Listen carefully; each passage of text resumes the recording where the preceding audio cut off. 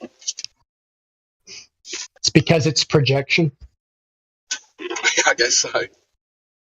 I used to sell cars, and I remember when people would come onto the car lot, and you would get this certain set of people who would come in. I'd get probably 2 to 3 a month who would come in trying to play some game, like they would bring in paperwork from a car that was at some other car lot somewhere else. And they would come in and they would always have this high energy and how they would try to talk over us and tell us why we needed to sell our car for the price of whatever other car that they saw. And then it'd just be really simple. I'd look up and say, you're telling me a convincing story. Why don't you just go buy that other car? Well, I think I will. And they'd be like, and then they would start acting like we were stupid. And then, then one of the managers would come out and talk to them. And then they'd go on and on about how this other car, but it's over here, it's there, it's whatever. There'd always be a little catch. You'd be like, well, you know what? Great. Well, I'll tell you what. You go get that car. If for some reason you go get that car and it doesn't work out the way you think, come back. Yes, our car's a little more, but it's got lower miles. It's this and that and the other. And then they would just look up at you and act like you were stupid. And then they would leave. And then they would go on, and then they'd come back, and then they'd have some other story. And they would still think you were stupid. And I don't know if that's just like a human thing that, like, people who don't understand, like, maybe it's just maybe it's like a synonym for they don't understand what's going on, so they think you're stupid because they don't understand. They don't understand that, cars are market priced. So what's for sale 50 miles away and what's for sale here, if it's a different price, there's probably a reason, or the other car lot's going to raise their price. They're not going to sell it for cheaper when they can make more money. And I think it's the same kind of thing here. They come here, they don't really understand. They're not up for it. They don't understand it. They get here, they're hearing, but, well, how come they're not explaining things the way I want them to explain it? Well, they must be stupid because I don't understand the process.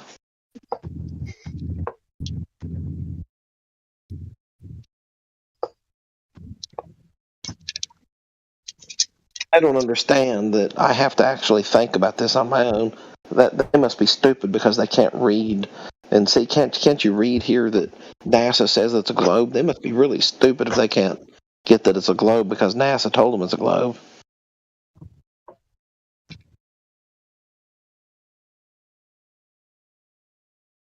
But everyone knows it. Well, if you don't appeal to authority, then you're an idiot. And if you're not on the bandwagon, then you fell off the turnip truck. And they'll just dump the entire bucket of logical fallacies on you. Like, here you go. You're all of that. As they throw a frisbee, it has Earth printed on it at you.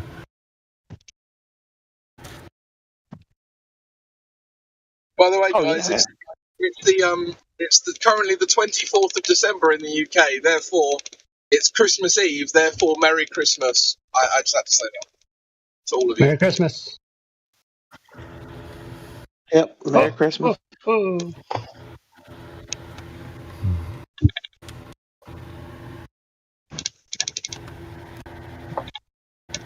Have you done your shopping, or are you going to go tomorrow like your man?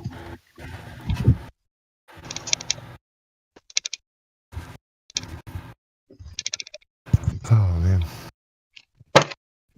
Wow, that's a guilty silence. Oh, I said it back. I said Merry Christmas. No. Oh, no, I was just thinking of how I was gonna... Feliz Navidad. You said it's Christmas Eve? I was just thinking how I'm gonna get a Grinch outfit so I can come and steal Christmas from you.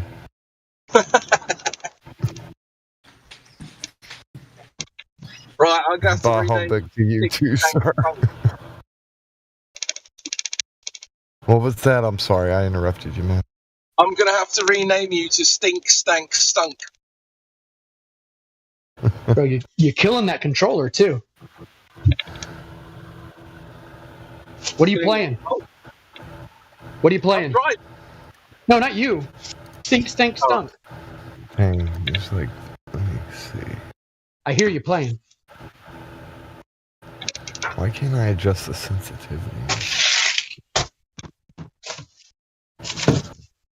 It's not the sensitivity that's the problem. It's your technique, buddy. Feliz Navidad. It's because I have a heater next to me and it's making a fan noise, I think.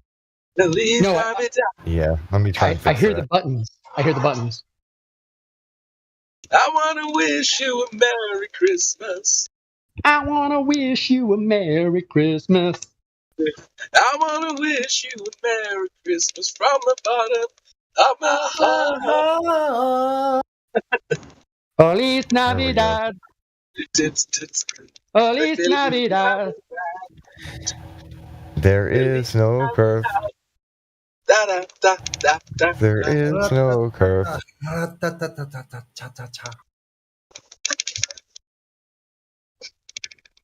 Oh, my days. Yeah, meme. I had this really cringe thing. You know, I do a karaoke night on a Sunday night. Yeah. Someone did the a duet with the Fairy Tale of New York, and it was like a couple of these like 21, 22-year-old student types. And you know, there's a Yes. lyric in there where the woman sings, "You scumbag, you maggot, you cheap, lousy faggot," right? Well, she decided that she didn't want to sing the word faggot, so she just looked really cringe. It's like, "You scumbag, you maggot, you cheap, lousy." Like, okay. Lousy. So aren't you meant to sing the lyrics? Like, I don't sing offensive lyrics. it's offensive. That's very It's like when offensive. when there's a song with the you know what word I'm thinking of, and then everyone's like dancing to it, and then they're just like, they don't say that word. It's one of my But favorite that's songs. the song. Anyway, I ain't That's why- saying she's a gold digger. Yeah. That's why you don't hear much Dr. Dre on the karaoke nights. No, not really. Every other word would be muted. And we've been struck 3 times in one night. Yeah. Feliz Navidad. Feliz Navidad. Well, it doesn't, no. Is Feliz Navidad an ethnic slur in like Portuguese or something? No, Spanish, isn't it? Or am I wrong? It is in Spanish, but I'm just saying, like, in another language, is it an ethnic Oh, slur? yeah. Nepalese or something.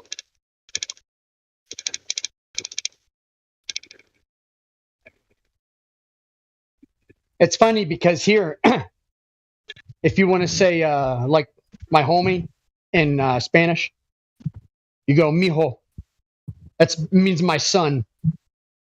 So, Right. but it's mijo. It's mijo. That's how you'd say it, mijo. Yeah, the person that could answer that question about the Portuguese thing would be Miguel.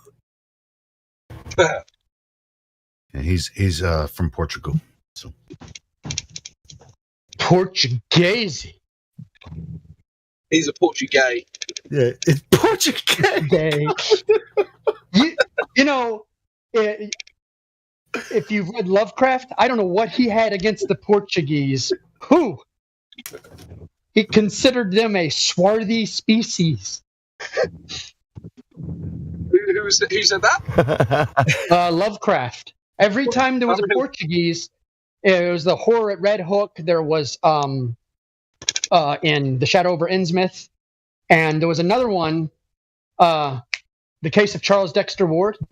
And every time he's got the Portuguese listed anywhere, he always describes them as like these dark, swarthy, like things. Yeah, it seems weird that the Spain would have such a problem with Portugal. I mean, it's a smaller country or whatever, but yeah, it's kind of weird that they would have that. Like, oh, the Portuguese. I mean, it's like, bro, man, we're here trying to live with you here in Europe, and it's already small. Why are you fucking with me? Look, the politics of Spain. No, I mean, It's what's not interesting about anything Europe that is obviously countries have all got their own little Yes, Sorry. identities, like deeply seated, deeply rooted. Oh no, Yeah. no. What I was going to say is, sorry, I think I cut out and I didn't mean to talk over you. Sorry. In Europe, there are lots of these countries with these little rivalries. Like England and Germany are kind of rivals, and we pretend to hate each other. We don't really.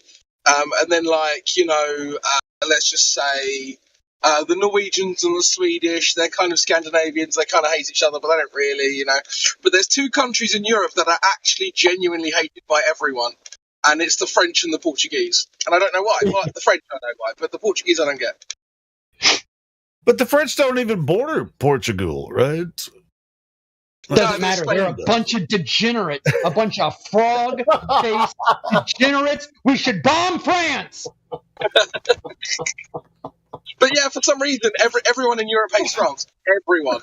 I don't know why. Hey, I used to work for a French company. I worked for them for 9 years, and I worked with French Canadian people and people from France. Where I worked on jet aircraft that were designed by French people, and Did they put the seat in the front of the plane or the back? Well, they designed the ultimate outline. I was involved with the engineers that designed the interior. They designed the exterior, to make the plane fly. Okay, so what kind of wackadoodle design did the French come up with for this plane? Just tell us, because it was. Dude, they built them in France and then flew them over here green, like primer green, and then we finished the project at the facility where I worked. And so the French engineers, as far as interior design, weren't necessarily involved. Some of them were, but the president of the company where I worked was obviously French. And they have like this huge wine company over in France, and I didn't meet any French person that I disliked. But you must be a degenerate. Some of the engineers, though, when they send the engineer design down to me when I'm supposed to put this shit inside the airplane, and I'm like, well, this ain't gonna work, because they give me a 3D computer design that I'm like, hey, the reason that I can't build it the way that you're designing it is because you fucked up the engineering design. And they're like, well, let's wait a couple weeks and have a meeting about it. And then they get pressure on me and say, like, well, you have to put that out right now. It's like, no, I can't, because your design is wrong. Yeah, this is what it's doing. It's like, no, well, you can't be wrong. Can't be wrong. I'm an engineer. It cannot be wrong because we are French. Don't you recognize this ridiculous accent? We built this Citroën. The Citroën. I used to sit for hours. It is the most beautiful car in history. I used to sit for hours in meetings going, all right, I tried to build what you gave me, and all right, here's one part that can't work. I mean, it was like I'd get parts that were CNC machined, and I'm trying to put this shit together, and they're like, all right, so and then I'd go to these meetings. They're fruitless, because they would send me to meetings for like 3 hours, and I'm just and I go through these, like, just zoom in for like a couple of millimeters, it's like, this is why this shit won't fit here. And they're like, oh, well, I'm taking notes. And then I go back to try to build the cabinet, and they're like, I never get a response. And it's like, why are you fucking sending me these meetings? And I'm telling these engineers fucked this up. and I can't even freaking. I don't even get a way to fix it. There was a way to fix it. I knew how to fix it, but I had to go through different channels to fix it and make it work. And so it was just it was the most frustrating job I like ever had. that word. That was the most I like that word. anticlimactic Fruitless. story. That It was, the but most he used the word anticlimactic fruitless, which I story. think is Helio, amazing. I am angry. I was expecting them to like say, "Oh, we are sleeping with 14-year-old boys," or something. Thank you I for was telling him expecting- that because it's very anticlimactic, I think, myself. My bad. I mean, yeah, give him because the jobs are fired. boring. Hey, jobs are fired. boring. I'll shut up. Fired. Jobs are boring. Fired. Go ahead.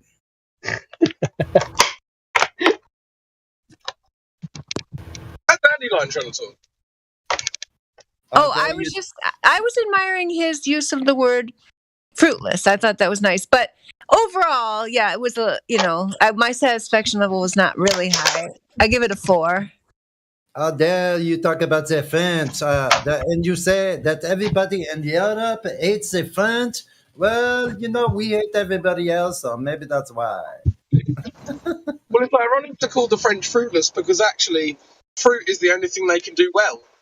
Yeah, Yeah, mostly grapes, right? Mostly grapes. I was going to say it's because they are a bunch of fruits. A lot of French are very fruity. The French are very fruity, aren't they? Fruitful. That's racist. That's so racist. Bunch of Hey, fruits. there's something I've been wondering for a while. So, like France, I think gets 90% or close to 90% of its electricity from nuclear power, and I'm wondering, is that a reason to look up to them in that way? Like, is that a good thing? Yes, 'Cause that's a good thing. Yeah, absolutely. Oh yeah, definitely. Oh, look at us! We harness the nuclear power. Now we can sleep as many children as we want. I think the Belgians love the French as much as the Portuguese love What's a Belgian? the Spaniards. Oh, no, What's a you're Belgian? wrong. The Belgians hate the French too. They hate each other. What's a Belgian? Is there a Belgian? If Belgian isn't real, is there a Belgian? I don't know. Belgium is a fake country. Doesn't It's a exist. place. Supposedly. Unverified place. I don't know. I can't verify. No, I mean it's not. It isn't a real country, right? It's a fake country. It doesn't exist. Well, as far as I know, Belgium exists. Man, No, it exists. It exists. Prove it. Yes, but it's like it's not an autonomous country. It's like It's like part of France. Well, it's kind of like Puerto Rico is an American, country, right? Oh yeah, is it a territory? So my a question is, if it's a territory, what's it a territory of? What other country? Oh, mama. Yeah, just like Canada. It's, probably Germany. Canada is like a territory, right? As well in America of Yeah, another nation state. Yeah. Yeah. And Mexico is another country that is, in America, right, Helio? Well, no, actually, I mean, in America, well, you live in America, goddamn. Yeah, Canada's much different. I mean, as No, far as Canada is in America. It's not different from any other country in America. no, it's in Canada. North It is in America, the continent, but as far as culture, it's much different. America. Are you saying that Canada is not in America, Helio? I just said it's not. I just said it is, but it's not the United States. Obviously, I mean, yeah, they have a totally different culture. To be The honest, I United think we States should- is not America. It's of America. Remember that part? yeah, because the French. Woo! Now we're getting into hot shit. Oh, Canada. And Helio, Mexico is technically North America as well. Yeah, that's true. The way this works is that England is Stewie, and America is bitch Stewie, and France is Brian, and Canada is bitch Brian.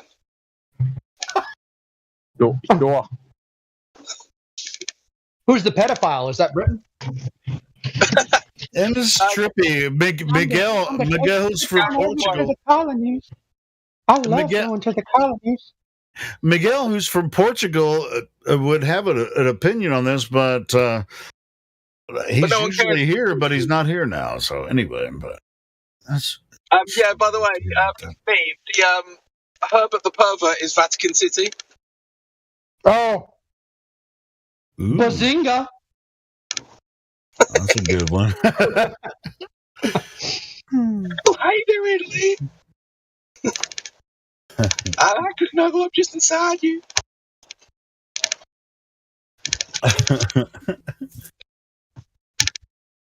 And of all time, Miguel just posts all the greatest memes and follows the conversation. He's not here. We're talking shit.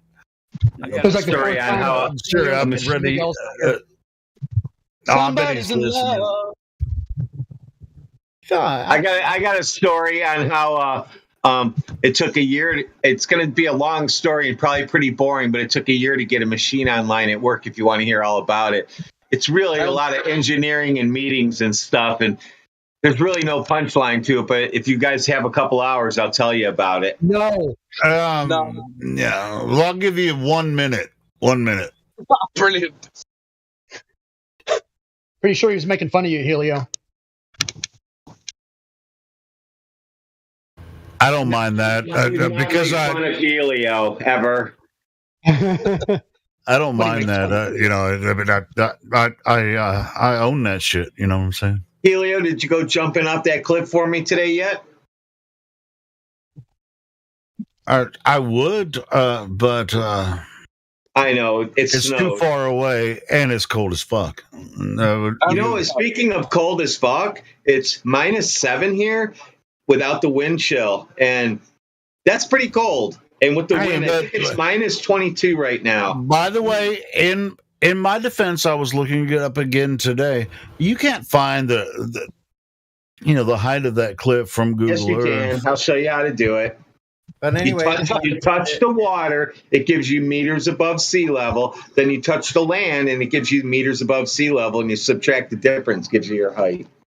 Yep. Bitch, I know it's more than 18 feet. God damn it! Well, Somebody I was said telling me that, it and you was couldn't 18. figure out if it was or wasn't, so we're sticking with 18 feet until No, you I different.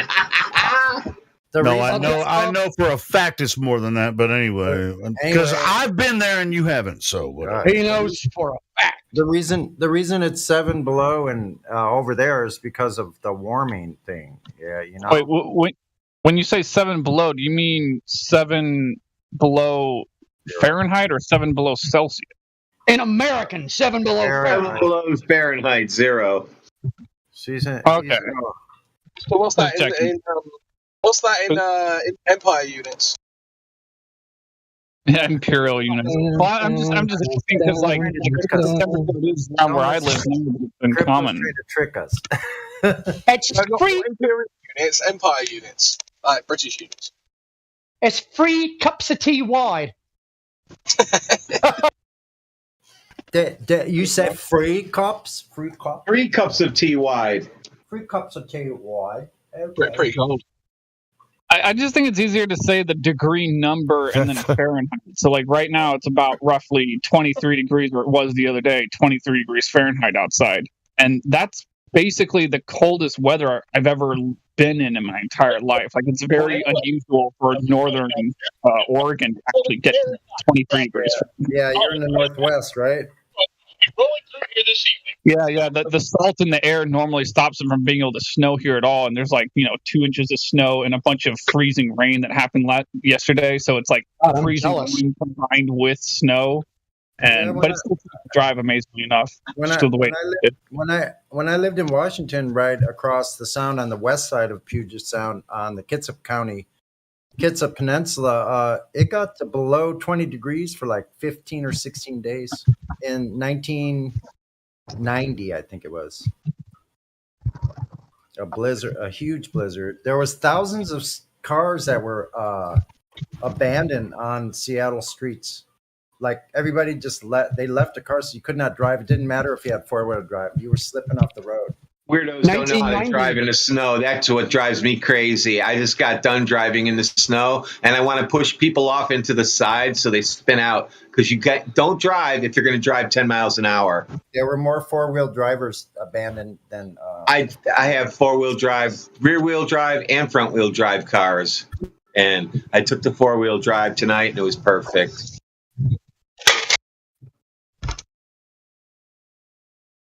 Perfect death.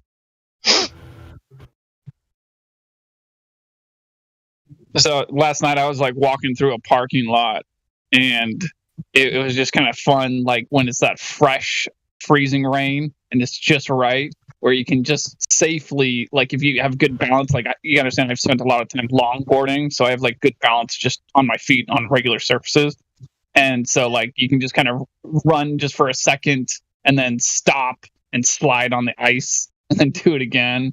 And then you do it a few more times and you're like, and then I'm like, there's this one moment where I'm like almost, or not almost, but just a little closer to falling on my ass. And I'm like, oh, shouldn't fuck around so hard, you know. Careful. Yeah. I'm good with that too, because I grew up skateboarding, which is a little embarrassing, but sorry. I know it's a degenerate hobby, but I quit when I was 13. As a joke, yes, it is. If you're on pole, it's a degenerate hobby. Well, yeah, fair enough. That's probably because loads of skateboarders just like ruin their life with weed. Yes. Yeah. I mean, it is pot centric. Yeah, I see what you're saying. So it's not the hobby that's degenerate; it's a hobby of degenerate people. It's a hobby of degenerates. Yeah, fair enough. Okay, that I do agree with. Like, you know, and the meme with 40K is disposable income. Right. Dual income, no kids is also gonna be, yeah. These people, they want all that disposable income. Well, I mean, to be honest, it's good that these companies like Games Workshop exist to soak up that disposable income, because if they didn't, then like the money wouldn't get spent and people wouldn't earn it. Yeah. That's how I made with all these fucking $3,000 luxury handbags, because I thought, well, if people are dumb enough and rich enough, they probably should be. And really, like, at least with if you're spending money on a game, like a handbag, I don't get the appeal. Which I mean, maybe yeah, but even like when I bought, like, I had $1,000 fitted suit, it was athletic cut, beautiful suit, and I remember I wore it. But I've known women who will get an $800, $900 handbag, use it once, and it goes right back in the closet forever. Yeah. Hey, but tell us about the results that when you wore that suit. I mean, did people say, "Oh man, that's a nice suit"? Did you get feedback? People get out of your way. People get out of your way. Well, because they thought you were a gangster or some shit? No, they just think you're important or something. It's like, nope, this was the only time I ever. I am a little fashion conscious. You know, I know what looks good on me. I know how to wear what I have, and I know what to buy. Because I think a man should be put together and be conscious of how he looks. I really do. But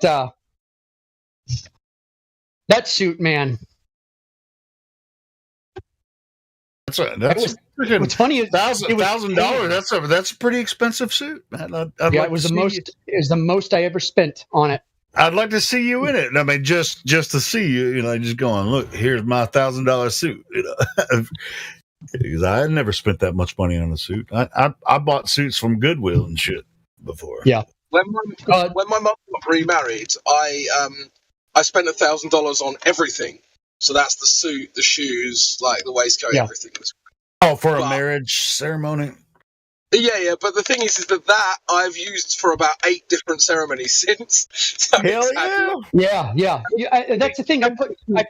I actually put some miles on the suit. It was useful. Yeah. It was useful. Yeah. Those shoes get used all the time. Like job interviews, the shoes go on. Do you know what I mean? The tie goes on. Maybe not the whole suit, but I certainly get use out of it. Yeah. Hey, you guys want to know a trick that my brother Sam taught me a bunch of years ago? And it's funny because that same brother of mine, he actually bought me a suit for his wedding and he let me keep it. It's pretty cool. Oh, nice. Nice brother.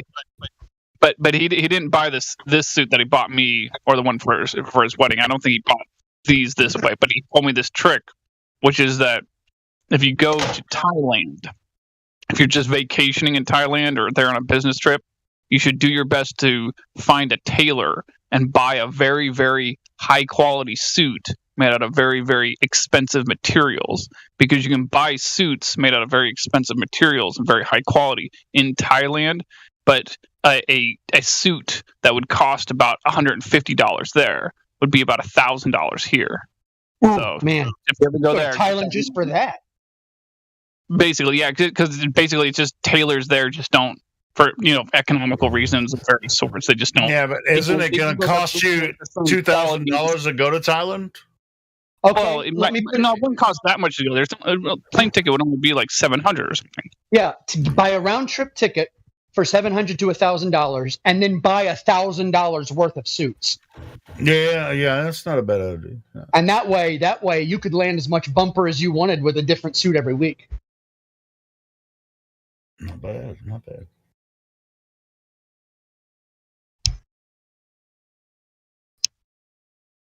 Only time I ever wore suits is in church. Because I'm not a businessman. I'm a freaking, I'm a cabinet builder and shit. Well, I dress nice everywhere I go. Like, it doesn't matter if I'm going to the grocery store, I dress nice. You're a business manager. You're an owner of a business, so Oh yeah, but I dress but I'm in jeans. I am in really nice dress shoes with buckles on them. I don't believe in laces. I think laces are for peasants.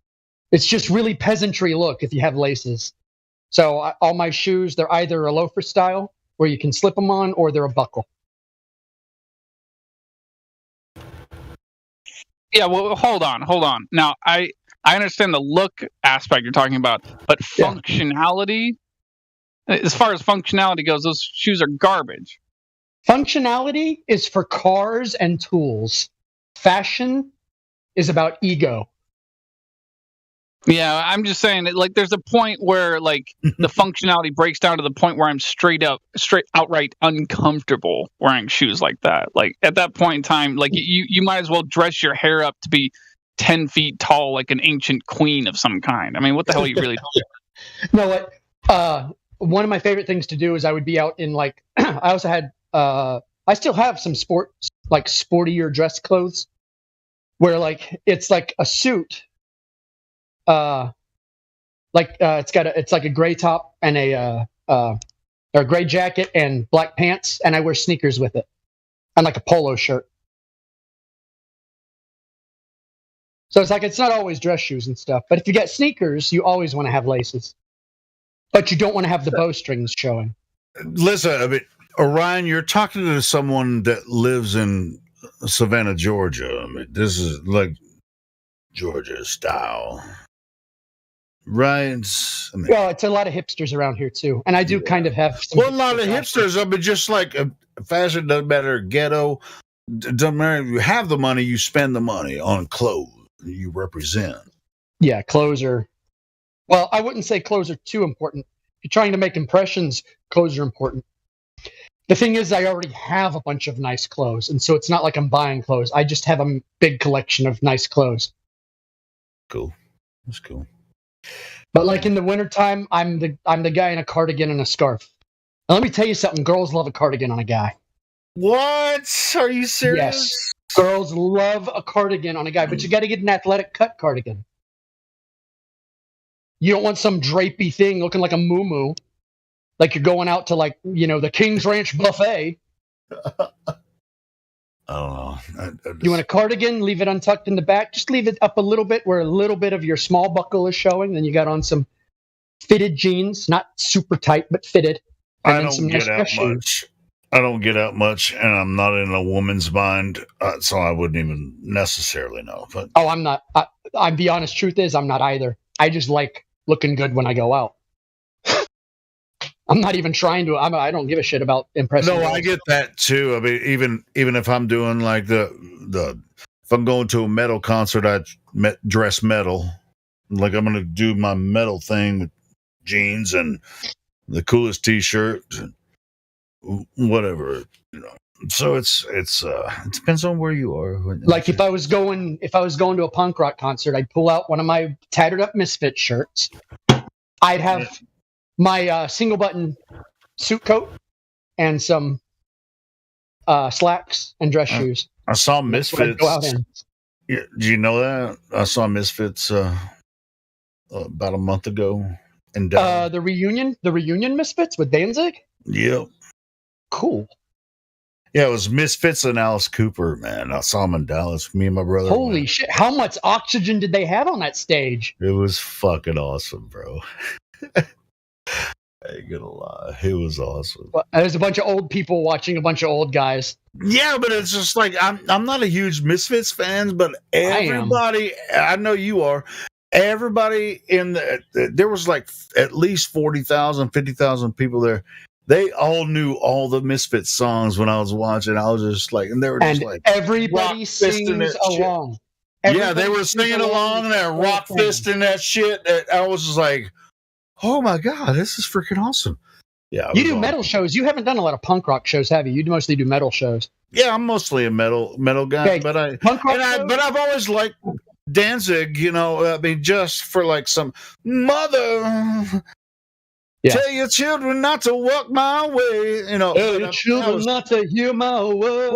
Yeah, love some Danzig. Not to hear one to say. But, I mean, I've been a fan of Danzig, but I was not like into the old Misfit stuff. But this, he's got a lot better stuff. He's got a lot better stuff than Mother. Mother is I know that, but and that was proven because he has.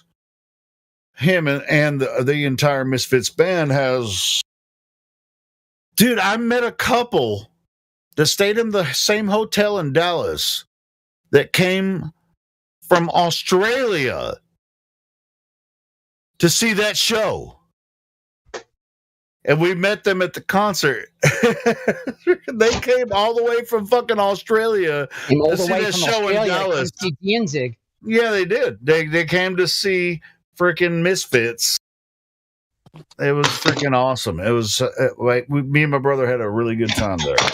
Awesome. Yeah, I heard you menopause, bro. At the concert, I heard you menopause. menopause. You met a couple. You met a couple, and then you menopause. I don't know what that means, but whatever. You're so funny. Well, it's just like what's funny is see, now I'm pausing. I'll tell you. I will tell you the best show that I have ever been to. Okay, so there was this club at not a club. It was like a bar club because it was called Malone's. It was an Irish bar. All right, and it was right there on River Street, downtown Savannah. And Flogging Molly came to town. Not Flogging Molly, Dropkick Murphys. And that is the most fun I have ever had at a show. It's actually one of the most fun nights I've ever had in my life.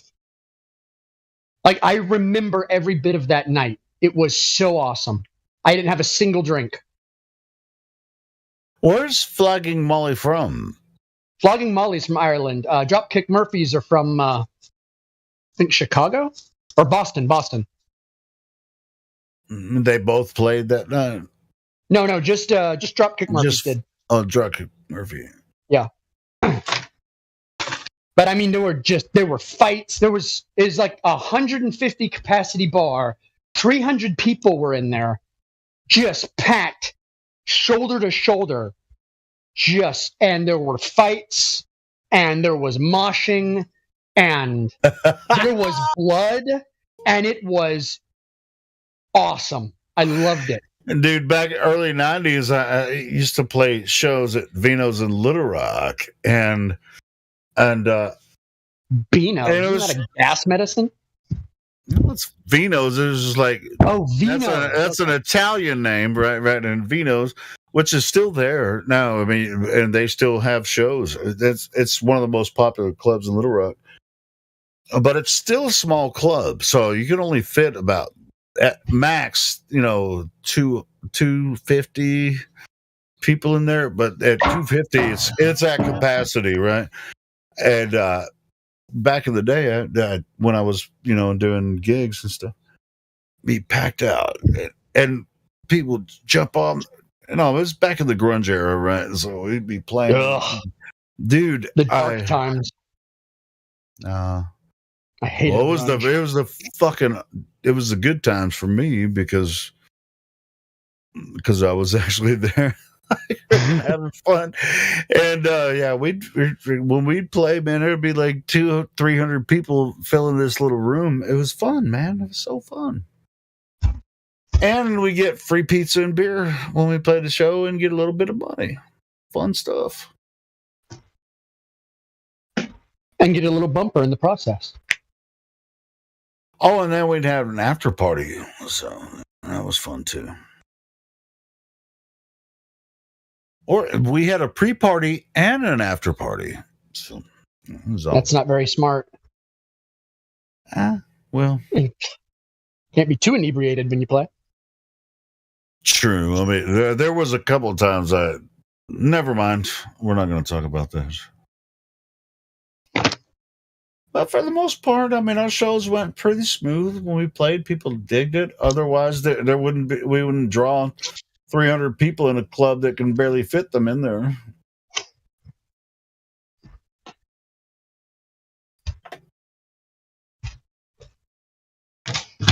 Well, I know that the best shows I've ever seen were not in stadium. They were not in big concert halls. Exactly. They were in the small clubs and the pubs.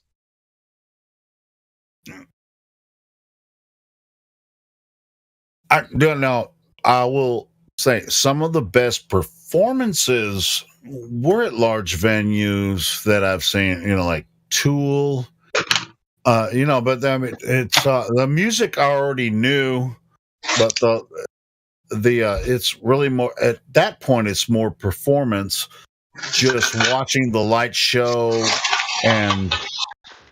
but as far as the experience of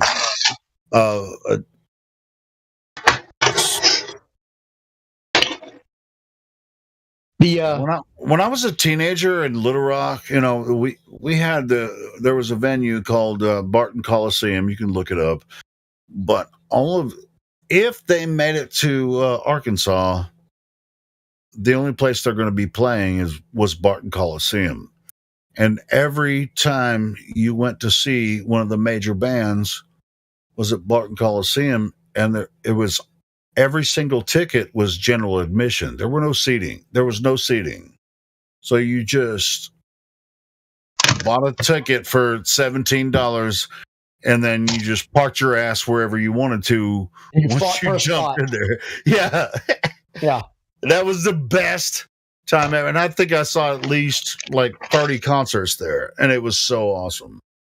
I'll tell you the wildest, not the wildest, the most interesting show I ever went to was a free concert in Forsyth Park by Ziggy Marley.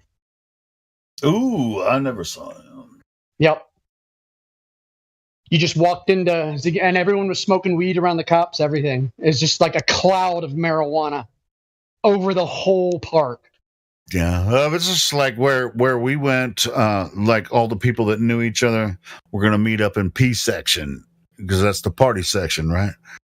And so, yeah, it was just like weed. You could smoke inside, cigarettes or weed or whatever. That's what it was like back in the in the 80s and early 90s. Bro, the 80s was the best time. It was just shit, bro. It's like when they had these concerts. And it was 88, 89 when I turned like 16, and these concerts start coming through town, fucking, Metallica, Motley Crue, Ozzy Osbourne, all this kind of shit, all of them. And then, even, when the grunge era started, Alice in Chains opened for Ozzy when on their first tour, when they first came out. They opened for Ozzy. I saw them there, and all of it was general admission, no seats. You didn't pay for a seat. You just paid one price for one ticket, and you could figure the rest out. It was so awesome, man. Saw Kiss there, Metallica, I saw Jimmy Page, and what's his name, singer for fucking Led Zeppelin, when they did their Page Plant. Yeah, I saw Page Plant there. And freaking I saw a bunch of concerts, and it was all general admission. You just bought one price, one ticket, boom, you walked in and figured the rest of the shit out once you walk in. It's awesome. Led Zeppelin was a fundamental part of me growing up. That was one of the staples, like in the household, was Led Zeppelin.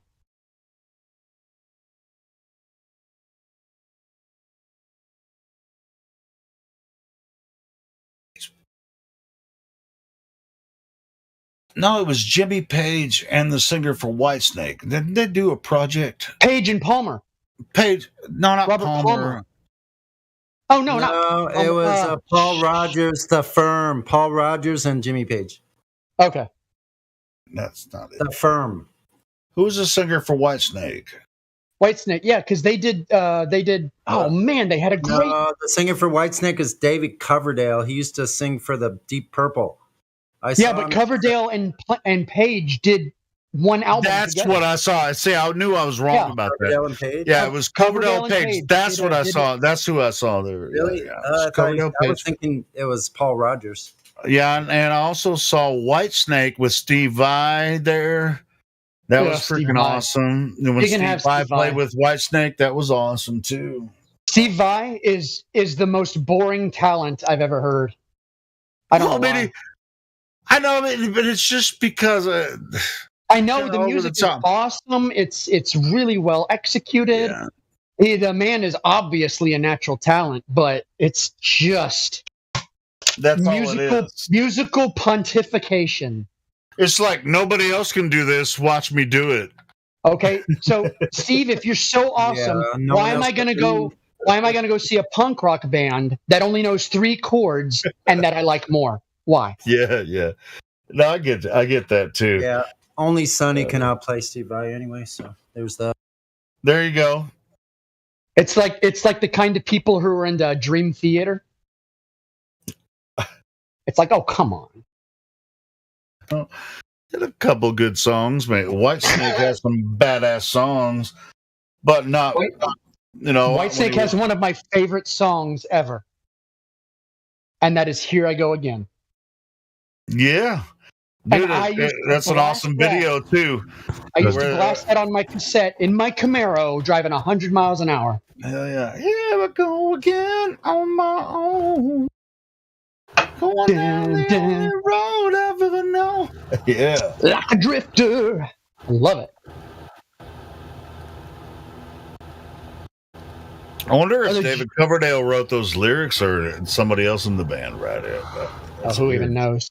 Who knows? Coverdale but it's still a badass song. Yeah, Coverdale's voice is so insane. Coverdale is a quintessentially, he is the quintessential professional singer. Yeah, bro. It's good and he does well. Like he nails everything. Yeah, so, he's one of my favorites. He's one of my favorites. I'm not a huge fan of Whitesnake, but there's a couple songs that I absolutely love by Whitesnake. Yeah, that are some of my favorite songs. Me too. Go watch but the rest of it's kind of take it or leave it. Go watch the Cal Jam 1. I saw David Coverdale sing with Deep Purple. Cal Jam 1, 1974. Deep Purple is one of the bands I really love, and I had several Deep Purple albums. Oh, when I saw Coverdale Page, guess who opened? It was freaking. What's the now? All right. Although Deep Purple does have one of my most hated songs ever, though. Smoke on the Water. Smoke on the Water. I hate Smoke on the Water on a cellular level. I absolutely hate Smoke on the Water. Really? But I agree with you because of the stupid riff. It's the riff. Listen to that lead. Listen to that lead. The first riff that anybody that learns guitar is the first one they ever learn. Hold on. Let's Okay, turn but listen to the lead. The lead is the only thing of value in that. That lead is phenomenal. Forget the riff. I'm sure it is, but like I'm not a musician. Yeah, I get it. So I don't hear it the same way you hear it. Yeah, absolutely. I get that. You know, and I'm sure musicians can appreciate the what's going on in the song. I can't. Like, I'll admit that Dave Matthews Band is a very good professional band. Right. And they're skilled, but I don't like the music. I don't like it. Yeah, I'm not a big fan of Dave Matthews either. Well, but a lot of people, I mean, it's like that's almost a cult of people that like Dave Matthews, to be honest. Like, oh, Dave Matthews. Like, yeah, he's pretty good, but it ain't that good. Where you at with that? A lot of that newer music to me has no substance. It just sounds thin or something. It sounds weak. I don't know what it is, man. It's thin and weak. That's what it is. Absolutely. Yeah. You just described your problem with it, Sonny. I helped. Oh, I remember who it was that I saw open for Page and Coverdale Page. It was Joan Jett. So Helio. Yeah, what's Joan Jett post 35 or Joan Jett pre 35? 35. I don't know. It was when Coverdale and Page were touring around. I have a song question. It was probably like early 90s. Someone has a song question. Yeah, that parody that you did was pretty good, and I kind of wrote a parody version of Feliz Navidad, and I sent you a copy of the lyrics that I've written down so far. If you run it through the Google Translator, you'll see what. Now I was trained in choral music, and I've sang songs in many different languages. Through Helio, he was in the middle of a sentence. Around. I mean, if it's in Espanol or whatever. You can check it out whenever. Is. Yeah, it's. I'm just missing. It's in Spanish. It has Spanish. See, that's what I'm saying. I might need some. I already knew. I didn't even click on it yet. I saw you sent me a message. I didn't click on it yet. Feliz Navidad. Feliz Navidad. See, I don't even know how to pronounce that. Nunca vodkova. Nunca vodkova. All right, so you habla español. Felicidad. All right, well, how about you fucking make the song? I want to show you how flat the earth is. Wait, I want to show you I want to show you how flat the earth is, but I don't know where to start. Why are you gonna make a verse? Why are you gonna make a verse? Jesus Christ! Why are you gonna make a verse and then the chorus English? Helio, that's weird. Helio, can you hear me, Helio? I don't let the man sing it. Like Helio, if you're gonna talk over everyone, please don't talk over someone when they're singing. All right. No, I appreciate it. I'm okay. sorry. No, I'm going to answer your question, though. I don't know. The original Feliz Navidad has, I want to wish you a Merry Christmas, so I put that in English. I don't know what, but it is in English, so I put that in English. All right, well, can you say that verse, the chorus, I want to show you how flat the earth is. I want to show you how flat the earth is. All right, I want to show you how flat the earth is, but I don't know where to start. I need to quit smoking. My God. No, but how about? No, that sounded great.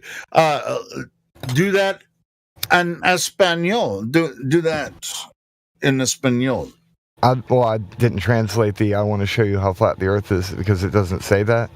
But the translation is like basically you never see a curve, you never see a curve, never see a curve. Your ignorance is bliss. That's pretty good. I like it. But wouldn't it be fun if we just did it exclusively in Spanish? Well, The reason why is I because of wanna the other wish part you a with the. Merry Christmas. To ignorance Yeah. as felicidad.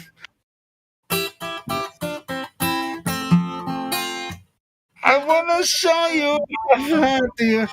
You know what? This I take it back. It might be a good idea. You have the verses en español and the chorus in English. I want to 'cause it's show like you how how the flat Feliz the Navidad- earth is. The earth I want to is- show you I how wanna flat show the you- earth. Because most people, in America can't understand, that part of it. If they don't Yeah. speak English, they can hear that. But I don't know Yeah, where and then- to start. And then if people look it up on the Google Translate, there's never see a curve and your ignorance is bliss. Nunca verkava. No cavercava, tu Nunca. ignorancia es felicidad. Ah, man. Sorry for giving you shit right up front, but that is pretty brilliant. I like it. I like it. Ignorancia es felicidad. Yeah. Your ignorance is bliss. Yeah, see. That's pretty cool. Yeah, it is pretty cool. So there we go. We've got a Christmas Carol for Flat Earth. I want to show you how flat the earth is. I want to show you how flat the earth is. All right. I want to show you how flat the earth is, but But I yeah, don't know where to start. I'm gonna give I my have nowhere to start. Yeah, but I have nowhere to start. Okay. I'm gonna give my unsolicited opinion. But this is just me. I absolutely hate all activism music. I don't know why. Sure, but you're I not the respect your only hatred. one. I You're know. not the only one. I know. It's It depends. It depends on intent. Check this out. I mean, it depends on traumatized intent. by the KKK in his area. He was traumatized. Well, I mean, like, no, but check this out. I mean, I make up. We do, parodies all the time. You don't have to like all of them. Some of them are good. Some are not. And You know what it is, connects Leo? with someone. Go ahead. I've never really been a fan of parodies, is what it is. I think. I don't know why. Like, I never got into what's his name with the curly hair. Weird Al. Weird Al. I never got. That motherfucker's a genius. I know, but I never liked any of it. Not one. I get it. I get it though. I don't know why. I'm not going to take offense to that, but you're hating on one of my superpowers. I can turn any song into any other song.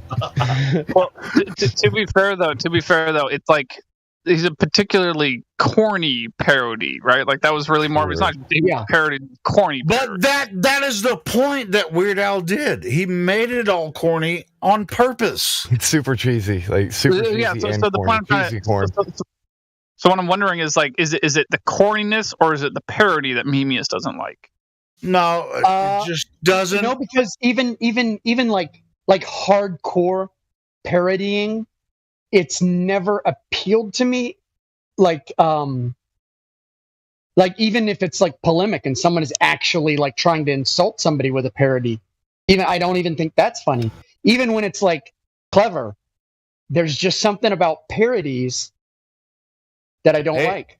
Well, I'm not sure I what it think is. maybe it's because someone is borrowing from someone else's talent, in the spirit I don't think so, because it takes a lot of talent to parody something. Yeah, sure.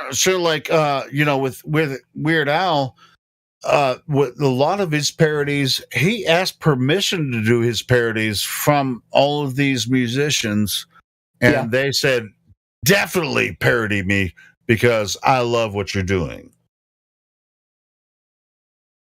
Yeah, there did come a point where musicians would consider it an honor if Weird Al was like, "Hey, I'm going to do one of your songs." Yeah, I mean, it's just like freaking Weird Al's. And see, that's, I think maybe it may be that it's a niche market where it's so niche that there's really only one guy that anyone would feel honored to be done by because he's done everybody.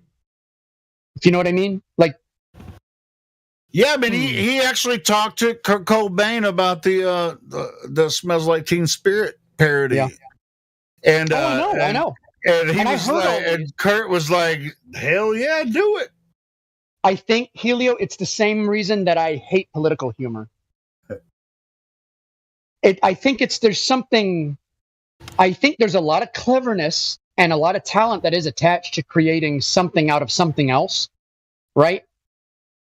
But for some reason, it in no way. Hold on, though. As if other artists don't borrow. No, it's not the borrowing. Their It's not the influences. borrowing. No, it's not the borrowing. Yeah, that's not what I'm saying. I'm saying I don't know what it is, because I'm saying it's okay to borrow, because that's part of, everybody borrows from something, right? Okay, that's neither here nor there. What I'm saying is it takes a lot of talent to borrow from someone else and turn it into something else. Like the Paradise, something takes talent. Everyone has an influence one way or the other. Yeah. As far as art goes. Orion, so is it songs that are parodies that you don't like, or is it also recorded skits as well, like on the radio, like the comedy portion of a radio show? A lot of times I don't like comedy where it's it's lampooning, but it's like I can deal with that a little bit better if it's lampooned in the right way, where it's really subtle and very indirect, and it's able to pull it off. But, you're super hypercritical about almost everything that you ever hear or listen to or consider. Well, no, I love that about you, but also he actually parallels myself in that way. So you got to understand, Helio, I actually like the songs that he says he doesn't like, but much more so than I like the songs that he says he doesn't like. I like what he just described, which is the highest form of parody. Which so if I'm in a parody, and if should I consider whether or not me? Orion was still talking. I'm being a dick again. Sorry, brother. I was just about to finish it. All right, so the kind of thing that he just described and the kind of thing that I'm talking about, I'll give you an example. They do this often. They actually have a whole crew for this. On the Michael Berry Show. You can get it on various FM and AM affiliates. You can get it on the internet. You can get it at Podbay FM. Where I listen to it on Podbay FM because it's the easiest to listen to it. It's just audio and it's no video, and you can control your time with it. But anyway, like the Michael Berry Show, he's a good philosopher and comedian himself, and intellectual. And one of these days I want to call into a show and talk about the Earth being flat, but I just haven't gotten around to it. But anyway, he's got a whole crew that does parodies about various things in the news, not just political, but just all sorts of different things. And I was just letting Memius know, you're going to find, Memius, any parodies anywhere that you're ever going to enjoy. I can tell you. I can tell you parodies I do like. The Onion and Babylon Bee are pretty funny. Not always, but sometimes, and they don't mention names, and there's no direct parodies, if you know what I mean. It's like they don't make fun of a certain news organization, and they don't make fun of a certain person, but they make fun of a concept, of an idea. Like know who they're talking about if they're talking, but they don't have to point fingers. It's like they don't have to point fingers. It's like all they have to do is make fun of the concept. Yeah, and that actually gets you to think about what they're actually making a commentary on. So you're saying like intellectual parodies without having to you're not trying to target or make you're not trying to attack. You're just trying to point out facts. Right. It's immediately poignant, and it captures you. Yes. I guess what I'm trying to say is I'm apparently a pompous ass. You're pretty critical. You're hypercritical of your media for sure. I am. But that's okay. You're supposed to guard the gates of your mind and be critical of what you're observing and allowing in. So, here I'll tell you something I don't like. In political cartoons when they give their opponent a big head and funny features. Don't like it. Never thought it was funny. I don't understand the people who look at that and are like, the other side is so funny. I always cringed at that. I cringed at it when I was younger. I still cringe at it today. Like, I guess what it is, part of it is, I forget who said it, but like talking about people is the lowest form of communicating. Talking about events is the second lowest, but talking about ideas is the highest. And I gotta agree with you that political cartoon, like I've seen hundreds of those, like from birth up to now, in so many newspapers, magazines, so many places, just political cartoons where it's like a big giant ugly elephant and a big giant ugly donkey meant to represent the Republican Democratic Party, and they're just, and I'm looking through every detail of it, all the words in it, and all the details of the illustration, and I'm like, wow, this barely makes sense, if at all, and it's not funny at all. How is this supposed to be funny? Yeah. Like the Scary Movies, terrible. Never laughed at a single one of them. Scary Movie. I didn't chuckle not once. It was like, dude, I hate the entire series. I think it's so dumb. I felt like it was like the death of funny. It's like I felt dead inside watching it. I was like, this is shit. Yeah. That whole entire series that's not even horror at all. No, I'm talking about Scary Movie. It's not even yeah, I mean, it's not even funny or horror in either genre. Just like, yeah, I never liked that shit. The Scream, and I'm not a huge fan of horror and stuff like that. But I mean, like I remember growing up and watching Friday the 13th. Oh, it's just like it's kind of Halloween and all that kind of stuff. But this stupid Scream series was but we weren't really talking about Scream. We're talking about Scary Movie. Oh, Scary Movie, same thing. I meant Scary Movie. My bad. Oh, yeah. I was going to say Scary Movie is supposed to be making fun of horror movies. It is, but it was not even. You say it was good, or I don't know. It sucked. It sucked. It was so dumb. Yeah. Those things are not meant for intelligent people. Those movies. I guess what it is. Drunk and high people who don't. Mostly high people. Yeah. They're party movies. I guess what it is direct parodies. I don't like, but subtle parodies where they kind of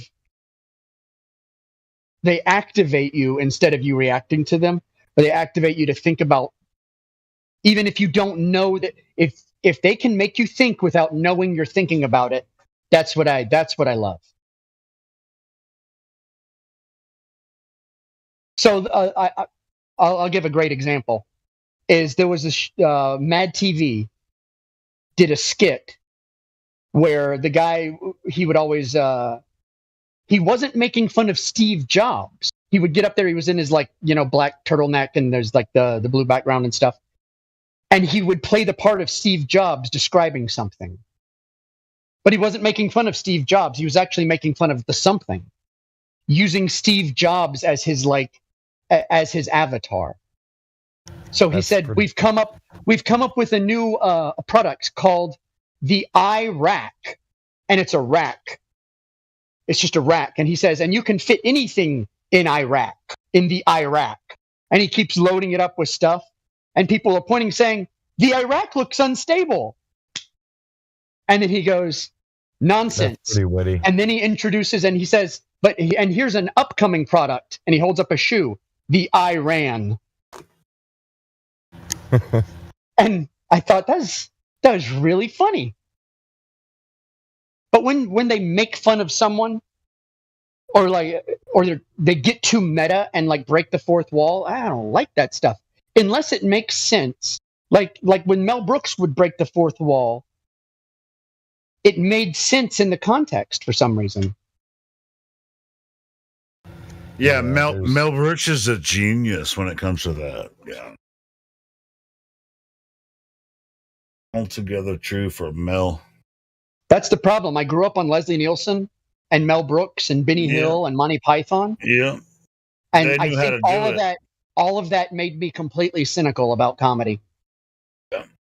We're in a phase where like everybody has kind of this Deadpool or Rick and Morty type mentality where if it doesn't break the fourth wall or get overly meta, then it's not funny anymore. Yeah.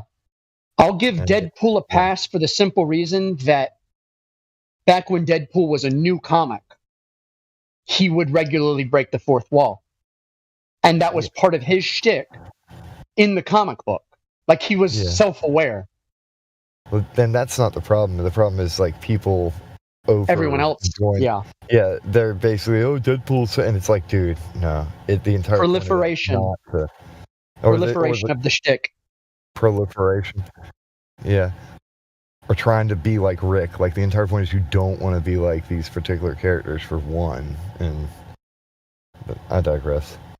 Well, people it's like... addicted to what's funny. One of my favorite shows is It's Always Sunny in Philadelphia. Yeah. And they never, ever break the fourth wall. That legit makes sense. I could see you watching that show based off of how you interact with people. Yeah. I've heard the term before, but can you define it? What does breaking the fourth wall mean? It's where the characters are self-aware. Like, they're aware that they're in a movie, and they'll look at the screen. Or they'll say something to the audience. Oh, so like in that show Malcolm in the Middle, where Frankie Muniz would just turn to the camera and start talking to the camera, like the Office, like when they look at the camera. Well, no, that's not technically breaking the fourth wall. Not necessarily. Yeah, it depends on whether the director actually intended for that to actually. Breaking the fourth wall is like it's where the you writing. Like you're in a movie and you have this like event that happens, and then someone looks at the camera and said, "What'd you think?" Yeah. Well, the thing was also about like in the Office, someone other than the main characters. Like, yeah. Well, what it is Frankie Muniz in Malcolm in the Middle. Basically, he was just playing the part of what we call the omniscient narrator. So he wasn't breaking the fourth wall. He was the omniscient narrator. Yeah, it was established from the beginning. Yeah. So and the omniscient narrator is the person who knows everything and communicates it to the audience. So they're the storyteller during it. So that's the part Frankie Muniz was playing. So it wasn't breaking the fourth wall. Breaking the fourth wall is like, did you ever see Blazing Saddles? I'm looking for a meme on that one right now. As a matter of fact. Or like in Spaceballs, they were having this serious argument, and then they both look at the camera. Like, can you believe this, audience? It's where they directly communicate they're in a movie. Or they're aware that... I definitely understand that example. That's definitely probably the best example right there. Yeah. Yeah, there you go. Like, yeah. And the I Blazing Saddle is to the wiki. That's freaking awesome. Every person on Earth should watch Blazing Saddles, and if you get butt hurt, that means you're not. That means you're a bad person. It means you're a bad person. It means that you have never ridden on a horse before. Oh, maybe you could say whatever you want about somebody that gets offended by Blazing Saddles. Yeah, I find you offensive for finding me offensive. Well, I'm offended by that statement. Maybe you should wash your penis and clean up your room, and then maybe try and fix the world. I love that movie. Love it. That's as close to Jordan Peterson as I can get. Hey, there's a guy in here with the looks like a hoodie with like devil horns. I don't know the name because it looks like just 2 dots. Is that a band hoodie with devil horns? Oh, I don't know. But whatever that guy's name is, I think he's in here brand new.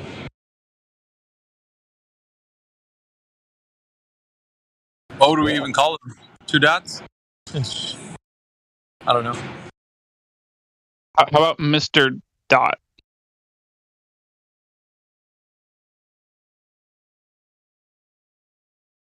That guy's too meta to have a name or something. I don't know. I guess he's too edgy. No. Except my real name. Too edgy. What the? Yeah, you got to be like something different. Just 2 dots. Come in here, Mr. 2 dots. Hey, 2 dots. You got careful, man. He's got his horns out. Dude, is it pit?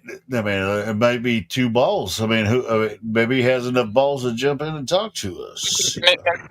Maybe they're meant to represent his 2 cents he wants to give us. Come on, buddy. 2 cents. There you go. Unmute yourself. Give us your 2 cents. Plus, we have Chelsea Knows that's in here. Chelsea Knows. And the guy has 2 dots on his name. Yeah, we're not as scary as we seem. We're nice guys. And ladies.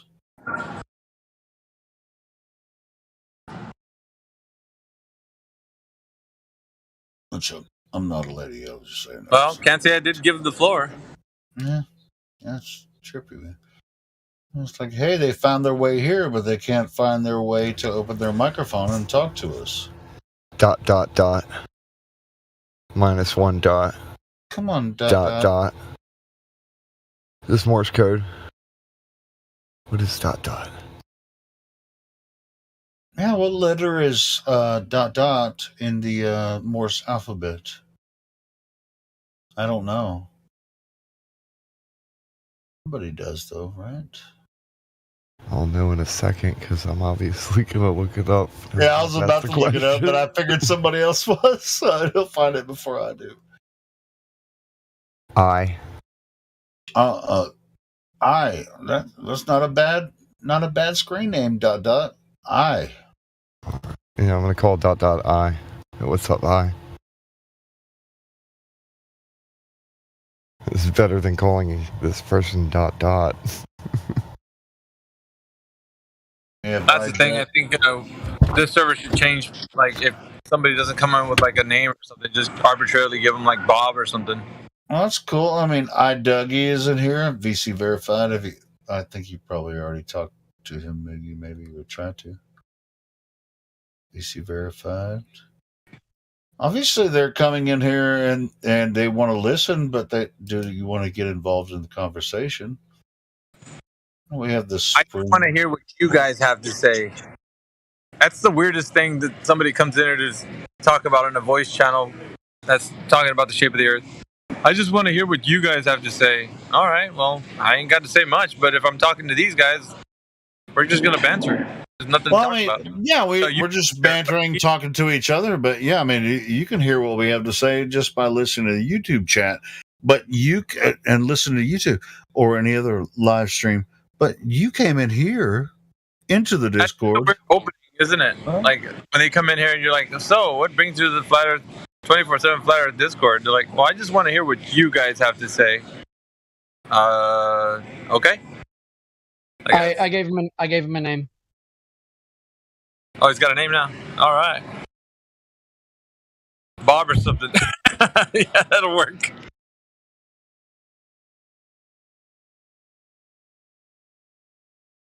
Hey, you with the face.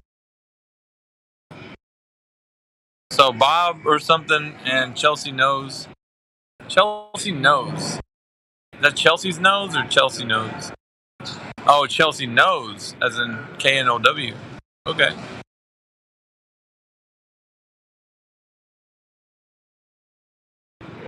You have to start channeling them or something. Chelsea, are you with us? Can you hear us? EAS Requiem. For goodness sakes. Damn, they closed all the roads down where I live, man. Freaking, I was planning on going somewhere tomorrow. Hey, I'm actually running my heater. That's a good thing, isn't it? It's rare. It's very rare. Oh. Where are you at again, Meme? Savannah, Georgia. And you're running a heater? Damn. Yeah. It's freezing. It's like, it's killer. It's like below 40 outside. Well, I was just going to tell you that's what The wind chill's like that over here for real. Like that's a wind chill over here. Where? Yeah, it's Iowa. cold as heck where I am. Oh, Iowa. Yeah, Iowa. yeah. Look me up. Well, y'all get snow there. I haven't had snow in like 30 years. Yeah, look me up, man. You'll see the temperature. How cold's it, Miggy? They say it's currently like about 10 below, Ooh. but the wind chill's really kicking it up to like about maybe 38, something like that below. Yeah, I'm glad. Oh, it just bites. It bites right through everything. You can't stay warm. Trust me. And any skin exposure, it's gonna freaking hurt. Any skin exposure, it doesn't matter what's. You can just be like only your eyes, and your eyes will start hurting. It's like anything that gets exposed. It's painful, man. Just walking in my damn car. I'm gonna dread that tonight. I remember going snowboarding, and I picked it up real fast because I had been skateboarding for years. So it took me literally 5 minutes to get on a snowboard and learn how to do it. But about middle of the day, I was trying to see how fast I could go, and I guess I didn't have enough face protection on because I had all my skin, all my capillaries and veins were popping red all over my face at the end of the day. Like I had been radiation burned. I hadn't experienced that kind of wind chill because I was going fast down a mountain. But 10 below, nah, you can keep it. I like hiking in that, but no, I don't. Our houses down here do not hold that kind of cold out. Yeah, this is pretty intense, bro. Pretty intense.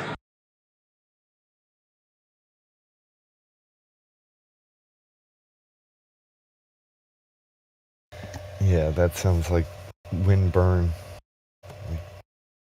So cold that it feels hot. Yeah. I looked like a 94-year-old alcoholic at the end of the day. Jeez. I've been drinking in this bar for 80 years. My nose is red and my cheeks are red.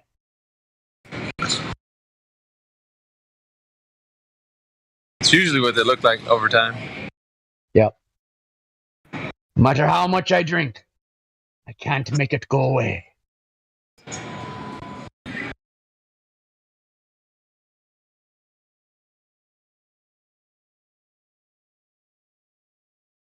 Just can't seem to drink you off my mind.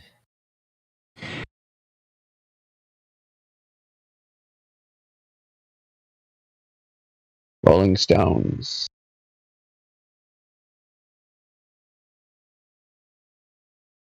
It's my least favorite Rolling Stones song, too. I would have picked that one.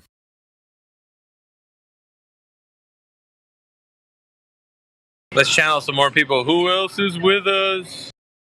Is old Hoss Rothborn with us? Is President Orion with us?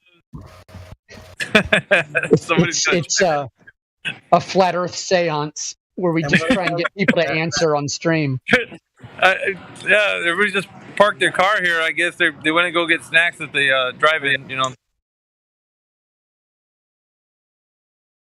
how that used to be in the old days, man. I think most of us here are over 40. We remember that drive-ins. We'd run around, play around the park, the playground, go get snacks at the concession stand. Oh yeah, yeah. Those were great times.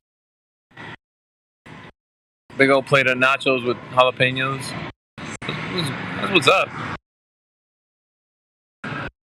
Chili cheese fries. Hell yeah.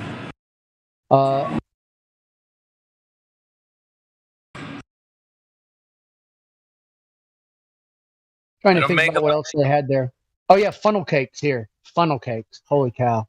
Those we had some chili cheese fries and funnel cakes. Freaking ingredients back then were they're much more tastier than the stuff they got going on today. Yep. I think I saw 2001 Space Odyssey on the drive-in theater. Pretty sure I saw that one. That's because Sonny's like 400 years old. When 400 years old, you each look as good. You will not? Mm-hmm. Do you guys hear that they were? I think somewhere they were bringing those things back for the separation purposes with the whole Coco scare thing. Cocoa Puffs, Cocoa Puffs. No, that's because Methuselah is my brother. I wouldn't care if it made money or lost money. I would love to have a drive-in theater as a business. Yeah, driving sounds like it'd be awesome. But you'd have to modernize the hell out of it nowadays. You'd have to have like a little convenience mart. You'd have to have amenities. Yeah, of course. Upgraded. Oh shit! I gotta get back to work. See ya. Catch you guys 2 a.m. Trabajar. Ya no más descanso. Tu trabajar, por favor.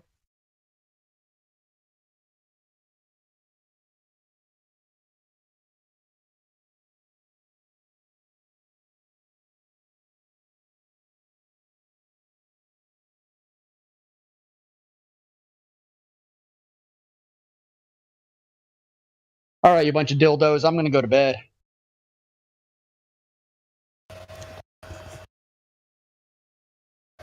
Good night.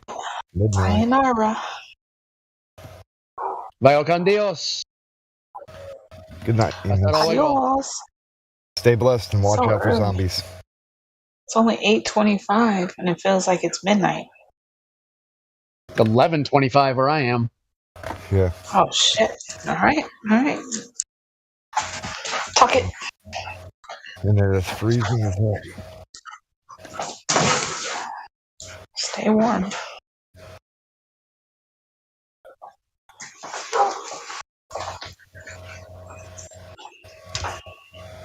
Where's Helio? Helio.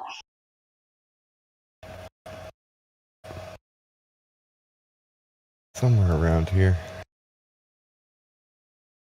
Oh, Sympathy for the Devil. Isn't that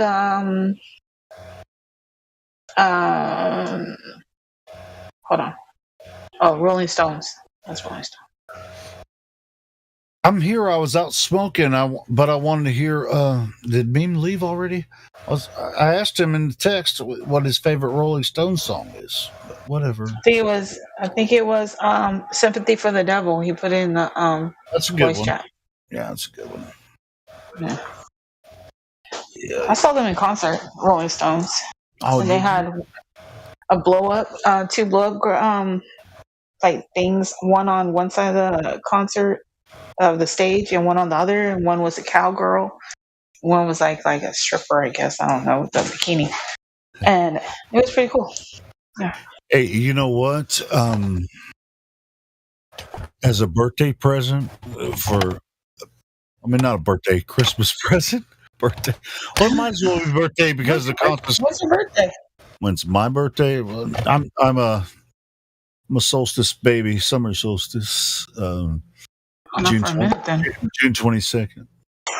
I was just saying June, yeah. So, but anyway, as a Christmas present to my mom from me and my brother, we're going to see Leonard Skinner and ZZ Top in July. They're still alive? Holy shit. And it's going to be That's awesome. The bass player for ZZ Top died. They have a replacement. Yeah. Oh, okay. Okay, but the two main guys with the big beards, they're still alive? Shit. Half of Leonard Skinner's dead too, but some of those guys are still alive. I saw Leonard Skinner one time. So who are you seeing? Is it Leonard? Who? It's, the singer's son is the lead vocalist in Leonard Skinner. Okay. Sweet Home Alabama. Does he sound like him? Yeah. Oh, that's nice. Dude, it's awesome. And I'm pretty sure it's the same keyboard player, which is very key. Now the guitar player in Leonard's guitar player for Leonard Skinner, the original guitar player, there was two, I think maybe three. Leonard Skinner was a big group, but anyway, he died. I can't remember his freaking name either. But anyway,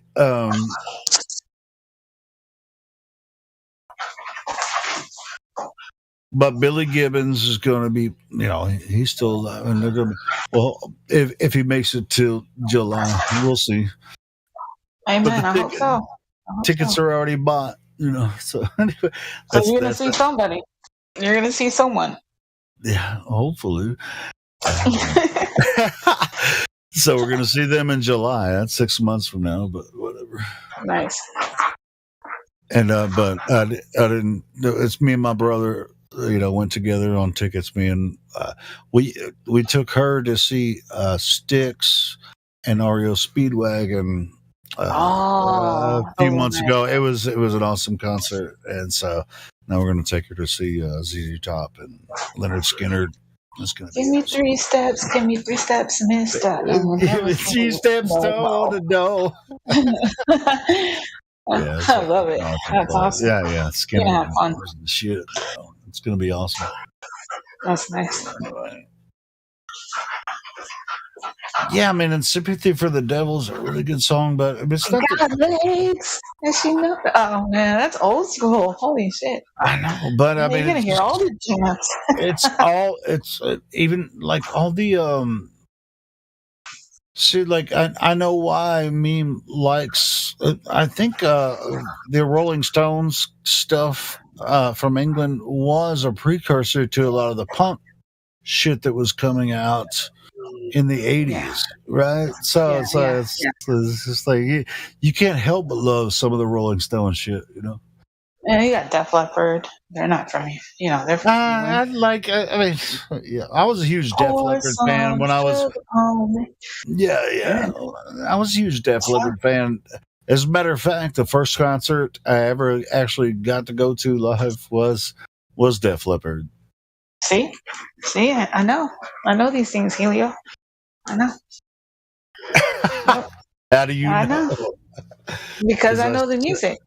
Yeah, okay. I thought you said it because you heard me say it before, but anyway. No. Because I have, but that was actually my first real big concert that I went to was Def Leppard, Tesla.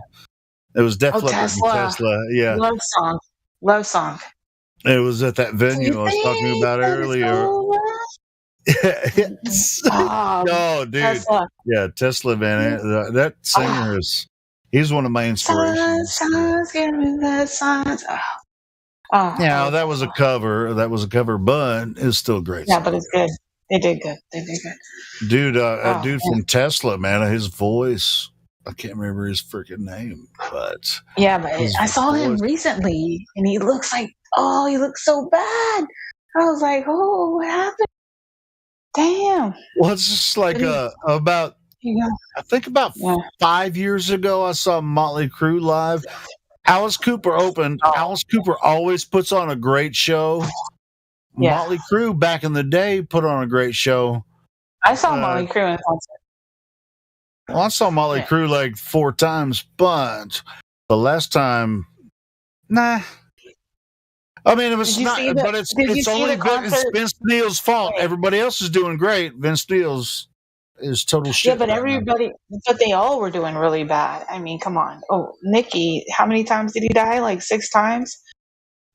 Did you, and the other dude, what's the other guy? He looks like a zombie. What's his name? Mick Mars. Mick Mars, yeah. Eminem. Did you see the concert?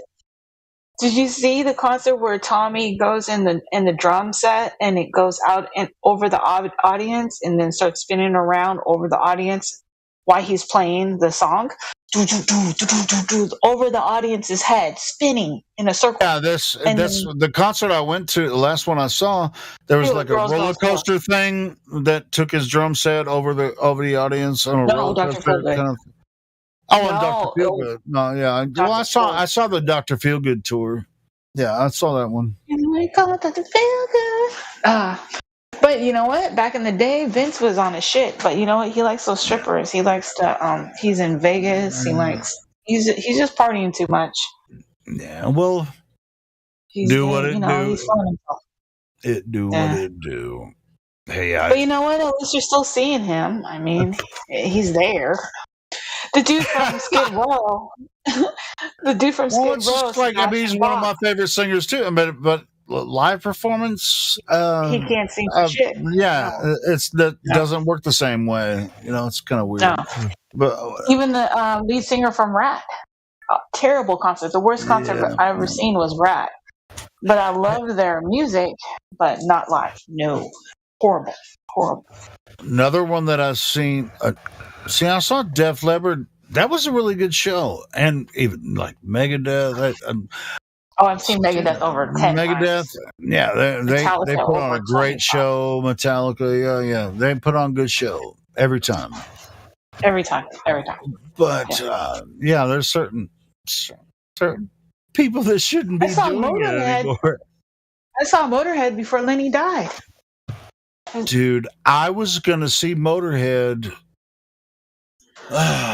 This is really. I was gonna see. You ever heard of Rocklahoma?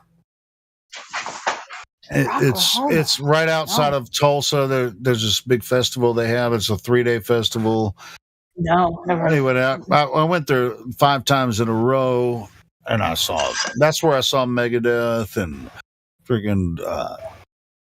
I saw Perfect Motorhead? Circle. A Perfect Circle. Have you ever seen them live? No, I've heard of them. But it was so awesome, bro. Perfect Circle. Anyway. Well, that's awesome. Yeah, and you guys. Perfect Circle is pretty much it's at play. But there's all kinds of different bands I saw there. But for the most part, it's kind of like redneck. Okay, Elio. I like redneck. My family is rednecks. Listen, out of all the bands you've ever seen in your life, which one would you say was the best band? Not necessarily the best show you ever seen, but the best band that you ever seen. Talking about live performance? Yeah, live performance, hands down. Absolutely. Yeah. What's the best? I don't know if I could. I mean, probably Tool. Tool? Oh shit! Yeah. I saw them in Little Rock. The last. They're about to start another tour, but the last tour they did, they only played 3 places. One in Little Rock, one in Los Angeles, and I think one somewhere in Northeast, maybe Boston or whatever. They just had this special little thing they did. And my brother is a huge fan. My brother's a huge fan of Tool. So as a I don't remember if it was Christmas or birthday present, I was like, I already lived in Little Rock at the time. I was like, all right, so I'm gonna try to find the best seats I can get. And it was It was like $128 for each seat. And so I bought him a seat, and he had to drive from Fayetteville, it was 3 hours away. And we went and saw Tool, and it turned out that seat was really awesome. And dude, Tool and like a Perfect Circle, like I said, which has the same singer. It was dude, Maynard never disappoints. He's also in Pussifer. Have you heard of that band, Pussifer? That they put on a good show too. But I've never seen Pussifer live, but I like out of Tool. I like more the instrumental of it, like the people who in the band more than the singer for Tool, because they're doing shit that's just phenomenal. No, well, dude, I mean, not just. I'm a vocalist, so I kind of concentrate on a lot of that, but I also love the. I'm a vocalist too, but not for Tool. For Tool, I don't care about the vocals. The rhythm section is great. I mean, like Tool is altogether amazing, And so what happened during that Tool concert? The guitarist, the way that he wore a costume. I've seen the Tool a couple of times, and so it was when I saw him last time, it was different than the first time I saw him. Mm-hmm. Where the first time I saw him, Maynard was like standing on a big like a platform in the background, and then the rest of the band was like out front. They should be like they should be. That like I just said, Yeah. you should go in the back and let the band be up front because they are what Tool is. Maynard's just like secondary compared to the band. I'm just being honest about it. No, I get you. I get you. Yeah, dude. Nothing takes away. Dude, what's his name? Dana. What's the drummer's name? Dana. What the fuck is his last name? I can't remember his last name, but his name's Dana. That's my brother's name too. Oh, okay. So anyway, so it's like he's a huge Tool fan, and he loves. He's so you would say Tool was your favorite then, out of all the bands you've ever seen in your whole entire life? It's not the best concert I've ever seen, but it's up there. I've seen some pretty badass concerts. That's cool. I can't just put one over the other, because Faith No More. Faith No More. Yeah, incredible live. Better live than. Yeah. What is it? It's it. What is it? What is it? Yeah. yeah. You want it all, but you can't have it. It's in your face, but you can't grab it. Yeah, that's right. It's it. What is it? Sick. Oh my God. It makes me just want to bang my head against the stage. Like, fuck. One of my most disappointing shows that I saw, Filter played at one of the, one at Rocklahoma, like Filter. You remember that? Yeah. Filters? Dude, the singer was so fucking drunk, he couldn't even freaking stand up. And it was just like, it was like the show was so, everybody, you could tell the entire crowd was just like, what the fuck are they even doing up there? Dude, I was like, I never saw Filter live, and I was like, all right, this is probably going to be pretty good, but then it wasn't. It wasn't. That sucks. Oh, well. The dude from Warrant, She's My Cherry Pie. That song? Dude, Warrant always puts on a good show. So. No, he was so wasted he couldn't even sing. I was like, okay, so one time. I've seen them. Warrant played at a local venue in Little Rock, and I went and saw them, and I was right up front, and that was a good show too. So, and then it was how long was the show? It was an hour. No. How long ago? Like, was that 4 years ago? No, it was about maybe 20 years ago. Yeah. Okay. He's not. I think he passed away though. I think he passed away. Lane, not shit. What's his name? Something Lane, not Lane Staley. That's Alice in Chains. Yeah. That's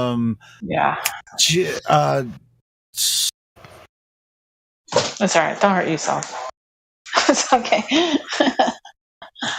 Shit, trying to think of all this shit, it does hurt my brain a little bit. I know. There's so many names and bands. Janie Lane. Janie. There you go. That's it. That's it. Dude, his voice is so awesome when he's on point, When he's on point, but how often would he do that? Korn was really good in concert. I've seen them a few times. Yeah, they're pretty good. First time I seen Korn in concert, I didn't even know who the fuck Korn was. And I was like, what is this? I need to hear every album out right now. As soon as I left the concert, I went home and I just downloaded all their albums and just like, I gotta hear it all. Really? I was never a huge fan of Korn. I mean, I like the sound, but as far as the songs go, they're awesome. It's all good. Everybody in concert. No, yeah. I mean, the live shows are good. Yeah. Fuck yeah. Yeah. That's some mosh shit. That's when you just like want to just like Damn. Let's go. Hey, Rose, did you like Pantera? Oh, I love Pantera. Oh, come on.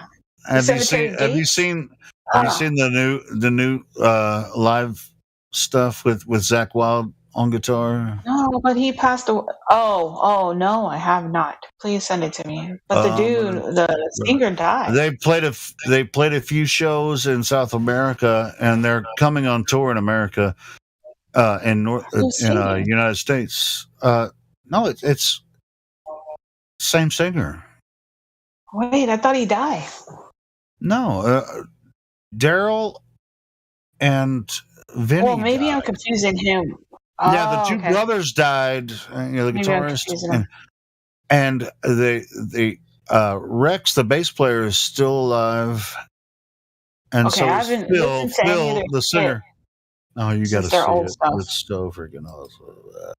No, I mean, it's still Zakk Wylde. It sounds like Zakk Wylde, but he's playing Vinny's shit. Gotcha. Oh, Sublime, that singer, he died. I'm confusing. Yeah. Okay, no, totally different. What? Sublime is not. Don't say anything like nothing that. Like it. No, I know nothing like it at all. No. There's so many lead singers that died that you don't even know which one. Blind Melon, man, I love that Blind Melon when it first came out. I was Blind Melon. Oh my God, man, this is so awesome. Yeah, I had the Pantera T-shirt with the fist on the face. You got to see this video, Rose. Please send it. Yeah, I'm about to send it. Thank you. Where are you putting it? I'm gonna put it in live stream voice text. Pantera live. They just went back on tour again, and they're going to be touring around United States this year or this coming year. And as a matter of fact, they're playing a few shows with Metallica too, but the tickets are like $200 for the nosebleeds. So, oh shit! I just rather. I've seen Metallica like I said, almost 100. Yeah. Every time. It's just not even worth it. But too many. I have a Super Bowl football that I got. It has a number on it.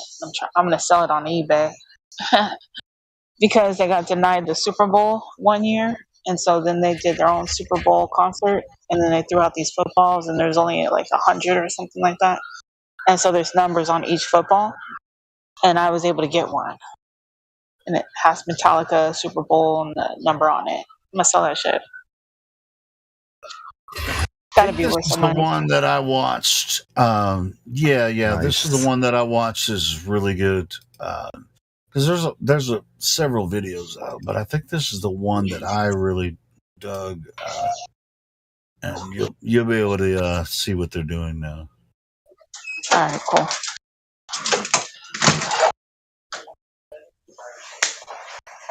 Yeah, I haven't followed them in years, so I just assumed he was dead. My bad. Damn. No. Well, but the original drummer and guitar player are dead. But the singer's not. Singer's not, but they didn't. They also formed other bands after they broke up. But Daryl, the original guitar player, was shot in the face during a live stroke. Oh, I remember that. Yeah, I remember that. And then Vinny, that's when the band broke up, and then Vinny started another band, and Phil started another band too. So they had different. They just went different ways after that. But then Rex was still going, and still is now, and they decided to go ahead and pull Pantera back together. And then Zakk Wylde's playing guitar, and I can't remember the other guys playing drums, but it's pretty badass. I'm getting a call. Give me 1 second. It still sounds like Zakk Wylde playing guitar, but he I'll be right back. Hold on. Does justice for Dimebag, in my opinion. A lot of people have different opinions about, the new Pantera sound, but I'm digging it.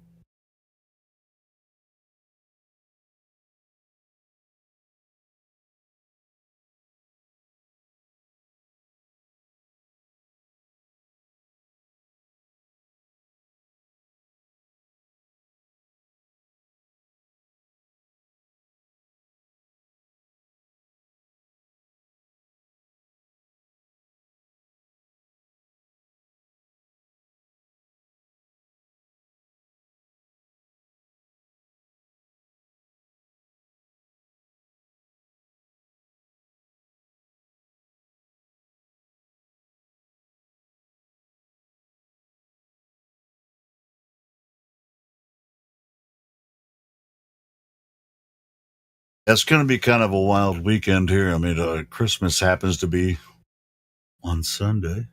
Weekends, it's a little bit, a little bit different.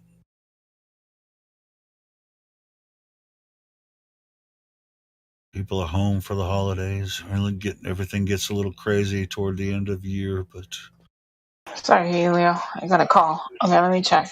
Where's it at? No, oh, Pantera. There it goes. Got it. Yes. I'm gonna watch this shit right now. Let's go.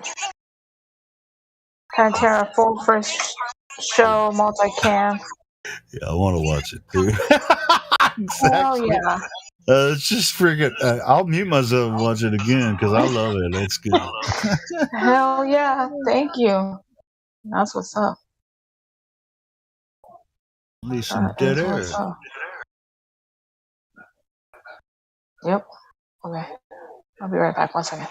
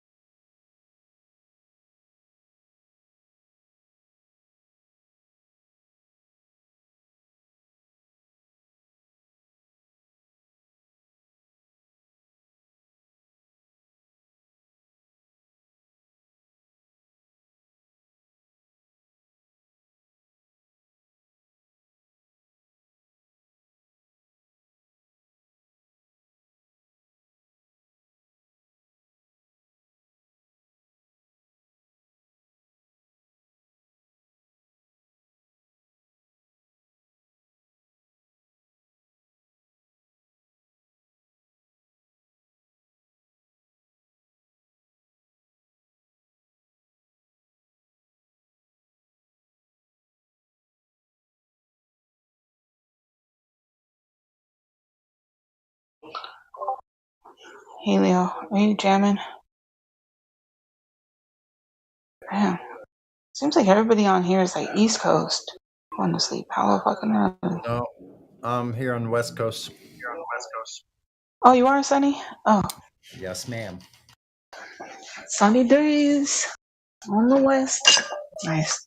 Good. Me too. Yeah. Getting kind of tired with this cold weather, though. Yeah. Well, they're spraying the fuck. Have you been seeing the chemtrails? Oh yeah.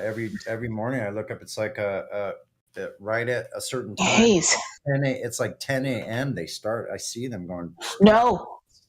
Yeah. Dude, Sunny, no. Listen, I'm walking my dog at like 5:30 in the morning before the sun even comes up. They're spraying. Yeah. I already see it on the West Coast. Not the West Coast, sorry, the East, right? Yeah. You can see the lines in the sky from where the sun is about to pop up. They're already sprayed right there. Yeah, yeah. I'm seeing it before even the break of dawn. And I'm like, dude, can we just get some sunlight? Like, can you just give us some light? Like, they're reflecting the light off of us. You know? Like, it's so freaking disgusting. I hate it. And then it was like really cold, like hella cold for the last couple of days. Like the cold is like one of my toes is frozen. Like, what is that? That's weird. Like one toe is frozen. Well, they've apparently isolated the toe that needs to be frozen.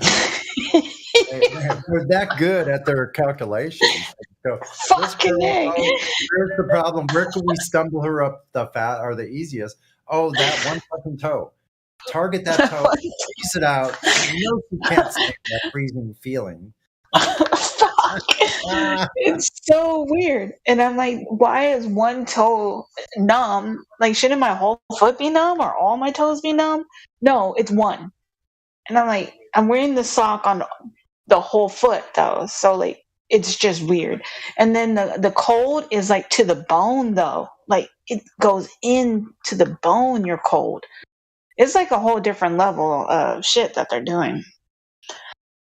I'm not complaining. I mean, I'm here. I'm living the show, and that's fine. But, man, I don't know what it is they're doing, but it's interesting. It's interesting. I had to turn on my heater every day so far. And during the summer, in the fall, in the spring, I don't turn on my heater at all. So for like 9 months, my heater does not turn on. And sometimes during the winter too, because we don't really have winter. You know what I mean? Like it just gets a little chilly. Chilly's like 58, 48, 46. That's cold. We complain about that, Mm-hmm. but I still have fruit dropping from the trees. Like I can go to this one place and have a fresh piece of fruit that just falls out of these trees every day, like a brand new piece of fruit. That's pretty cool. So what kind of fruit is it? Quince tree, which is not supposed to be here because it's out in the wild, and this particular type of plant requires a freeze in order to germinate. Right. And there's no only these two trees are there in the whole park that I found. And it's over 1,200 square acres of wildlands. What? Where? San Diego. Where is this? In San Diego. Oh, okay. Yeah, for sure. 100. Yeah. I went to the San Diego Wildlife Preserve. Uh-huh. It was the most amazing, beautiful zoo I've ever seen in my life. Yeah, I've been there once. Astounding. When my kids were so I can see why. That's up north of us, a little bit north. Oh, now I can see why you got that much acres. There's so much land down there. I mean, there's land everywhere. They say that we're overpopulated, but I could just go across the bridge and there's only like one farm. And then you're driving and driving and driving and driving, and there's one farm. And driving and driving. You're in a more rural area, obviously. Then. Yeah. No, I'm in San Francisco. I just have to cross the bridge. I cross the bridge, and you're like in the middle of nowhere, just within 20 minutes. 20 minutes. Yeah, exactly. It's overpopulated on the on the quote unquote planet because they're overlapping us and condensing us into, you know, the city. Yeah, they ought to just change it to plantation. They already did that. That didn't work. They did. It worked for them. It just didn't work for us. It worked for them. Exactly. It worked for them. Worked for the plantation. So in other words, it didn't work. Yeah. Yeah. Oh, you still have them, and there's a lot of families that are like still own these plantations. Obviously, you know. Mm-hmm. I don't know. I was growing up in the Midwest in the '60s in St. Louis, and I saw those plantation houses. I saw the shotgun stacks. A lot of those places still existed when I was growing up. Yeah, they're not going to take those down. Yeah. Saw plantation houses. Saw all that stuff. Yep. It was still around. Yeah. But, you know, I don't want to get into slavery and shit because I think a lot of that is a story. Yeah. Just his story. Yeah. His story. His story instead of your and my story. So my story and your story became a mystery. A mystery. Yeah, mystery. There you go. Play on words. My story is a mystery because they lied about it. So that becomes a mist story. No, listen. Yeah. A mist. Exactly. Story. Mist story. Ah, dude. Love it, Sonny. Love it. I think that all it does. It does. Absolutely. That's good. I love that shit. But I'll drop a couple of videos about slavery and here in America. Yeah, the best one I've seen is the one where it's an animation and the guy is like, yeah, telling the slaves want to leave, and he's all, look, you can leave, but if you do leave, you know, I can't stop the neighbors from trying to shoot you, so you might as well just stay here. And then you can choose to do da-da-da-da-da, making it seem like it's a free society when really it's a trick. And that's exactly what they're doing to us as well. We're being tricked to think that we're in a free society and we have choice, but we don't. And it was a great way to explain that. Do you know what I'm talking about? Or no? Yeah, I think so, but I have some mind-blowing information. Here's the first one is about how the Greeks knew about America. Okay. The Greeks already knew in Plato's time. Anyway, that I digress a little bit, but let me get to this. This guy's channel, Carameo Ahua, is an awesome channel, a great content creator, a great narrator and reader, and reads mostly from primary sources. 1 second. Let me check it out. Oh, yeah. I love new stuff.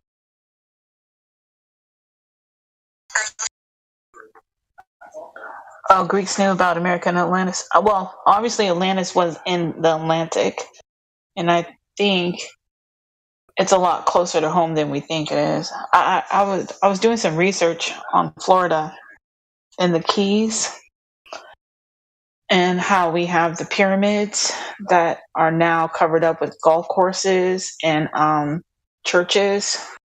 They build over these pyramids, and can you come and say, oh, damn. Anyways, there's a lot of history we weren't told. So that's pretty cool. Thank you. I'm going to subscribe.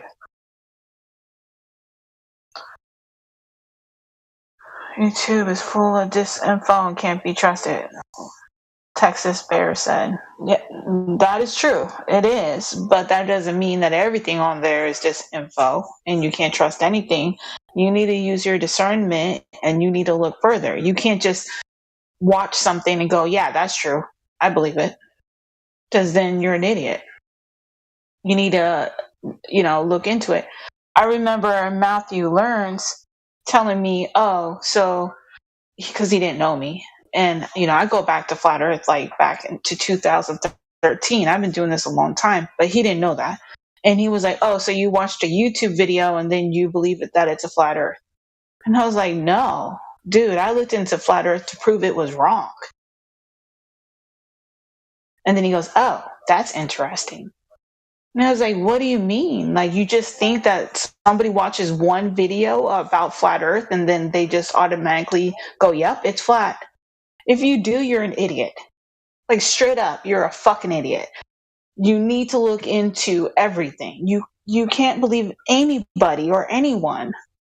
Do your own research, 100%. So yeah, there's this info on YouTube, but look into it."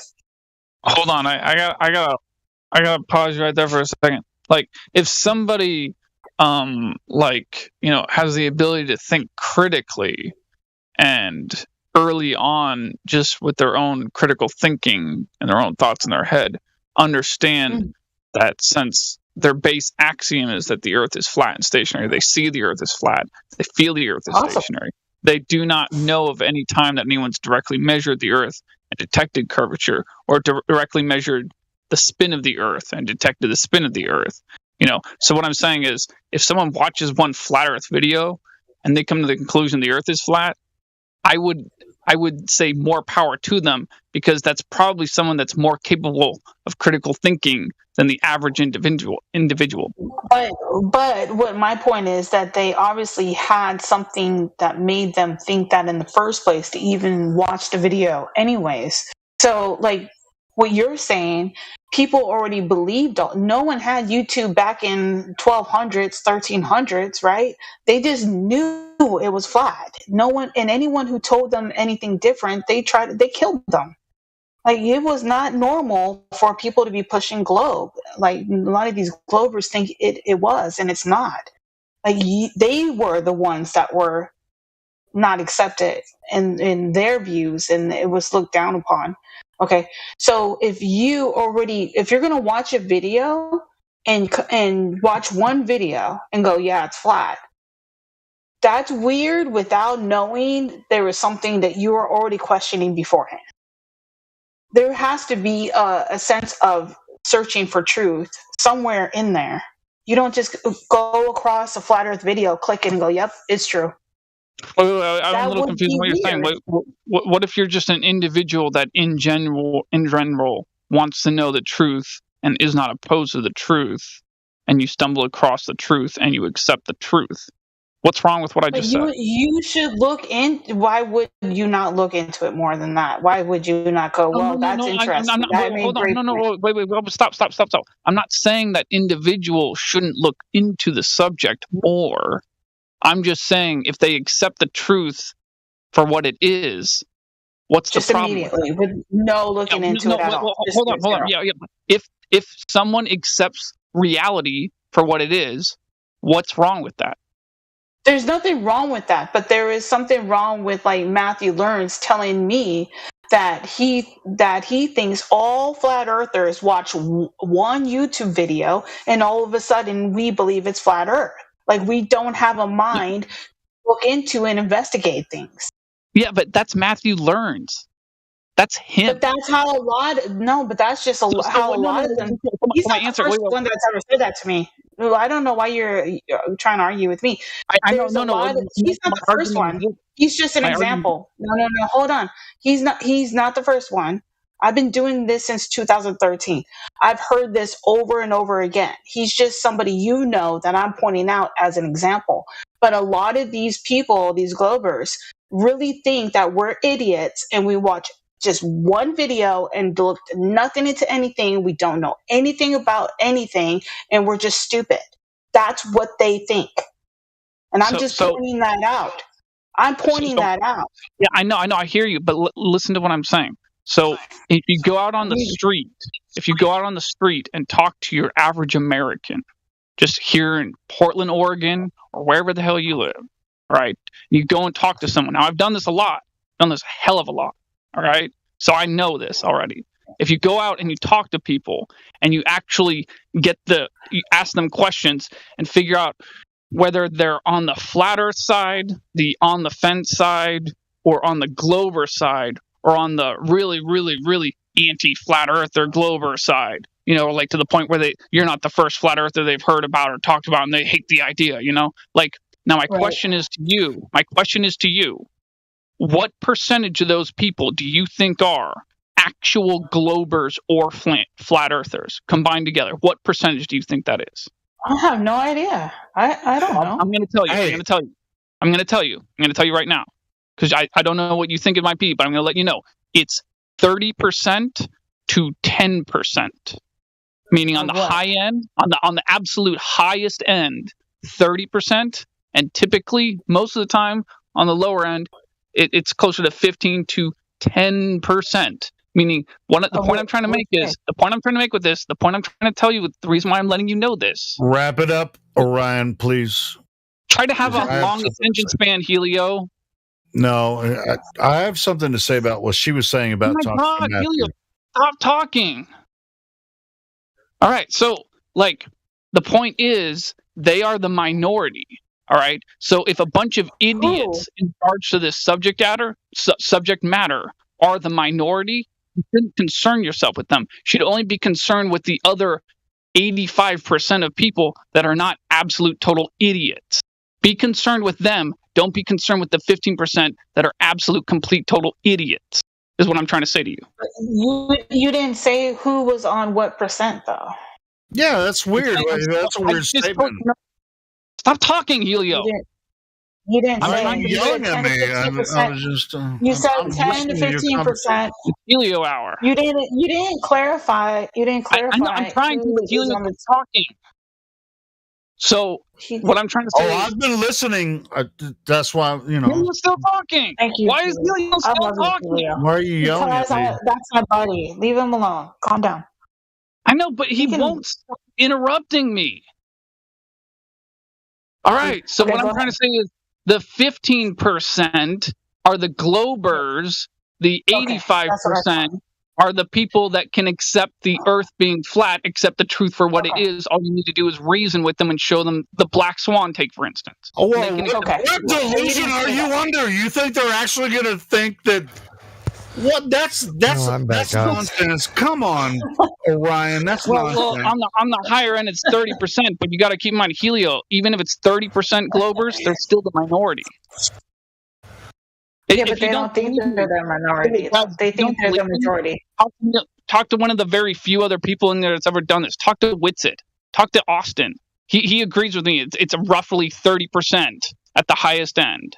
Those are globers. They are the minority. Right. They don't seem like the minority because so many people on Discord. Check this out, Orion. Austin, and most of the moderators, everybody that's here, no one here is trying to convince anyone that the Earth is flat. We are presenting information. You find your way here. You come to your own goddamn conclusions. Nobody, Helio, I'm not convincing. Yeah, Helio, I didn't say anything convincing. Helio, I said about people accepting the truth for what it is. We're putting percentages. Okay, but Andrew, or what's your name? Andrew, is that your name, Andrew? President? Okay, listen. My point is, back in 2013, when somebody asked me, do you believe the Earth is flat or round? I didn't know there was an option. That's how mind controlled I was. I didn't know there was even an option. Okay? So I go, what? And I laughed. And I said, that was stupid. But I was in the middle of doing other research. And then I got asked the question again. And I go, what the fuck is he talking about? What is this? And I looked into it. And I go, this is stupid. I'm going to look into it. I'm going to prove it wrong. The more I looked into it, I found it was true. What I'm saying is, nobody just watches one 15, 30-minute video and just agrees with it. Now, if they do, because it is true, then more power to you. But back in the day, I didn't have a video. So maybe I'm talking from old school, just like I had to learn DOS before they taught me the programs. Now you could just know the programs, but I know how actually the numbers and all that, the background of what a computer actually is, the background of it. They taught me all of that first. So I didn't have a video where I can watch it and go, oh, that's what flat Earth is. No, YouTube didn't have no flat Earth on it at all back in 2013. Right. And I wanted to bring up that, Rose, when you talked to Matthew and he told you that bullshit, he was being dishonest with you because he's talked to all of us before for a couple of years now. He's being dishonest with you about that. That's right. Yes. That's right, Helio. He was. Because I was like, well, dude, you hang out in 24/7 for the last, how long you've been up in there? And he's all about 1.5 years, 2 years. And I go, and you assume all of them only watched one video on YouTube and they came to this conclusion? Like, you don't think nobody investigates or did their research? They all He know knows what we do. He knows what we do. He's full of shit. That was my point. That was my point. If you wanted to understand, hold on, presidential. My point to you was, I didn't have YouTube to have a video to show me these things. I had to look into it personally by myself. I didn't have nobody there. Nowadays, at this very moment, you can click on a video and you can see some amazing, fucking extraordinary footage that will change your mind. Right there. Yes, absolutely. Wait, I didn't have that. I didn't have that. When you were describing a second ago, somebody asking you, do you believe the Earth is flat or a ball or whatever? Where was that? Discord or somewhere else in person? Where was that? It was just like on the phone. No, there was no Discord. I just started Discord 6 months ago. I didn't even have a Discord. There was no YouTube videos back in 2013. Check 2013. There was no Flat Earther videos in 2013. Go check. I follow you, but just to bring a little... I come from Hangouts. Me and Helio, I know Helio from Hangouts from 2015. Listen. In case you are wondering why an individual like myself would be ever so slightly in a vague way offended, if I would even use that word, by what you said a few minutes ago, is because the way that I found out the Earth was flat is I ran into 3 individuals. The third one I talked to for 40 minutes, not more than just a few seconds or so. And, with that longer, in-depth conversation, I learned more about the fact that it was flat. And someone's talking. Can you buddy? What? You're cutting out. It sounds like you're like in a smoker or something, and I don't know. Well, someone's hot micing anyway. Like, oh, that's what that was. That was my bad. I leaned towards the heater and it started blowing air in the mic. I'm sorry. Well, yeah, dude. Cool. Thanks. So what I was trying to say is, the way that I found out originally that the Earth is flat is I was actually campaigning and trying to show people that they were lied to about politics on both sides of the political spectrum. In regards to the Iraq War and a lot of shady stuff having to do with that, 9/11, and a lot of other things. All right, the Gulf of Tonkin, take for instance.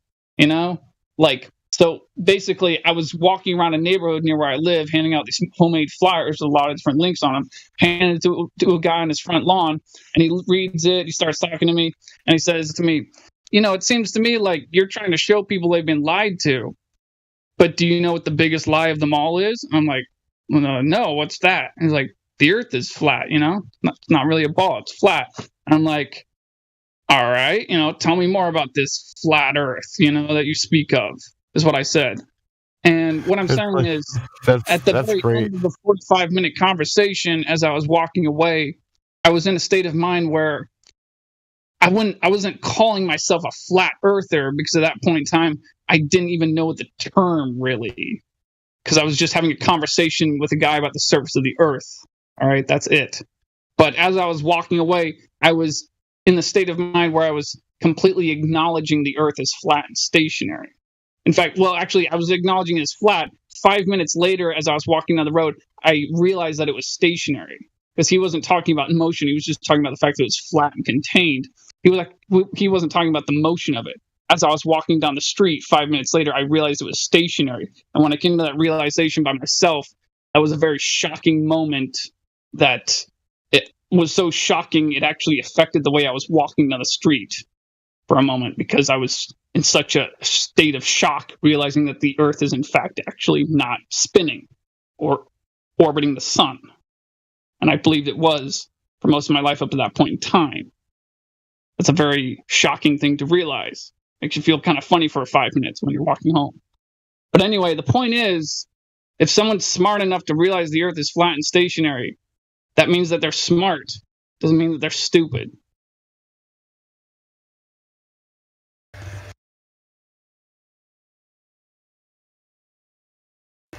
I love it. I love that response that you gave him too. It's kind of like, "Do tell, good sir." Like it perked your interest, your curiosity, and then sparked a revelation.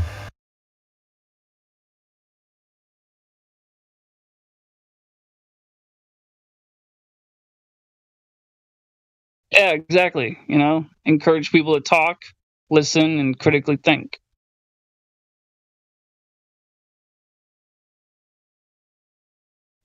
Honestly, at the very beginning of the conversation, I was thinking to myself in my head, like, okay, I'll just let this guy talk. He might be right, he might be wrong, but if he's wrong, I'll just let him talk, and if he says something wrong, I'll just point out that it's wrong. After 45 minutes, he said some things that were, like, when he was talking about the moon and the moonlight, that was making me think, like, this is a little little odd, saying the moonlight makes things cold. But I was thinking to myself, well, I can't prove the moonlight doesn't make things cold. That's a little bit of a stretch. But everything else he said, like, there was not a word he said that I could point a finger at and be like, oh, yeah, that's wrong. I can prove that wrong. So at the very end of the 45 minutes, the conclusion I came to was like, well, as far as I know, it's flat.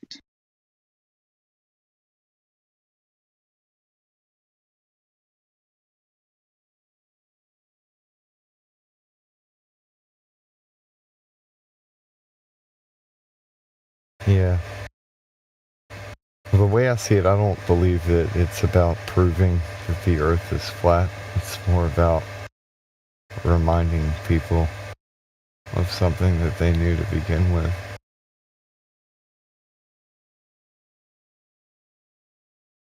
If you're lied to, you already have a general idea of the truth, and then somebody gave you a deception that distorted your perception.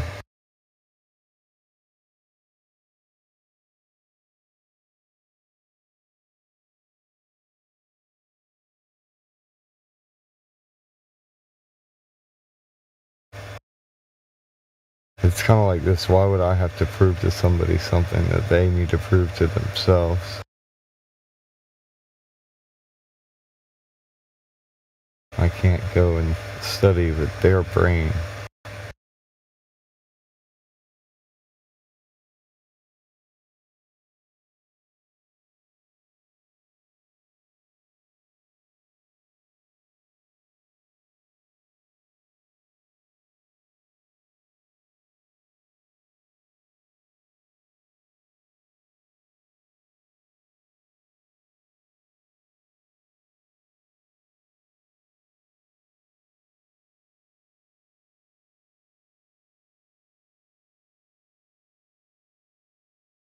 Quiet night. Well, it's the middle of the night. I guess it's about that time.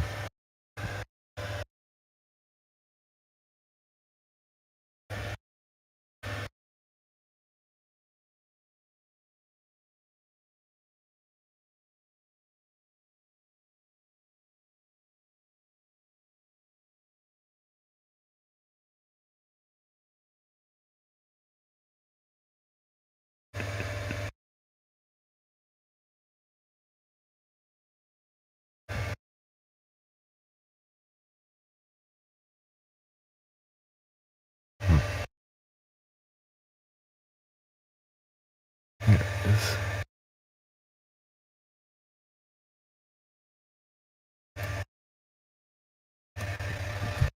Drop that in there.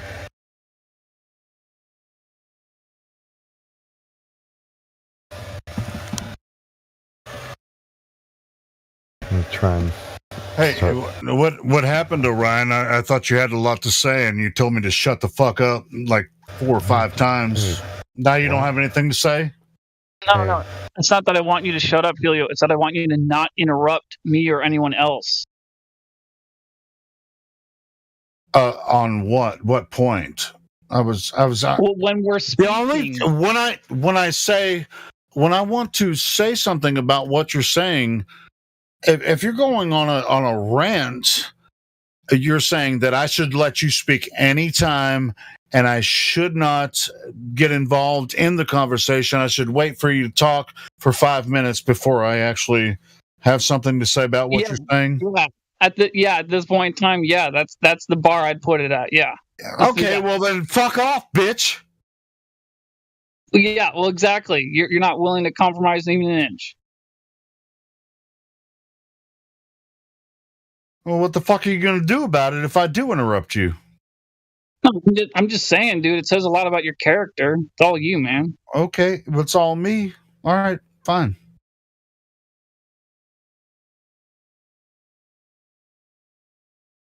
Maybe it says something about yours too. Says what about mine?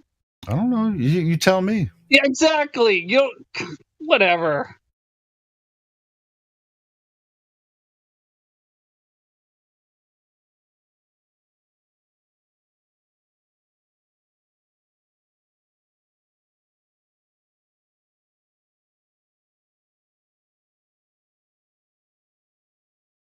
Do you like talking to Rose, Orion?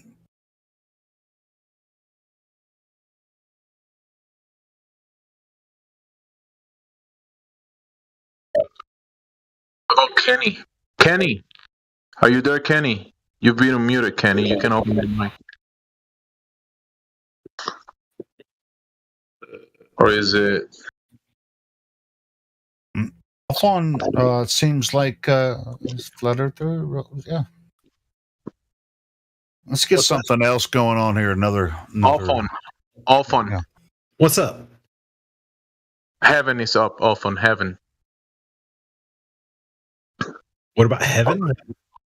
You asked what's up. I'm telling you, heaven. Oh, yes. That's true. That's true. I'm telling you, bro. Yeah, the sky is up too. When you look towards the sky, heaven, the sky, up. Do you have any more questions off on besides what's up? Right now, no. Come on, bro. Just give us one more. If you already asked one. No. I got here, man. Oh, you mean the what's up one? Oh, you had me confused for a second. I'm like, I just got here. Hey, Owen, have you ever spoken to flat earthers ever in your life? I am a flat earther. Oh, okay. All right, just go with your question. Go ahead, ask me a question. Thing is, I actually just came here randomly. I didn't even have anything in mind. If I remember, I'll speak up. All right. Thanks for the reply. Yes, sir. I'm a cigarette real fast though. I'll mute for now. Cool, bro. Do your thing, bro. Thank you, sir. Often reply. It's pretty polite. I'm gonna give him. Oh, he has flat earther already. Silly me. Yeah, silly you. But that's cool because it's cool. He said he's going to go smoke, and I'm about to do the same thing. And boom. But you were asking. You were asking. Was it Kenny that does? He has listening pass. I gave him listening pass, and I server unmuted him to see if we can get a reply. Yeah. Kenny. Okay. Cool. Even if you're like a perma-ban or some troll, you can still open your mic. We're not gonna ban you. Me and Helio, we got this. We'll speak to you. Yeah, and Chelsea as well. Chelsea has VC verified role. Chelsea, you can speak up as well. You can tell us how you find the server, why you're interested in what we're talking about. I mean, just speak your mind. It's all good.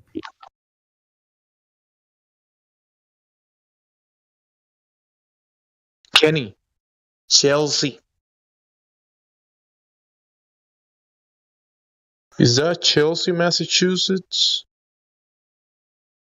There might be. If there's not a Chelsea, Massachusetts, I'm sure there's a Chelsea something somewhere. There is a Chelsea, Massachusetts. Is there? Yeah. You would know because you live there. It's like 0.3 miles from where I live. Oh, shit. I didn't know that there was a city called Chelsea. That's weird. Well, there you go. It must be a pretty big town because of it's near Boston. It's a tiny town next to Boston. It's not that big. Tiny what? By like 100,000? I mean, it's pretty dense populated. You know, there's a bunch of buildings, apartments. Well, no shit. I mean, it's like 100,000 is not small, bro. Or 200,000. I don't know. It's a lot of people on top of people. Yeah.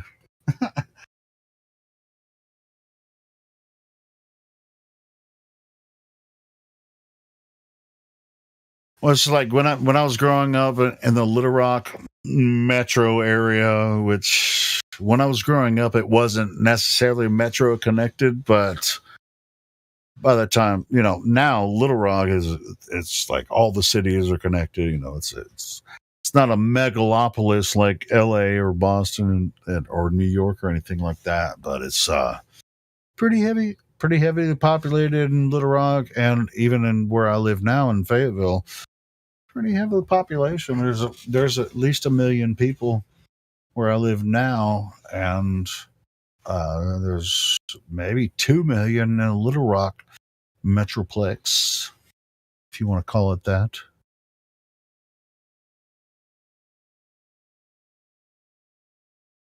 Pretty big city, and all of the towns around the city.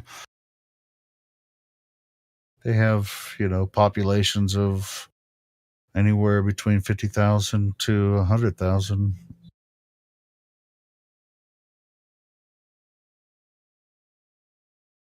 I know that seems small compared to Boston, but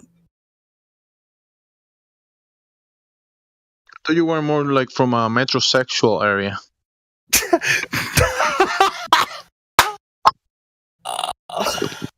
You're my favorite joker on here, Jamesy. You and Deuce Vault are my favorite jokers on this feed, man. I love it. I love it altogether. I love it. Whatever. See, if we say Deuce Vault 3 times, I bet that motherfucker would jump in here.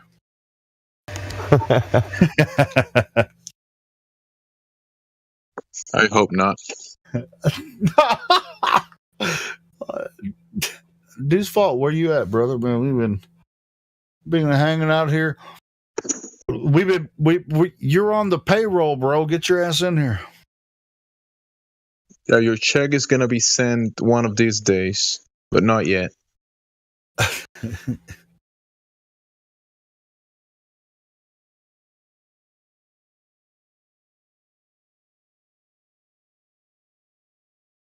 It's going to be interesting holiday weekend. Or it could be empty. Like, who knows what tomorrow brings, right?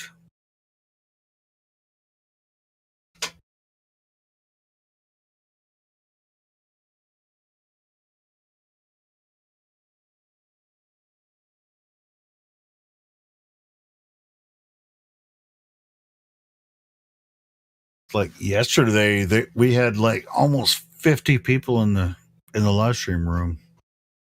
That was pretty cool. You guys were. But then you had to open your mic. Nah, I only opened my mic when there was only. Either way, I'm saying that we had like 50 people, and then you have to open your mic, and people started dropping like flies. Okay, if you want to see it that way, that's fine. Just messing with you. I was listening earlier, and there was a bunch of people, but I don't know how many. I didn't even jump in till a couple of hours ago. But I'm talking about earlier today. There was a lot of people in here. That's all I was saying. That's pretty cool.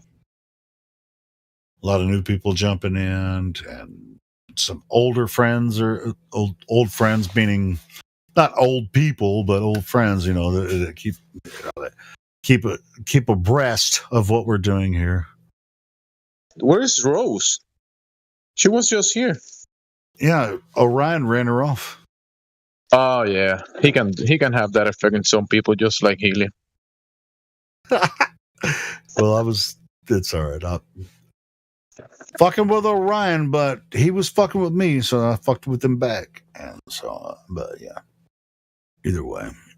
Hey. Did you hear him tell me to shut up like 3 times when I was trying to interject while he was on a diatribe? Actually, I had you guys like mostly in the background, but I'm not surprised he will say something like that to you because, yeah. I was just like, he was talking to Rose, and he just. Anyway, we're not going to do this on live stream because I already told him, and I told. Actually, I'm talking to Rose in the background too. Hey, Helio, it's you and me. You don't have work in the next 3 days, so we're gonna wait from new people and we're gonna talk to them. Actually, I was off work yesterday and today because of the freaking snow here, and it's like 6 degrees and shit. It didn't even snow very much, but I didn't. Gosh, I didn't even go to work. I was trying to respond and my mic was muted. I was talking. I didn't realize it was muted. And I'm like, wait a minute, because like nobody was responding. I'm like, duh. I had to like head smack myself. Hey, I do that sometimes too. So hey, good to hear from you, brother. Man, it's just me and Jimsy talking shit. Go ahead. What were you trying to say? Oh, I was just going to agree with y'all that it's freezing. Like it's freaking cold. Yeah, it's cold. Are you in the Midwest? I'm in the East. I'm in North Carolina, and right now it is cold as heck. I'm having a cigarette in a bowl, and I can't do that anywhere else. So well, it's just like I'm a smoker, but I have to smoke outside, so it's just like I'm smoking faster than I've ever smoked before because it's like there's a little bit of wind and it's 6 degrees outside, and I'm like, let me get this out. Oh yeah. Oh hey. Are we still open for questions? Please stop us. Please stop us from just talking amongst each other. Ofan. Greetings, Ofan. Yes, sir. Yes, sir. So, I guess one of my questions. Oh, I am a flat earther, mind you. If you remember me saying earlier, but there's like a couple things I got questions about. For example, what are the nature of like satellite dishes? Like, I don't believe satellites are like orbiting the Earth. Like, I think it's impossible on like the flat Earth, of course, right? But what exactly are satellite dishes, and one thing that's interesting is there's a lot of dishes that they act like they're pointing them at some kind of whatever up there, but then they aim it directly at a freaking tower. Like, you look at where the dish is aiming, and there's a freaking tower literally lined up perfectly with where the dish is. It's like, oh, that's interesting. Like, it's not aimed up, it's aimed at the tower. Oh, okay.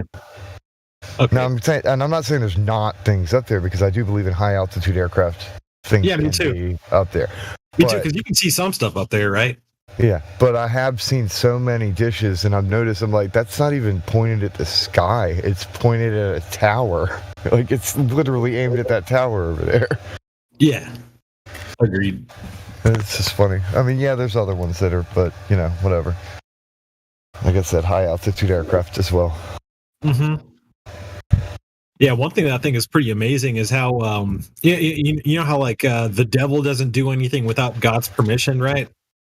And you know how if you set aside all of our predispositions that we may have been like propagandized with at a young age, it's easier to see the truth, right? Like things like the flat earth or existence of things like satanic ritual abuse cults with the elite and that kind of stuff. But when it comes to the footage from like NASA or SpaceX or other organizations around the world like that, it's like such a cheap, crappy effort to make it look like the Earth is a globe and like this space footage or whatever is real. That I feel like God doesn't allow the devil to deceive people to that degree. Like people can look at this stuff and be like, "Wow, that's actually fake as hell," you know? At least for now. I don't know. I believe people deceive themselves by wanting to believe things that are unbelievable. Yeah. And I guess we're also taught this stuff from such a young age. Like you're just kind of taught not to question certain things, right? Yep. It's my new stance. I'm not proving that the Earth is flat. I'm just going to remind people that they're flat earthers. You're born that way. You learn to walk that way. You crawled before you walked, and you learn to walk on a flat plane. Yeah, and like in physics course, like the whole centrifugal force thing, we never feel any motion on a Earth that's like spinning around like crazy while also changing directions through so-called like outer space, right? Just doesn't make any sense when you try to match certain ideas together that teach us themselves.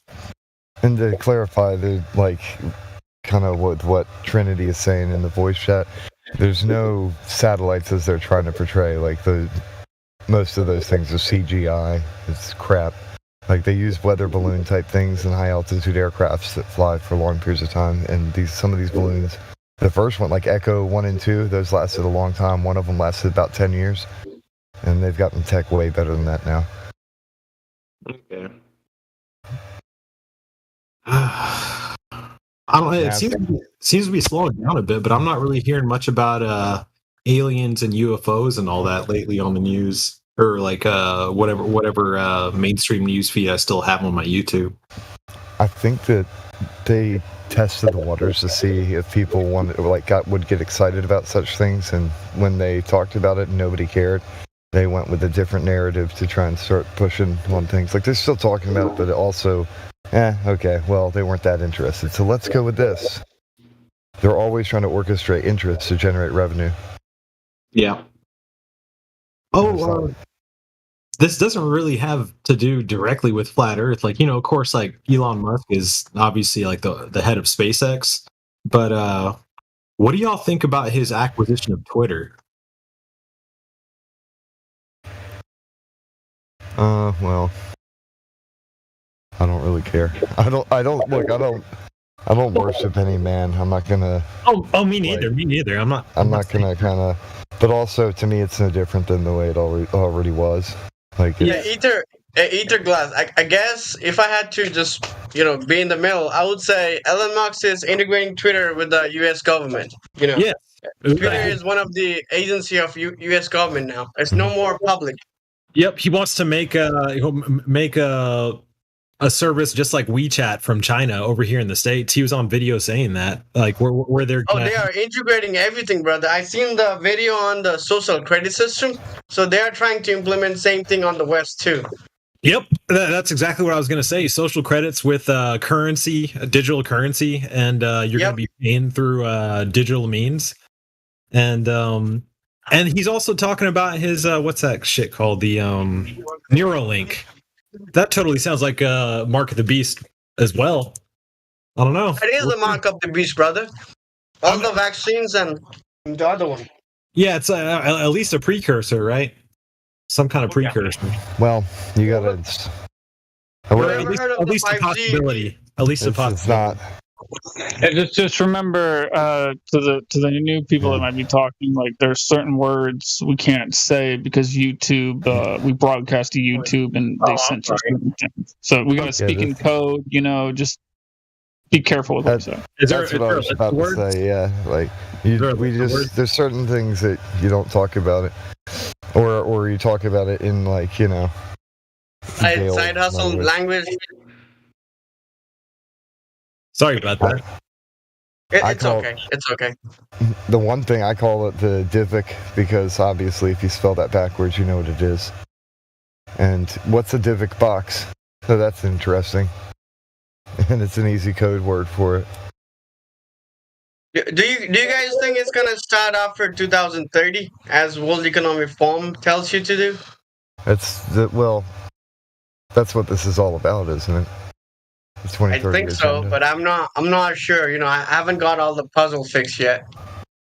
Did you know that that's on a year of jubilees? I think it's a 50-year jubilee. 50 year? Yeah, there's multiple kinds of jubilee that happen, but one of them's like on a 50-year time span, and the 2030 lines up right at the end of a 50-year jubilee, like right there when that kind of thing happens. And it's interesting what a jubilee is, and that's their agenda, is to kind of reset poverty. Weird. Okay. That's. I know by 2045 they're gonna decrease the human population as the Georgia Guidestone did. You know the Georgia Guidestone, they destroyed it. Yeah. Well, I think they've already done it. It said there were only 3 million or 3 billion. No, I mean, like, you're right, but I'm saying that these are just results. But we should probably talk about the shape of the Earth and how this relates to that. Oh, if people knew, they wouldn't perish, and my people perish for lack of knowledge. If they knew flat Earth, 90% people won't be sick. You know. Mm-hmm. If they knew, they would not perish. It's a salvation issue at this point, because if you knew, you wouldn't be participating in the things that will make you perish. So, and I'm not saying spiritual salvation by any means. I'm saying physical. The physical salvation issue, though. Like, physically. That's true. Because psychological matrix ends, brother. Yes, For me, it's the matrix that's in our head. You know. Yeah. It's not like a spiritual eternal salvation issue. People can like believe that the earth is round and still go to heaven because whatever. I mean, that's just but physically entrapped in this matrix, like obeying the slave system, you're still going to be obedient, like a slave to it, unless you know the truth about the world we're in. So it's definitely definitely a physical salvation issue for our children and the children of our children's children. Lest they be born into slavery.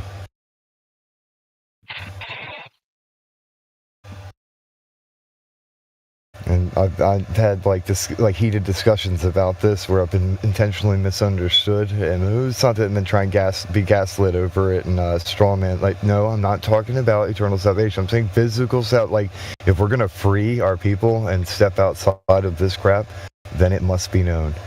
You're exactly right about that. This is not, whether I believe in Jesus or not. This is the salvation of your mind and spirit, and our descendants, because you're going to have to pass it on. The knowledge and the discovery that we've come across. It's not about believe this and then you'll be saved. It's not about belief. What's belief if you got no feet to your faith anyway? Yeah. Well, that's my opinion on the point, but yeah. It's to me, it's important. This is the most important discussion we could be having. And it ties into everything. I mean, how can you just talk about the truth and be a so-called truther if you don't have a good foundation to stand your feet upon? Start with that foundation, and that foundation is flat and level. It has to be. Every good house has a perfect foundation. And this is the best house that could possibly be built by the most intelligent creator that could ever exist.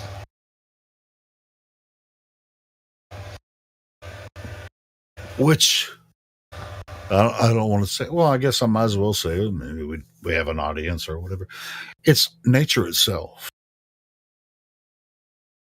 Now, how it was created, where it came from, whether or not you believe in God the Creator or Earth itself, whatever this is, it obviously exists. So it had to come from somewhere, right? So. Whatever it was. This nature is the self-existent ones. Sure, I mean it could be God said, God said, "Let there be," and there was. Cool. Well, yeah, that's what this is, like the tool, the method of communicating with existence to control. It's like it's this entire machine.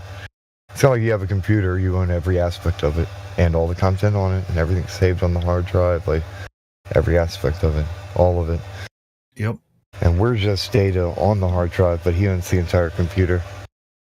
Oh, but it's brilliant though, because we have our soul and spirit that we function in this reality that's already here for us. And don't get it wrong, it's for us humans.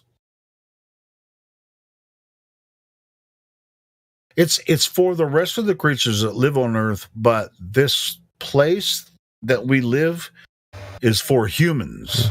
It's ours, and it was taken from us. It belongs to us. It's His creation, but it is ours, and it was made for us to dwell in and inhabit in, because He planned on making us. So He made this place for us to be in. And so, even I agree. whether you're a Bible literalist or anything like that, if you go by what the Bible says, we're to take care of this place that is a gift to us. Yeah. This earth. Those who destroy it will be destroyed, and they're going to destroy themselves. Yeah. There's no escaping it either. They will destroy themselves. They'll cut off their own bloodlines. They may live a happy life, but they will not. Their children or their children's children will not exist.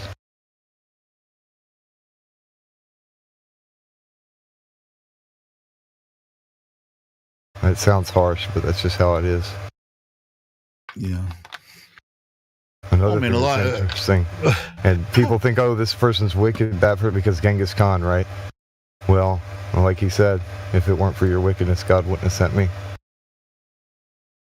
Sometimes there's people sent there's people who are flushers, and they flush the system, and they get rid of certain things, and they make changes to the system.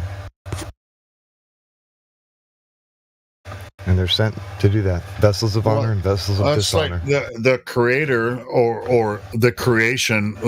We exist as body, soul, and spirit. Yeah. A tripartite connection. So now, if you feed your flesh, it's always going to be satisfying, but in the end, you're really not going to get to where you want to be, because there's something lacking. Your soul and your spirit is connected to earth. Your flesh is, in a way, part of earth. Go ahead. I know, like, etymologically speaking, the soul itself is the eternal part, but your spirit is actually kind of like this river of emotions and feelings that goes through you. It's liquid, so it's both gas and fluid, but it mostly exists within your bloodstream and in your breath. And then your obviously the flesh part, your mind, exists up in there, and your soul's eternal. It's more like a speck of eternal existence energy or whatever that's within you. It's like the tiniest part of you, yet it's the most important. Yeah, that's your spirit. That's your spirit that gives you understanding, but your soul is connected to earth. That's what I was saying. The soul's the eternal part. The spirit is what animates you. Yeah. So animals have spirits, but their souls are not eternal like ours. We have a soul like we were created in the image of God. So our soul is a little bit like we have a soul. They have spirits, but they don't have souls like we do. They can't create like this. They can emulate and copy, but they cannot do what we can do. But that's what's so beautiful about God, about the creation, is that the animals. See, that's why we have they don't need so-called pets. Yeah, they don't need to. They're interactive, but not active like we are. Yeah. They can already do everything they need to do the way they are. Why would they need to? We have to do things like adapt in order to do stuff. Okay, I got this situation I have to overcome. And then we see an animal. Oh, it does this. Oh, cool. I'll copy the animal in making an invention that does what that animal does, so I can solve my problem. And now you have flippers, and you can put those on and swim like a frog. Yeah. It's like, hey, I built some rubber. Yeah, flippers. It's like I can swim better underwater when I build these rubber things that emulate like frog fins. We're the only creature that's able to emulate other creatures the way we can. Yeah. And to me, that's that creative energy, that spark that comes from the self-existent one, the Ancient of Days. The Logos is the Theos, and the Theos is the Logos. And Logos means word. Yep. I believe that word is truth. However one might want to perceive it, the truth is still the truth regardless of our perception. And it was, as far as we can tell, it was spoken into existence, just like the Bible says. I believe, well, I know that sonoluminescence is highly powerful and creates a lot of interesting reactions with reality. They can make up all kinds I believe that's where it came from. Yeah, they can make up all kinds of stories about the Big Bang. It's like, well, that's their creation story. It's like, 13.5 billion years ago, Earth was a part of the other one that was 20 billion years. We were part of the Milky Way galaxy, and planets started spinning around, and humans came about. No, you're just wrong about that altogether. That's just as that's just as theoretical and plausible as me saying but that's their creation story, not ours. 18 infinities ago, I stepped out of a time machine and snapped my fingers, and here you guys are now. That's like they make these Hollywood movies about that try to support their story about it, but they end up making movies that support our points. Just like when people come in here and argue the flat Earth points, they actually, every time they come in here, they support our points when they're trying to argue against it. So anyway, it's so weird. Yeah, and then after proving our points, they'll try and act like we're idiots and that they won. Yeah. And then it's kind of like the Kung Pao thing. It's like, we trained him wrong on purpose as a joke. Yeah, they don't realize that they think they're supporting. I don't know. It's just the weirdest thing. It gets weirder and weirder every day, doesn't it? That's the thing, though. I'm not trying to pick on them. I'm literally saying that they trained them wrong, and it's a joke to them. Hey, so when people are talking about this, like the actual people at the top of the pyramid are laughing because they see that it's level. Look at these people, think that they're a bunch of monkeys. They think they live on a damn ball. Well, I mean, the Grand Theft monkey balled your mind. Is the joke on them? They make fun of us, even though we all used to think the Earth was a globe too. Hey, Andy is flat. Welcome to the chat.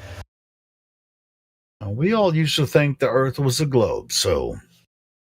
No, we all used to think the Earth was flat and level, and then somebody told us that we were on a ball. Well, when you were a baby, but yeah, but anyway. Yeah, that's what I'm saying. Like that, like I've taken on a new stance that I'm not. Andy left. Yeah. I'm just going to remind people that they were a flat earther to begin with. Well, sure, and like I was saying earlier, no one here is trying to convince you the Earth is flat. Hey, you came here to ask us questions, how we've come to this conclusion ultimately when we all used to think the Earth was a globe. That's another thing. When they come in here and they try and prove that they are correct, if they thought that there was any possibility at all that they could be wrong, they would not be in here trying to prove to us that they are right. Which they can never do because, and then they'll start making fun of us and calling us names and stuff. All right. They honestly, they subconsciously though, they know that they're uncertain, and that uncertainty terrifies them. So they have to come in here and attack people who have different beliefs, or looking at other things like, these people must be idiots because everything that they're saying scares me. That's cool. Hey, Dr. Waugh just jumped in as listening past roll, unmuted. You have access to your microphone, Dr. Waugh. Do you want to talk to us about this? Maybe questions, comments, insults, anything. Let me check the rolls because I'm not sure that just having listening pass might not. I don't think he might not be able to. Yeah, I'm wondering. Yeah, I mean, he's not server muted, so I took the listening pass off. Dr. Waugh, you're able to access your microphone if you want to talk to us. He left. Oh, no, he didn't. I just was reading. Are you still? My vision was like blurred for a second because I was looking elsewhere, so I had like double vision for a second. I had to focus, and then never mind. It looked like he left for a second, and then my vision checked. Like, wait, no, he's right there. Well, it's just I'm like, hey, maybe they want to listen. You know, that's cool. Maybe listening past, Dr. Wong. That's fun. I'm gonna post this picture into the live stream. The combustible. Oh, that's the wrong one. That's the big one. Oh, post one, man. Let's have a discussion, Dr. Wong. You'll still have access to your microphone. Here we go. I took the listening pass I've from been Dr. creating these invite images. Listen, I took the listening pass tag off of Dr. Wah, which gives him access to his microphone here in this voice room. If you leave and try to come back in, you'll be server muted again if you join. So anyway, and then we'll just open you back up. But for now, you have access to your microphone. I just had an idea. And a great idea. So these images right here where I have the link, I can put quotes on there from various people. And I was thinking about putting the quote from Gus, like, how are we going to get to the moon when we can't talk between 2 or 3 buildings? Like Gus. Astronaut. And then put it on this. Yeah. And then put it on this lemon picture. I put the emoji, the Discord lemon emoji, over the lemon that's on the hanger, so I kind of amplified this picture. I think it looks pretty cool. And then if I put that quote over it, that would look pretty decent. I posted the live stream. I'm coming up with these. Lemon on that. Oh, I see what you're talking about. Yeah. I'm coming up with these kind of image bumpers that we can leave up there for when we're not chatting in the text and people are watching the VC and listening. Sure. And that gives them the link. Well, double. That's not the actual link. The double. That's the backslash. It's just one.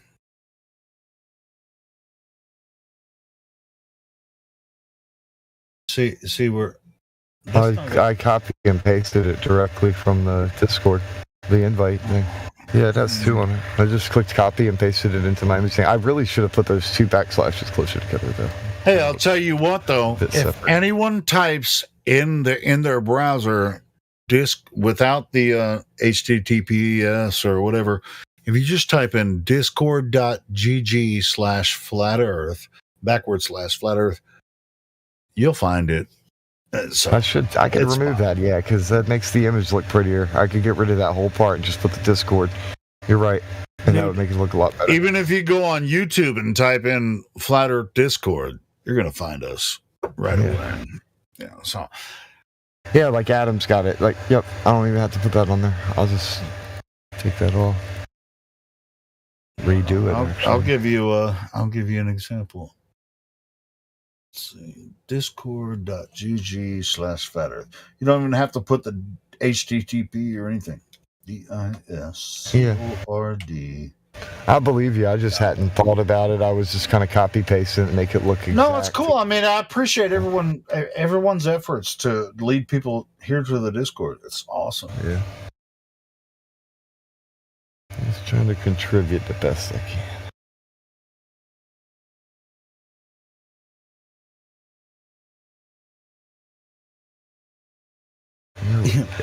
Yeah, that looks a lot better. Oh, here's one. If you want to share this one works.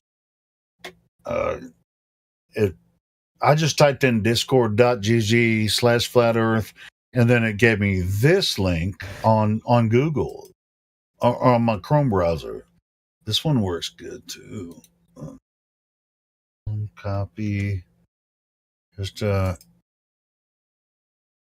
shit. My gosh, it's cold. Yeah, it's cold as shit here too. Keeps getting colder. I'm still alive.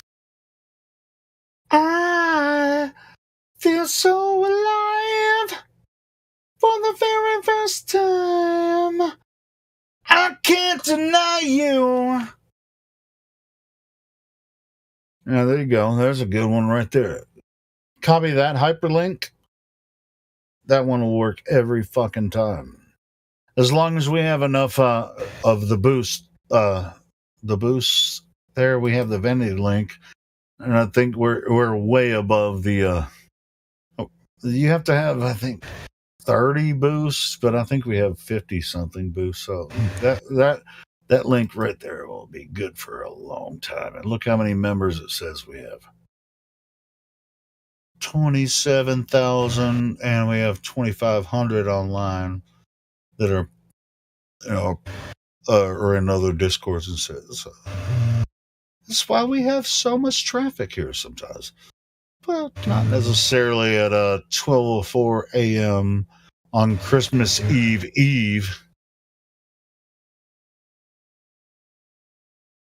The eve of the eve. Well, it's Christmas Eve around on the other side.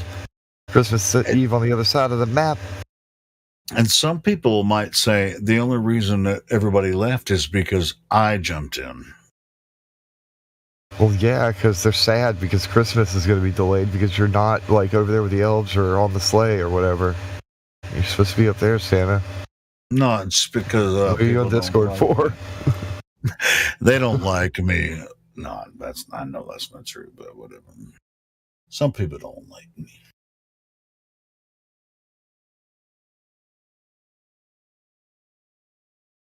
What is that, Adam? If everybody liked you, you'd be doing something wrong anyway. So I know, right. I mean, then again, if nobody likes you, you're definitely doing something wrong too. Because at least a couple people should, but still. Yeah. Hey, if I gave a shit either way, I still wouldn't be here. So we're here now. Me and everybody else.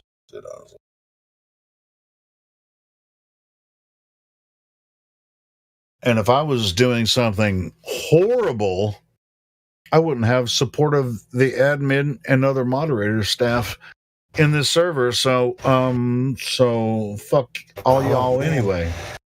It is so cool. Hey, Kenny just joined. Hey, Kenny. What you get? Kenny's not muted. I'm going to remove the listening pass from Kenny if Kenny wants to open your mic. You're not muted. You have access to your microphone. Talk to us. I mean, if there's an issue, you should be able to talk to us. We're not to communicate. We're not as scary as we seem.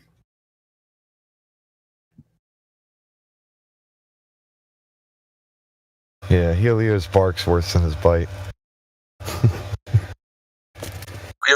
You guys may want to try to talk to Dave Hinkle. He's a Glober. Where's Welcome, he at? Dave. Is Dave in here now? Oh, there he is. I see you now, Dave. Ask him if he found the curvature. Ask him. Now, this guy, He's been Dave. looking for it. I'm pretty sure that dude lives in Kentucky, and all he sees is hills everywhere. So he doesn't know anything about flat. So that means the earth is not flat because there's hills. There's hills everywhere Dave lives. He's in Kentucky. There you go. Flat earth debunked. Dave's not here, man. I like this guy. You ever talked to Dave before, Ether? I'm not sure. Maybe. Probably not. Dude. Ask him. Ask him if he's ever talked to me. He was here first. And Dave's think I chimed in a couple of your and Miggy's conversations in the morning. Yeah, I remember. How's it going, man? Hope all is well. Well, besides it being negative freaking 6, everything's good. It's literally negative 6. It's definitely cold. You checked Dave's tags out yet, Ethergrass? Yeah. Yeah. He's OG. Yeah, he's OG. He's been around as long. Well, when y'all were talking about somebody new coming in, I had to investigate. Like, okay, and I know how y'all are. We're trying to coach Kenny. Kenny. I mean, don't be punk, man. Come in here and talk to us. We're not so scary, are we? Off on. I mean, look at you guys are just hanging out, listening. Jump in, man. Come on. Thank you, Kenny. Hey, Kenny. Oh my God. Hey, Helio, it's possible that some people are in their homes and they just listening and they don't want to speak because there might be people sleeping. They don't want to make noise. You know, that's a possibility. I'm just trying to chill. That's cool, but they can listen on YouTube too, so I don't have to actually be on here. So if you're going to jump in this live stream, as a matter of fact, if you don't know where the YouTube, that's the good time to bring it up. We are live streaming. So if you don't want to talk, but you want to get involved, you can get involved in a YouTube chat. And I'll go ahead and post in the live stream voice text the YouTube chat. YouTube. We'll post it in the YouTubes. You just watched YouTube and became a flat earther. No, Yeah, dude, yeah, We're on YouTube. We're the flat earthers that are on the YouTube that other people are watching and becoming flat earthers. The only reason that we are flat earthers is because we watched a YouTube video. That's the only reason. That's the one and only reason, because YouTube's so powerful and there's just one video on YouTube that's so convincing that all of these flat earthers watch this one video. Dan, that must be a powerful video. There's hundreds of thousands of flat earthers watch this one video. They can't tell us which one it is, but it must be that one. It's a secret because we're a cult, right? So we hid the video. We only show it to the people who we're bringing into the new flat Earth movement. Hey, so can you tell me I didn't even know y'all had a YouTube channel until y'all mentioned it earlier. But all right, well, I'm going to mention it now. I'm about to post it in live stream voice text. Boom. Here we're live. Shameless plug. 24 hours a day. Boom. It's not a shameless plug. Ain't nobody making money off of these videos. We're doing this as a public service. I love the Al Bundy meme. Hey, it's okay to plug in the link shamelessly. Yeah. And we're not only live streaming on YouTube, we're streaming on my Twitter channel and DLive as well. You know, and Odyssey, that shit's out there too. But I mean, we get more views and feedback from YouTube than from the other sources. So that's why I try to keep the YouTube shit alive. Are y'all familiar with Robbie Davidson from Celebrate Truth? Yeah, he's a Canadian. Yeah, he was like the first channel that introduced me to this, like being connected to the whole Christian thing as well. But after the whole Logan Paul stint, I ended up thinking that dude was probably some sort of, I don't know if I'm allowed to say this, but like controlled opposition. You know what I mean? Oh, I know what you mean. Yeah, I Oh no, you didn't say I didn't even know who Logan Paul was until all that shit happened, because I've been doing, even though I'm a YouTuber, I didn't even know who Logan Paul was, and it was like, oh, we're gonna have a special guest at the conference and all that. So as far as Robbie, maybe he was duped. I don't know, but. And then Mark Sargent apparently knew who Logan Paul was. He was like, you know what? I'm not going to even be part of that because I know he's a freaking LARPer and whatever. And so, actually, looking back on it, I agree with Mark, bro. Yeah. And a lot of people think he's like one of those types to himself, but yeah, dude, Mark was going to be was a featured speaker at the conference, and once he found out that Logan Paul was going to be there, he was like, nah, fuck you, I'm not going to be involved. And you know what, Helio, even if every one of those guys is a shield, it's still not a ball. The earth is not a ball. That's all I'm saying. Yeah, sure. I mean, that's flat earth drama, as far as all that goes. That's why we do what we do here. It's like there might be a little bit of drama, but it's just, some people don't get along with each other, with interactions here. But for the most part, we try to keep it, keep it real as much as we can. Yeah, I try to never fight with people, but occasionally, I used to get messages from some people trying to make flat earthers look stupid, so I just ignore all those. Or like, hey man, we're making a YouTube video. We see you're a flat earther. Would you like to speak to us? And I just block them. Well, just generally speaking, we just try to stay on the topic and the ideas instead of talking about people. Oh, you're right. Yeah, I mean, personalities. I mean, you can spend all day on personalities. That's what TMZ does, right? But they're never accurate about it anyway. So it's just like, dude,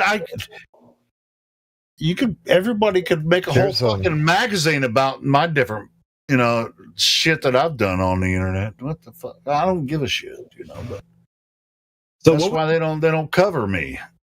What is because I became a flat earther through like a whole bunch of like smaller videos, maybe a little bit of people like Eric DeBay, but what is like a good comprehensive video that gives a rundown of a lot of the concepts? History of flat earth from DeBay. That's a good introduction. That's a good question. Which video, for a new person, what would you recommend, and anyone here that's a flat earther, what would be the first video you would recommend to someone to watch? I mean, Eric DeBay has some good ones. Yeah, which one would you recommend? I agree with Tim because you referenced him. Here's the history of flat earth. Go ahead, Tim. Yeah, that's a good one. Yeah, because it touches a lot of things like we also talk about here, where like Eratosthenes, like from that era on, and if you pretty much get the timeline, sure, you don't get every single aspect of the introduction, but you get a rough timeline of it, and then you have like a baseline and take it from there. You have a lot of questions after watching that for sure. Okay. I'll see the video. I've probably seen this before, but I'm gonna save this in a certain set of YouTube videos I got. Thank you. Yeah, it's just like a lot of people don't like Eric DeBay, but I mean, you have to like a lot of his videos because he's very comprehensive. I mean, come on, man. I do. I just there's certain types of spirituality that he mixes into his videos that I believe are false, and that's why I don't watch him that much. I do watch him occasionally though. You don't. Yeah, but that's just like me or anybody else. You don't have to like every single thing we say or content we produce or anything like that. That's why I was saying it's about the information, not the people. Yeah. People are just people, Yeah, I mean, if you're a Christian, you can get a lot of good information from an atheist, for example, and vice versa. It's like one of my favorite Eric DeBay videos is Santa Claus is the magic mushroom, and I always share it around Christmas time.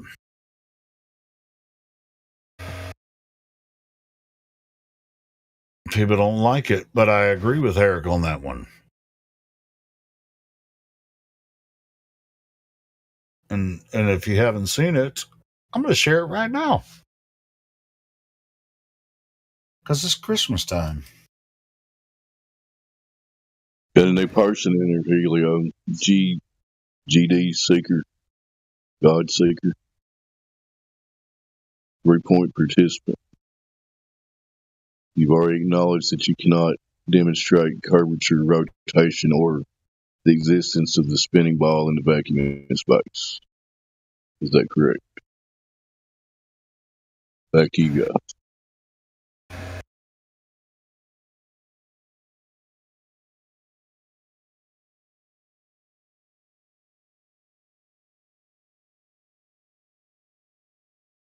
Guess he has the right to remain silent and the ability. Back to you, Helio. Mind within ourselves. No, y'all just said. I don't even know. I was looking up the Santa Claus the Magic Mushroom story and by Eric, and since we were already talking about Eric DeBay, I think I found it. And if you haven't seen it, you should watch it because Santa Claus is the magic mushroom. Let's do a quick shout out in case somebody's listening on YouTube. If you can demonstrate Earth curvature, if you know an example of that, come in here and share it with us. We've been looking for a while. Back to you, Helio. What? Keep throwing it back to me. I want throw it to Ethergrass or somebody else. In a world where no one can demonstrate the curvature. Welcome to Flat Earth. I'm sending it back to Helio. God, every time, I guess. Whatever. It do what it do. At least we have some fun doing it. Oh, yeah, we're having fun. I mean, it's the Holy Day weekend. End of winter solstice. 22 degrees Fahrenheit on the East Coast, and that's the weather. That's the weather update for tonight. Back to you, Helio. Holy shit! It's 5 degrees Fahrenheit where I'm at in the Midwest, and holy shit, it's fucking cold. It's cold. It's minus 2 degrees. Minus 2 degrees Celsius here in Denmark. There you go. It's cold everywhere. Fucking, what the hell's going on? It's only 20 year, and I'm shivering. I like it. I run around in shorts these days. Dude, I like it better than summertime when it's 105 degrees in Arkansas. It's miserable. So I can put 5 layers of clothing on and I'll be warm in 5-degree weather. But if it's 105 degrees outside, I can be naked and I'm still going to be sweating, and it's just miserable. What was your question, Dave?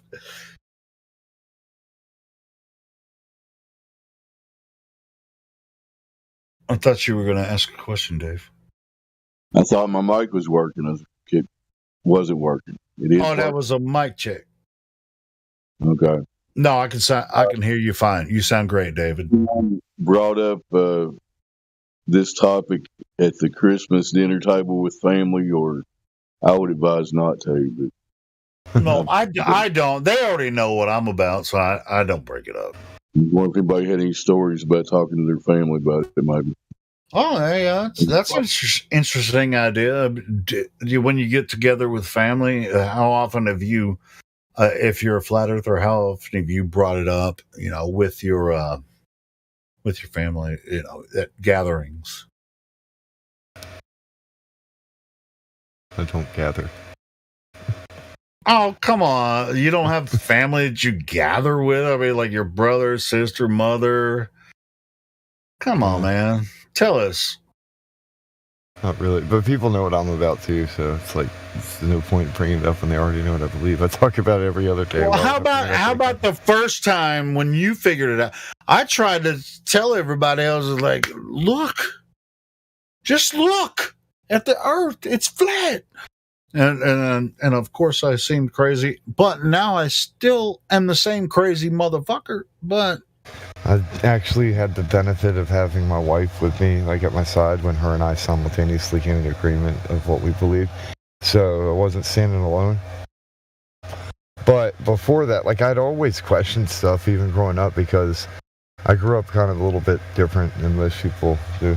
Like, even like for a Christian home, like we gave absolutely no credit. Like we knew all the stuff, right? I studied the lore of the globe Earth and all this other stuff, but at the same time, all the evolution type things was just like a mockery. Like we'd make fun of that sort of thing because it was quite silly. Like simultaneously knowing about it, but then that's not what the Bible says, and it's obvious that this is a bunch of bull crap that people are just throwing together and then feeding narratives to people. So from that foundation, and then knowing that the Bible does talk about like flat type earth things, and knowing that that there's certain Muslims that have made references to a flat earth, it was like no surprise. So he was like, oh, okay. I'm cool with that. Yeah, it's so freaking hard to pick and choose your battles, man. Yeah. Sometimes, yeah. Like I could care less. Like, and then the thought was also, I'm never going to space. I'm probably not going to Antarctica, so I really don't care. Like that was my initial sense. Like I don't care, whatever. And now it's like I do care because they're lying, and they're causing people to have their lives be ruined or ended because of lies. So it does matter. And like I said before, well, I mean, they say it doesn't matter. It's like, well, what do you mean it? What does it matter if the Earth is flat or globe? And it's like, oh, well, if it doesn't matter to you, is denial. When you're going through the stages of grief, right, trying to separate, and the stages of grief parallel like cognitive dissonance. When you're trying to separate from your false reality and recognize real reality, you'll go through the denial, and it'll be apathy. It'll manifest in apathy, and some people like, oh, what does it matter? I don't care. Right. And so what happens with this global religion? Once you bring up the natural world to them, what they experience, and when they start to see it, this is where they sort of like break the conditioning a little bit, and then they go, well, what does it matter anyway? See, you've seen us do this many times here on this Discord. It's just like after I ask all their questions, it's just like their last question is what? Well, why does it matter, or why would they lie? You know, I mean, how would it make a difference in my life? You know, yeah. It's like, well, hey, we just gave you 18 proofs that the Earth cannot be a globe, and now you're going to ask me, well, why would they lie to me? It's just like the conditioning. The reason they're asking that is because it would make a difference in their psyche. I mean, it might not make a difference in in their functional lives, you know, doing their job and all that kind of stuff. But in their psyche, it's definitely going to make a difference. They know that it would make a difference to them, and that they would be ostracized by other people, and they might even get fired from their careers or anything like that. So they're asking you why it matters, so that you can give them something that's more valuable than that. So they have a reason, excuse to let go all that stuff, because this is a more valuable reason. Yeah, but where did that come from? That comes material. Yeah, it comes from the flesh, doesn't it? Materialism and fear for the future. Because it's like everything that you already told me all together makes sense. And then you say, well, then they say, why would they lie? And if you can't answer that question, I'll just go with my flesh. Yeah, I'm good with it.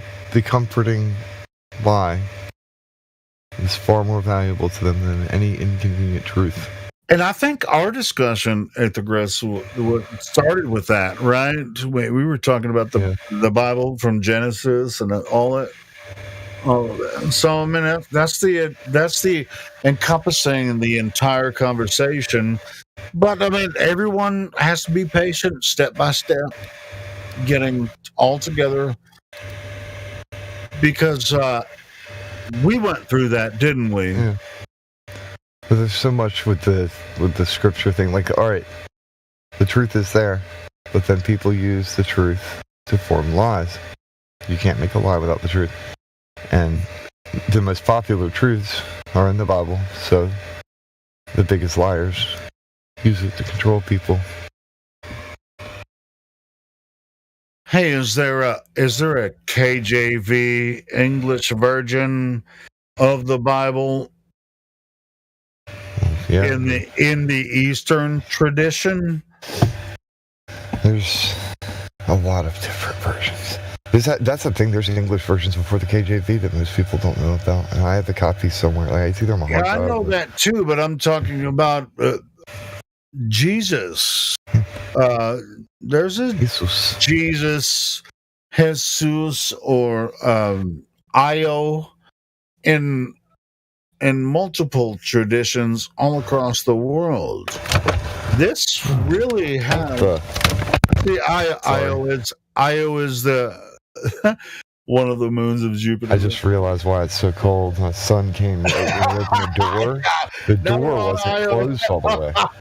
So this wind has been just blowing in the whole time. I didn't notice because it looked closed. And I feel a gust. I'm like, well, duh. That's why it's cold as hell. Well, because we're on Io. Put some warmth in here. But yeah, no, seriously though. I mean, as far as like tradition, in the Western hemisphere, right? I mean, it's connected to the Bible, not altogether, because people in the northeast in Europe, they're like, hey, where did Zeus come from? People in the southeast in Europe are like, motherfucking, I got my pagan. Well, the pagans are in Northern Europe, and there's like the people in Egypt and shit. They're like, oh, well, I have. Oh shit, that's pagan too. But anyway, what about the other people? Like, pagan. Way east. I mean, don't they experience almost the same thing we do? What the fuck? Love. They don't have Christmas. Or they do now, but they didn't have Christmas before like 100 years ago. Well, they have a form of it because every single culture around the world experienced the same winter solstice. Sure, yes. That's absolutely true, Tim. Absolutely true, Tim. And the Saturnalia has always been around for a while. All right, Saturnalia. Now, why do they call it Saturnalia?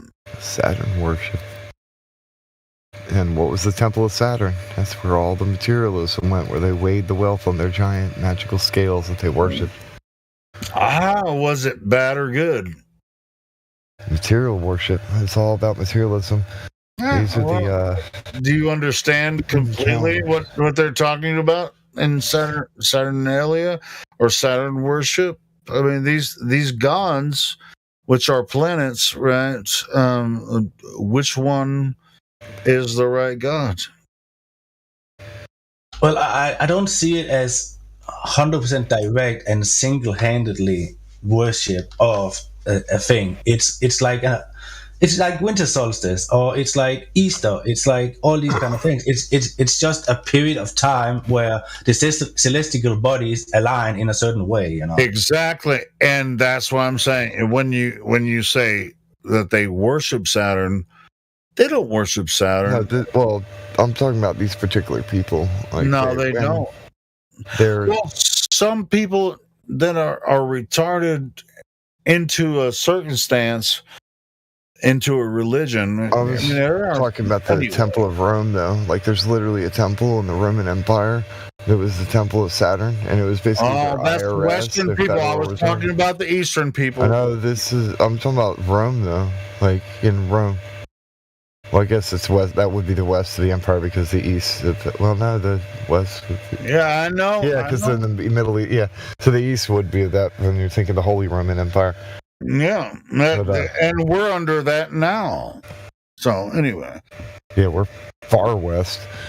Yeah, or far east. We're the far east.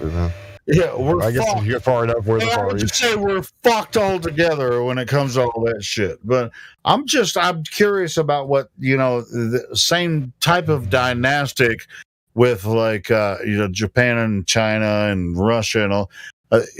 What are they? How do they go through their religions? Now, there's a huge dynamic that Westerners don't often talk about, and I have a lot of opinions about it and how they utilize it, and it spreads across Russia, at different parts of Asia. And down into India and across the Philippines and shit. But that's not what this platform is for. I'm working on another. Yeah, well, everybody should work on their own opinion about it, or at least look into it, because I mean, a lot of Western people, people what they call Westerners, which would include Europe and North America, and even Mexico and South America as well. They're all Westerners, and most of them are Christians, in a certain dynamic, right? So, but the people in the eastern part of whatever this fucking place is, they have a different idea about how shit works, right? But they see the same shit we do. It's the last thing I'm going to say about it. Go ahead. Let's say my piece. I'm working on a picture. I'm doing graphic design stuff right now. But I'm listening. I'm just kind of... I zoned out for a second while listening to you because I'm trying to get focused on, like, pixels. I got you. Yeah, man. My fingertips are frozen, so it's hard to work. I need to just... this is stuff that goes through my brain all the time. It's just like, all right, hey, I speak English. It's the only language that I can speak. I have a very limited knowledge of Espanol because I live near Mexico, but but it's very, very limited, and so I can understand. I can say gracias and no, basically, I mean, just very, very big. That's all that's the extent of my understanding of Espanol. But they're Westerners too, right? Yeah. I know enough to play with Spanish and say a couple things, but I can't really speak it fluently. I can't. Well, I know enough to make a song, a parody song using Spanish, though. Yeah, I saw that earlier. Just like I can say 1, 2, 3, 4, 5, 6, 7, 8, 9. That's the extent of my motherfucking Spanish. Hola, ¿cómo estás? Mi nombre es Edgar's. ¿Cómo estás means hello or how are you, right? ¿Cómo estás? ¿Qué pasa? ¿Qué mi amigo? ¿Qué pasa, mi amigo means how are you, my friend or my brother or something? Yeah. Right? Yeah, and I can say like kind of like what's up, what's happening. Yeah. And then I know how to cuss people out in Spanish. Like I can call somebody a stupid donkey or something. Estupido tonto. Like I can do some cuss words too, but anyway. And then I'm not going to go into more expletives, but that was more. But as far as fluent, it's just like if someone spoke a sentence in Spanish, I might be able to, if they said "How are you?" I'd be like, "Oh yeah, I'm fine," or I'd be like, "See." I don't know. I remember when Si bueno. I was in an art class, and there's this guy who's a Mexican, and he drew pretty decently, but he really loved drawing cars. So that was his primary attention, is to be able to draw cars. He didn't really care about the other stuff, but he was pretty funny, and we'd just be cracking up, joking about stuff. And one time he was joking about Spanish, like the Mexican soap operas. It's like, why are the men always crying and all the women are like bitches about everything?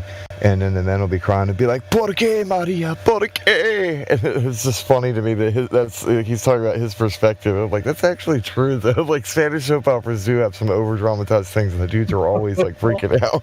And the women are always angry. Spanish soaps. I mean, you don't even have to watch understand the language to watch the Spanish soaps. They're so ridiculous. It was just funny that he gave his own like critique of it. It was from his perspective, and it's of the Spanish, and he was joking on it. There's a couple other things I remember that he did that was hilarious. It's like I can go to a bar and I'd be like, dos cerveza, por favor.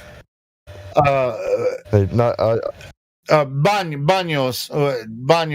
I need to take a piss. Where's the fucking bathroom? I learned a couple of the things that I know how to say from him. Like spending a couple of years in art class is just cool.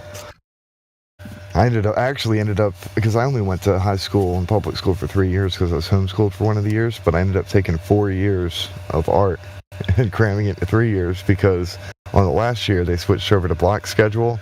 So it had 2 different things, so I could choose what classes, and I picked art as an elective twice. So I'd have art and art. You know what? I'm a singer. You probably already know that about me. In high school, I already had all my electives filled up because I had 2 choir classes every day in high school. And I took art, and I got a fucking F in art class. But it didn't matter. It didn't matter. I still graduated. This man drew a stick figure and said, "I'm done." Yeah, I couldn't fucking draw. I could sing my ass off, but I couldn't fucking draw shit. You're in the wrong art class. You should have been in musical arts. Well, I was. I mean, I had 2 art classes. 2 music classes. I had 2 choir classes a day. And as a matter of fact, I was in all-state choir. I was second chair my senior year, and I got a full scholarship to a college. You're taking all the art. You thought you were gonna draw your own album cover and everything. No, I just which classes do I want to take? I was like, I'll attempt art, but I know I can't do anything past an art figure, or a stick figure. And then I was just like, I can't draw real art. I can a little bit, but it's only ideas. Like I can sketch, but I can't really do that super hyper realistic stuff. But I'm really good at drawing cartoons and abstract things and sketches. Yeah, I get a general idea, but I can't at all. Some people are wizards at it, man. They can just look at one thing once and then boom, they're drawing like an absolute picture. Like it looks like they snapped a picture, and I'm like, you're a savant. You, sir, are a talented artist. Even if they're close to it, it's just way beyond what I can do. Like I said, I can barely fucking draw a stick figure, but I can sing my ass off. But they can't. So whatever, Like I could draw a caricature. I could draw a cartoon of somebody. Really? Yeah, but like drawing like it. I mean, if I were, I guess I probably could sketch an actual picture of somebody. It takes so long that I'm very impatient and I don't like doing it. Dude, I don't even know what. I can barely sign my own fucking name, and when I even try to write just sentences, pencil, like with a pencil or a pen, just write a sentence. It's just like, I taught myself. You're really terrible at this. I can't even freaking write a sentence, and then you're like, I'm mostly self-taught. Barely legible. I took classes, but only so I could kind of hang out with people who were doing the same things that I was interested in. But a lot of the things that I did are self-taught because the classes that I took were kind of like, I felt that I was, like, imagine if you walked into first grade and they hand you a test and expect you to take it as though it's like a really hard test. Like, you already know what to do. Like, there's no test to be taken. What? Like that kind of reminds me when I was in elementary school, and they in elementary school they had the big ruler on the board, and they were like 1 inch, 2 inches, and I already knew it was half of a quarter, it already hit me. Boom, boom. And then a couple times a week they'd have a music person come in and say, well, here's music. Well, that's math too, isn't it? And so I already knew at that point that I was a musician. In elementary school, like freaking 4th grade, I was like, okay, well, shit. And then then I started listening to music, and I was like, oh, I can sing that. And then I had this. Yeah, well, I can't play piano. Well, I know what piano is, but my fingers don't do it. Like, I was in church when I was younger, and the pastor's son was in charge of kind of the worship leading type stuff, and he knew how to play piano and sing and do stuff, so he used to give me piano lessons, taught me how to read sheet music. You're a piano player? I more like play by ear. I can play, but I don't really do it like professionally or anything. Sure, It's you're more way like better church. than I am. I can play guitar, but I can't play piano. I taught myself how to play the Zelda theme, like the Zelda Lullaby theme, by ear. Just like heard it and then played it, and then taught myself how to play the whole thing. And now I still remember how to do it. I can just go sit by a piano and start playing it. Well, it's just like I can look at a whole keyboard and I can pick out all the chords, but my fingers don't do it. It's just in my mind. Well, I mean, like, if you've taught yourself to play guitar, like, the guitar is going to be a lot different than the piano. Like, the way It certainly is. I mean, and I'm a rock guy, so it's just like it's easier to play guitar. I can play bass, but I'm not good at doing lead, even though I can. I can do rhythm really well. Yeah, I'm better at lead than rhythm. So But again, I'm not professional. I'm just amateur, very amateur. I just harmonize good is all. that's cool, man. It's you know, I mean, there's a balance. I mean, some people are. It's like Harmony is what it's all about, man. If you don't know how to do harmony, you don't know anything, whether it be with music or anything else. Harmonization is key. Otherwise, you just have dissonance. well, dissonance isn't always bad. Yeah, but you it just can't- don't want constant. Yeah, it has to be utilized right. Yeah, like a tool, like an accent. But if it's constant dissonance, that's just chaos. Yeah. Like Anyway. that resonance. Dude, I didn't know you. Dude, I want to hear you play piano, man. Yeah, can you do that one time on here? I don't even have a piano. I just know how to play a Damn little it. bit. I should buy one though. I should get one of the ones I can plug into my computer that I can start making platter with music. Or just play it over your microphone if you have a little keyboard or something. Yeah, I was thinking that little. Yeah. Hold on one second. Yeah, I've been wanting to collect instruments. I've just been kind of focused on other things. Well, it's just like I can play guitar, but I'm not a guitar player. I'm a singer. But people hear me sing all the time, so I don't. I can sing, and not only can I sing in my voice and harmonize with other people, but I can also I have certain like cartoony type voices that I can sing in as well. Shit. Like one of them's like a little child that I can pretend to be a kid, and like I use certain vocal tones that don't like, you know how like children don't know how to say certain words and stuff. I like that meme. I didn't see that one before. One Big Pond. He's Tony in Australia. You see that meme? How I sleep knowing I'm not a globehead. Like a baby. I love that one, Tony. I love it, brother. That's like good. a baby in the middle of its nappy. This is like I'm sleeping and smiling. Yeah. These drivers over at Gems have been getting good today, I suppose. I don't even know why you mess with them.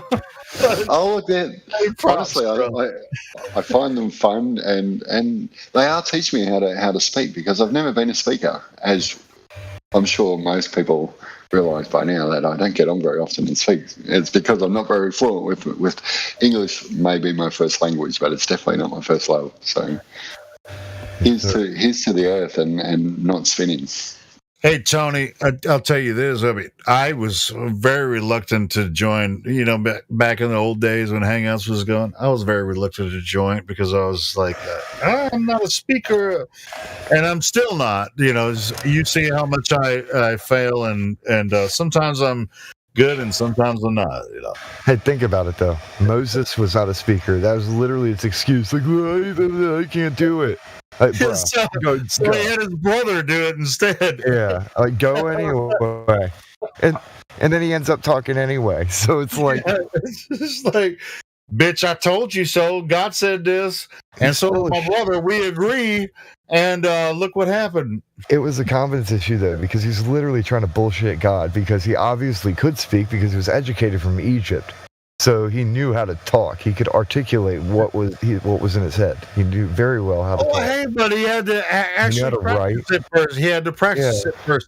And sorry, Tony, we're interrupting you. I think he was just kind of trying. No, I'm the interruption guy. Sorry. As always, I'm always the interruption. May I just say, sorry, Ethergrass,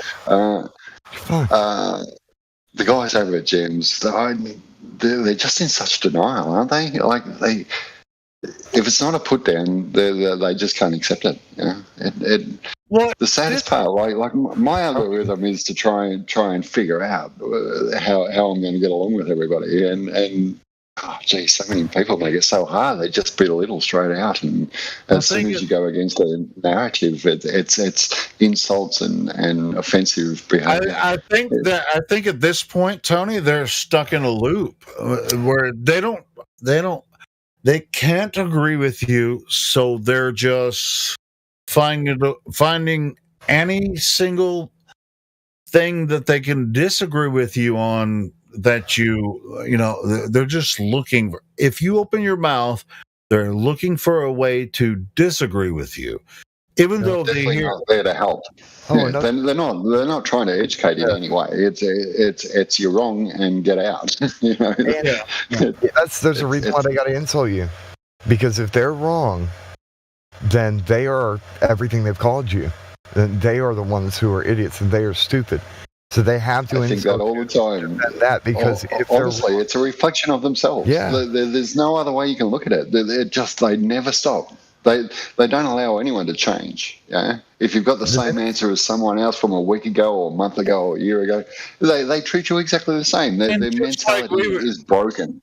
Yeah, and just like we were talking about earlier, they say, well, the reason you think the Earth is flat is because you saw a YouTube video. Yeah.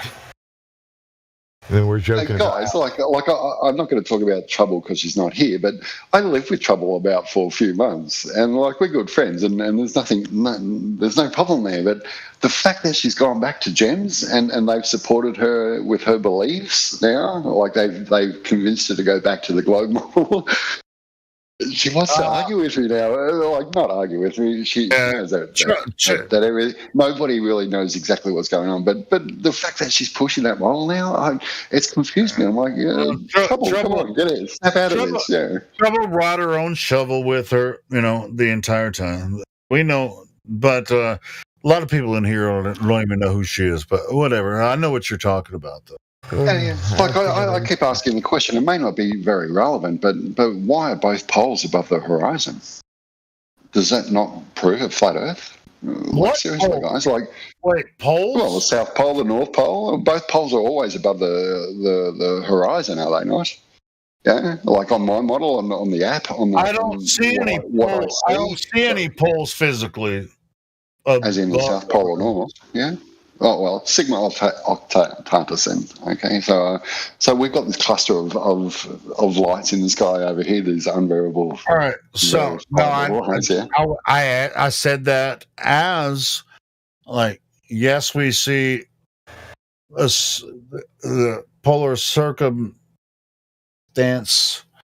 where like you say Polaris has star trails and you say Sigma Octantis, which you can't actually see with the naked eye, but there is a similar function, but not exactly the same in the south. I'll just pull you up on that point that you just made about you can't see the Sigma Octantis. Here in South, the Southern Hemisphere, in Australia here, clearly I've got more of an idea than what you have, being a northerner.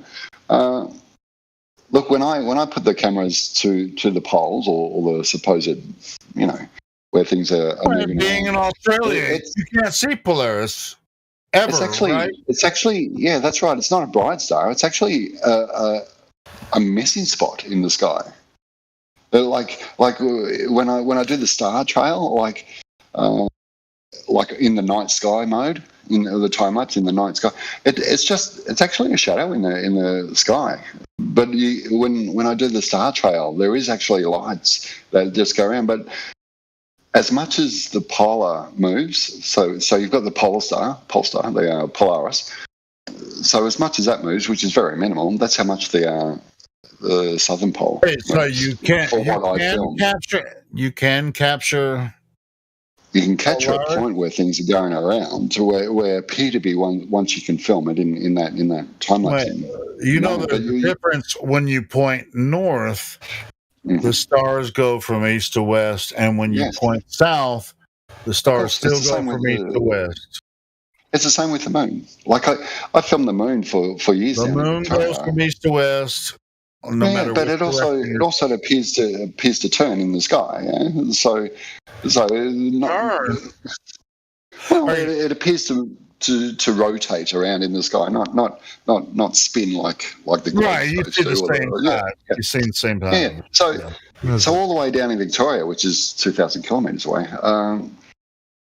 It's definitely smaller. Like I've come up. I went all the way up to Cairns this year, 6 months ago or so, and filmed.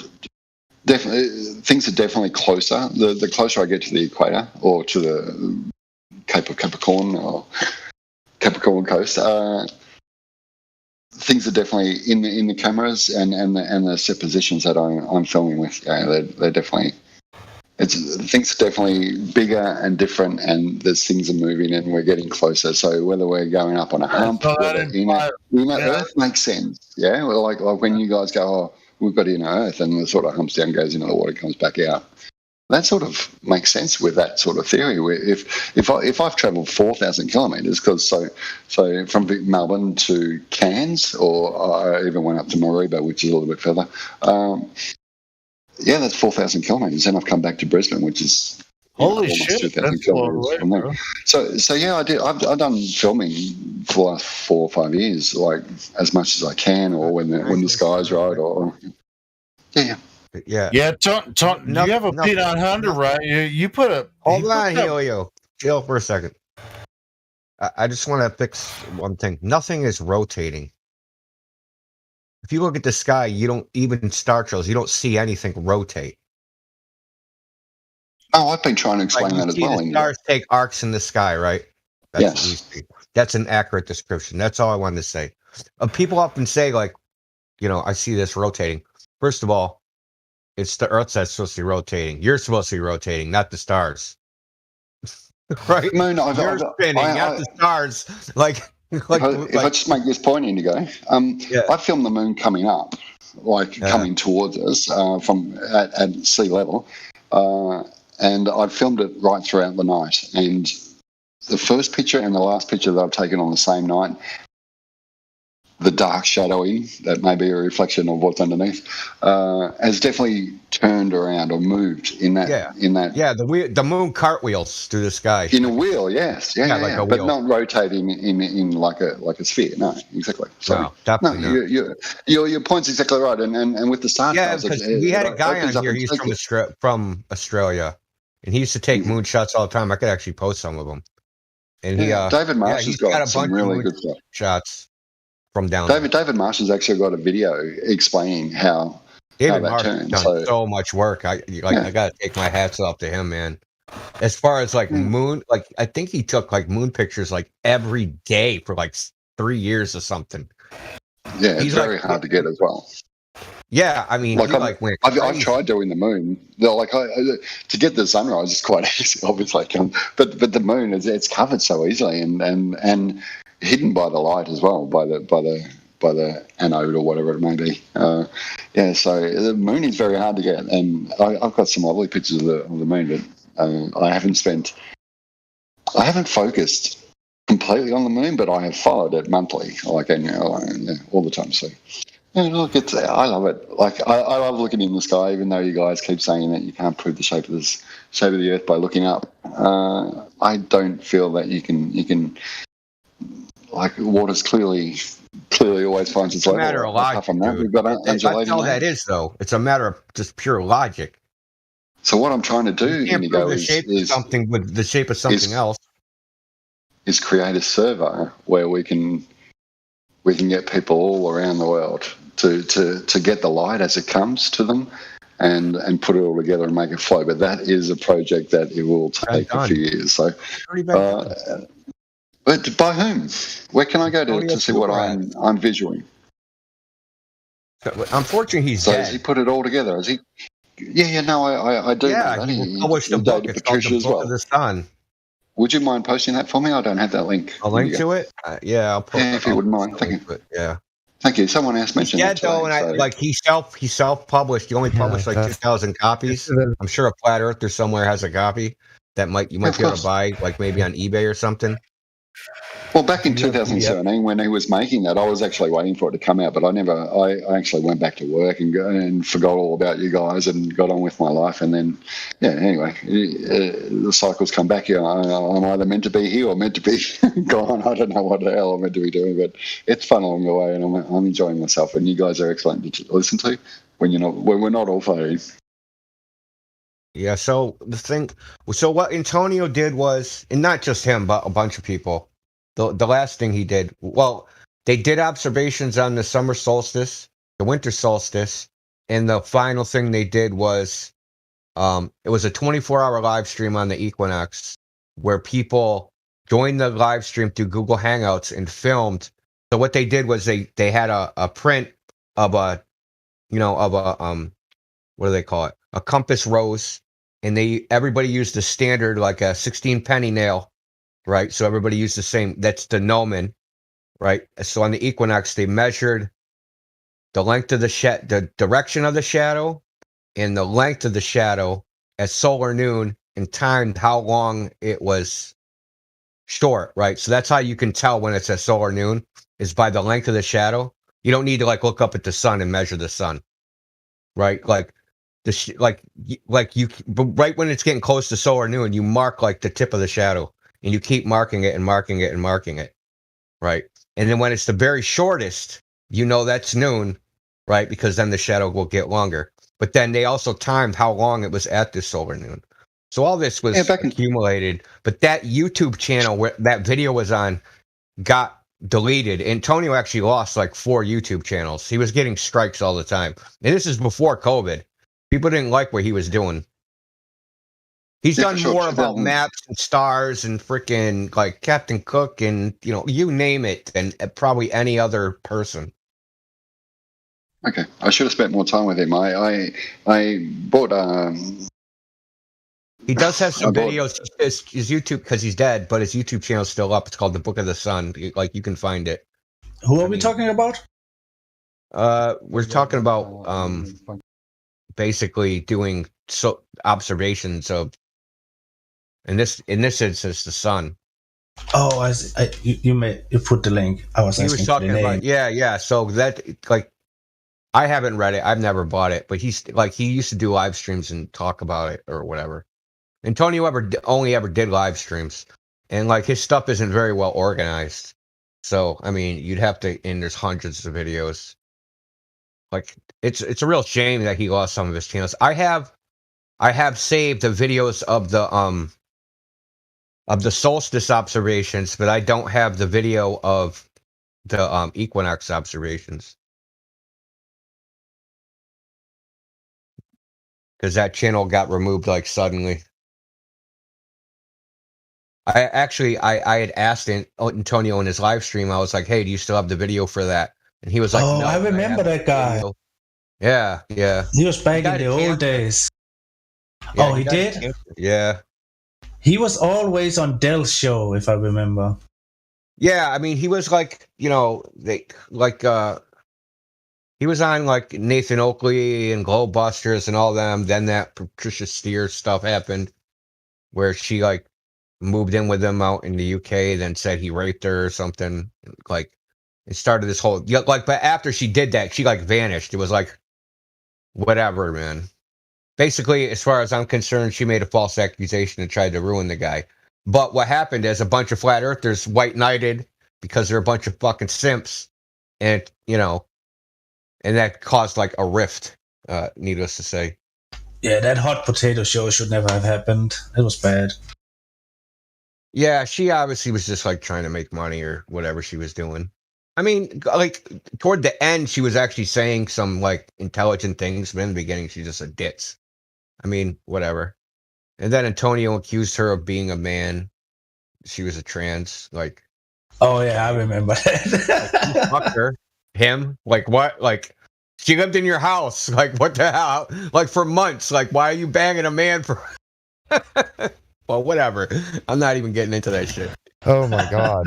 So he basically admitted. Antonio was like he had like a throat like he thought he had like strep throat or like swollen glands or something for like 6 months, and they kept telling him, "Oh, it's just like an infection, yada yada yada." Then it turns out like it was the beginning of January, a couple of years ago. They like, "Oh, by the way, you have fucking throat cancer. You have like 6 months to live, even with treatment." Damn. And he was like, "Fuck that!" And like he did his own treatment. He went like he did a keto diet, like super freaking keto, basically like a starvation diet, which makes sense in a way. And he lived longer than they said he was gonna live. But instead of living for 6 months, he lived for like a year and 6 months. Yeah. With no. I see his YouTube channel. It's kind of stripped down. There's only so little. Well, click on videos and like scroll. There is a good amount of videos. Oh, it's because YouTube did the live thing where a lot of the, small streams is in the live. There's a lot of shit in his live stream. Yeah. So okay, it's just the videos like every couple of days, and they're all about an hour long, some 2 hours long. They're pretty. Yeah, good. but they're all in the live section now. That's why I thought, because I was looking at the video section, there was only like 21 or something like that, small 1 minute videos and a few long ones. But it seems like the live streams is in the live section, obviously. So well, that's good. So there's one that's good. One video I post to people all the time, Globers, because it's called Athens. So it's part of the video is he took 3 different globes, physical globes, and tested them to see if their distances were correct, and none were correct. This one? Yeah, that one. So it's not like it's not like self-consistent, right? So if you take a piece of string, that's how you can measure on a globe, and say like this is like he did a lot of stuff on maps, right? Like especially like comparing the length of railways to like the length it's supposed to be. So we kind of know the Trans Australian Railway, its length, right? Yeah. So if you use that length and then take that length and then like cut, like use it, take a string, stick it on the globe, take that length and then stick it to somewhere else that's supposed to be the same length at other parts of the globe, like North-South Africa or the width of Africa or Asia. None of the distances match up with other parts of the globe. Yeah, there's always a place that's kind of fucked up. So yeah, that's like some of the stuff he did. One he did was there's some like Trans-Siberian. No, not the Trans-Siberian. There's some railway that goes to like from Europe all the way to China. And according to it actually should, based upon the globe distance versus the track distance, it should end like in the freaking South China Sea. Yeah, like way into the South China Sea. Not like like the distance is off by like 20 kilometers. It's off by like 1,000 kilometers. I like it. Yeah, I so miss he did a that lot of dude. stuff like that. He did like a lot of map analysis, right? Things that like nerdy stuff that like people don't really do. Like in the globes are like, where's the flat Earth map and where's this map? Like, where's your globe? Because if you take a physical globe and actually make a physical model, the shit don't work. He was It actually only doing works stuff to poke holes. Yeah. It's just funny stuff. So I was looking for the Book of the Sun PDF, and I found the Book of the Sun, but it's not the one you were talking about. It's written by somebody else. Yeah. And I was reading part of it, though, just to see what it was, and this guy's talking about Plato and these various other people, how basically they worship the sun as though it's the image of God. Like Plato named the sun the visible sun of goodness itself. And like there's a bunch of other references, so I'm like, wow, cool, this is about heliocentric worship. So it's not what I was looking for, but And it's it Plato. helps. That's funny too, because Yeah. Plato, and as far as in like Western, well, as far as any written record in the world, the first proposition that the Earth is a ball comes from Plato. Yeah, so he worshipped the sun. He it was his god. Yeah, and thought Earth was a ball. Yeah, so it kind of goes together. Yeah, that's interesting. I'll send you the link of this one just so that you can. Yeah, look yeah, at it. awesome. I'll check it out definitely. So one thing Antonio figured out was, so they have a Circum-Antarctica yacht race. So they, it's a racing yacht. So it's carbon fiber hull, the fastest like racing yachts in the world. So the guy that holds the world record, so he like circumnavigated Antarctica in like whatever, it was something like 90 days, and it like there was some distance he supposedly traveled. Well, Antonio went and looked up like the fastest ship of the 18th century, so which was like the Thermopylae. So there was a race between the Thermopylae and the Cutty Sark. So these are cargo ships. These aren't racing yachts. And they sailed from Shanghai to the United Kingdom faster than this guy in a carbon fiber racing yacht, quote unquote, circumnavigated Antarctica. Yeah, if you count like the number of days. I think it took them like, I don't know, 21 days or something is sailing. If I remember right, up the top of my head. It's probably in one of his videos if you search through it.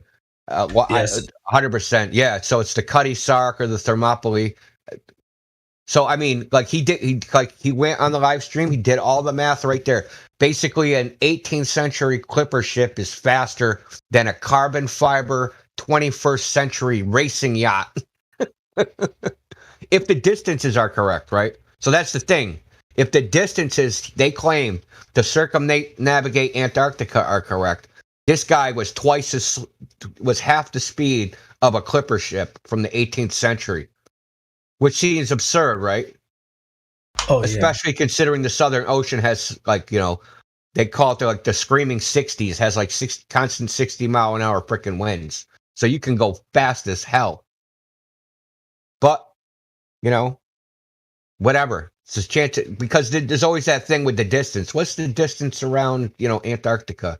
Well, like what Captain Cook figured from Dead Reckoning. And then there's like what people, quote unquote, calculate from assuming the Earth is a sphere of 3,959-mile radius.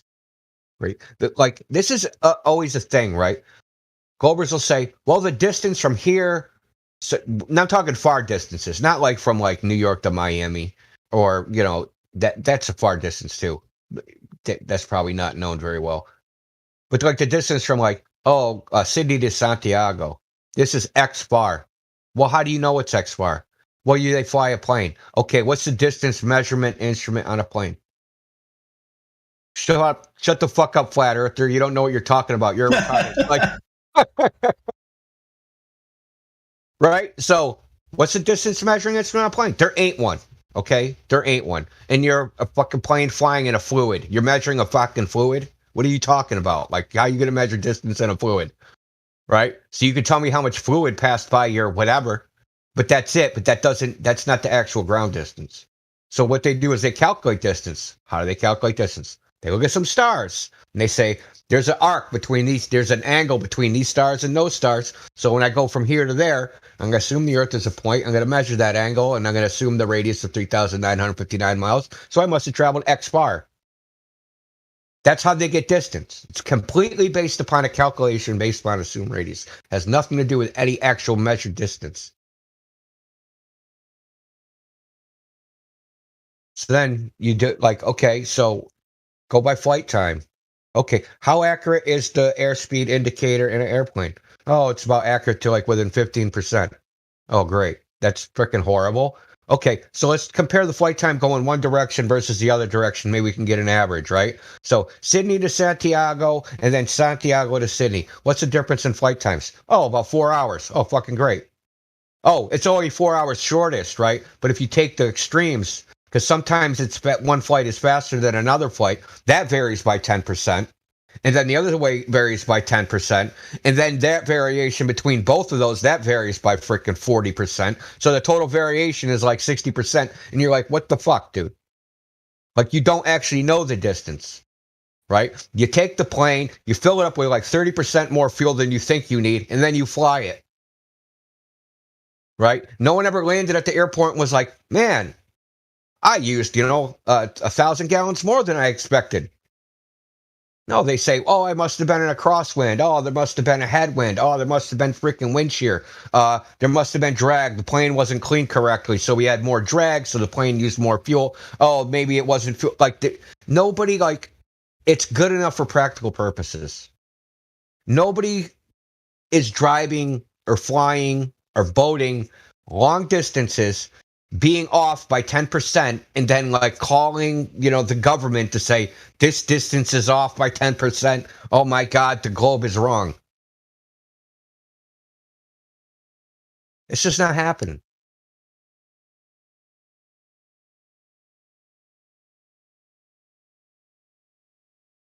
If I look on Google Maps and look up, how long does it take from New York to LA? How long does it take to drive? Takes this long. Okay, says 15 hours. Oh, I'll drive it. Oh, it took 25 hours. Oh my God, the fucking map is wrong. Call Google. I'm fucking suing everybody. No, nobody does that. It's why it's just like all that shit's a red herring. They like to pretend that all these maps and globes and models are 100% perfectly correct, and there's nothing wrong with them, and that's nothing can be further from the truth. The shit's just good enough for practical purposes.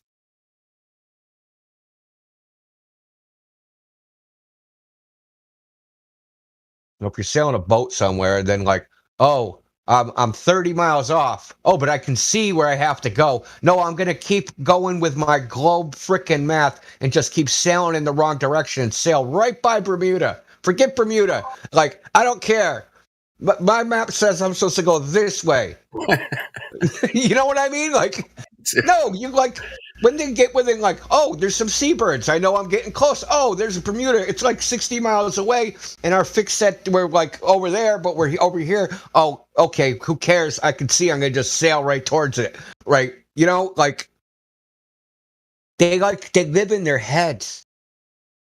They literally live in their heads. They don't think about how does this stuff actually work in the real world, where we're actually when you actually have to do things.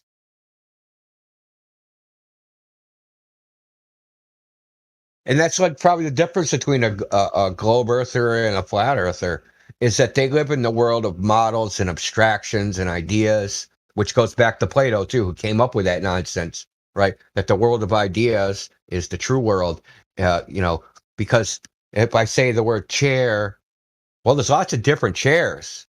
The only real chair is the idea of a chair that everybody has in their head. That's the real chair. Yeah, so this is Plato's philosophy. And they've embraced this philosophy. And they don't even know it. They don't even know that their position is philosophical. They think that they're it's scientific. No, it's philosophical because modern physics and science is based upon mathematics, and it's based upon the idea that mathematics is real because of the ideas of Plato. The abstractions are real, that the only true world is abstraction, and not the abstractions of our mind and not the physical world, which is absolute, utter fucking horseshit, in my opinion.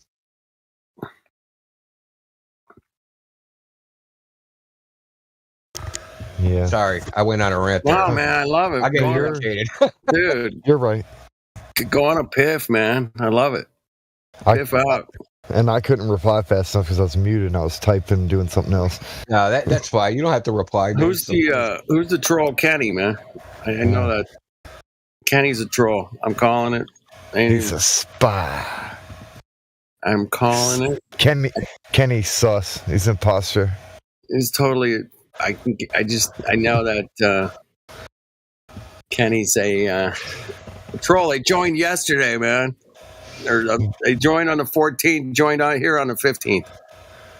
They joined Discord on the 14th, and then here on the 15th. Well, man, that's a troll. Maybe he's just flat curious. No, he's got no role. So if you guys want to talk to him, I'll unmute him. It's up to you guys. Kenny, you're unmuted. There you go. Kenny. If he's a troll, I don't know. I'm calling it. You'll be seeing him banned, and you'll be hearing me say, "Oh my God, you killed Kenny, you bastard!" You killed Kenny. I'm precogging it, man. It's Kenny. Nobody checked him in, so. All right. Maybe he just wants to listen. Maybe he's here for a legitimate reason. Maybe, but I had to move my heater so y'all didn't hear a constant buzz all the time. Yeah, you got a little hiss. It's not that bad. If I turn it off, I'll freeze to death, and then I'll stop responding. You'll be all right. Oh God, Yo, your YouTube chat is not right now, but yeah, last night, just straight cancer, man. Cancer. All right, Kenny. I had guys saying, what did he say? He said, the only reason you're safe is because you're anonymous. Like, what the hell's that supposed to mean? You threatening me? That's a threat, man. That's 100% threat. And then, listen, it gets worse. Another Glober says, oh, you're being paranoid. Like, what?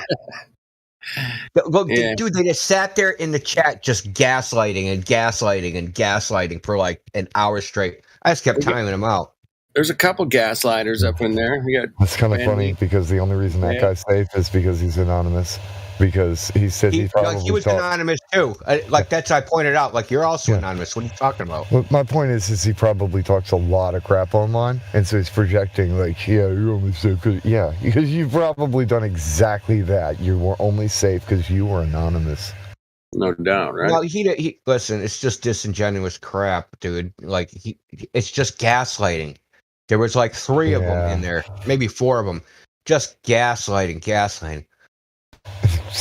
Not to be disgusting, one of you guys but it's is gonna fuck up someday. mental. But like, yeah, dude, I could just just go on top of my head like the stuff they were saying, like they're in a mental flat circle Earth is jerk going of nowhere. laughing, Y'all are wasting your time. There's no flat Earth scientists. There's no map. There's no this. There's no that. So I point out, okay, yeah, there is a map. There's Antonio Subaratz's map. Oh, did he measure the distances on it? Like, dude, just like every time you say something, they can't concede when they're wrong. They can't do anything. They just keep gaslighting. And in between all this, they'll say, "Flat Earth is dead. Flat Earth this. You're a loser. Your mom should have never reproduced." Like, just drink some bleach, this is the man. YouTube chat, though. This is the YouTube chat. Why do we have that open? Like, what's the purpose of that? I think that they're angry because we want to invite some new people in, but I understand. But if they're intimidated by like gaslighting Globers, like, well, we should just is it effective? I say we ban those motherfuckers, man. Fuck them. Yeah. Hold on. All right, you're addressing me, India. Yeah. No, I just was. You said no. That's what they do. They're just whining. They're sad that we have a voice here and they don't want us to be able to have the voice, but they're also hanging out all day fucking with us. And so if you feel like they need to be banned, fucking ban them. And I won't even respond to their stupid emails, saying, bitching about, oh, you're not regulating your chat right. And just like, either it's going to be on or it's going to be off. And anybody that has a wrench there, fucking, I have a question. Smack them if you want I'd to. prefer I don't give it a to be shit. on. I'd prefer it to be on. I do too, but there's the down. I definitely do. It isn't all good or all bad. Nothing ever is, right? So we want it on, and they're like to get people in here to interact with them. But then there's the downside. The freaking psychopathic freaking cultist Globers that are in that chat. I have a question. Hey, one thing. In the chat that will dialogue with you. Dale Gaming, I talked to him or whatever. So he's a legit dude, even though he's like low key. Toxic. Yeah, like he's like the I'm gonna lie to you nicely, so it's okay. I'm gonna tickle your balls while I lie to you. Like, yeah, exactly. Thanks, ass. I have a question for all of the people who are openly screaming that the flat Earth is dead every single day. If the flat Earth they've been saying that. It's projection. Okay, It's projection. here's my question. 2015, they said it was dead. Fuck off. Here's my question. If the flat Earth is dead, why are you beating a dead horse? Why the fuck are you here? Why are you beating a dead horse? man? No. We got welcome and no, they left. Shit, they left. All right, they're back. I love you is no rolls. Well, he's new. I just gave him a couple roles. He says he's a flat earther. I used to be in 24/7 Flat Earth Discord. I haven't been in here for a while.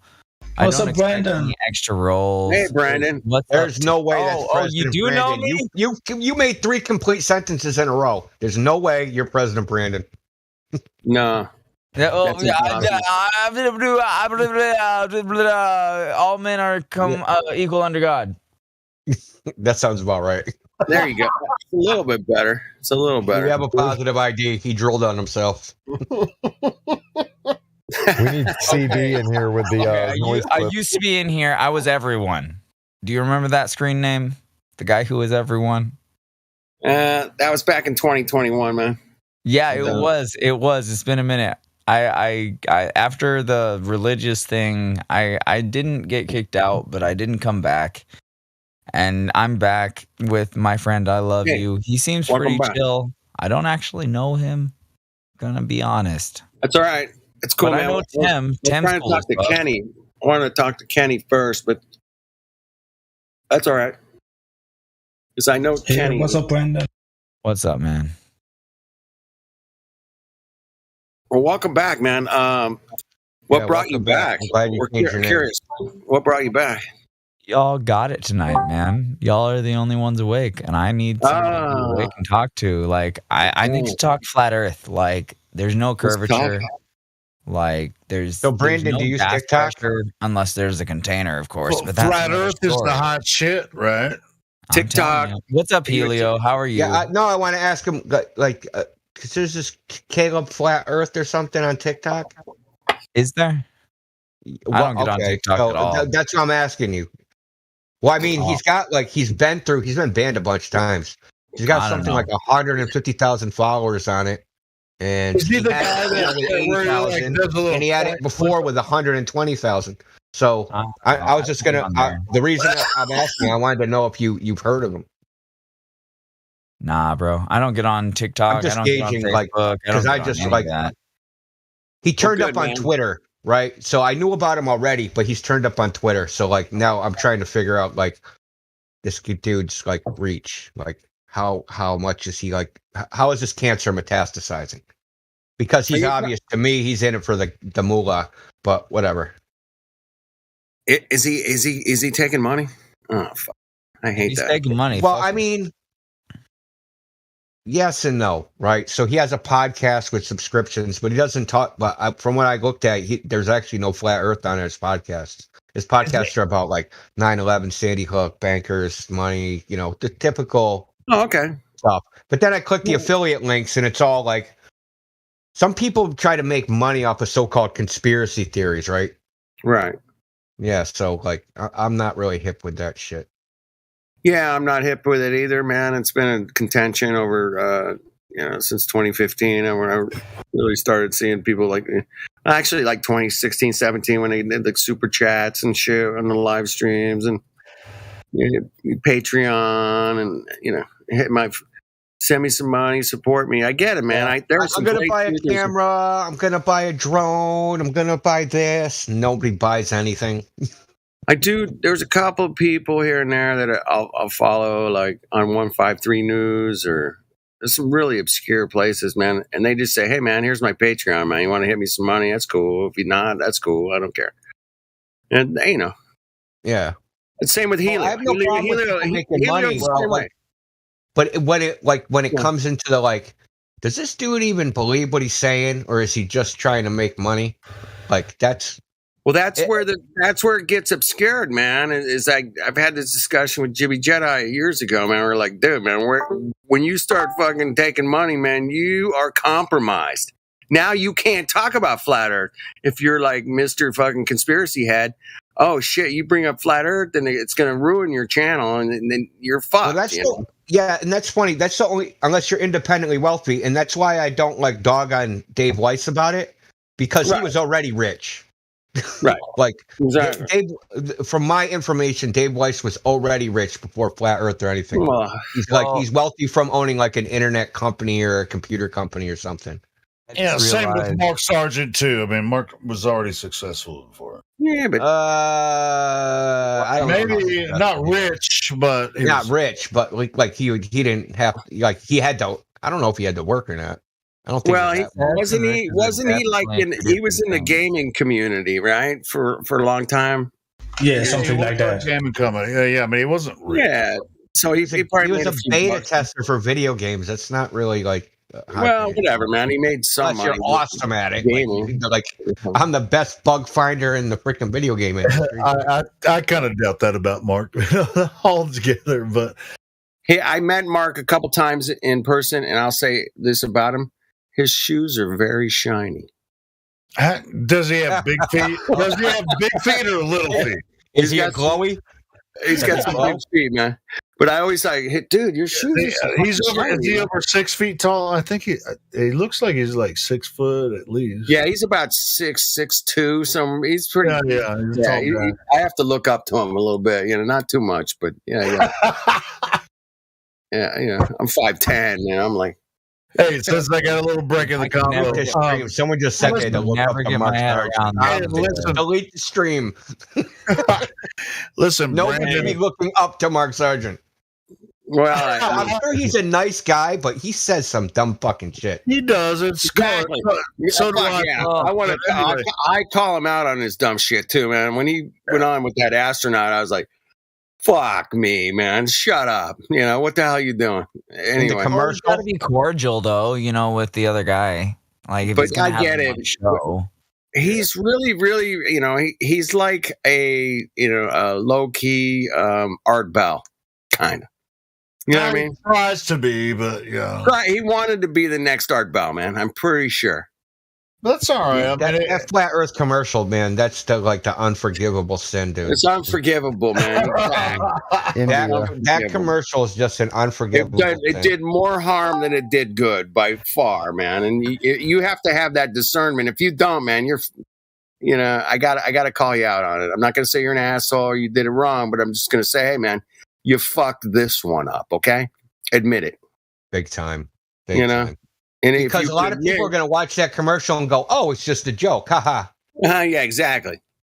Yes, same with the movie. They looked at it and go, "That's just like David Wise doing 2 interviews a day all across the world." I mean, we wouldn't say some of the shit that he says. No, he's gotten a lot better though. He's way better than he was like a year or 2. Kind of refining his arguments, and he's really chopped off the speculate, the rampant speculation, when he's debating or just presenting flat Earth to somebody. But if he was here talking to us, he would speculate openly. But he's he's more targeted for certain audiences. He doesn't do rampant speculation when he's debating. I'll tell you what about Dave. Dave's got a hell of a great presentation, man. When he gets on a live stage with somebody, he's gonna make your fucking head spin, man. If you've never fucking actually looked into some of the evidences for flat Earth, I mean. Yeah, but I posted new videos, man. His last presentation with that Stu Peters, that was fucking fantastic. That was unbelievably good. Mm-hmm. I mean, he's refined his argument so well. It's like, all right. What's that link, Indio? What's that link right there? Yeah, it's supposed to be the video. Hold on a Which second. video? I don't know why. Stu Peters. Dave giving a presentation to Stu Peters. All right, let me click it, man. Let's see what happens. Super weird that it didn't give the preview this time for that. Unavailable. That's unavailable. Video unavailable, bro. Video unavailable. What? Well, let me go. Censored, man. We're getting fucking censored, man. Shit. All right. Hold Let on. me go to his channel and see if it's getting censored. Hey, if it's that good, David put it on his channel, but he can't put everything on his channel because he might have been talking. He might have been talking about some re-uploaded it. He might have re-uploaded, but it's probably on BitChute. No, I got it now. He re-uploaded it or something. There we go. So when did this go down, man? It was a week ago or something. I did not see this, dude. I usually got my ear to the stone, man. What's up? Yeah, and he also had another interview with one of the most popular podcasters in England. It's fucking yeah, and he does crush it, man. He's got his whole presentation. He's like, "Hey, man, is this particular the ISS? Is this the ISS in space?" And it's like his backyard upside down. Some shit. Yeah. Yes, Like, I gotcha. I've seen him give 20 or 30 of these presentations. This love is the that, man. best one I've seen him get. Like, he's just so. I don't know He's what it was. dialed It was in, just, it was, yeah, he's dialed the frick in, dude. Mm. Good for David. Good for Mark. Good for everybody, man. I mean, there's things we can pick apart about every one of them, and they can all pick apart shit about us too, man. Of No course. doubt. So it's fair game, man, when it comes to flat Earth. But if you're out there pushing the information, saying, "Hey, man, you need to look into this," you know, there's no gas pressure without a container, Mongos. Anybody got that? Hey, you know, fuck yeah, you're on my team, bro. You're on Look, the as team. long as people have the correct motivations, right? Yeah. Not just greed, ego, you know, all the bad things. Ego. And I have no problem. Make mistakes, say stupid shit, speculate when you shouldn't, embarrass yourself. I don't care. As long as you got the right motives and it comes from a good place, I have no problem with it. Even you know, I'll call you a dumbass. Call me a dumbass. I don't care. Helio, you know, Orion, you know, Tim. We all fuck up. I actually love when people make fun of me because I don't. I do. Tim, you need to make fun of Helio right now. Come on. I can't. You can't. Oh, I can. All right, There's nothing wrong with Helio. He's perfect. No, I'm not. I'm a total dickhead. I guess I could. That was the best thing you could say. That was perfect, man. Oh my God, Helio's amazing. He's the best. That's even worse. That's like, that's perfect, man. Thank you, Tim. You nailed it. I fucking love you. I love you, brother, man. You the man. That was great. So yeah, I mean, nobody's perfect, man. We're all gonna fuck up some way, but when you go out there and you consistently, you know, walk around and say, "Hey, man, this is our map," you know, it's like, wait a minute, man, time out, bro. We got to check you on that one, man. Hang out. You know, so the one thing I don't like that flat earthers do, and this is something that I think it's more than a mistake. I've probably done it, Indio. I've probably done it. No, I don't think you have.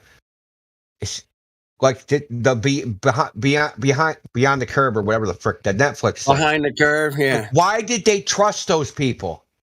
Like every time a flat earther does something in front of the mainstream media, they specifically edit it to humiliate that guy and make flat earth. I'll tell you why they trust him. How long is it going to take to learn your fucking lesson? Like how many times? Like, well, I'll tell you why they trusted him, man. And I met the guys that made the movie, and I met the people in the movie, and it's like something happens to your ego, man. We're gonna make a movie about you. Oh shit! And we're gonna follow you around for a couple months or whatever. And you know that gets into your fucking head. Yeah, I mean, it does. It's gonna be head that these guys are trying to screw me.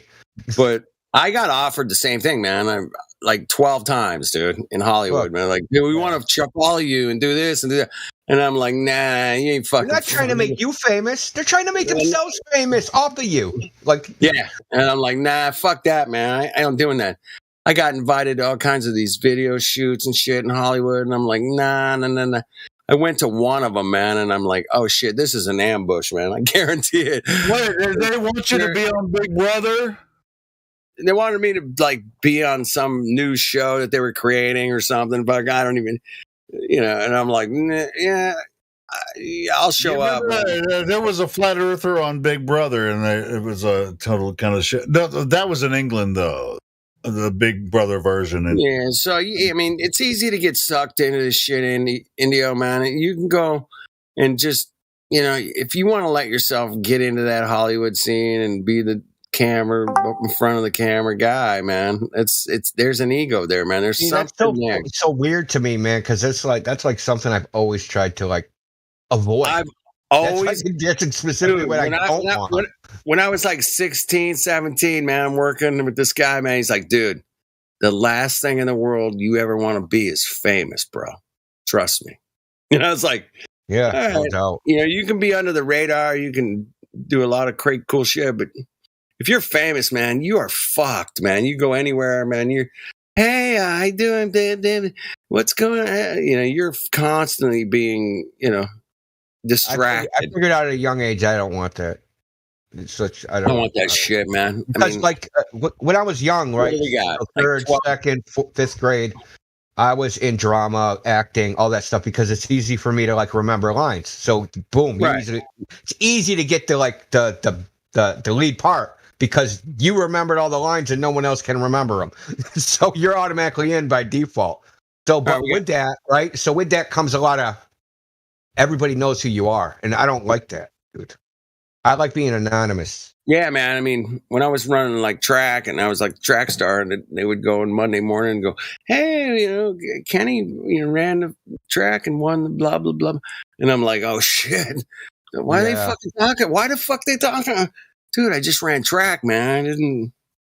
Yeah, I was I was like the vice president of my class and student council, all that stupid shit when I was like in ninth grade, and like people come up with ideas about you because you're like a but you become like a celebrity, right? Yeah, exactly. People are coming up to you going, "Hey man, I saw you on the thing this morning, man.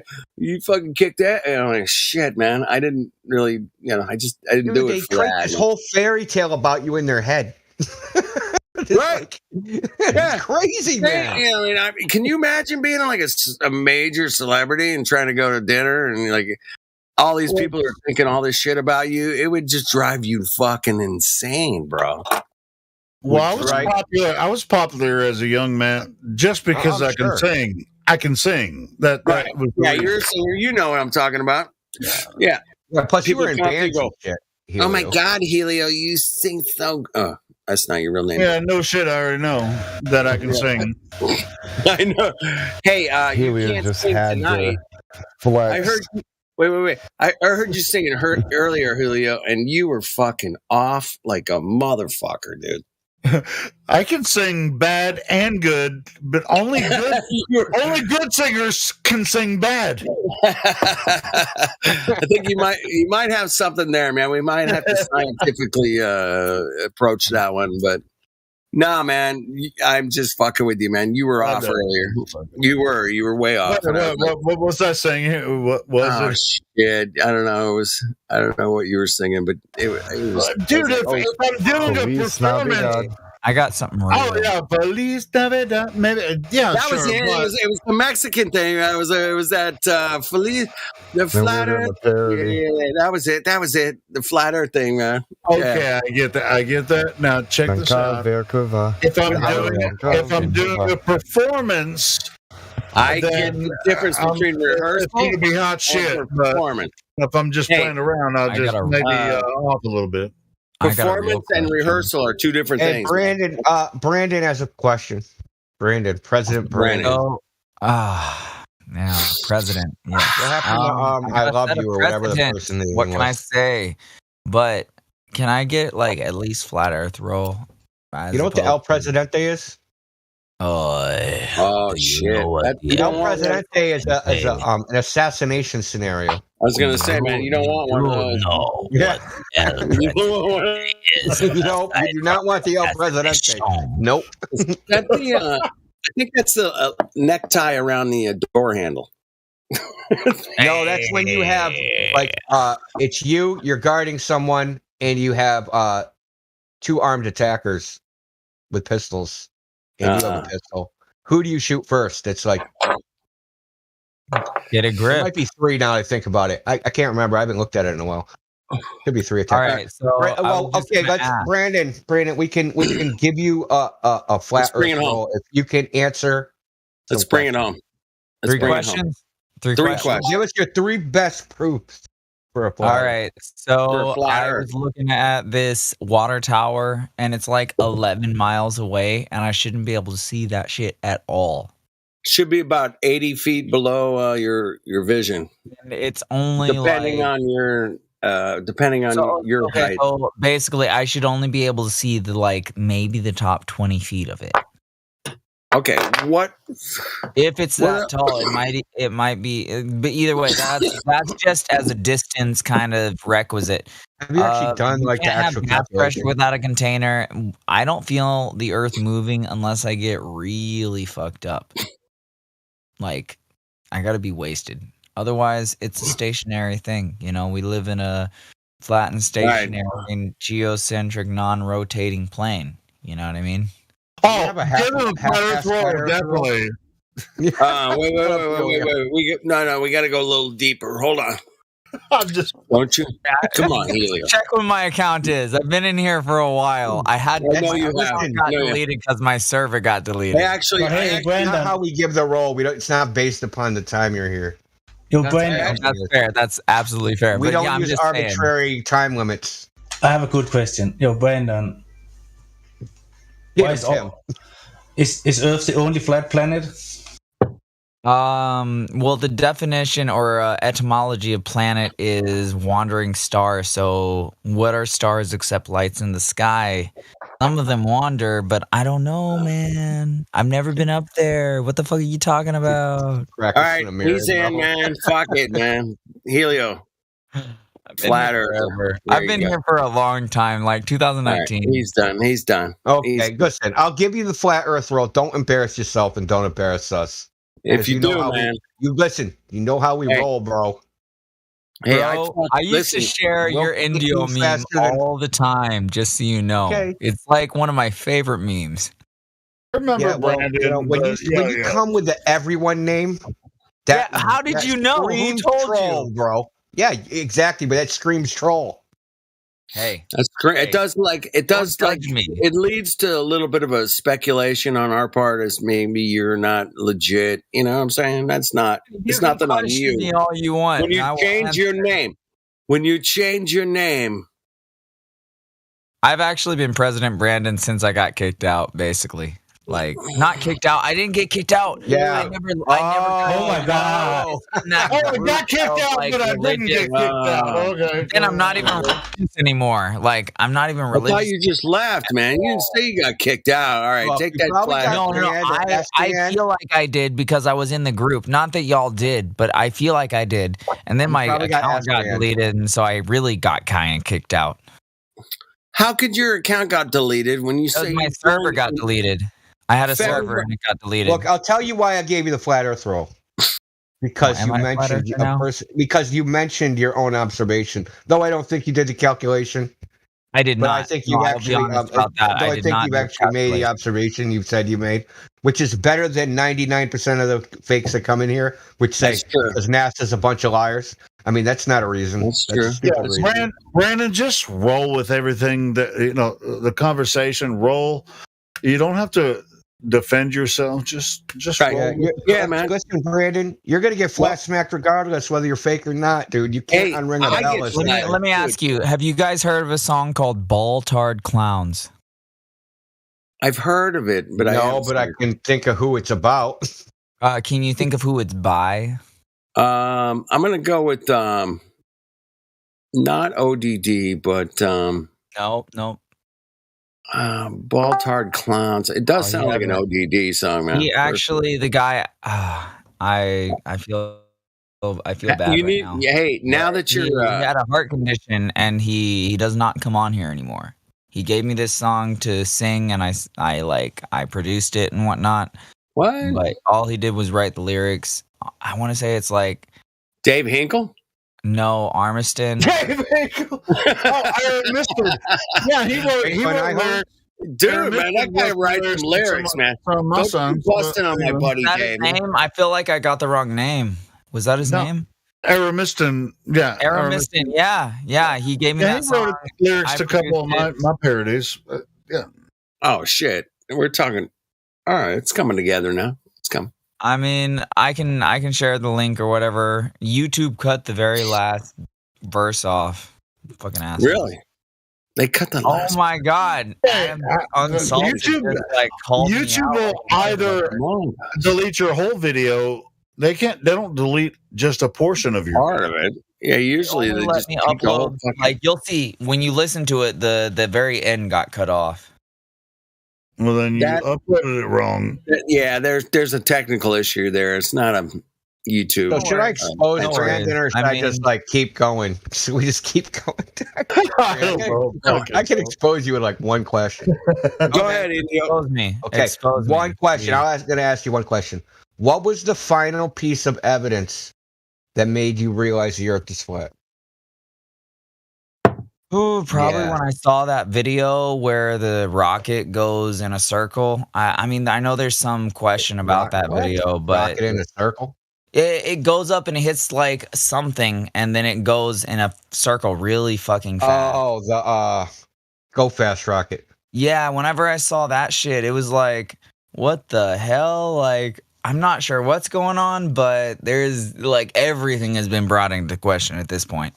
And Yeah, so well, when I saw that, I that's just because started there's a researching yo-yo more. on And then it. I found Flat Earth Discord like 24/7 because of Witzik. And Hey, he was like, hey, check Brandon. this out, man.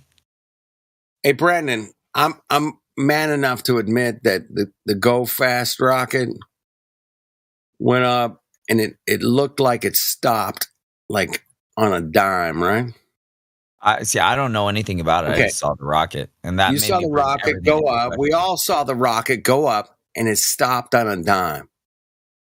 And we had an engineer questioning that particular event, and they say that they had some kind of gyro on there that would stop the rocket and to do that, man. It's That- actually a yo-yo D-spin device. And Yeah, if you check the video, it's actually not stopped in motion. It's just because it's spin, so it appears that it stopped. Wow. It's still in motion. You can see the yo-yos jettison. That's wild. Right, so something's spinning, No and then idea. you throw and then you throw off, weight. It'll stop spinning because you're Yes. canceling that. That makes inertia. sense, man. It makes total sense. And even my engineer, Brian Mullen, said, "Hey, man, the guy said there was a device on here that would stop the spin." And it was like, oh shit, there you go. So you know how Yeah. Brandon? So you know how a skater they slow down by extending their arms when they're spinning. Right. Yeah. Okay. They So this speed does the same thing, except for it throws out these weights very quickly. So that change in that inertia slows down the rocket very quickly. Hmm. So That's wild. we can't verify that it hit any like Right. water or some dome or whatever. Well, That's let me ridiculous. present this to you. Okay, so I mean, that says nothing according about to the the shape of Globe the Earth, Earth anyway. Yeah, it's nothing to do. hold with on, what hold we on, live hold on, hold on. According to Globe Earth theory, according to their theory, Yeah. this is pretty recent that space is at near absolute zero, not at absolute zero, but near it. And so that makes me think that The any of absolute zero is gases- temperature, not. Hold on. Right. Hold on. Well, They that claim makes two me different think that things. Any of That's the two gas- different claim things. that- Wait. They That's claim two things. That's different two things. They claim ahead, that the Andy. thermosphere is 4,300 degrees Fahrenheit, and they also claim that the pressure is some super low amount. Wow. Simultaneously, I don't they know. claim Okay. two different things at the same time. Yeah, you Let me- obviously let me don't know. report my Brandon. thesis Yes, or whatever. obviously don't know. Well, because pressure, I don't temperature, and know. volume are related, right? They're three legs of a stool. So as the pressure goes down, the temperature goes down. As the wild. pressure goes up, the temperature goes up. But they're But saying the no. temperature is 4,300 degrees Fahrenheit, but it Let has me low say it. pressure, which makes no fucking sense, dude. Yeah, It doesn't. Okay, so what I'm about to say is going to make no sense. Okay, so the pressure is at that temperature, and then you have gases releasing into that temperature and pressure. So wouldn't they like freeze or something, or turn to liquid gases, or you know what I mean? Like it just doesn't make sense. At low Like, pressure, whole- there's whole a phase thing. difference. So, like, if you put water in a vacuum, it'll boil away. At So pressure, what temperature, and volume are Wait, wait, wait. related. It's not that you can't separate them. They're basically the same thing. Does water come from outer space or from Earth? From Earth. I can boil water at room temperature. How about that? But it's not going to be hot boiling. It's a cold No, leave boiling. them off. I'm talking about in a vacuum, man. Yeah, yeah. In a vacuum, Does carbon dioxide come from outer space or from Earth? it's the water's boiling, but it's not hot. That is one of the Does coolest phenomena. hydrogen come from outer space or from Ever. Earth? It all came from Earth, Helio. You know that. Yeah, and Brandon should know that too. So I don't know what this stupid argument is. It's not an argument. I don't know We're the not argument arguing. as well as I should. Hey, man, we're not arguing. We're not arguing. All right, so we're talking about space and matter. And talking about Earth, man. We're just talking about Earth, man. Yeah, I was just No, we're speculating. not. We're mostly. talking about fucking space, dude. Which we're always like. This is where Globers Wait. always go when they think about the Space Earth. They think of doesn't space. exist. They don't Space think can't about like. exist. It's impossible. Hold on a Second law of second, dude. thermodynamics So check this out. violation. When if I say the fucking- word Earth to the average Glober, the thing that comes to their mind is that they're not on Earth and they're looking at the Earth from some distance away from it, and that they're in space looking at the Earth. That's what they Which think doesn't about. make sense. They don't think about what they see. They don't think about, oh, I opened my door and I walked outside and I saw some stuff and that's the Earth. That's not what they think about. They think about, I'm in space looking back at the Earth like some astral projection, third That's what I person was point of gonna view. say. Astral projection. So reset That's my it, yeah. nickname. That's how long I've been here. I have a nickname reset someone your set name to for me. astral projection. That's how long I've been in this server. And I was here before. President bro. astral projection. President astral Like, projector. talk to Jason What Curve or God Rockin' or even Crypto. Crypto knows who I am. He helped me with some music. Fucking, right. I know a lot of people. All I'm not trying to Yeah, like man. get rolled. Dude, I'm just trying to hey, say, like, I'm not a fucking Hey, globe. Brandon, you No, got Listen, the tag dude, flat you earther, have man. some remnants. And I get it. Indio though You're is good. like You're assuming good, man. You're Look, good. no, I'm not assuming anything. Listen, We're not assuming you've shit. been brainwashed. We've all been brainwashed. Okay, it takes a while to kind of like overcome this conditioning. Like, try to say the air without saying atmosphere. It's almost impossible, right? Atmos? So, like, even our verbiage, everything has kind of like been hijacked and stolen. Where it's even hard to talk about these topics without referring to a globe Earth in some way. I'm just being serious. So Yeah. you can't just like become I'm a flat earther and just like it all falls away. It don't work like that, dude. You really have to deprogram yourself, Mhm. dude, because it's a cult. There's no It's a- doubt about it, dude. It's a fucking I'm cult. in a cult. I'm in a cult. I'm in a cult. I'm in a cult. And I'm not talking about the flat Earth being a cult. I'm talking about the globe as a cult. Yeah, But yeah. no Well, doubt that, about it. So was Chief Crow when he wrote the song "I'm in a Cult." He's like, "We're not in a cult. That's the problem. You are in a cult of the globe." That was his message, man. That he knew it. Yeah, that's why he wrote the song. Man. Yeah, well, it's just funny that like there's some things you can't even express unless you use terms Let me that say it's a globe. Like I can't say music I've written. Like clouds I've written flat Earth the music. air over the earth. I have to say atmosphere. I can't say earth. I have to say freaking plants. I can't say the sun sets. I have to say goes. The sun rises from from under the horizon. Like that. Like all this verbiage. This. It's like. I don't know if you understand that. Like, how you think is limited by your language. Like you can't like certain languages. Like, for instance, Inuits have multiple words for white, for the white, because that's all they see is white. So white has lots of, different possible connotations. We just think white is white and it's the same thing everywhere. But because they have a richer language for white, right, they can think about it in broader terms. So actually their mind, their conceptualization of it is expanded. Like their experience of white is expanded compared to ours. Now, when we have to use language that talks about the earth in a certain way, right? We're limited. We're locked in this box of how our brain can think about it because we're using terminology that limits it to say that we're on a big freaking ball. You understand what I'm saying? You can't just overcome this because someday you decided to become a flat earther.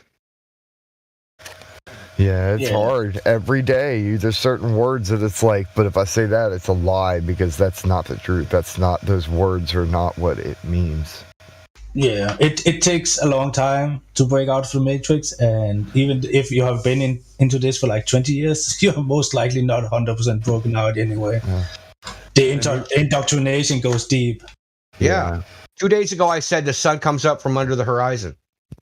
Like, it's like you can't even help it. It's so ingrained from childhood to talk about, what we see in a certain way. But that's so the like thing. a guy did it a little while ago. He was like, yeah, the star trails they rotate. Jeez, it's cold. But they don't actually rotate. If you act like, what are they actually doing? When think about when you look at it, you don't see anything. Oh my god! Yeah, Oh my they're God. traveling. They're moving in a circuit. Yeah, they're traveling across the sky, like making a little arc. They're not rotating. They're circumnavigating. And even in the globe model, they wouldn't be rotating. Hey, well, you would be rotating. was saying that thing. Yeah, let me jump in real quick go on ahead. as far as right now we're all experiencing this sun that's been setting super far to my south. I don't know about you guys, but it's been setting like way over there. It's like, oh shit, it's where the it's so amazing. And when the sun sets on the other side in the summertime, 6 months from now, it's going to set in this crazy spot way over the fuck here, man. And that's just a beautiful observation that we can all do, man. How far is the David sun once again setting? said, It's setting. It's away from our vision. It's going away from us in the south right now. If you live in the northern hemisphere now, T-Wad, man, that Mongo, he's experiencing the sun setting way to his north. Way, right? So it's a beautiful observation to see the sun set and the moon set and the sunrise and the sunset. Yeah, man. If you observe those beautiful phenomenons, you just instantly have to connect with that because there's no other conclusion you can come to other than what an amazing system.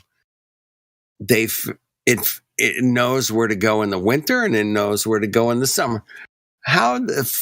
Well, shit, that's amazing, man. That sun is amazing. And wasn't that just what we spoke about? The sun isn't setting or rising. Well, that's the matrix you cannot break out of. Well, Miggy will say it, man. We can all experience the same Earth, man, and that's it.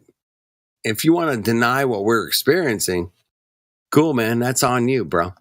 But the facts are we experience the sun to the north, to the south, to the But it was the words we're using for it. Setting would mean that it's going down, kind of rising would means that it's moving up. Where it's not. Exactly, same thing, man. We don't bicker over. Well, actually, we do. I heard an argument here between. It's just healthy to ponder about from time to time, Maybe just like a gentleman try to use the best words in every single situation. We should ponder about that from time to time too, and maybe change up. So this is the Apollo worship. Rise means to make an attack, and to set it's derived from sitting down, like to sit. So these are like tied into the same exact thing. Yeah. Roman type thing. Yeah, Roman thought. Yeah, I agree, man. 100%, man. That's a language thing, not observational thing. When we observe something, that's different than imagining things, right? Well, yeah, that's the problem, really, right? Is so we've invented a language to kind of like very poorly describe our experience. Exactly. Convey it to other people. That's the only way. We take our experience. Indio, it's a trick fuck. I call it a trick fuck. They trick fucked us. Well, it's a sales thing. It's a salesman kind of approach to psychology of getting people to agree to something. And it's all it is, man. It's been Plato figured it out. Yeah, they figured this shit out a long time ago, man. And yeah, they'll just use it against us, man. But us in here, Indio, myself, everybody else in here tonight, Helio, T-Wad, Tim, you guys have all seen through their little trick, man. That's it. So next month, I'm going to meet a magician named David Blaine. Have any of you guys ever heard of him? Yeah. I was just thinking though, how they say The knowledge is power. No one ever said Knowledge belief is is power. No one ever said belief is power. Knowledge is power. Hey, I'm going to ask David Blaine to go over the Niagara Falls in a barrel. That's cool. That's it, man. No one's done that in a long time. Ask him. Long time, bro. He needs to do it, bro. That's what I want to see. No, go over the Niagara Falls. He'll just send the empty barrel over. Mm-hmm. It'll be a great magic trick, dude. It'll be great. Isn't that illegal now? I don't know, man, but David Blaine could do it. You know, we can't do it. He's got the juice. He could get it done. He's got the juice. Yeah. So that's the only thing I'm going to ask him, man. And, you know, I'll watch his eyes because I know he's going to look away. Because as soon as I say that, man, he's going to be like, I know his head's going to spin, man. I'm not going to flat. Get him out of here. I'm not going to flat smack him, man. I want to flat smack him so bad. When you ask him, because listen, if you publicly ask him to go over Niagara Falls in a barrel, that's like a man challenge right there. That's it's like throwing down that gauntlet. A different level, right? Exactly, India.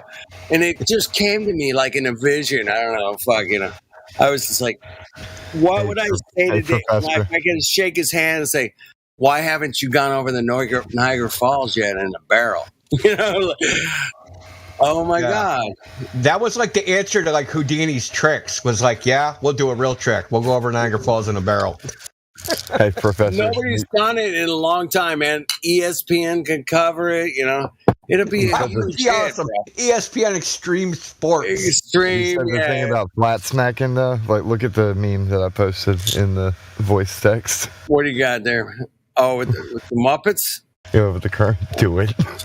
Do it. Shout out to Jibby Jedi, man. Fuck, it reminds me of Jibby. Anyway, he's still around? Nah, he died. Oh yeah, that's right. I heard that shit. That's fucked. About a year ago, a little over a year ago. And how old is he? No, I would not be here without Jibby Jedi, man. I used to watch him. He was like one of the first hangouts I watched. Yep. He was a hangouter. Him and Free Chan. I don't know if you remember Free Chan. That was crazy.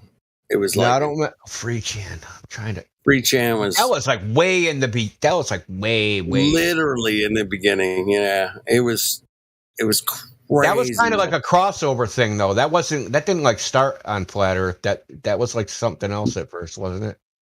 Didn't like some crossover episode? It didn't like start as like other stuff. It was like I thought the Free Chan was it was more of like an open discussion. Yeah, that's what I mean. It wasn't like topical. Yeah. It was like it was the first type of what I'm doing now. Yeah, I learned how to do this from Free Chan. Yeah. Here's what happened, India.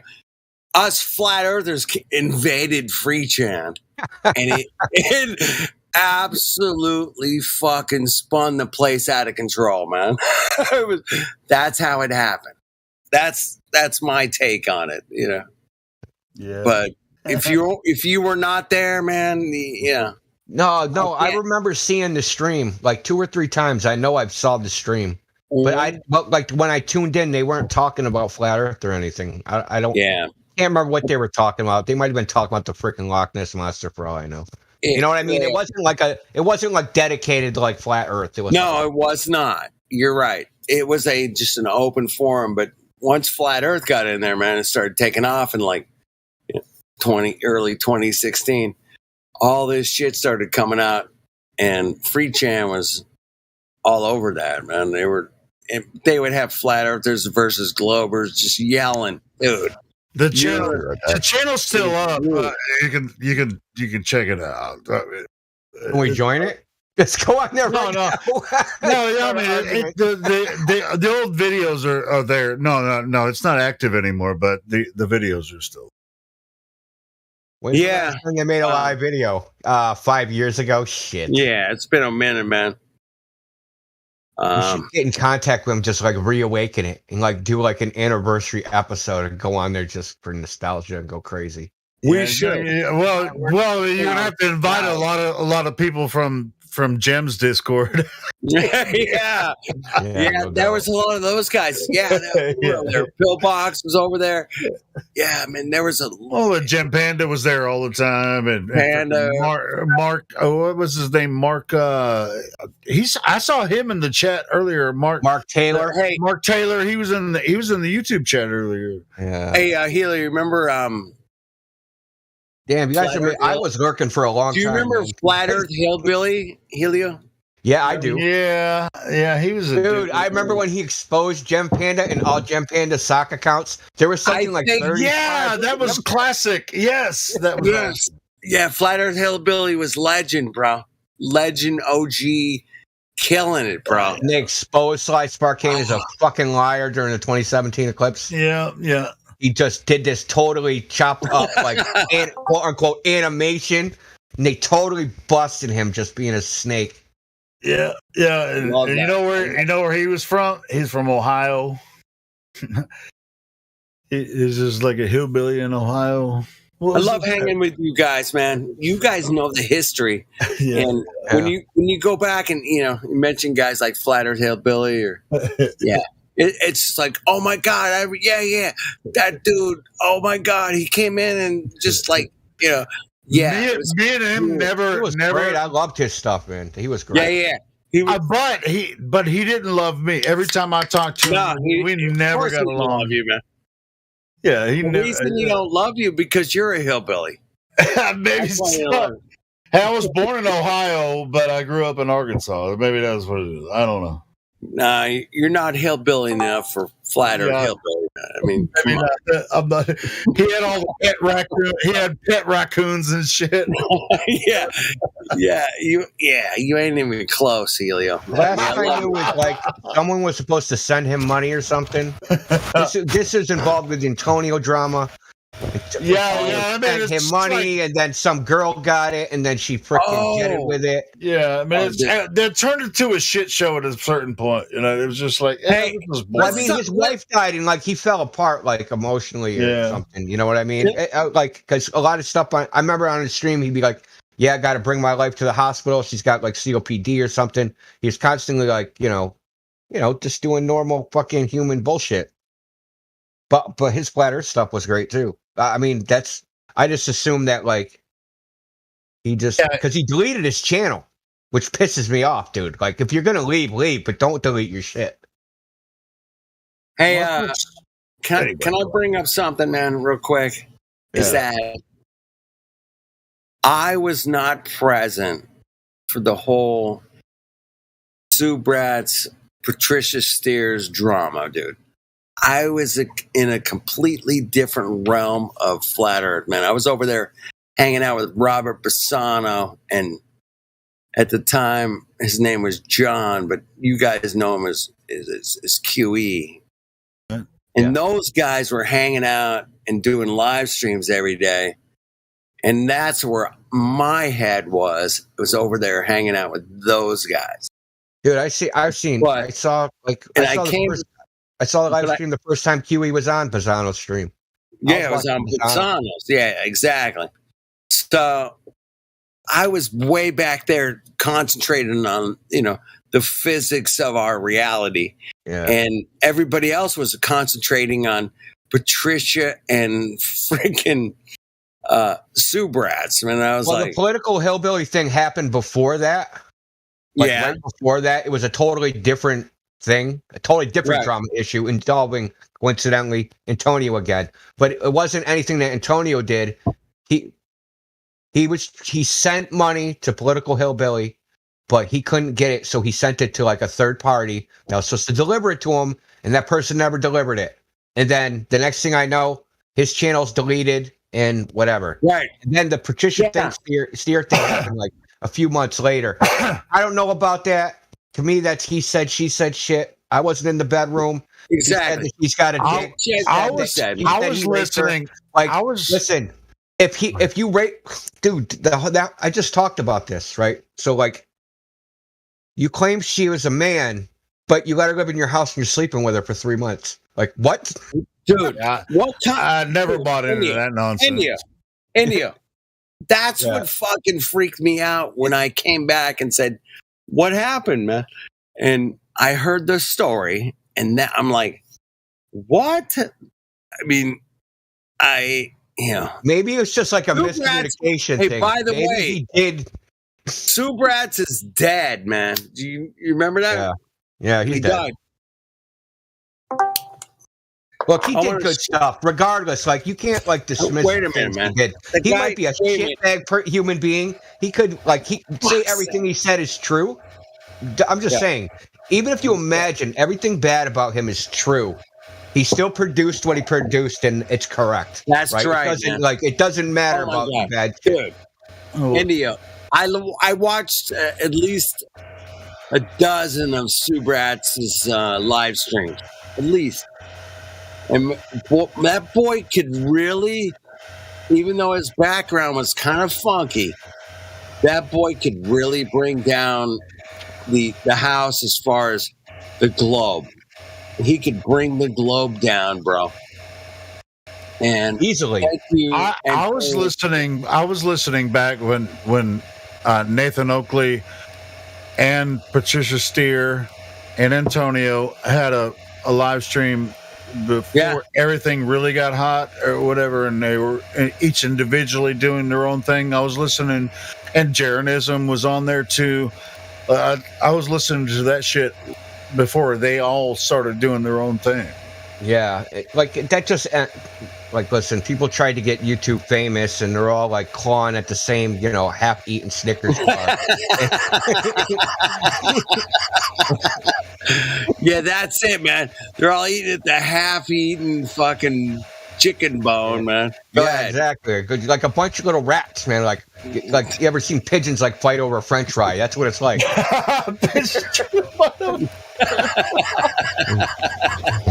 Yeah. Because listen, under no circumstances was anybody ever getting rich off of flat Earth. So I don't know what they're fighting over. Yeah. Oh my God! Attention. You're making money out you're convincing, and you're the guy that's the cult leader, and you're making all this money. Yeah, fuck off. There's no money in flat Earth, man. I looked into it, man, big time. There's no money in flat Earth, man. None. Zero. I mean, Listen, I lose money on flat Earth. Merchandising. Y'all are forgetting about merchandising. I've spent thousands of dollars going out and promoting the Earth is flat, and I never expected any kind of return. I'm just like, you I'm don't going to drive here. We're going to set up the signs. We're going to drink some beers. We're going to eat some burgers. What are we doing? The guys with 100,000 followers who do flat Earth stuff, But we do it as, here, at least here we do it as a public service. Look, We love to do it. We love to do it, but it's a public service. Let me ask you guys, man, a question. Well, hold on. I want to tell President Brandon something. The flat Earth with the most amount of subs is ODD TV.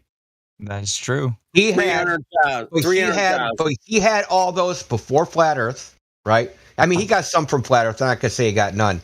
And he also makes music. He makes content that's way beyond flat Earth. I love ODD. It isn't just like I'm talking flat Earth shit. He's actually making music, and he could just change the lyrics, and he'd still make the same amount of money if he even makes money off that stuff. I don't even know if he does. Come on now, that many subs, he's got to make money. No, well, I think it's based upon views, not subs. I think you need make millions to even make. If you don't have AdSense enabled, he's not making money. If he's not no. Check this out. Check this out, though. I have a channel, that I was making revenue from on YouTube, and they didn't like our content, and they demonetized the channel.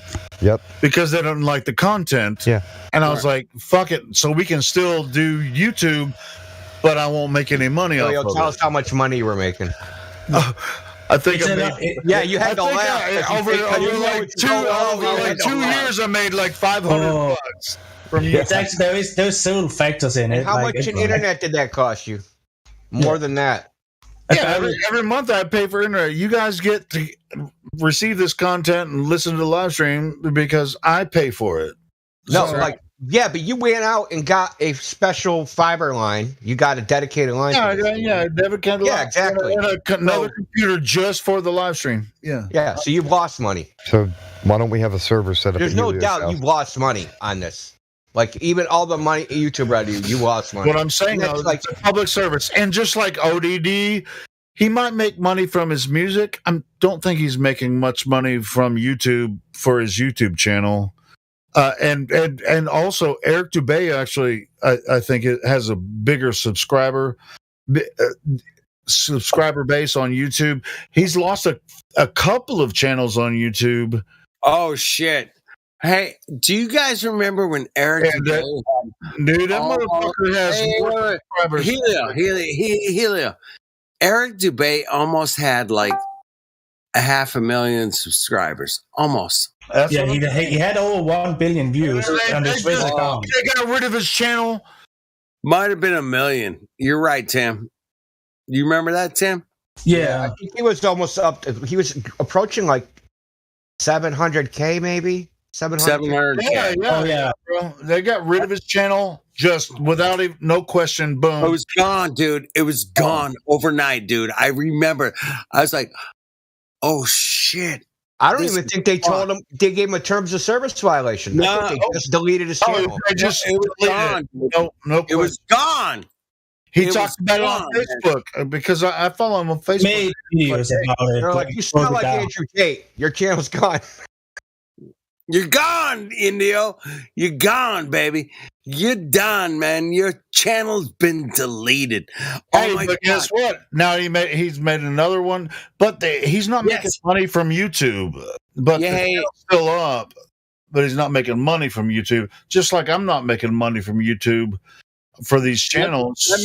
Let me ask you guys, man. You guys are flat earthers, man. I make more money on boxing toys. I gotta ask you guys one question, man. The reason Eric Dubay's channel got deleted when he was getting close to 1 million subscribers is because he put out some content that was very what we call anti-Semitic. And it was about the Germans and the thing with the little hat thing and the World War II and the whole. Yeah, it was one of those things, man. That's why they deleted his channel. I know that. It was done under the circumstances of misinformation. But Eric Dubay never backed down. He just. Well, I'll tell you what, he did back down, and he came out with another channel that did not produce that kind of content. He has another channel that's got, quite a few subscribers. I wouldn't say. But I guarantee he's not making any fucking money from YouTube on. No, but the guy has books and he has. So, YouTube, like, listen, this is a freaking peeve of mine. I remember watching on YouTube years ago. So there's a guy that wrote a book, I think it was called The Holocaust Never Happened or something like that. He had videos on YouTube. Yeah. I remember. I watched them. So YouTube is like a bait and switch, right? Oh, bait a video platform. It's open. You can put whatever you want on there. We're not going to censor you. Then when they got a lot of people on it, they say, "Oh, now we want commercial advertisers. We're going to limit it because now we have a built-in. Now we have what do they call it? They've made the market, right? That now that they have the maximum market share. So now they can dictate the terms of what the market is. That's some dude. Like, seriously, that makes me mad as hell, dude. It does, but at the same time, most of our viewers that we have here, we do this as a public service. Like I said, on YouTube, I don't expect to make any money from YouTube. I appreciate donations if you can, or anyone else that's a participant here. If you have a PayPal or whatever, people want to donate, dude. Donate to freaking Helio, please. Yeah, or donate to Indio. I mean, don't donate to me. Donate to Helio. But as far as all that, no, you're the one paying for the goddamn internet. I only pay for the bot on the server. That's only like $40. No, you keep the server alive, bro. We're all participants here. We keep the live show. Everyone that's a participant here and makes it, something interesting for people to listen to. We all deserve, Hey. the support. But anyway, go ahead. Helio, it's not only interesting to listen to, but this is a PhD level server, man. It is. If you want to learn about where you live on Earth, there's no better place on Earth to talk about Earth. This is it. And I think that's one of your slogans, man. The best place on Earth to talk about Earth. It is. Isn't it? It is. And there's nothing better to talk about is Earth because we all live on Earth. How about that, man? If you want to talk about Earth and live on Earth, oh my God, this is the best place. It's like, who the fuck lives in outer space? None of you Mongos live in outer space, man. I hate to tell you, bro, but none of you Mongos live in outer space. So if you want to talk about Earth, where we live, we are the place to do it, man. Yo, that's so funny, man, that you guys said that because someone in the YouTube chat, it was that Ben Delight guy. He says, Andy Light guy. I think I'm going to be seeing less of FE in 2023. So I asked him, I said, what are you going to space? Going to space. You're going to be seeing less of a flat Earth. Hey, like, come on, if you're gonna see, that guy. You're going to be seeing a flat Earth. Just went to the moon. You can say what you want about that guy, but he's persistent. He is in there every single day. Yeah, he's our biggest fan. He's our biggest fucking fan. He's our biggest fan. Him and Dale are Him Dale, and Dale. the GameBot guy. Dale's his other screen. Yeah, welcome, man. Every single one of them is Kosho. Every single one with like 9 screens surrounding himself. Kosho. Oh my God, it's Kosho. He's in the. This probably is Kosho, man. Yeah, dude. Kosho told us he's got like I don't know how many monitors, man, stretched across this thing. He's like surrounded in monitors with like browsers open all over the place. Fuck, dude. Well, I hope you guys are having as much fun as I am because I am. The ridiculousness of the globe is so ridiculous, man. It's if you stand there and look sort of redundant. All you gotta do is stand there and look at the sun for like 10 minutes, man. And you're like, hey, we're not. Here's a secret. Here's a secret, letter, dude.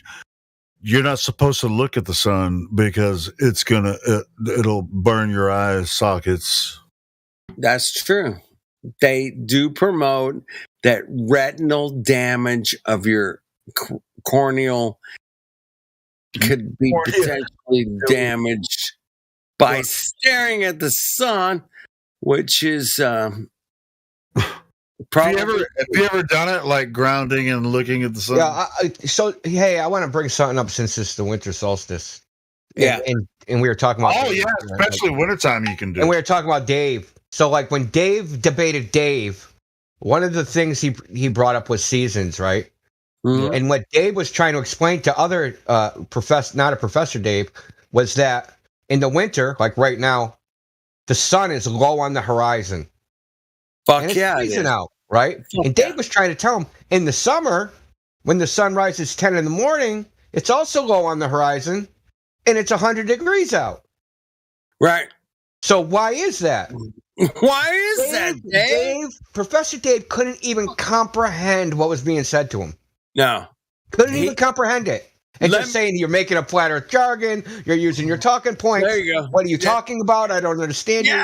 You're a dumb flat earther. You can't even do math. Like that was his response to because you he's can't showing even how do math. What's wrong with you?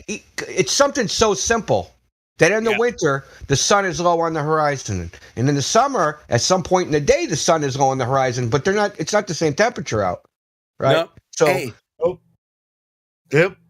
David Wise explain. I mean, you can literally get a sunburn, right? So you can get a sunburn at 10 a.m. Okay, yeah. And the sun is like what 20 degrees above the horizon. You can't get a sunburn in the winter, and you can sit out there all day. All day, man. You're not. Well, unless you got like snow reflecting the sun, maybe you get sun blindness. You can't get sunburn, man. Yeah, it's gonna be. Dude, I go out there and get a tan. That's my challenge. The Flat Earth Winter Challenge. Take that, MC Tune. That's our $10,000 challenge. The Winter Tan Challenge from the north. Winter Tan Challenge. That's awesome, India. That's a new TikTok fucking phenomena. Winter Tan Challenge. We can all experience. I mean, if you live right now, man, right now, especially if you live in Central America, is that you are getting blasted with this like cold fucking storm, whatever. Even Helios, he's getting blasted, right? So I'm getting blasted with freaking cold air. Yeah, you're getting blasted with cold air. It's let's see, what's the temperature right now? It's 7 degrees Fahrenheit. Yeah, that's minus it's like 14 where I live right now. Yeah, it's cold, man. So yeah, but I'm just saying that's not much of a temperature variation from because me and Helio are far away from each other. Believe me, brother. I'm in Massachusetts. Well, you're in Boston. What's the temperature in Boston right now? 14 degrees. Yeah, so it's not, but it's still cold. Yeah, it's cold. I'm just saying, like, the 7 degrees and 14 degrees isn't much of a freaking difference, but you're far away. Like in summertime, there's a difference between. Oh my God! In the summer, it's like 110 there and maybe 70 here. Yeah, well, I'm just talking about even like if it was 100 degrees in Arkansas and 80 degrees in Boston, the humidity makes a big difference. Yeah. But with this cold air, 7 degrees and 14 degrees, pretty much the same because there's no moisture. Yeah, because all the moisture falls to the ground because it's frozen. I should if it wasn't windy, I'd go try and see some boats tomorrow with a camera. It was really windy here. The wind chill got down to like -20 yesterday. Yeah, it was freaking crazy here. Aren't you elevated though, like where you are in Arkansas? Yeah, like trees in the way. Yeah. Elevated. You mean above sea level? You're above sea level. Yeah, you're like. Yeah. It's about I think it's about 1,300 feet above sea level. Oh yeah, you're way the fuck up there. Yeah. I'm 3 feet above sea level right now. I'm not even near any ocean. I'm in fucking Arkansas, man. There ain't no oceans around here. Yeah, well, Arkansas's on the ocean. What are you talking about? What the fuck are you talking about? The south part of Arkansas isn't that on the ocean in the Gulf of Mexico or something? Arkansas is landlocked. What do you mean? Really? I haven't been down there in a while. Now I got to look at a map. What the fuck? You don't know where Arkansas Oh yeah, it is. Shit. You're above what the hell is that called? Louisiana. I'm in the heart of America.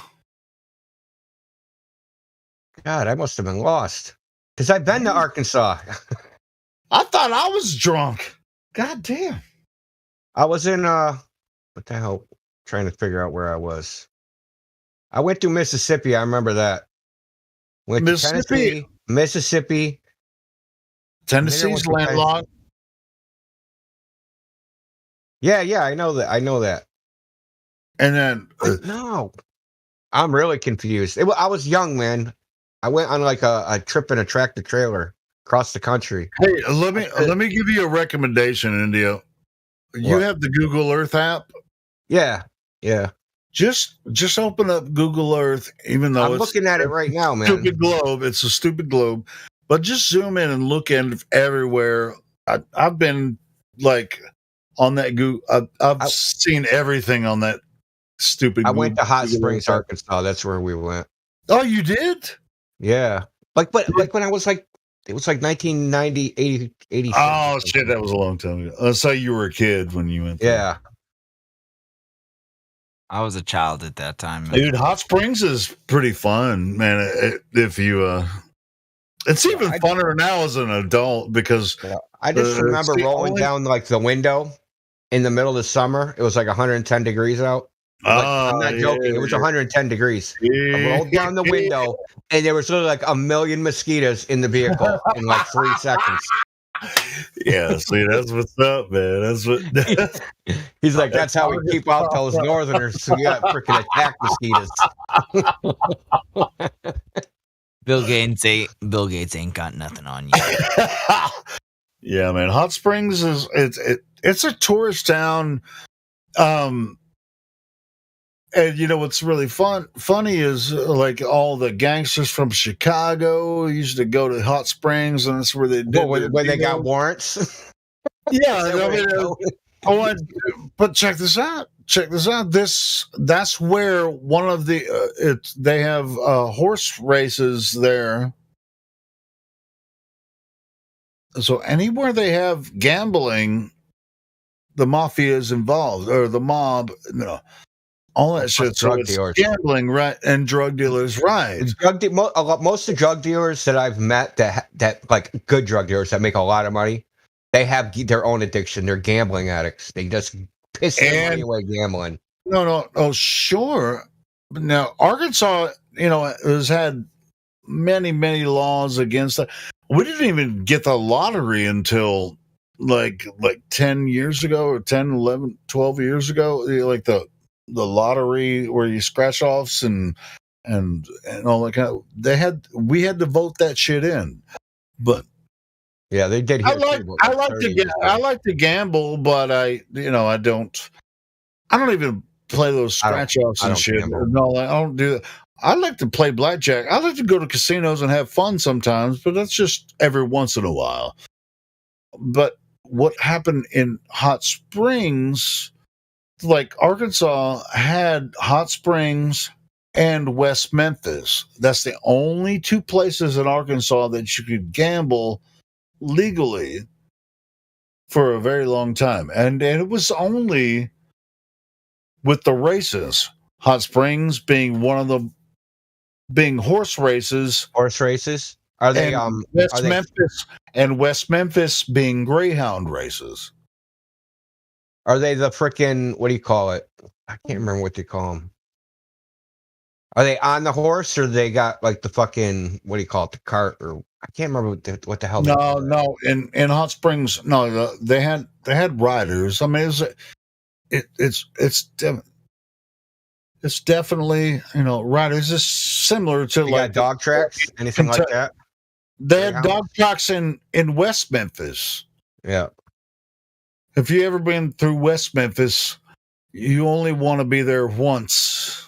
No, West Memphis is the biggest fucking shithole on earth. I know. Have you been there? Look, and I've never been there, but just like I've read news articles, just like, God. When you want to look up the most fucked up shit that happens in America, just type in West Memphis and like you'll have dozens of news articles about cops, just shooting civilians, shooting whoever, people.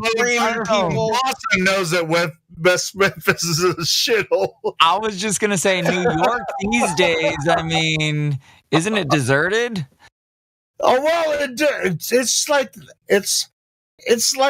the desert area of shitholes that nobody wants to go to unless you want to gamble. You go to Southland Greyhound Park now, but which where they do the greyhound races. But now, since there was another rule when we voted for it in Arkansas, I don't know if I remember voting for it or whatever, where they could actually they had the races there. And the horse races in Hot Springs. But then they said, well, since they're already gambling, let's just make a casino here and a casino there. So now there's a casino in Southland, and there's a casino in Hot Springs. Now, these aren't Indian casinos. These are state funded or states casinos, because Arkansas is a fucked up place. Because south of Hot Springs is Mena, right, where they brought all the fucking cocaine in, under Clinton's shit, see, Arkansas, it's the heart of America, right? America. This is where, this is where the cocaine. In America. See, the cocaine came in to Mena, and it went out to L.A., and that's where the crack epidemic started. Is cocaine America? It definitely is. No. Cocaine's not America. Cocaine was long before America, but anyway. No, I'm talking about a period of time, like a time period. Like that crack epidemic. We're in fentanyl America now, but this was cocaine America. Yeah, cocaine America was in the late 80s, early 90s. That shit came from Arkansas. Yeah. God, fentanyl America is so much worse. Under our favorite president, Mr. Clinton, the first black president.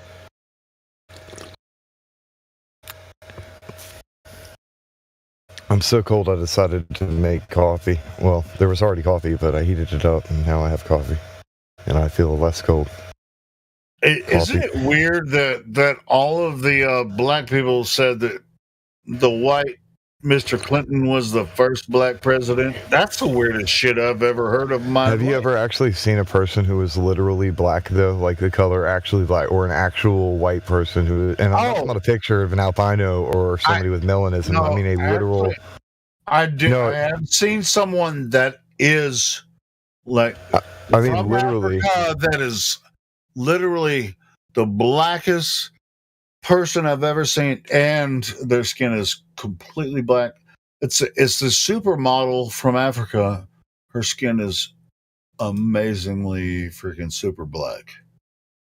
Yeah, well, there is that one picture that has contrast. I mean, like meeting people in person, but also I was kind of joking about the fact that nobody's actually like literally black, though. Like when you... Oh yeah, that's it's a social construct, but yeah. You know what I'm talking about. Yeah, I know. I was just joking about the fact that they use those terms, but it's like, but nobody's actually like black, and nobody's actually white. Like they have some kind of little bit of, even the most melanistic or albino person in the world, they're still not like, there's, you can take a picture of them, and you go on the computer and you can sample the color, and it's not white. White is zeros, and it will show up as something other than that. Shit, I ain't white. Well, it wouldn't be zeros. I mean, maybe it would. I know what you mean. I mean, all the F's and all the zeros. As far as all the political nonsense that's involved in all that, that's somebody else's idea. I mean, it's divisive terms invented in the 1800s. What's his name? Theo Vaughn. He's a comedian. He grew up in Louisiana. And he made a joke, and he was like, oh shit, now I can't remember the joke. But anyway, he grew up in southern Louisiana, poor like I did. No, he just grew up in poor portion of Louisiana and shit. He was like, I didn't notice that the black pores and the white pores were there was a difference. There was something to that, and it's like, you're poor too. I'm still poor. I mean, where the fuck? Where's the white privilege? It was talking about white privilege. He's like, I missed that part of it, and so did I. Growing up in Arkansas, I was a poor white guy in Arkansas. Where's the white privilege involved there? There's definitely green privilege in this world, for sure. Like, you got money, you got privilege. Yep. You got money, you can do whatever you want. Literally. Like, you got enough money, you can literally do whatever you want. And if you have a little bit of a lot of money, like you're a millionaire, you can kind of do pretty much whatever you want.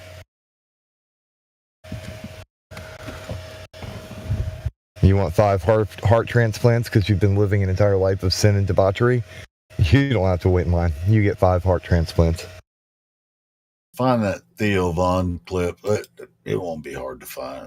It's like, white privilege? What do you mean? I was poor. I was as poor as the black folks. What the fuck are you talking? Yeah.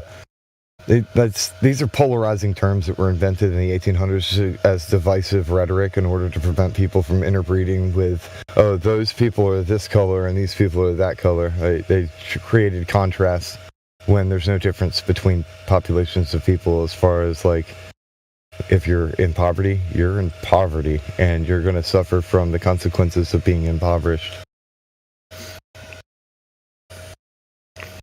But they keep people fighting each other and pointing the finger. Oh, it must be their fault. Oh, it must be their fault.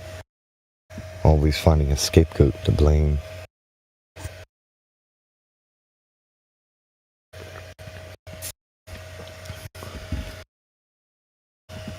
Or a Judas goat to follow, like lambs to the slaughter. In a world where no one can find themselves. If they knew the truth and they knew who they were and what their purpose was here, they wouldn't be chasing after things. They wouldn't be chasing a dollar floating in the wind until they fall into their open grave.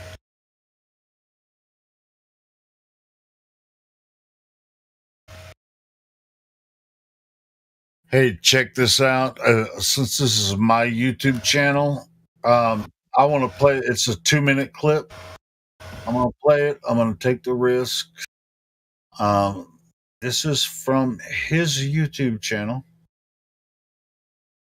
Theo Vaughn, talking about white privilege. I like that picture, T-Wad.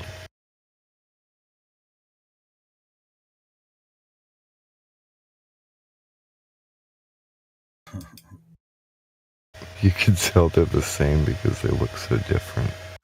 That's great. I love it. You guys are gonna love this clip. Check this out. I want to make this picture. Yes, I want to do it animated though. Okay.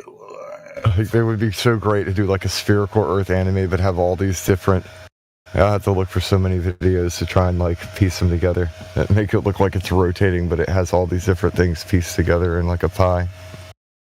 Hey, which Earth do you live on? Oh, well, it's just well, then why are the continents different shapes and different colors when... It's funny, that lake, like the one where it's like a picture of a lake and it's curved and it's like... It's supposed to be from a satellite. And you measure the lake and you compare it to the numbers that they give you for the curvature of the Earth, and it's like, what the heck? And then there's another picture that's higher from another location, and the bendy's a little bit different. Hey, you guys want to listen to this Theo Vaughn clip? Hit him with that fisheye lens. So, go ahead. I grew up in my neighborhood. We didn't have a lot of diversity in my neighborhood. Diversity is always people's talking about it. And we didn't have it. You know, my neighborhood was poor black, poor white. That was our neighborhood, you know? So I didn't feel any white privilege. I know some people had it, man, you know? I knew some motherfuckers with sweaters. But I was 2 tank tops in the winter, okay? And I just didn't feel it, you know? I wish I'd have had some white privilege, dude. Sign me up. But I didn't have it, man. It was just poor black kids, poor white kids, man. And my poor black friends would always be like, man, look what you did to us. And I'm like, dude, do you think I would do all that shit to y'all and then move right next door, bro? Now, we gonna split this plum or not, dog? We're in this together, man. It was hectic sometimes. Fighting with black kids is tough. I don't know if you ever fought a bunch of black dudes, but they win. They win, dude. Dude, I got jumped one time after a football game by 5 black dudes. I don't know if you ever fought 5 black dudes at night.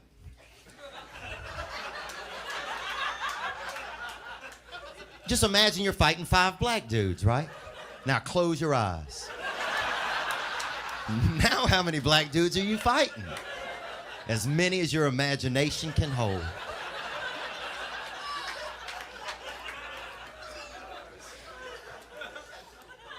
And white kids are horrible too, man. It was just in poverty. It's just that's what's going on, man. And if you're a black guy and you feel like that's racially insensitive, then imagine you're fighting 5 white dudes in a cloud. Like, damn, this cloud is aggressive. These were He's retarded. I remember this. Hey, dude, He's funny. He's retarded though. I fought five black dudes, but I didn't fight them all at the same time. But I did win because they ran away. Once they attacked me for no reason in the bathroom at high school.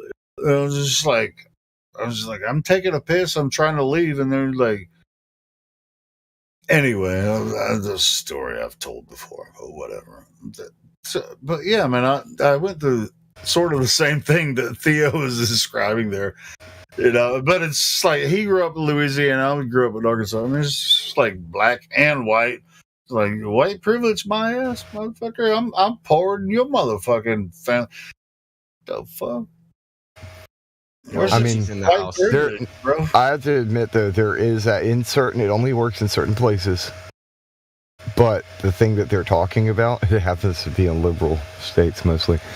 There is a form of white privilege, and it's the racist. Yeah, and so you got a racist cop, right? And he's automatically thinking, okay, so people like me must be good. People like them, I arrest a lot of those. So they're going to automatically make assumptions because of how they are. They don't know how to critically think. They use logical fallacies on everything. When I got attacked by this group of black guys, it wasn't, I don't think it was even racist or whatever. I was in the bathroom and I was trying to walk out, and some dude fucking hit me in the back of the head when I was in high school. And then I was like, who the fuck touched me? That makes sense. So you've always been. I was just in the bathroom. Been like, listen, some white obviously privilege. racist because if you were black, they would have killed you. No, bump ass stick and laugh. No, I'm serious. Like, listen, statistically speaking, you're more likely to be killed by a black guy than a white guy's being able to be killed by a black guy. So if it was a bunch of black guys and you were black, you'd probably be dead. Statistically speaking, they would kill a black guy before me. Yeah, you're right. Yeah. And there are three kinds of people: those who can count and those who can't. Yeah, and there's two types of people that in the world, and one that understands binary and one that doesn't. No, there's 10 types of people in the world. Anyway, cops aren't usually racist. I just want to kill this They weren't scared of me, but whatever. Hey, I want to kill this racist. The cops ain't typically racist, right? If they're in listen, they get reports. Where's the high crime neighborhoods? Okay, these are the high crime neighborhoods. If you're in the high crime neighborhood, it doesn't matter what color you are. Yeah. It's not their fault that everybody in the high crime neighborhoods just happens to be black. It has nothing to do with racism. It just happens to be where you are. Because believe me, I know plenty of quote unquote white people that they go into a high crime neighborhood and they get, screwed with by the cops because they're in a high crime neighborhood. Yeah, they want to know what everybody's doing. It doesn't matter what color skin you are. Yeah, Chinese, white, black, girl, guy, trans, doesn't matter. They see a car pull up. They don't know what color your skin is. They're pulling that car over, though, and they're going to find out what you're doing. Hey, let me tell you what happened. I don't know what the hell you're doing there because no one in their right mind walks around in high crime neighborhoods.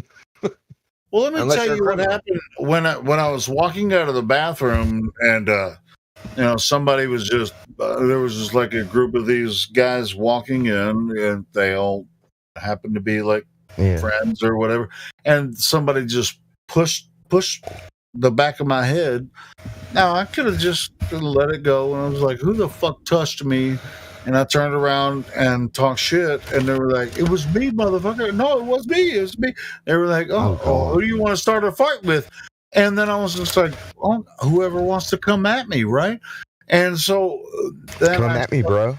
With one of them, and I started beating his ass, and all his other friends who happened to be of the brown persuasion, not the Hispanic brown, but the darker brown, whatever that fucking means. Anyway, so they once I started beating his ass, they all jumped on me and started punching me and shit. And then once I let go of him, they all ran away. And then I went to class, and I was sitting in class. I was like, all right, I'm ready to learn my history lesson. And then you're like, hey, Mr. So-and-so, is Dennis so-and-so in your class? And he's like, yeah. Can you send him to the principal's office? And so I went to the principal's office, and I told him exactly what happened. Because all I was doing was taking a piss in the bathroom, and these fuckers came fucking with me, and I tried to kick one of their asses, and I was kicking his ass, and since I was kicking his ass, the rest of them jumped on me, and so guess who got suspended? Two people, two of those guys, but not me. Because I told them exactly what happened. All I was doing was fucking in the bathroom, taking a piss. I'm pretty sure you weren't effing in the bathroom, but I believe you when you say you were taking a piss. Yeah, I went in the bathroom, take a piss. I was trying to leave. And I'm joking on you because of the way you said that. You said you were effing in the bathroom. No, I'm just saying. No, I was just... No, but seriously, I don't know what they had dude, that's against messed me. up, though. Seriously, why did they have a problem with me? That's not just that. Why does it have to be like multiple against one? Like, why gotta team up? Why can't if somebody's got a problem? Why can't it be one-on-one? Like, yo, dude, we got a problem with you, but I in particular. Give me one. Yeah, it was like, it's got to be a horde. Each other's in. I mean, you're supposed to fight in high school, but you're always going to get in trouble. But guess who got suspended? And that's not me. I'm glad that you didn't. I got suspended my first fight that I was ever in. There were witnesses that saw it, and I was like, dude, they came at me. Then once I started fucking kicking the shit out of them, then the other guys jumped in and all. They didn't even hit hard. They was like, wee, smack, smack, smack, and then they all ran down the hall. I was like, what the fuck? Yeah, I only got suspended once when I was in high school, and it's also the only time I ever lost a fight. And yeah, I learned how to fight after that for sure. But I was being picked on too by multiple people. It was like in PE, and they were just kind of throwing basketballs at me and hitting me in the head. Like, I didn't want to participate and do anything, so I was just sitting on the bench, and they decided that they wanted to pick on me for some reason. So I got pegging me in the head with it, and then so I get up, right, and because I'm like mad because they had been doing it for like 15 minutes, and I kept on telling them to stop. They would stop, so finally I just get up, and I make a beeline towards the first person who was near them, who I thought was one of them who was doing it, because it was one of their friends, so I figured he was also involved. He didn't even do it. It was like the two other guys next to him who were actually doing it, but I swung on him and like. Basically, as hard as I could punch, I didn't know how to punch probably, but as hard as I could, I hit him in the face, and he like did not really move at all. Looked at me, glared, and then just, hey mate, he kind of like hit me as hard as he could, and then I kind of ragdolled for a second, and then went and cried. Hey,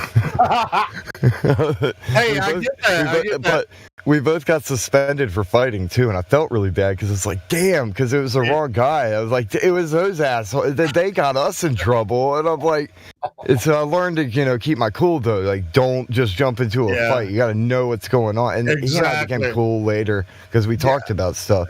But it was funny that. It's just bullying. It has nothing to do with race. People picking on people and acting like jerks. Yeah, I got in a couple fights in junior high before high school. One was during PE class too. Oh, it was after PE class, but it wasn't a real fight, and I don't think we hurt each other or anything like that. But I got another fight too, and so a couple times. What happened to me? This is when junior high, they would call your parents and say, your son got in a fight. Do you mind if I spank him? And my mom's like, no, fucking lick the shit out of him. I'm friggin', I got spankings in junior high, bro. This is when no, dude. happened. I'm on the back end of the corporal punishment thing right when it stopped happening, because I actually was in a Christian school, and some of the kids there, like, they had there's a big paddle in the principal's office at this time, and if you did something that's bad enough, the parents gave the principal permission to do what was necessary. Dude, I was in school when the teacher could actually had a paddle in the room, so the teacher could actually freaking take you outside of the room and spank you, and then bring you back in the classroom. Yeah. Well, they didn't do that, but they would definitely. Yeah. If you'd go to the principal's office, he would take care of it in private, and then you would be sent back with an attitude adjustment. Look, when I was in school and they paddled you, this is in Georgia, they would stop. So this is like 3rd grade. So the elementary school section was like just like one hallway with like 3 classes on each side. The principal would come in, stop all the classes, and everybody would have to listen to some poor schmuck get paddled in the freaking hallway. That's what it was like when I was at, it was 7th grade. No, they like went to door to stop all the classes.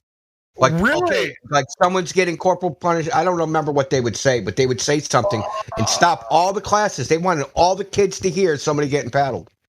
Yeah, and that's the We're making an example out of somebody today. Well, I was made an example of many times, and I remember get that corporal punishment in front of the classroom. Or it was outside the classroom. It was just like, hey, stand up, and then coach. Well, he was a basketball coach, but I was in health class, but I was talking too much, and that was my reason for getting my ass spanked. And so he took me outside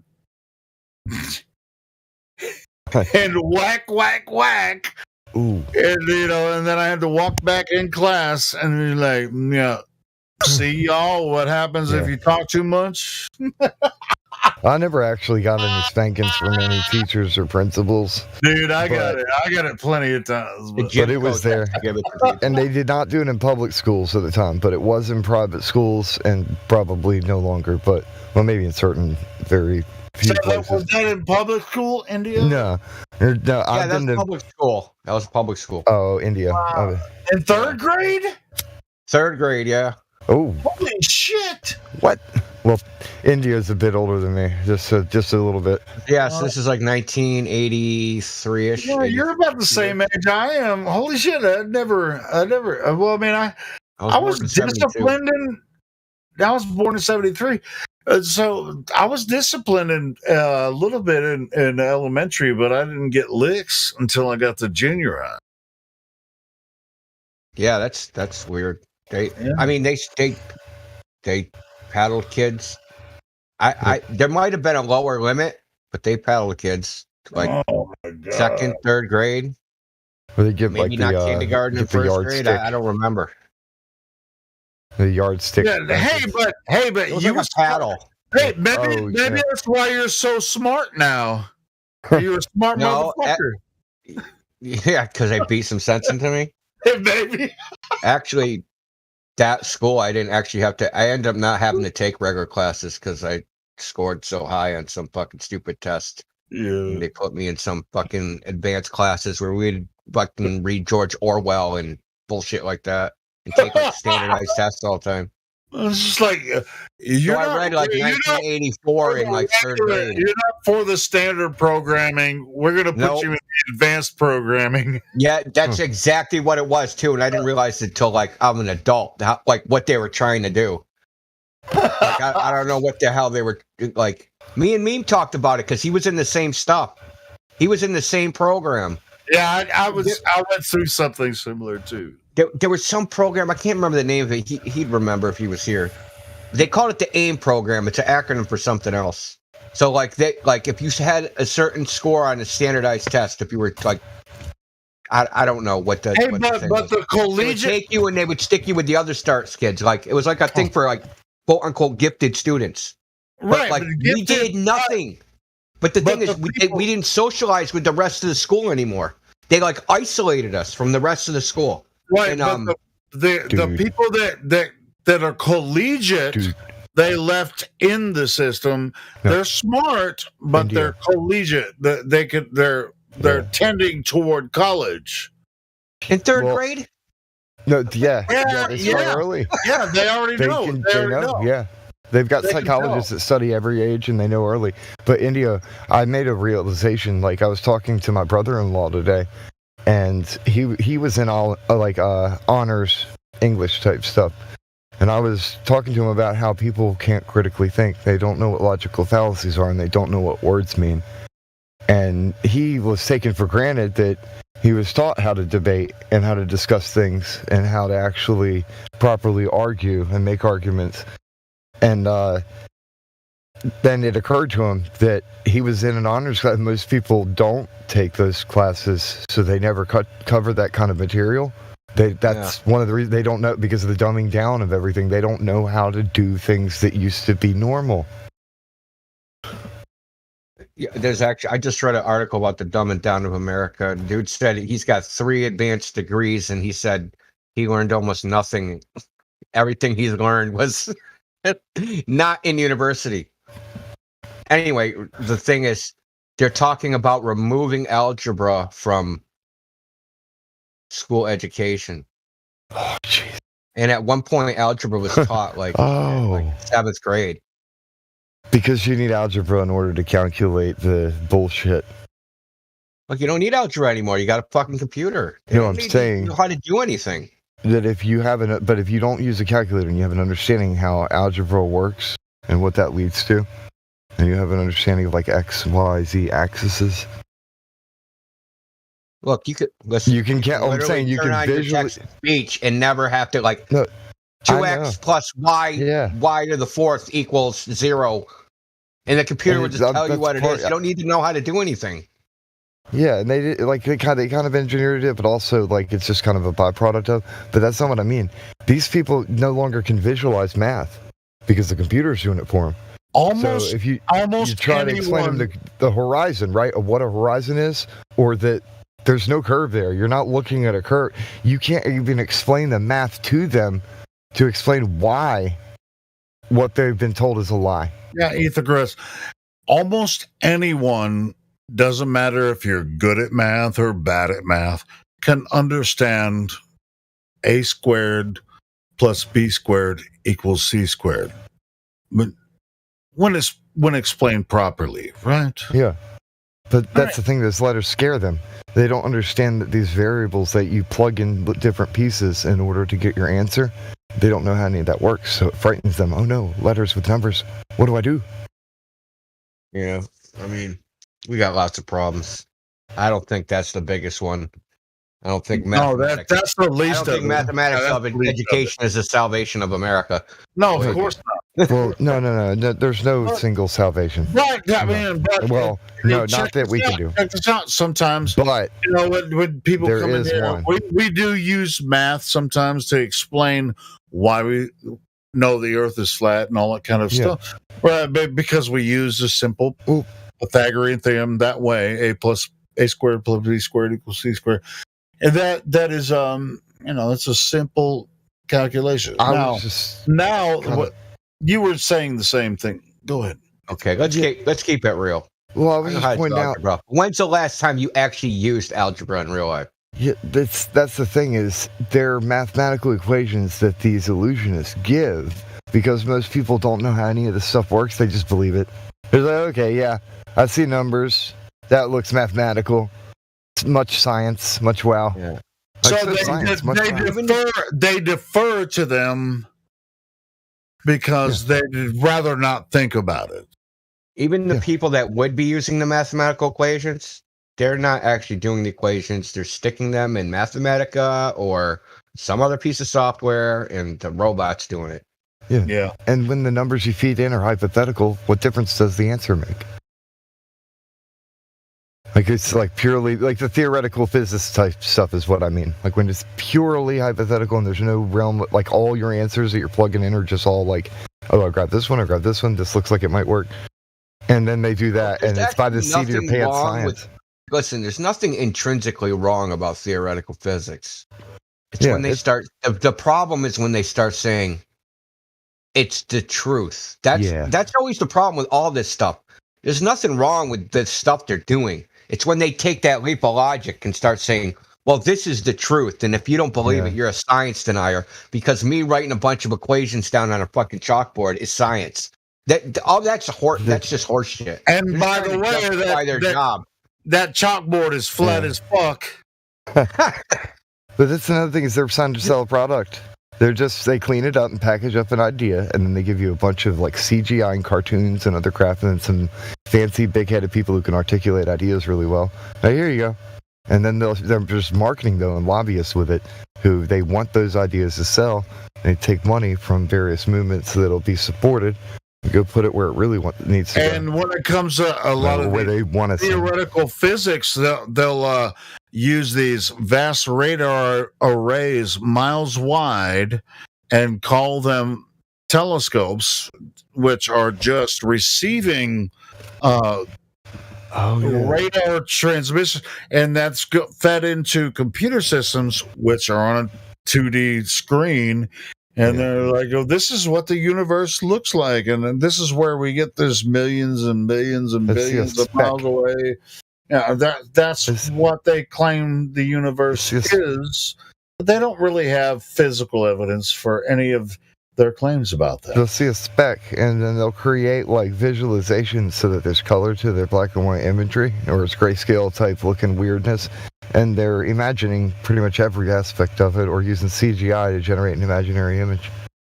Oh yeah, and the black hole image is complete garbage. Like it's first of all, it's not invisible light. So even if they were detecting something, how did they get it into visible light to make a picture out of it?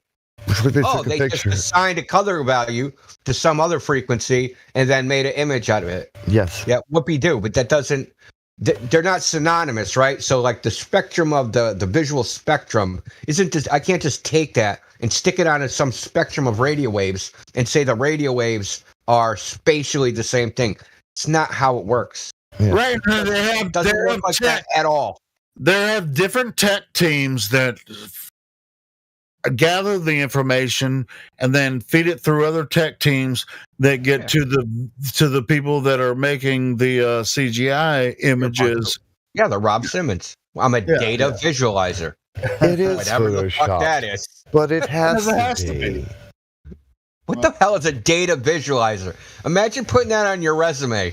I'm a data visualizer. So I'm going to take all your stuff, right? All your ideas, all this little pile of crap you got over here, and I'm going to imaginate with it, and then I'm going to give you a picture that looks pretty cool, and then you can sell that to these people. And then you can like take your ideas and use them with your sciencey stuff. That's what they do. You're just a graphic artist for the marketing team. That's all you are.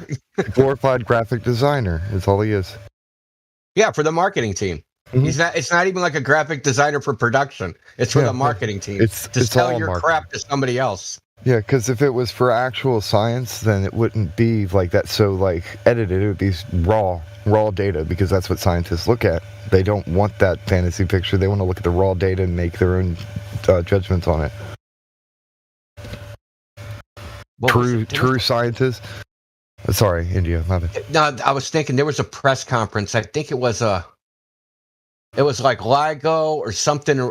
It was either LIGO or some telescope that said they confirmed LIGO with an optical telescope. Anyway, right? So they have a press conference, and I remember this press conference because it was so much of a joke. They had a fake press conference. Let's put it that way. So there's astrophysicists on stage, like in front of a podium, and then there's people asking them questions. Turns out that the people asking them questions weren't reporters.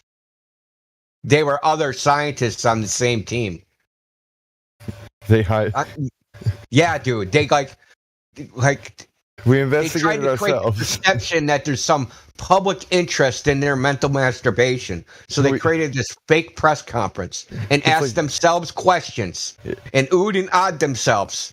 We investigated ourselves and we found ourselves to be reliable. Yes, that's a very good question, John. How do you know I'm John? It's supposed to be a fake press conference. I'm supposed to be the reporter from the New York Times. Shut up.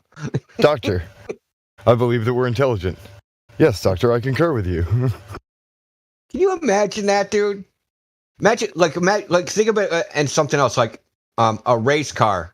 Like you own a race car team, like for NASCAR or something, and then you create a press conference and you take some people from your pit crew and you stick them on the other side of the podium, right, on the other side of the camera, and they ask you questions as if they're reporters.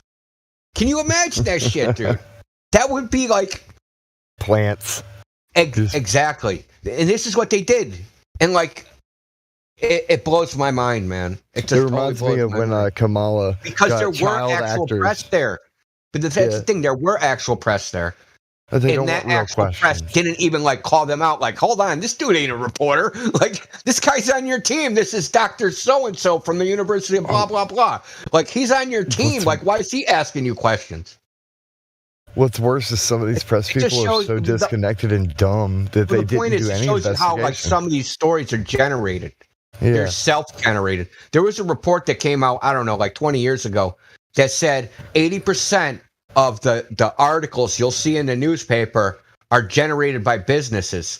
So what happens is a business has some PR thing, some pitch they want to sell, some story they want to run. They call the newspaper and they basically pay the newspaper to run it, okay, to do a story on it. And if what they will do is they'll make this, their PR department will make the story themselves and they'll mail it, they'll email it, whatever, give it to the newspaper, and then they'll run it or not run it, right? So, but not, their reporter, basically, if you need filler, right? So you got the newspaper, you have some space you need to fill up in the newspaper. Oh, where's all the corporate shit?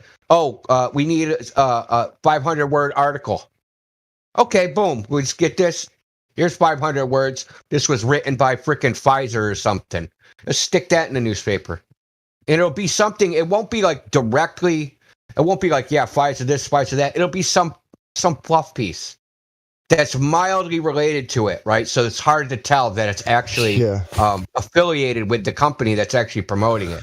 They'll promote something that they're trying to like say Pfizer came up with a cure for some rheumatoid arthritis.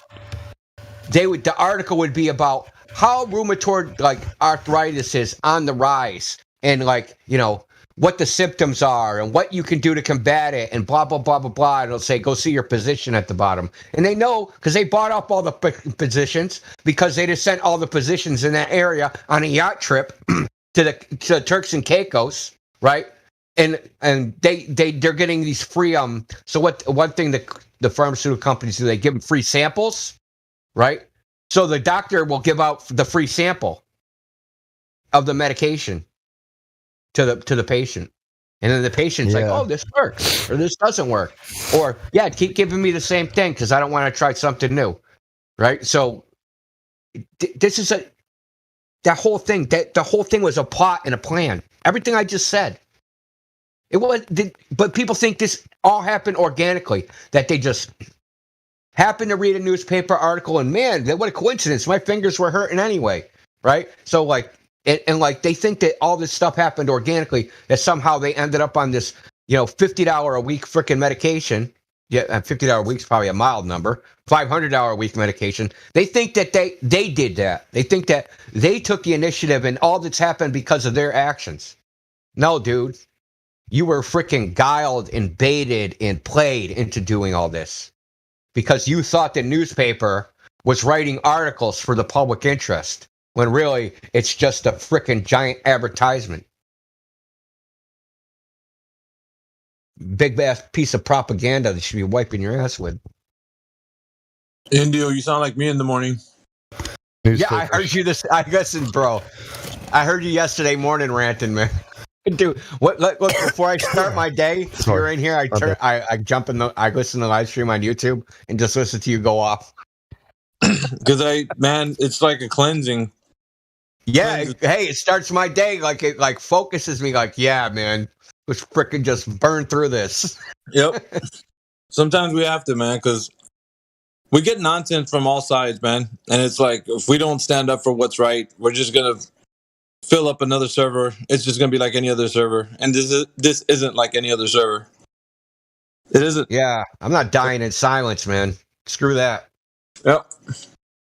Kicking and screaming. Going Rage down Against kicking the and Machine, bro. screaming. Rage Against the Machine. Never give up. Never surrender. No, I All that tell jazz. like people that come in here, I give them no quarter, Indio. You know that, man. Yeah, they I come know. in here. It's Dude. like, Look, you're in here ranting there in the YouTube stream, Niggy's the talking man. shit about you, blah blah blah, in the chat, in the Sorry. YouTube chat. I love it. Fun. Exactly, because that's Hey, all they Indio, can do is talk crap. Can I get a link to that YouTube chat? Oh, what's this freaking I don't have it offhand. Helio's stream from this morning? Hold on a second. You don't know the YouTube channel? I don't have the link offhand. I should have bookmarked it. Here, yeah, right there. But it would be the video before this video, so it would be episode 2772. Holy crap. Over 2,000 episodes. yeah, we've been doing this well, man. Yeah, each one of them's like 12 hours. I guarantee Think there'd of be that. more episodes if it started with the original server before the 2.0 and then just all. It'd be up to like, damn, probably 10,000 by now. I think those videos are on Helio's Skeptics channel, on his YouTube channel. Some of the old videos, or yeah, audio, whatever. You gotta like scroll back like to the old server. Yeah, we've been going a while, and like we talk too much. Each one of these videos is like 12 hours. Yeah. I was gonna download all of them, and then it turns out that it's something like 2.7 terabytes if I Good download night. if I download at the lowest possible size. That's feel like like 144p and like at 68k bit rate MP3. I feel like I want to charge some. Or charge. I feel like I want to pay somebody to actually go through the live streams and find out all my rants, put them together. Because I think I got some good content, man. If I actually put it all together. I'll be right back in a couple minutes. I'm gonna reboot. I wonder if we could. That would be like something that would be great for an AI to do. Hell yeah! Is to go through all the audio and like pick out each speaker and correlate it all together, and then make. I don't think it'd be too hard. Yeah, just find out the voice algorithm for each person. Well, yeah, use machine learning. It'll figure it out. You don't have too many samples. I mean, I wonder if like you like email YouTube and like send them a hard drive, they'll just like copy the shit to a hard drive, because downloading it is like just crazy. Interesting. I mean, they might. I mean, I could prohibitively expensive to like I could download it on the computer, but I don't want to do it that way because I'd be freaking super slow. So I looked up getting like buying like cloud storage and then staving it to that, but to do it, it's like freaking $200.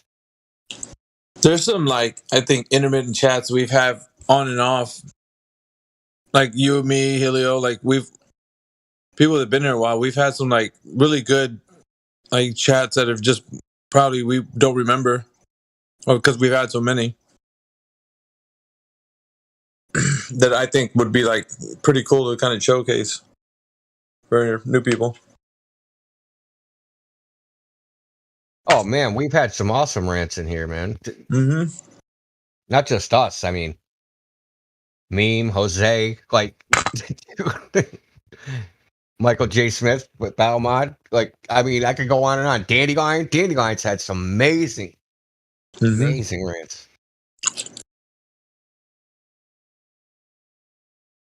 Like, some of her rants have been so just like, oh my God.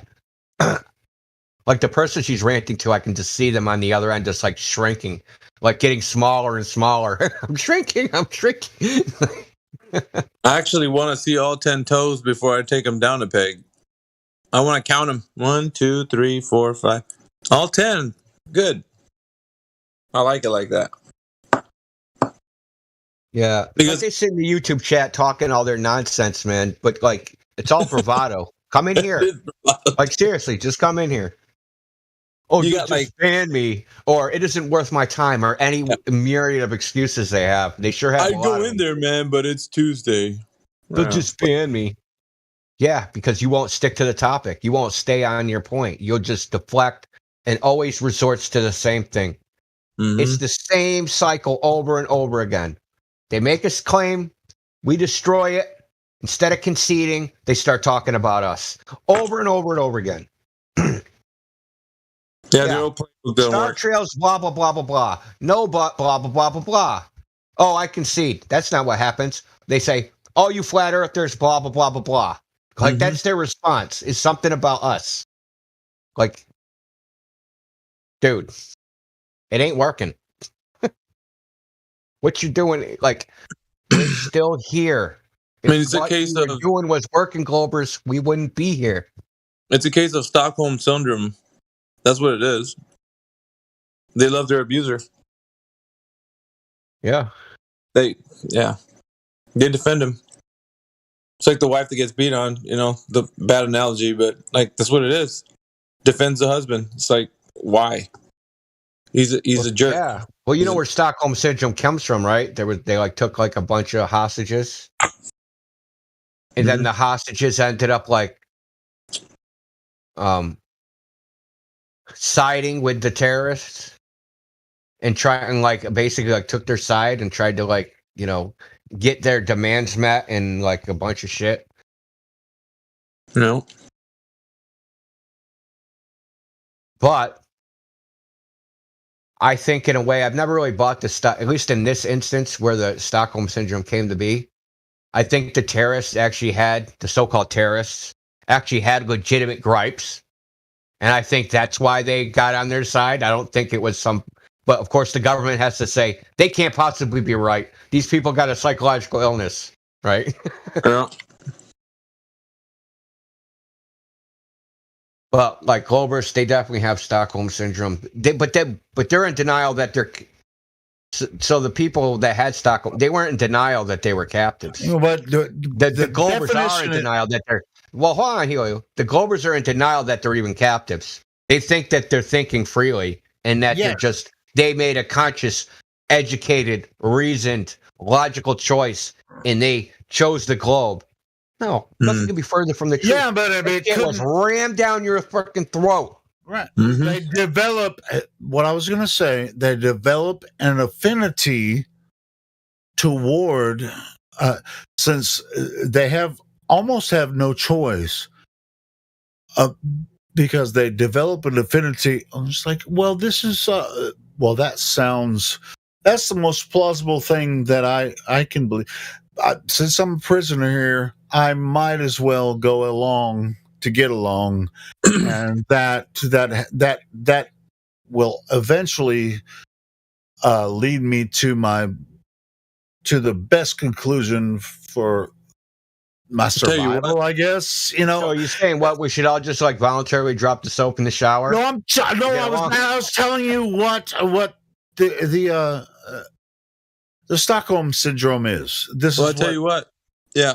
So you develop an affinity toward your captors, and you start to think, well, maybe they're right about this, and the only way I can survive is to follow the program. Yeah, along the same vein, right? What you're saying, there's people in here that would say, well, I think a concept is good, dude. Replacement theology, right? Let's give them something. It's like, no, man. How many times we got to go over this? You give them something, they're going to use that against you all the time. They want that. That's what they wanted. As soon as you prop something up and say, this is plausible. Oh, really? Let's see what's plausible. Wait a minute. That's not an authority. That's just you saying things on the internet. Therefore, hand wave dismissed, flat earther. And people don't understand this, right? But we need something. I'm like, what are you going to give these guys? Go ahead. Tell me. What are you going to give them? Oh, a new map that you're going to make. Wonderful. What do you think they're going to do with that thing? They're going to take a look at it and be like, this guy's onto something. No, I highly doubt it. The way this is going to go is they're going to look at that thing and say, you're an idiot. How does this relate to reality? And what are you going to do? Well, this is my best guess. It's damn good evidence. Well, that's what they say. That's what they say. At the end of it. Hold on, Miggy. Let's take the best case scenario. Let's assume they accept it. And they say, yes, this map that has actually no evidence to support it that you created, right? Just like our globe, right? Which also has no evidence because it's just a abstract construct, right? It doesn't relate to reality perfectly. Anyway, let's accept it. So how are you going to spread that? The same methodology the globe uses? You're going to stick it in a textbook? You're going to go to you stick the textbook in the school? You're going to have a teacher just repeat it over and over and over again until the kids are frickin' brainwashed and they believe that too? Like, is that your plan? Like, is that the plan? Is to just do what they do?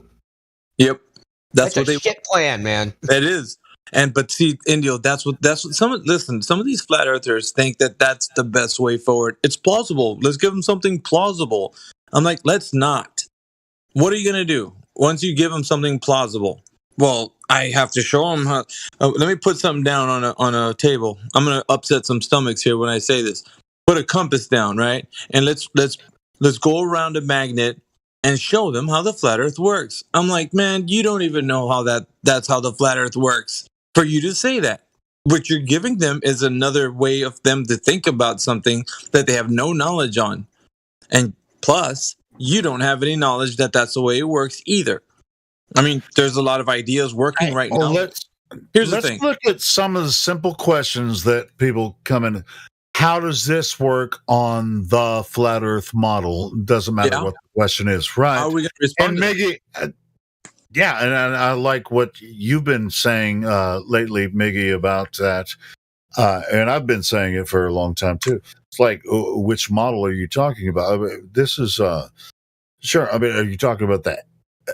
Like, I think I heard you yesterday talking about it, the azimuth equidistant map. They think that is our flat earth model, which is the azimuth equidistant map is a projection of the globe, and I've been saying that for years. So yeah, but Helio, why do they think that? I'm saying it sarcastically. I wonder why they think that. That's because the propagation of that is because of flat earthers are propagating this nonsense. No, I agree with you, and that's why I was. It's not. Bringing Listen, it up. The Gleason's map says what it is on it. It's a time calculator. Yeah, I'm not saying it's wrong. And for that purpose, but it's not a model. It's not a model. Yeah, it's not a map that you travel because the way that map works, if you draw a straight line between 92 points that aren't north and south, right? But if they're north and south, then you can use the regular scale. But if they're east and west, or between 90 points, you have to use a conversion formula. So it's not a map for navigation. It only does one thing. It tells you what time it is. That's it. That's what it says. And it has to do with calculator. It has to do with the path of the sun. It's the path of the sun. That's why, like, you buy a road atlas, right? You don't try to sail across Lake Michigan with a road atlas. Okay, you just don't do it. It's not for that purpose. Maps, atlases, charts, whatever, they're made for a specific purpose. They're useless outside of the purpose they're intended to be made for. Absolutely useless. Let me pose another question. I think that's another idea, Helio, that's plausible, right? How does the sun work? I always push people on this. It doesn't matter who's saying the question or how it's being posed. So the sun and how it works on a flat earth, how do we know that's the case? If anybody is in here wants to justify how the sun works to me and tell me how exactly it works on a flat earth, I think it would be interesting or at least worth a hear.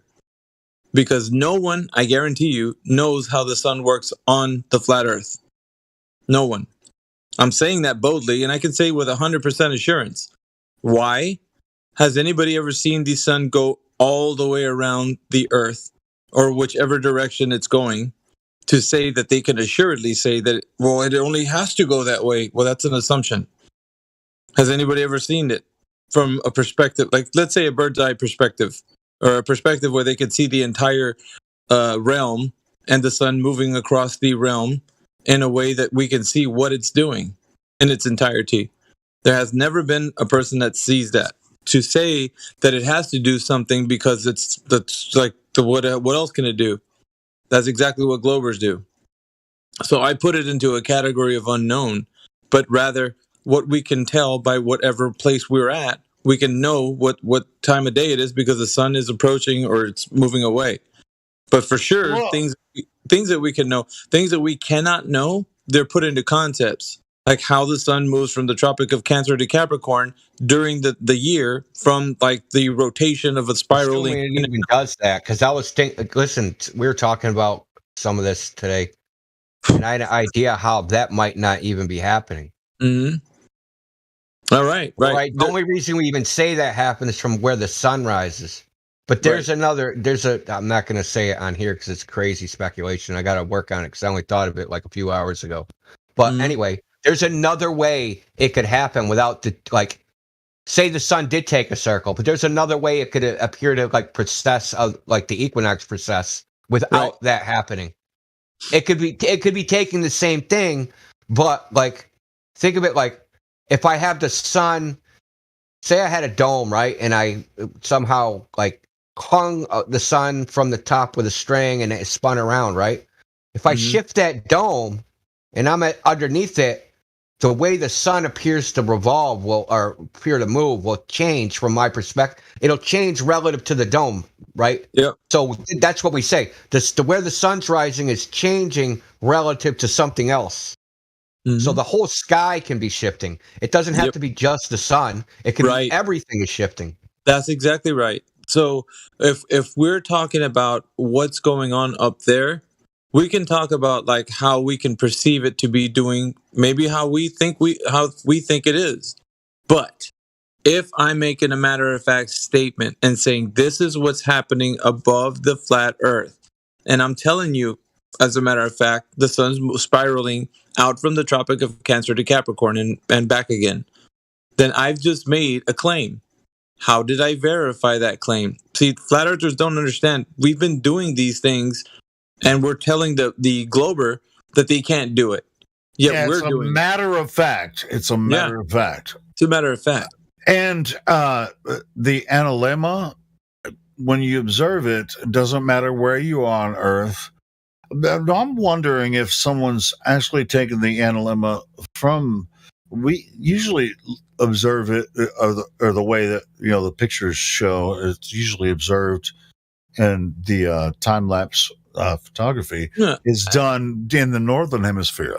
I'd like to see it done in the southern hemisphere. And see if have you seen a Native American diorama of the sun, how as it appears moving from east to west? And basically, from their sky, from what they can see, it appears from their perspective that it moves on a path. Basically, like I would say in the summertime, if you're living in the north, it appears to move as in a U shape in their sky.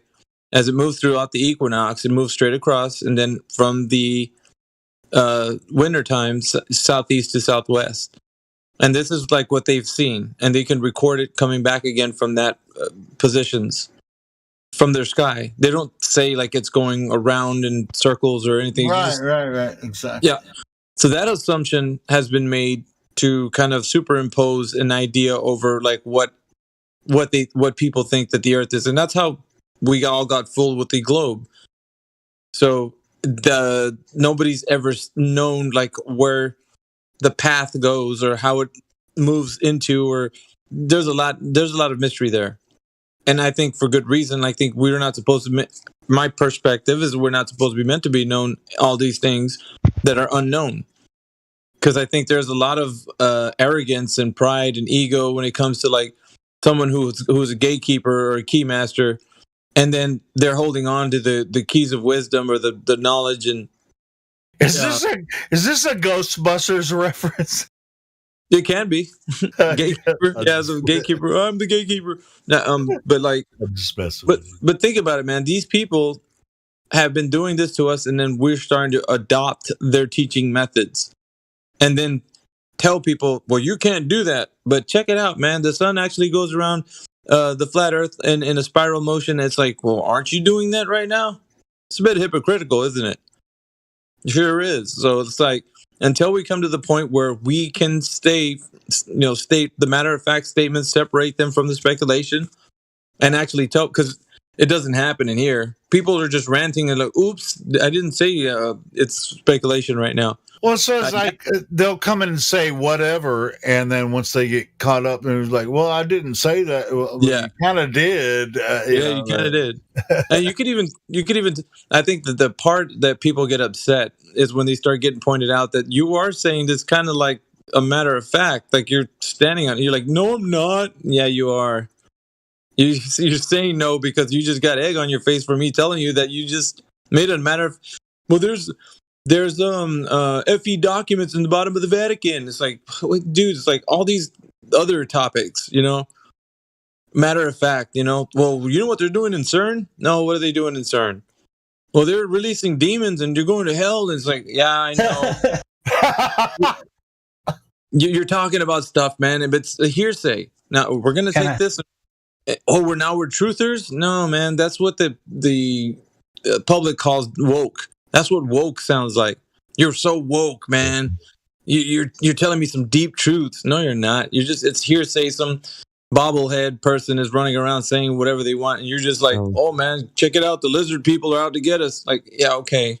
That's very occult. Like people are trying to look at mysteries and hidden knowledge, and it may be this and maybe that.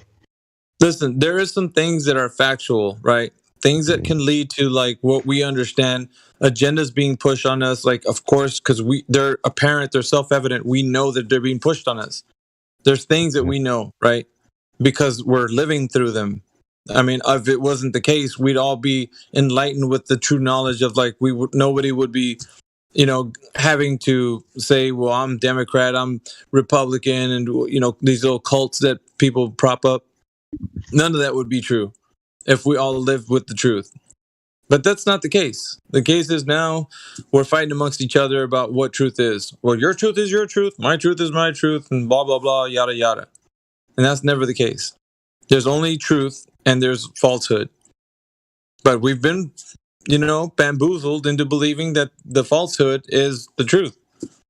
So everything's topsy-turvy, backwards, like we're trying to get a grip on like what reality is. You tell somebody, hey, you know reality? Of course I do.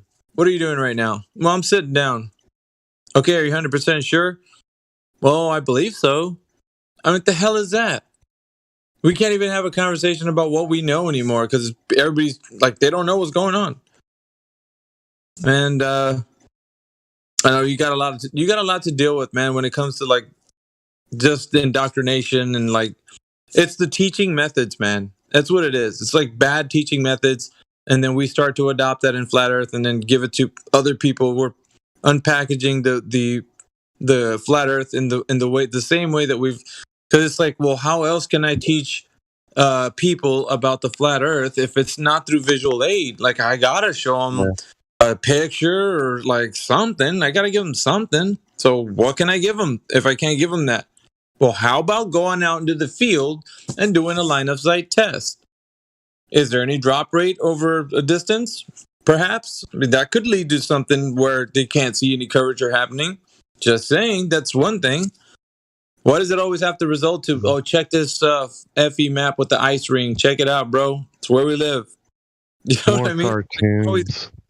It's redundant. It's like, we're not going to get to the bottom of the truth. Showing people concepts and plausible ideas. Something that you mentioned about the dumbing down of America. Yeah. So, one of my friends, his mother's a teacher, or she's retired, but she was a teacher for a very long time, and so she has a strong perspective of how the school system has changed over the years. And she explained to me that when segregation stopped, instead of fixing the gap in knowledge between the people of color and the white people, they just dumbed down the white people so that everybody would be on the same level. It's but they were the No Child Left Behind thing too. But she was commenting on how they could have fixed everything. They could have brought everybody up within a year.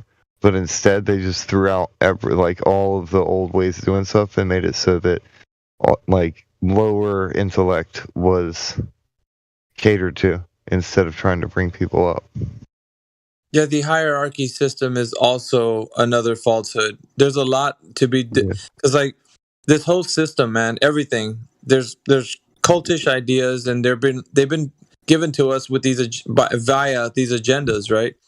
When when an agenda gets pushed on you about things, then cults are formed, and then you take sides, and then you're against that guy, and that guy's against you, and you're against this person for whatever. They're taking our land. They took our oil. Whatever. They took our jobs. They enslaved us, so we need reparations. Like, there's so many stupid things that everybody believes in just because they're told about something. Why we should hate our neighbor, right? Or tribalism. We're up in arms about like a whole bunch of stuff, which is never the case when it comes to like what the truth stands for. The truth stands for what it's self-evident. It teaches us how we're supposed to be living on this earth. Yet we get into factions, right? And it's never the case with like standing up for truth, right? If truth is the truth, it doesn't matter what group you're a part of. It's either true or not. Like the case with Dell, and I was mentioning Andy Hold My Beer came in here, and he felt some kind of way about it when I was saying that, well, of course, the way I'm hearing it is Dell's making a matter-of-fact statement about downward acceleration disprovement. I guess something that he was saying that it made it sound like, you know what, like I came up with I disproved, downward acceleration or something. He did something, right? By the way, I was listening to Andy say it, and I was like, well, check it out, man. If he's doing that, then he's making a stance and making a claim. And now what's going to happen is that because of he made a claim, people are going to follow him if they really care about like what he's saying, and they think that he's onto something. Because he hasn't made it like, guys, check it out. This is my speculation. Don't get into the idea that what I'm saying right now is like the truth. So if it was posed as like, oh, check it out, I've just disproved downward acceleration, these guys are gonna have to come at me, bro. If it's more that way, then of course everybody's gonna be like, yeah, this guy's hella right, like he's onto something. But that's the thing. People don't preface their conversations with those beginnings of the initial, like telling people that it's just speculation. This is just my ideas. What do you guys think? And that way people aren't just like, oh, he came up with something. It's more like, hey, he's just telling us what he thinks. It's basically it. So when I was saying that, it was kind of like striking a nerve because, well, Dell's a nice guy, and he thinks of things this way. He's not about like FE cultism and on and on. And or globe cultism, or either one. He's just speaking for the truth. And I don't know. When it comes to the truth, it's like it's self-evident. Like I don't have to think of the guy saying that he's gonna reveal something because it should be something known, right? And collectively, we can all agree on things. There's definitions for things we agree on. So it's like, well, that's a cat. We all agree that's a cat. And because of which, it becomes self-evident that, well, that's a cat. Every time I see one, there's going to be another cat somewhere. I'm going to say that's a cat. In reality, that's what it's going to be. It's never going to turn into a hot dog, or I'm not going to say like, well, what if one day that cat is just, a rainbow unicorn? Like there's nothing in reality that's going to make it that malleable, where it's just going to shift and change and do all this kind of stuff. So there's a disconnect with reality in the sense of like having somebody try to understand the nature of something being self-evident, getting back to like what truth is and so on. So it's an upward battle when it comes to like, having people agree with like what is truth. And so there's a lot to deal with.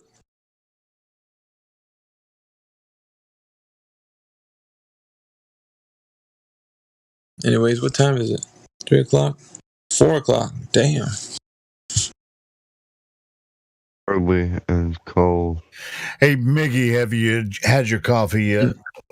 No, I just finished eating a nice big meal because I thought I was going to... You're in the same time zone I am, so it's just strange. Why are you here? I was after work coming over here. Well, I get off of work at 2 o'clock. Strange hour. It is. It's the bewitching hour. I get some crazy people coming in here around this time. Actually, what? There's a lot of people in here. Miggy, are you President? What's up, President? May not remember me, but are you still into crypto? Yep. All right. I have not touched it things went down, but I do remember your server. It was pretty good. It's still going. It's just I'm not in it at the moment. I'm too focused on what I'm doing at my work, trying to get my life situated going. Like I got Web 2 stuff happening, and I have to leave because if I put any attention on that, I would be like all in it. Yeah, I was just curious. I haven't heard from you in a while, and with all that, yeah, it's a bear market anyway. So server went down, and like Hyder had started up a server, but I don't know. I lost my other account, and so yeah, just keep in touch, man. I'm gonna probably pop back in once the markets start showing some upward trends. Yeah, man. Yeah, I still think. I mean, stuff can happen with that, but I mean, it's not a get rich quick scheme. I just think we can make good decisions when it comes to like the things that we invest in. That's all. Let me ask you this, Miggy, about that. Yeah. Is day trading something similar to? Sort of, kind of, but it's more of day trading is an active pursuit of like watching the market like on a, I guess, minute to minute basis. Yeah. You're actually keeping up with like what to buy. It's like a short sale. Yeah. Short. Selling shorts. Yeah, so short, and then you have to like jump in, jump out, make the profit. Collect a little small dividends that you can when you get where you can. And it's just playing around with like numbers. So. Yeah, but day traders convince investors to put their money in their hands, and you're not using your own money. You just fooling around with their money. It becomes your money when you make them money. Yeah, of course. But it's a lot of work. I mean, that is very highly stressful, kind of, because you could lose big in an instant. You watched that movie, Wolf of Wall Street? Have you watched that one? Yeah. That's a pretty awesome movie. But. Bro, shit can tank on a dime. Like the moment you start actually actively watching the markets, and if you're spread too thin, like if you have your spread's really thin, and you're playing a lot of hands, when something goes actually downtrending, you can't jump out fast enough before your money starts actually going into negative. Versus, because you always want to stay in the green. Every market you're playing, you want to.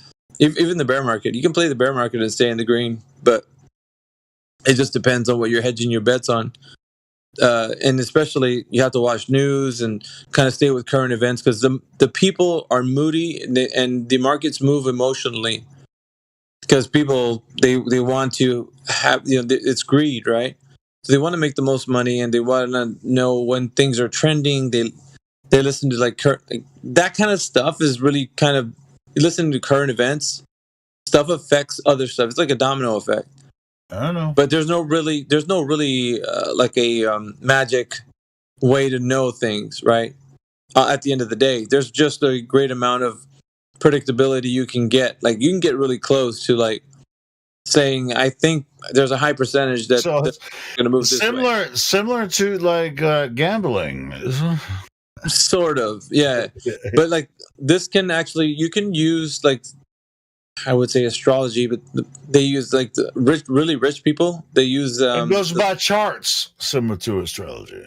Yeah. They and a lot of people think that's hooey, but it's not hooey to those billionaires.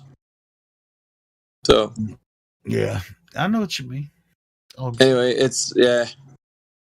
It's crazy though. You have to have a lot of money to if you're going to be playing in those markets that heavy. But then again, it's just like FTX, they did what they did. You could lose your shirt, house, everything. You could lose everything, man.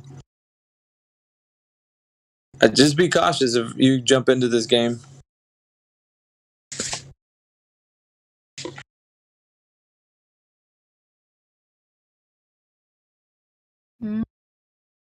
But it's the easiest money you can make, though. I'll tell you that much. And the least amount of effort. Yeah. Well, show me, but with the crypto thing,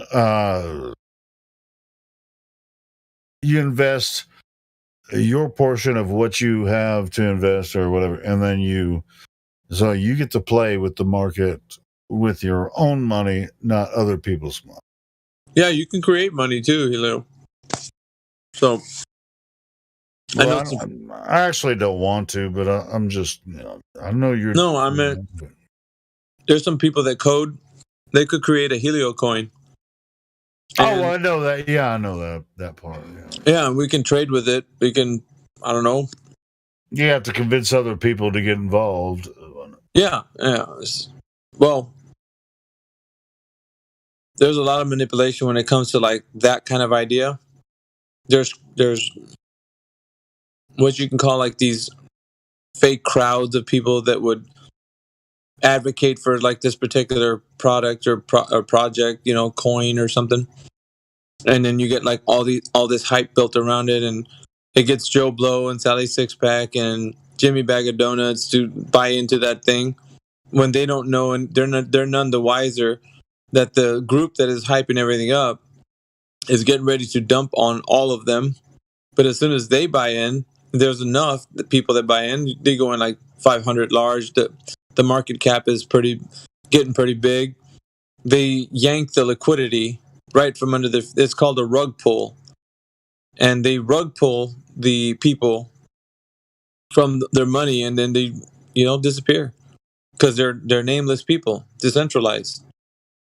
They're just wallets. That's all. And they take everybody's money that they invested in, and they go off and do it again to somebody else. Is that where the pyramid scheme thing came from? Well, no, that's another thing. But like, this is more like a cash grab. Like you cash grab. Yeah, I mean, that's even worse. Well, not even worse necessarily, but yeah, it's like why would you even? I don't know. It's weird. That's why I don't even fuck with that. Yeah, it's worse. Let me tell you the difference, Julio. A pyramid scheme involves free market capitalism, which I believe in, and you should believe in. I'm pretty sure you do believe in. But a pyramid scheme involves a dishonorable. In short, I don't want to go into the details of it, but in short, it involves a dishonorable form of free market capitalism. That's a pyramid scheme. What he's talking about is something way more dishonorable than even that. Yeah, that's what I was saying. That's what I was. The lowest of the low. If you put it to some, it's like get people to trust you, and they're on. You already know they're going to lose their investment right up front. So the whole intention is to play on people's emotions. I've seen it happen time and again where people they are talking so highly about a project, and you're just like, man, this thing has no fundamental reason why it should even be propped up at all. Like the code is shit. It's like not going to be like, guys, don't invest in this thing. Even if with the best in intentions, the people with this get rich quick scheme idea, greed is it's a whole nother level in the crypto market. Everybody wants to make $1 turn into 1,000. Everybody does. All right. So that they capture your mind, and it's like a casino. You spend $5, you win like 100, and you got a taste of that chicken blood, so you want more chicken. Yeah, you put that 100 back in. Mm-hmm. And so what happens is, with that little taste of getting something from crypto, you're like, you know what? I'm a crypto maxi. I don't know what to do. And like, no, you don't. They just played on your emotions, and they're gonna take you for all you got. But they're gonna wait till you go when you swing in heavy. Oh, they're gonna take you out like no one's business, and you're gonna be left holding the bag. So there's a lot to be like. If you don't have your emotions in check in crypto, they're gonna take everything from you, everything, and it's gonna be easy because you're gonna give it to them. You're gonna make car loans and house loans, and sounds exactly the same as the stock market. It is. and they take it with no remorse, Helio.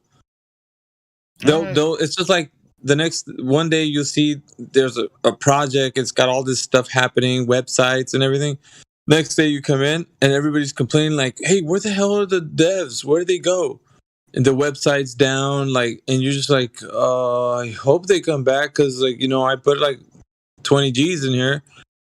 And it's sad. Like I've been in chat rooms where this is like the reality. I put $5,000, dude. Like, where the hell are they? And they don't show up. They're like 2 days, 3 days gone. You're like, oh, maybe they're just sleeping. Maybe they make excuses, right? But they have no recourse because they voluntarily. Yes, exactly. Exactly. And so at the end of it, it's like week and a half, 2 weeks gone. They're gone. There's still no sight of the website. There's still no sight of the devs that were working on the project. And, whoever was hyping it up, nowhere to be found. So everybody's just left with like the empty feeling of being gouged. And it's like, I can't even tell you like that feeling it feels like when you just been taken for like, at least even like $2,000, let's say. If you're taking it for at least $2,000, you got this like burning hole in your stomach. Like it feels like you want to throw up. It's like, I can't even tell you. It's like you have no recourse. You can't even contact the people that took your money. No, bro. There's no getting none of it back because you gave it up freely. So anyway, that's the way it go. But be careful. Be careful. Listen. That this happens on every front. Money is played anywhere. This happens everywhere. Yeah, it happens. There's money, there's greed. Free market, or in Bitcoin, not Bitcoin, the crypto market or the stock market. I mean, it happens to people. Yeah, no matter what. Yeah, no matter what. And someone's always playing, getting insider information all the time. You know that because like these government types, they're making their plays, hedging their bets against like what's happening with the economy. Because they know about the news before the news hits like the normies everywhere. They know about like the wars that are going to happen. They know because like before the executive orders are signed, before things are put into motion. You mean something like the guy that took out the insurance on the Twin Towers 2 weeks before? Yep, something like that. Yeah. Something like that. They hear it in the hallway. On terrorist attacks on the Twin Towers. Yeah, they hear it in the hallways of like the White House, or like they're hearing like banter happen, and people are talking about this thing before moves are made to the public. So when that happens, they're already buying up oil stock, and because they know wars happening is going to happen somewhere, and these orders are going to be signed, and so before any of that, they get ahead of it, so it doesn't even look like what's like buddy system. They're it's just going to ramp up. Yeah, I think Pelosi was a big person who bought. I think she bought some oil before the Ukraine war. Who, Pelosi? Mm-hmm, I think so. And she became very wealthy from it too. Wasn't her husband attacked? Yeah, but I mean, just going on the basis that this is how it is, man. People they want to capitalize on that insider trader information. So it's the way the world is, man. Money's money. Life is life. Po is po. Middle class is middle class, sort of. I mean, middle class is pretty wide as far as. I mean, you could be like middle class, $80,000 a year to $800,000 a year. That's middle class. Yeah, just you guys do what you do. At the end of the day, you gotta live with yourself.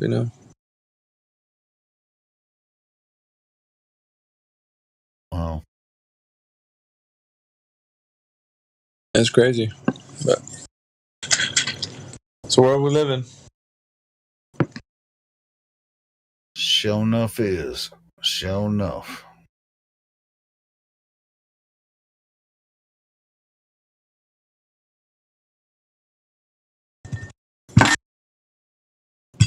So what's the bad news? The bad news? Yeah, I'm just playing. If that's the good news, what's the bad news? I know, right? No, that's just like because of like the way people are, they take advantage of like any option to get. Well, I mean, they think, well, I don't gamble, but I'll invest in something that's impossible to get any, No, you can listen, man. You can make some money in You can crypto. make some money in crypto. Yeah, I know. And so you can make money in stock market too.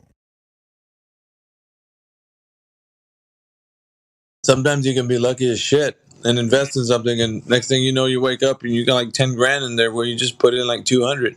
Yeah. I'm gonna tell you, man, that has happened to a few friends of mine. Actually, it happened to Crypto Sane. As a matter of fact, a Crypto Sane, a Chocolate Sane. You can put $200 in a slot machine.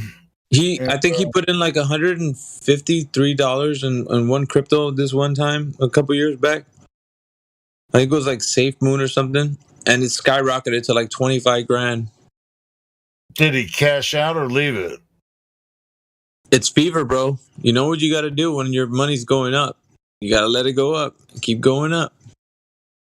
Yeah, but if you leave it, it can just get back to where it was. Yeah, but it could keep going up. That 25 could turn into 50. 50 could turn into 100. 100 could turn into 1,000,000.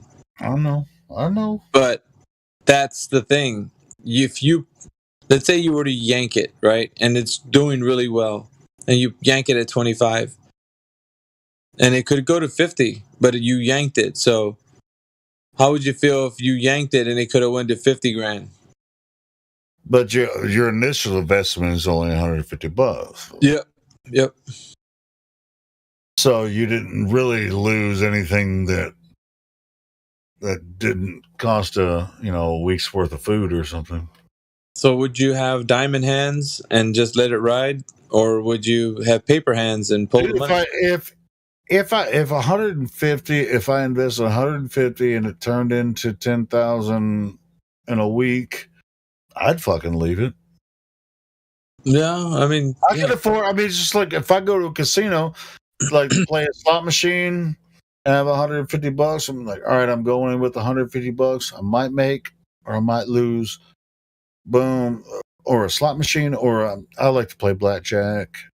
And well, that's the thing, though. What if you made like 5 grand that night? Would you keep the 5 grand, or would you play the 5 grand? I would, if I was actually actively at a casino and I turned my 150 into 5 grand, I would probably cash out 4 grand and then take another 1,000 and then play some more. A smart guy. That's exactly what you do if you're winning in crypto. Yep, exactly what you do. What you just said. So you're always up, no matter what. And that way, it doesn't matter if like something happens and you lose everything because you've took out a lot, already. Man, I went in with 150 and came out with 4,000. I didn't lose 1,000. Right. When I was 1,000 up, over 4, So yeah, you were still up. It's like, all right, I'm leaving after I lose this 1,000 after I'm already up, 3,500. I'm walking out a winner.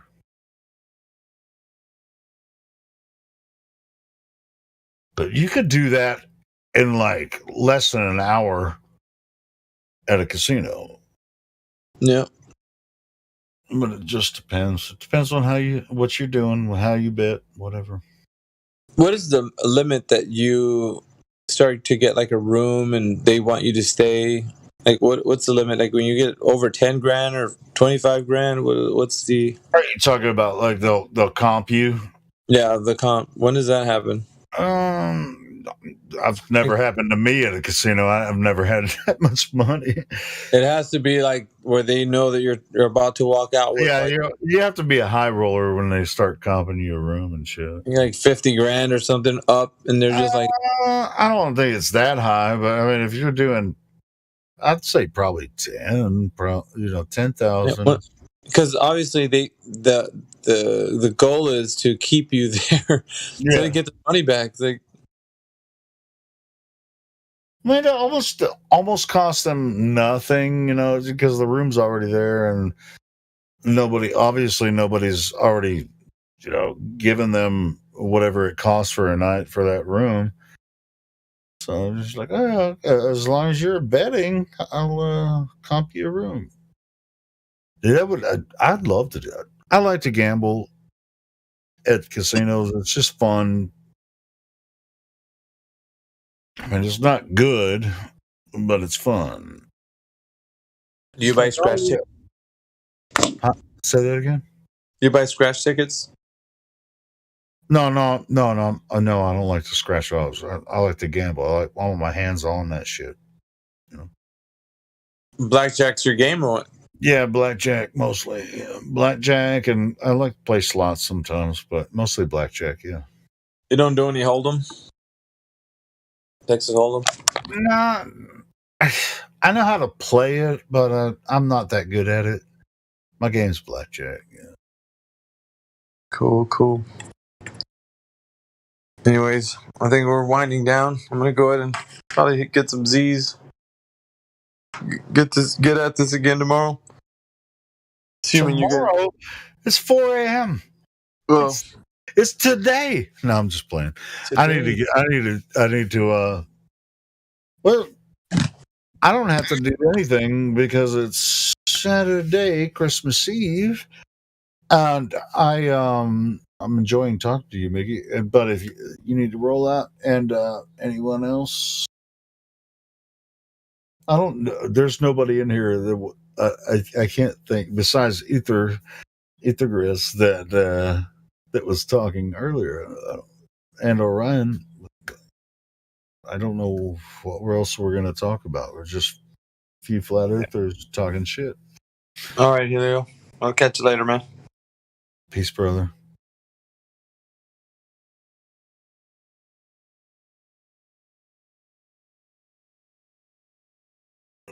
In the meantime,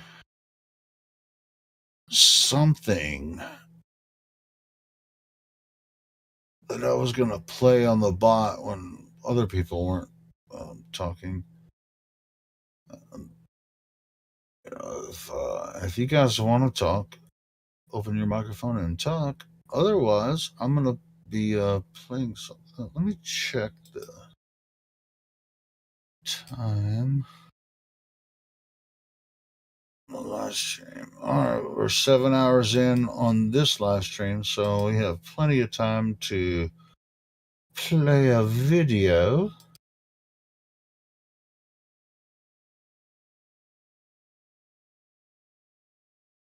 If you're listening, you can give me some recommendations, or I'm going to pick one.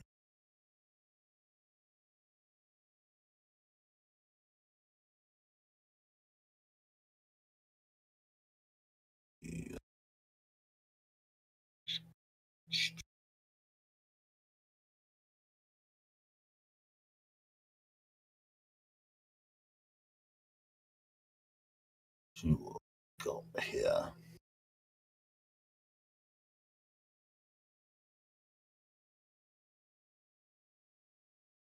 It'd be funny to play.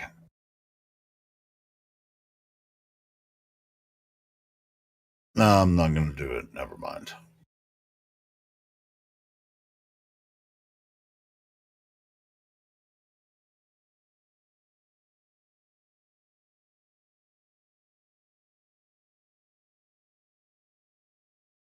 It's actually pretty good.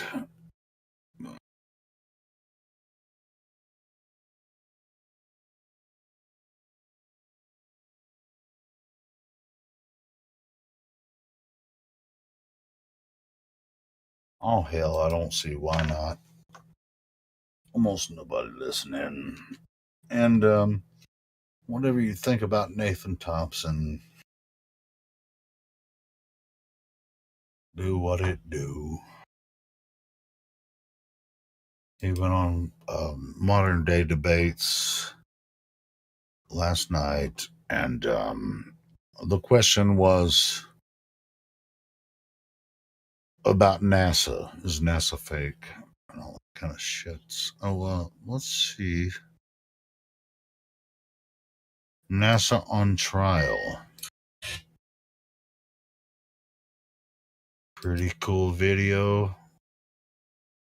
That's all their videos are Creative Commons, so we won't have an issue with replaying the audio here.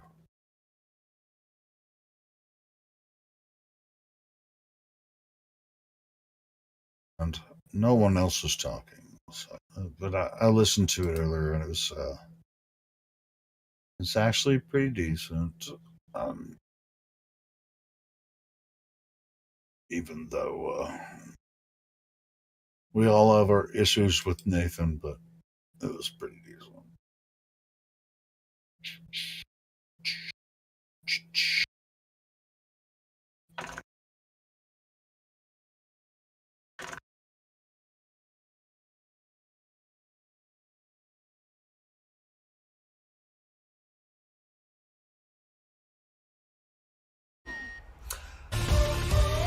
Woohoo! What is up? Welcome everyone to Modern Day Debate.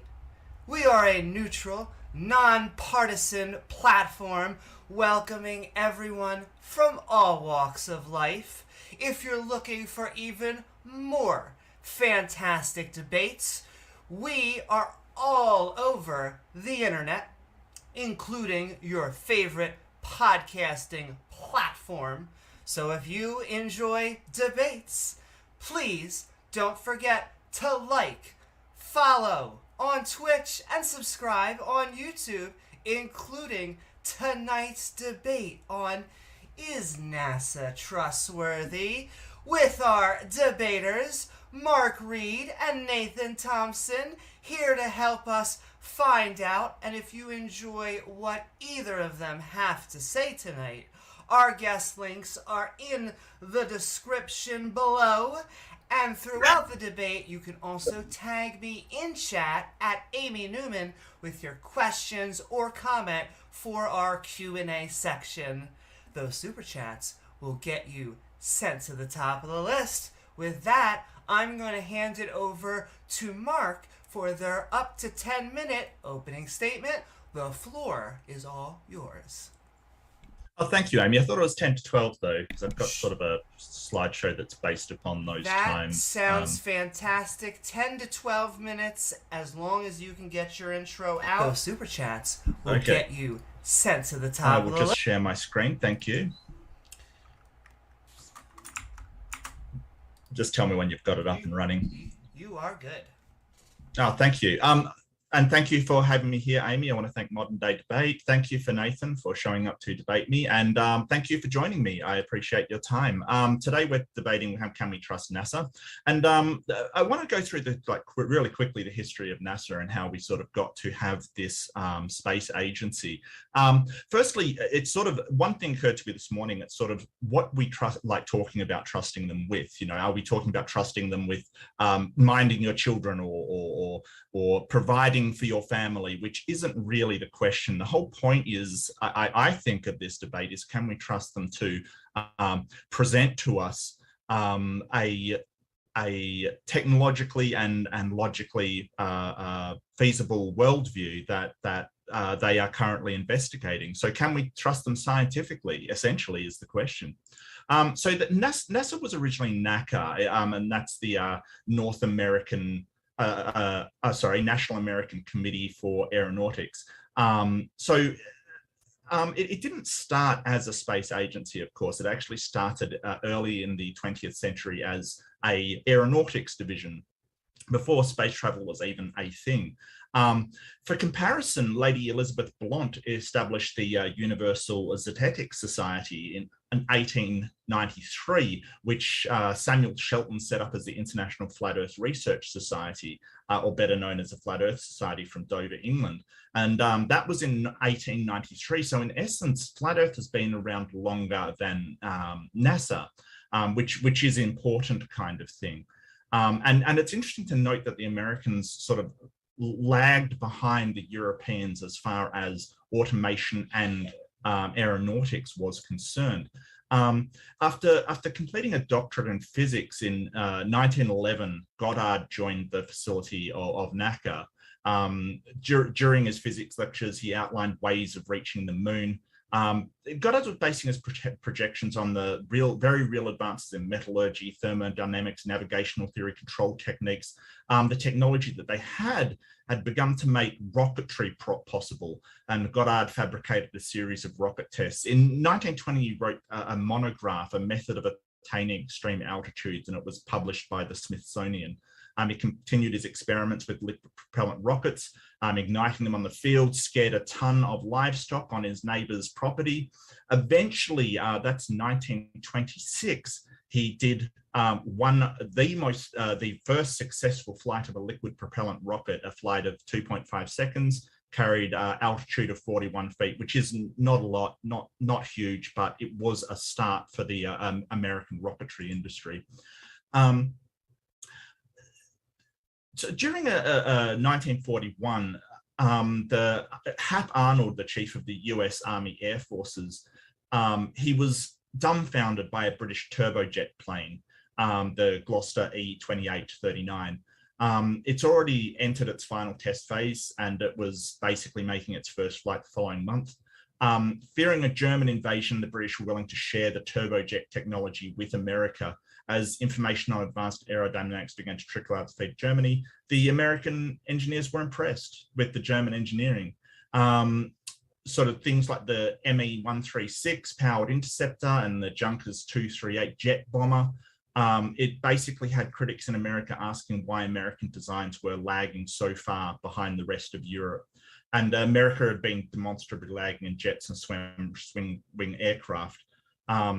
So really, I'm mentioning this because at the end of the war, an opportunity came for the US to sweep up a large amount of German engineers and technicians in Operation Paperclip.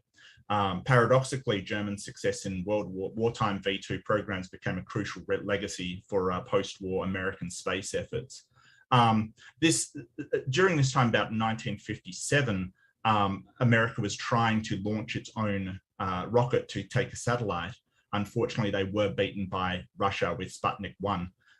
Now, the launch that America was going to do, the satellite weighed about 2 pounds. Sputnik 1 weighed 183 pounds. Now, if you think about that in terms of warfare, if somebody can launch something weighing 181 pounds heavier than what you have, the destructive capability on that payload significantly outweighs the other. It was ominous. It was critical that America catch up in terms of rocketry. Absolutely critical. So the one that they tried to launch was the Vanguard. 1957, December 6th, Vanguard rose about 3 feet from the launch platform, shuddered, and then collapsed in flames. It was an absolute abject failure. It was a 3-pound payload. When an American satellite went to orbit, it was a payload of 2 pounds against Sputnik 2, which was 1,100 pounds of payload. This was a catastrophic outpowering of the US. Now, from this, America decided it needed to assimilate all of its aeronautics and rocketry into one department. And this came about in October 1st, 1958, when NASA was born. This is the National Mission Statement. Basically, they have core values of integrity, teamwork, excellence, and inclusion. And that inclusion being very, very significant. NASA employs about 8,000 permanent workers across fields of space, engineering, management, support staff. They also employ contractors, which can be between 1,000 and 18,000, depending on the project. The budget of NASA is relatively small. It accounts for only roughly 0.5% of the federal budget, or half a penny out of everybody's pocket. And famously, they did a sort of a push to increase spending, sort of a penny for NASA. So yeah, this is sort of some of the inventions that have come from NASA. These are health and medicine, things like LASIK surgery, cochlear implants, and visual braces. This is things like artificial limbs, scratch-resistant lenses. So if you do have glasses with scratch-resistant lenses, the space blanket, which is found in that silver blanket found in most first aid kits. The cutting of grooves in highways was first developed by NASA to help stop or give more grip to the landing of aeronautic planes and shuttles. Yeah, I mean, we can go through it. Fire resistance, firefighting equipment, because they were working with oxygen and trying to keep temperatures stable of humans. They did things like video enhancement. Temper foam was created by NASA. That's also memory foam, you might know it as. The CMOS image sensor, which is interesting because all of your cell phone cameras, DSLR cameras, GoPros, they use that sensor. So if you're using a cell phone, part of that was innovated by NASA, which is interesting. Air scrubbers, things like that for atmosphere regulation, they invented. We've got things like water purification. They did things like converting pollution, so cleansing water, converting GPS error signals. We use it for agriculture because self-driving agricultural products do use it. Computer technology. One of the ones I want to mention there is OpenStack, because that is actually used by a lot of companies for cloud technology. So if you are connected to the internet and going on cloud functions, OpenStack is probably involved somewhere. So a lot of this technology, they've just given away for free. They've just basically said, hey, this is for the good of humanity, you can use it. They don't actually, unless another company is involved, like they do partner with other companies, they generally will just make it available. And in 2014, they released over 1,000 pieces of software for people just to use. Things like food safety monitoring, improved mine safety, because they're working with basically these bolts with censored load pressure and fasteners that could detect when the load was becoming too much. We still use them in mining today. This is the technology that Flat Earth has produced. And don't forget, they started before NASA started. They have produced nothing that I can tell. Maybe Nathan can show us some products that they've come up with here. So these are real scientists. They're doing research on the effects of DNA proteins when subjected to vacuum, low temperature and focused light. This is what real scientists are doing. These are not real scientists who do no research. They have no idea how to design, build, or implement any aeronautical or space technology. And even if they spent the rest of their life studying, could not even begin to implement the experiments we see in the last picture. No flat earther has ever implemented or is capable of implementing any kind of aeronautic program, except one. And this was Mad Mike Hughes. He was trying to reach an altitude of 5,000 feet with riding a steam-powered rocket he made at home. He was really regrettably and unfortunately killed when his parachute deployed early. And I want to say I do admire his bravery and commitment to finding the truth, although I do have to confirm the silly conspiracy theories and Dunning-Kruger effect that led him to think he could design a safe rocket. And, it's a really tragic episode what happened with this guy.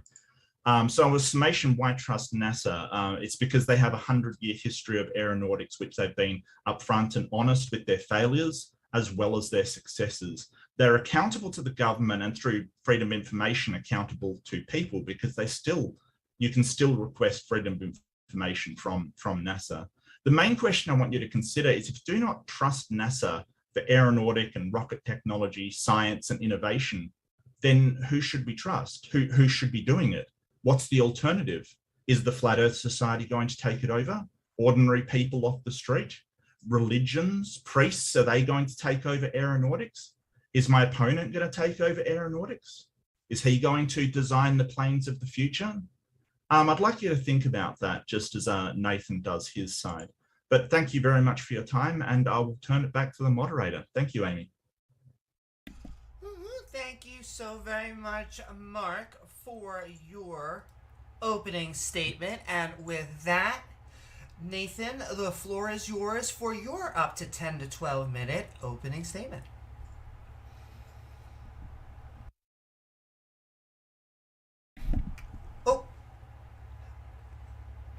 Just have to unmute yourself. I'll try you need to unmute, if I Nathan. can. Yep. Got you. Sorry. Oh, no, you're good. my first time doing one of these. But the floor is yours, up to 10 to 12 minutes. All right, ladies and gentlemen, my name's Nathan Thompson. Used to run the official Flat Earth and Globe discussion. We had, if you believe the numbers, Facebook tells us 155,000 members, and that was deleted shortly after. My YouTube was deleted. Shortly after that, my Instagram, The Globe is Flat, was deleted. I've been banned from Skype, Venmo. My Yahoo account was deleted. I was blocked from Tinder. Why? Why am I getting censored off all these platforms when I talk about three things? How if we can consume food without harming animals, we should do that. You should research the Bible because there's a lot more truth in there than we've been led to believe. And you should test Earth yourself because what we're being told from the mainstream is objectively and verifiably not true. So that being said, I'm going to share my screen. I don't know if Mark knew this. The topic of the debate was, can we trust NASA? Not their history, not their mission statement, not what they've done in health and medicine or public safety. The fact that they've made air scrubbers and fire blankets means nothing in this debate. So let's get started. I'm going to share screen, Amy, and we'll just go my entire desktop. And we'll start with NASA's bread and butter, telling you live on a globe. What about all these photos of Earth? Okay, do they have photos of a globe? I mean, that would surely be a reason to have a space station and go into space, is so that we could see not only what we're on, but what's around us, maybe some incoming threats. But the problem is, these are Photoshop. Admittedly, Photoshop. NASA admits this. So don't get your feelings hurt. I'm not trying to hurt NASA's feelings here. They admit these are Photoshopped. So there's copy and pasted clouds. Anyone can see that. That should not be happening on a photo of Earth, okay? Robert Simmons, I'm gonna go back, admits they are Photoshopped because they have to be. He says, I start with a blank circle, they give me scans of the Earth, and I turn the scans of Earth into a ball. Excellent. Blue marble images of Earth. They're never the same color. Their countries are constantly changing sides. And if you have a globe with half of it being North America and a small portion of South America, that means on the other side of the globe, you would have to have all of the other oceans, Australia, Africa, all of Asia would be on the other side. All of Europe would be on the other side. I mean, the fact people in 2022, almost 2023, believe this is depressing, actually, to be honest. I can't believe people still buy into this nonsense. But what about all the photos of Earth from the moon? This is an official NASA photograph, and it's officially fake. It's copy and pasted. You just have to turn the layers on, and you can clearly see that. It is fake. Where are all the stars in NASA photos? Oh my gosh, I have so much to go over here. There's no stars here. Well, that's interesting because big complex lies are hard to keep straight when they are compartmentalized, like NASA's lies. Oh, that's one I want to play. If all the astronauts said you can't see, and this, I can't read it because the. Yeah, you can, and there's more than stars. You can see planets. You can see moons. You see the gas Magellan clouds of the you Milky see Way galaxy. the Magellanic. Whilst From in Mark space, Cameron. This is from Mark Cameron. whilst in space, have you ever looked away from Earth into the black void? Yeah. So all because the you can time. see, because you can see the stars. Oh yeah. And pretty much all the time. Look how Don Pettit is looking at the other astronaut because he doesn't know what to say. And then as soon as he says something, Mike, he goes, oh, yeah. Well, apparently these guys didn't get the memo. Okay?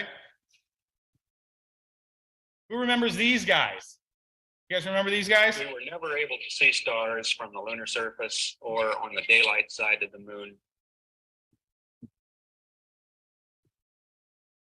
The sky is a deep black.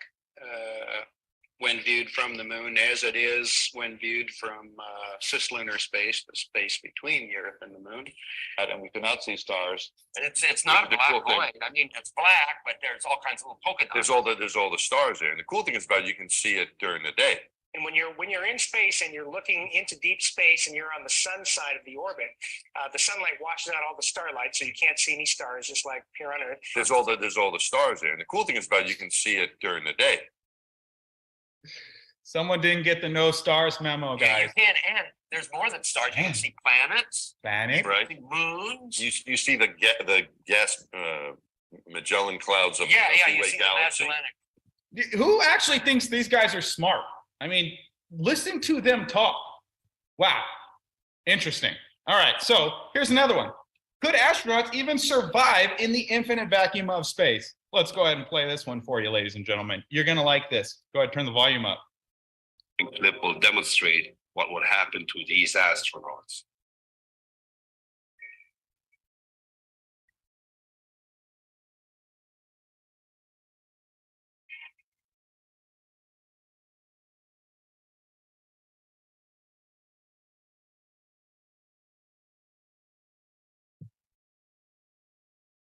You can see a little bit of bubbles start going, and whoa, start boiling. How cool is that?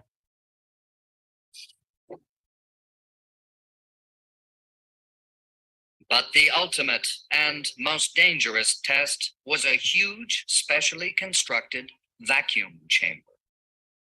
They were able to pull all the air out to create a big vacuum. That way we could test our suits to make sure there was no leakage. One such test narrowly avoided disaster. Jim LeBlanc was the test subject in the vacuum chamber.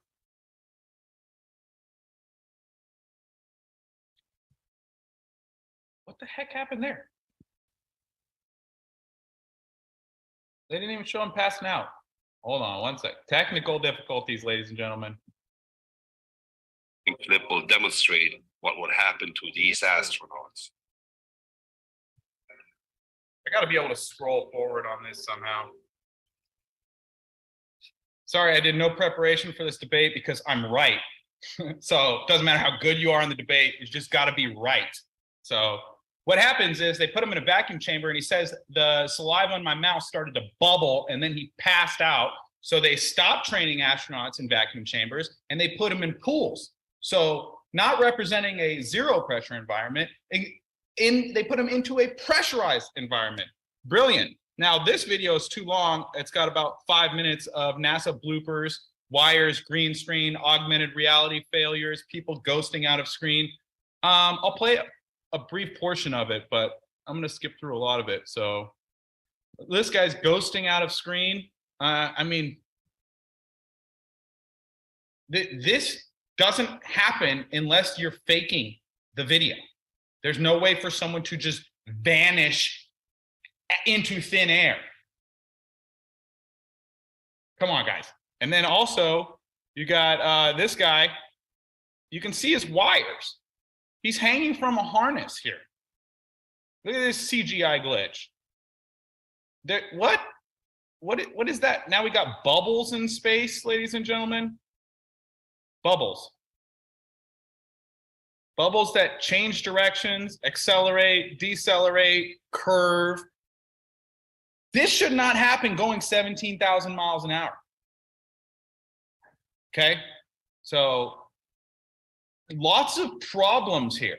Okay? I know that Mark is clinging to the fact that they made air scrubbers and fire blankies, but they're faking space with the $60 million they get a day. Mark's like, well, why doesn't Flat Earth come up with air scrubbers and fire blankets? Nobody gives me $60 million a day to make things, okay? So if they did, I'll start making stuff. Let me know, guys. I'll give you my routing number, bank account, $60 million a day. I will have the best air scrubber you've ever seen and fire blankie coming soon to a Walmart near you. All right, and that's another thing too, is they take our tax money and then they patent all this stuff and then they make tons of money in the private sector off of stuff that was funded by taxpayer money. So who remembers this guy? Don Pettit couldn't remember that we should not see stars in Read space. between the lines. Take a listen. I'd go to the moon in a nanosecond.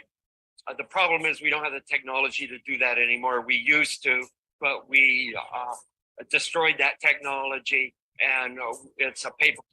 They destroyed the technology? What was it, just like a Friday and they just got done watching Office Space and they wanted to take all the technology for the moon landing out to a field and just beat it up with a bat while listening to some gangster music?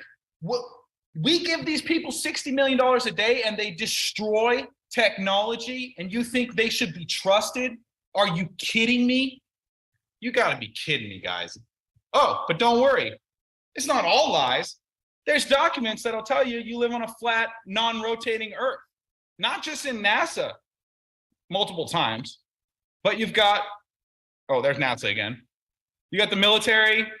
You've got, well, there's NASA again telling you the Earth's flat, non-rotating. You've got MIT. You've got all these documents. The Army, beacon position and attitude navigation aided by a magnetometer. Here's another one, Army Research Laboratory, propagation of electromagnetic fields over flat Earth. The whole premise for the space agency is to lie to you. The word NASA in Hebrew means to deceive. It's the word when Satan beguiled Eve, he nassa'd her. He tricked her. He deceived her. So the company name in Hebrew means to trick or deceive. And here we are having a debate. Should they be trusted? Wow. All right. 60 seconds. It gets better. Could it be why all these organizations use flat Earth maps in their logos? International Aviation Organization, United Nations, International Maritime Organizations. Also, from 1982 to 2014, these are balloon launches from the Strange Space Center. 8 of these are at the MER.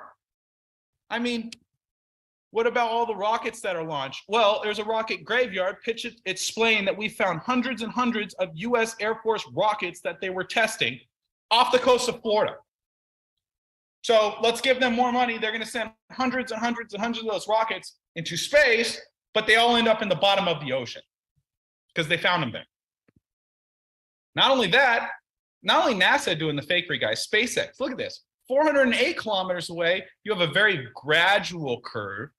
Half the distance, 177 kilometers away, you've got a very dramatic curvature of Earth. So why? Why would the governments lie to us? Ladies and gentlemen, this has been going on before I was born. Unfortunately, I'm not Miss Cleo. I don't have a crystal ball. I can't divine their thoughts. But one good reason to lie to you is money.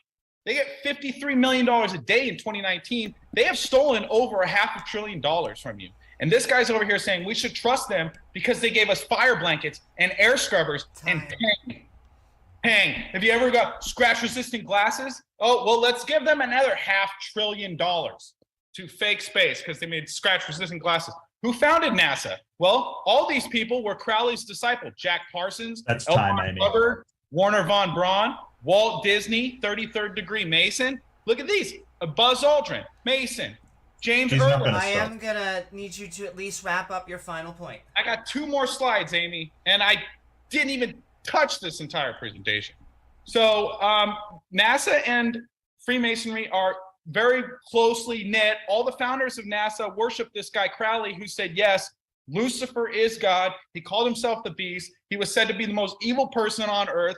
So the Freemason and NASA fraud is the cornerstone of one of the— I think that's time, Amy. It's kind of unfair if he goes way over the time, but I got a lot. Way over? I had 2 more slides. I had a good 30 more seconds, dude. You were supposed to wrap up, mate. Not go on that. Just wrap I up. am sending love to both of our interlocutors, and we are going to head into the open dialogue portion of the debate.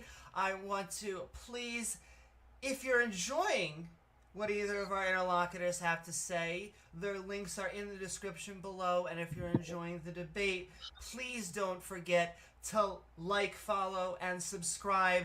But I am going to hand it right back over to you two gentlemen for your up to 50 minutes of open dialogue. The floor is both of yours.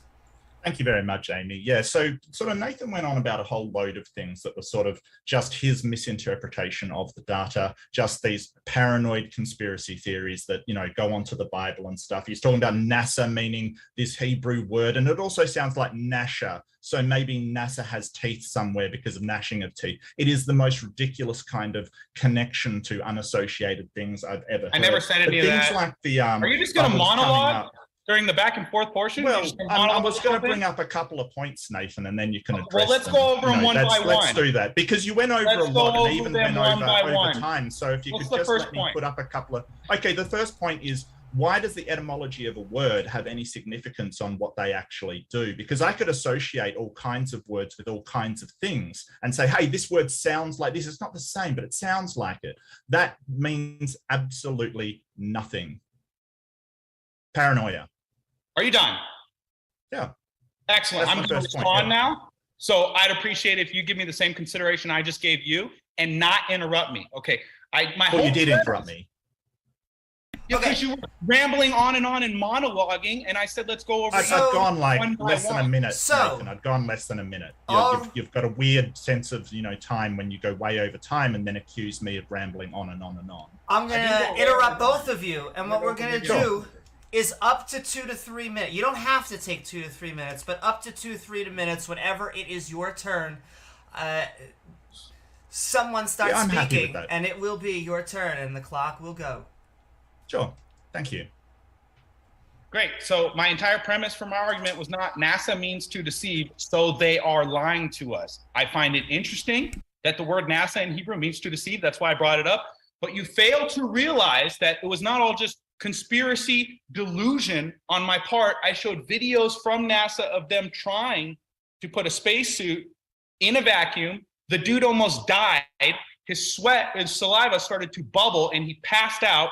Now they no longer train in vacuums, which is the atmosphere that they allegedly work in. They train in pools, which simulate zero gravity and look perfect when faking space for a camera, okay?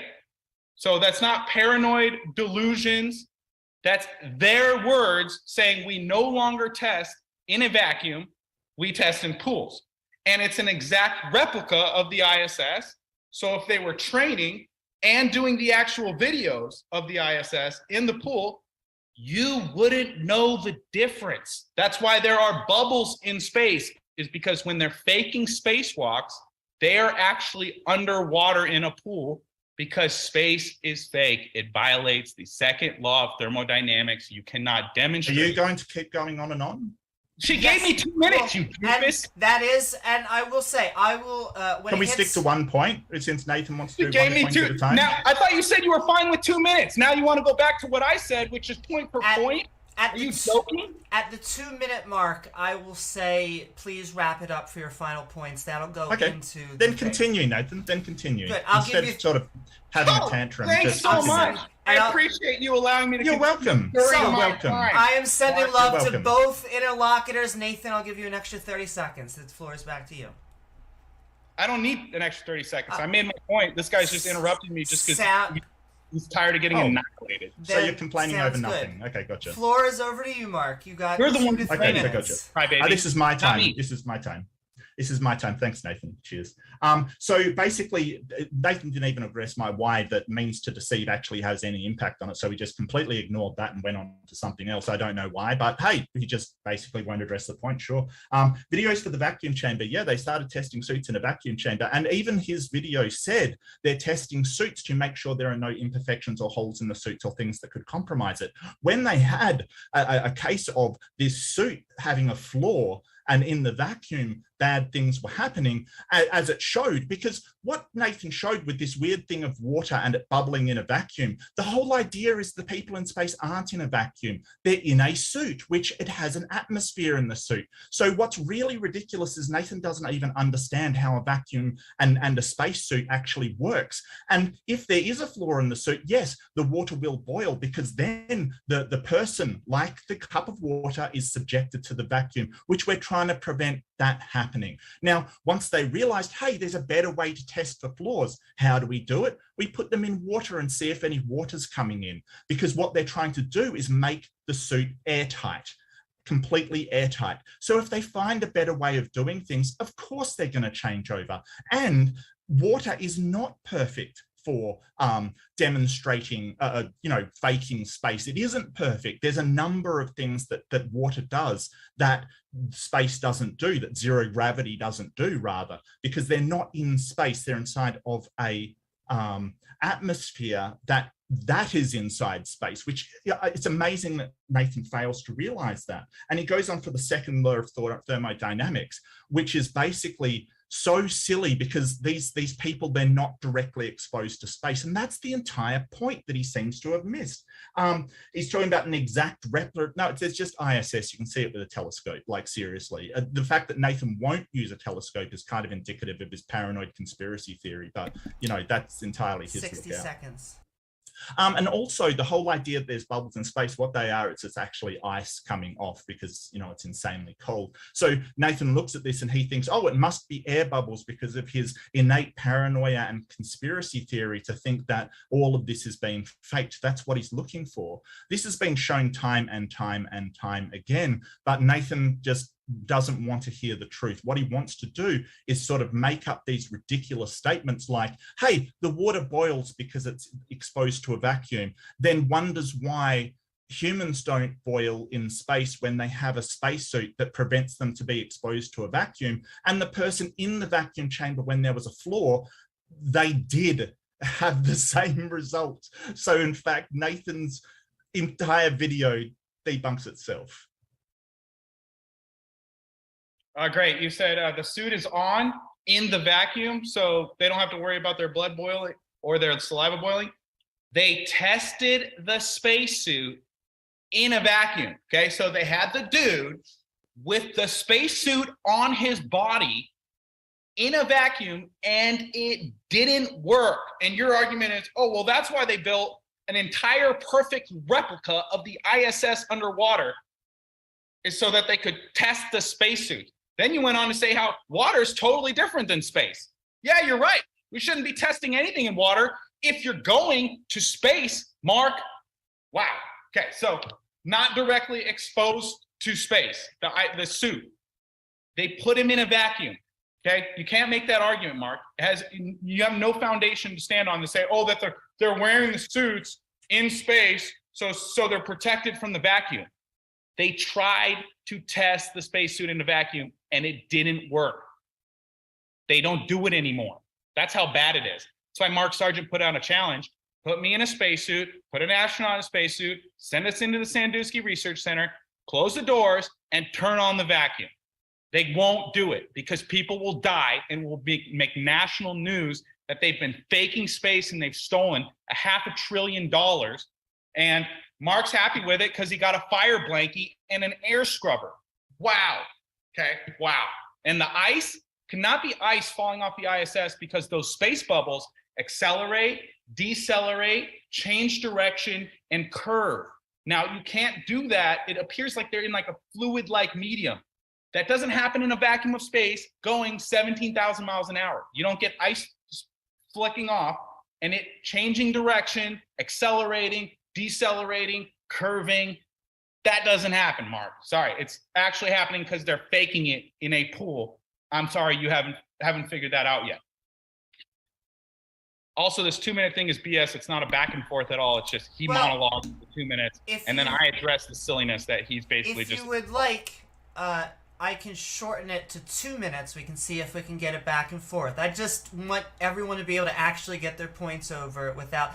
So we'll shorten it to at a minute and a half. I'll give you 30-second heads I think up. the problem is, Amy, that sort of I brought up a couple of points and sort of Nathan jumped in and interrupted me. And I'm happy for him to bring up a few points, but he doesn't seem to want me to do the same while he wants to go on about random stuff. So if Nathan can let me say what I need to say, and then, we can go back to him, that's fine with me. I will, if you'd like to continue going back and forth, if it gets heated again, I'll try. Sure. I like the spice. I want the spice. I just want we both can always sides give to it a get their try, points sure. out. So we'll give it back over to back and forth. Mark, it sounded like you were about to speak, so I'll give it back to you, but it is, once again, both of you gentlemen.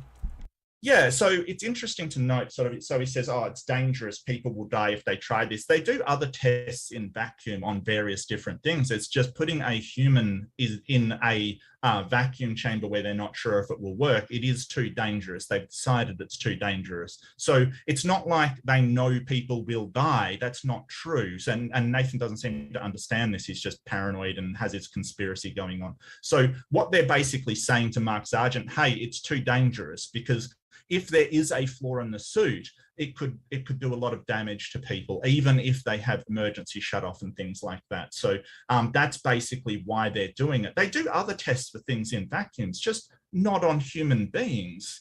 And there's no expert saying all of this, oh, it's changing direction and thing. This is just a product of sort of, you know, Nathan's fever dream that he wants to think that, hey, this can't happen in space. It has to be in water. What experience do you have with space that you know that these movements don't happen, Nathan? Yeah, that's fascinating. You're on mute, mate. Space is fake. Mark, have you any experience with space? Have you been to space? No. No, you don't. So, No. but I know it's a vacuum, and vacuums are extremely dangerous, and you just admitted they don't put humans in vacuums with spacesuits because it's too dangerous. Well, they let people climb to K2 and Mount Everest, which 1 out of 4 people who try die, and you're over here like, oh, they got a perfect space record. They sent 550 people into the vacuum of space, which they don't even train for, and it's been fine. Nobody's died, except the Challenger incident, which was in Earth's atmosphere. So that wasn't even in space. So you're telling me that it's more dangerous to climb to the top of K2 than it is to go to the vacuum of outer space, Mark? Yeah, so vacuums are dangerous, like they certainly are, and they do train people for vacuums. A lot of the training that we see in these videos is training for vacuums because they are in pools and things. And yeah, they let people climb the K2, but what we're talking about here is completely different. You're doing a false analogy, because people that climb the K2 do so of their own volition and take on board that risk. What we're talking about here is an employer. So an employer forcing you to climb the K2, I would certainly have a problem with, and I would hope you would as well. That isn't the actions of a responsible employer, but NASA is a responsible employer, so they don't subject their employees to that level of risk. They try to test as much as possible beforehand, but they're not going to test equipment on human beings in a dangerous situation. They find other ways to do it, and this is what you don't understand, because you don't have any idea what you're talking about. You've basically got this conspiracy fever dream that you're on, that it all has to be bad, and therefore all of these things they have to do are being suspect. What they're doing is trying to prevent damage to their employees and make it as safe as possible. In fact, in my opening, I outlined one of their principal core tenets was safety. So why wouldn't they find a better way to do it? You're telling me it's too dangerous to train in a vacuum, the medium that they explore. No, it's too dangerous to test a spacesuit that may or may not be in like a safe spacesuit on human beings in a vacuum, which is what you sort of accused them of doing and then stopped doing it when somebody felt their saliva bubbling, which is an early sign that they're actually being affected by vacuum pressure. So it's like you're basically saying, hey, they did this thing, it was really dangerous, and then they stopped doing it. Well, yeah, what do you expect an employer to do, Nathan? Oh, okay, so it's really dangerous. Vacuums are really dangerous. They don't train in vacuums. You agree with all that. Excellent. You want to present that point? They don't train in vacuums because it's a lot cheaper to train in other mediums. There's a lot easier and cheaper ways to do it. I mean, vacuum chambers are incredibly expensive to run it. And if you want a vacuum chamber, say the size of an ISS, that's an incredible amount of vacuum to create. It's completely unfeasible. So you're basically conflating and going from, hey, they tested this suit, to why don't they train in this medium? Yeah, they tested a suit in a vacuum chamber, which is actually pretty small. If you're talking about training 100 people in this medium, that's one heck of a vacuum chamber. I don't think a vacuum chamber exists like that on Earth. Okay, Mike and Dawn Pettit said they could see stars, planets, moons, and Magellanic Clouds from space. Yeah. But Neil Armstrong said space was completely black, and then I had about 4 or 5 other astronauts say the exact same thing. So who's right from NASA? Was Don Pettit right? You can see stars in space, or was Neil Armstrong right? You can't see stars from space. It's black. Okay, so this is a case of you sort of chopping up the video to sort of make it seem like you want to, and you can see all the jump cuts and the cuts that are made. This is called quote mining, is the sort of thing that Nathan's doing here. Basically, and it might not be your fault, Nathan. You might have just got this from your Bizarro website that you go to think that the Earth is a conspiracy or whatever. So basically what they're saying in some of them is that when we take photos, we cannot see the stars, and they're talking about seeing it in the photo. And the reason for that is because the exposure has to be turned way down because space in daytime is so bright. So you've taken things alongside with people saying, hey, in a spacesuit, when you're actually out there, you can see the stars, you can even see planets, you can even see nebula or, these clouds kind of thing. With people that are saying, hey, when you take a photo, you can't see stars, and you've basically chopped it up so it seems like they're saying different things. I mean, well done for your sort of video editing, or whoever did the video editing, but that is essentially what they're saying. So you're conflating two different things, but it appears conflation is your bread and butter. So you're saying that you can see the stars and planets and Magellanic Clouds, but when you take a picture, you can't see the stars. Right. And in the photo. Oh, okay. And you think that makes sense? Well, in photography, it does make sense, because if you turn the exposure way down and there's a bright source of light like the sun, you're not going to see the lower light sources. And that's very well known in photography. Mark, did you know in none of those videos were they ever talking about photographs? They were saying that you can't see the stars. Did you not know when talking about the photos, you can't see the stars? So None you of think those that videos. in photos that they have stars on these photos that they take from space? Are you saying that? I'm saying that none of those videos were talking about photos, Mark. Not only do we not see photos of stars in space. Yeah, so we can't really tell because you've kind of, chopped them up a lot. That's the thing. You can go back and rewatch the whole freaking interview. They're saying that you can't see the stars when you're in space, Mark. I can replay the video and share my screen if we need to. Do you want to watch it again? Yeah, so you've sort of chopped that up and just basically video edited for them to say, hey, you can't see the stars. Yeah, that's what they said. So they're talking about when you take a photo. That's not what they're talking about. Well, I mean, you can... Prove it. Let's see where they said. It's your video. One video I used where they're talking about photographs and say in photographs you can't see the stars. Show me one. The thing is about video editing is that you can take something out of context by basically starting. Prove I took it out of context, and Mark.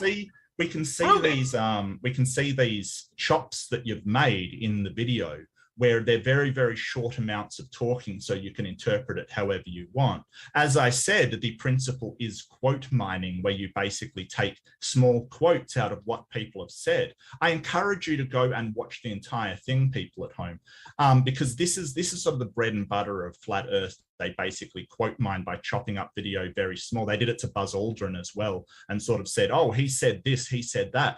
When you take it out of context with chopping it up like Nathan has done here, that does seem to say that, but you've got to look at the entire context. Okay, can you show me one entire context that shows they were talking about photographs? You want me to show you a half-hour video or something?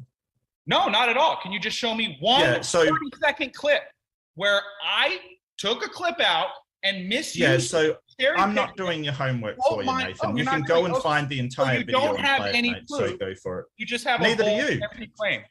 Yeah, so this is sort of where Nathan does projection, where he claims all kinds of nutty conspiracy theories and all of this stuff. What you just and then did. Doesn't, excuse me, I'm talking. Yeah, I'm talking. Thank you, Nathan. He doesn't actually back it up with anything. He That's what you just did. You just said you wouldn't back it up. About these things. That's what you just did, Mark. He's talked about Photoshop without anything to back it up. He's talked about all of these things, made all kinds of assertions with nothing to back it up whatsoever. And then he wants to say, hey, because I demand that the entire clip has to be taken in context, he's like, well, you've got to produce my evidence for me. And that is not the case at all. He has the burden of proof to show that this is actually the case, and he has not done that. All he's done is show pieces of clips and conspiracy people do this all the time. They show pieces of clips. They want to say, hey, look, this person said this and this person said that. Yeah, when you have like 5 seconds of a clip, you may be able to take it out of context. Again, they did the same thing with Buzz Aldrin. They said, Buzz Aldrin said we never went to the moon. When you watch the entire clip, in fact, what he's saying is we never went back to the moon. And they chopped it up to make it look like that's what he said. And it's well, I mean, it's their bread and butter, as I've said. What about the CGI glitches I showed earlier, Mark? What's your explanation for those?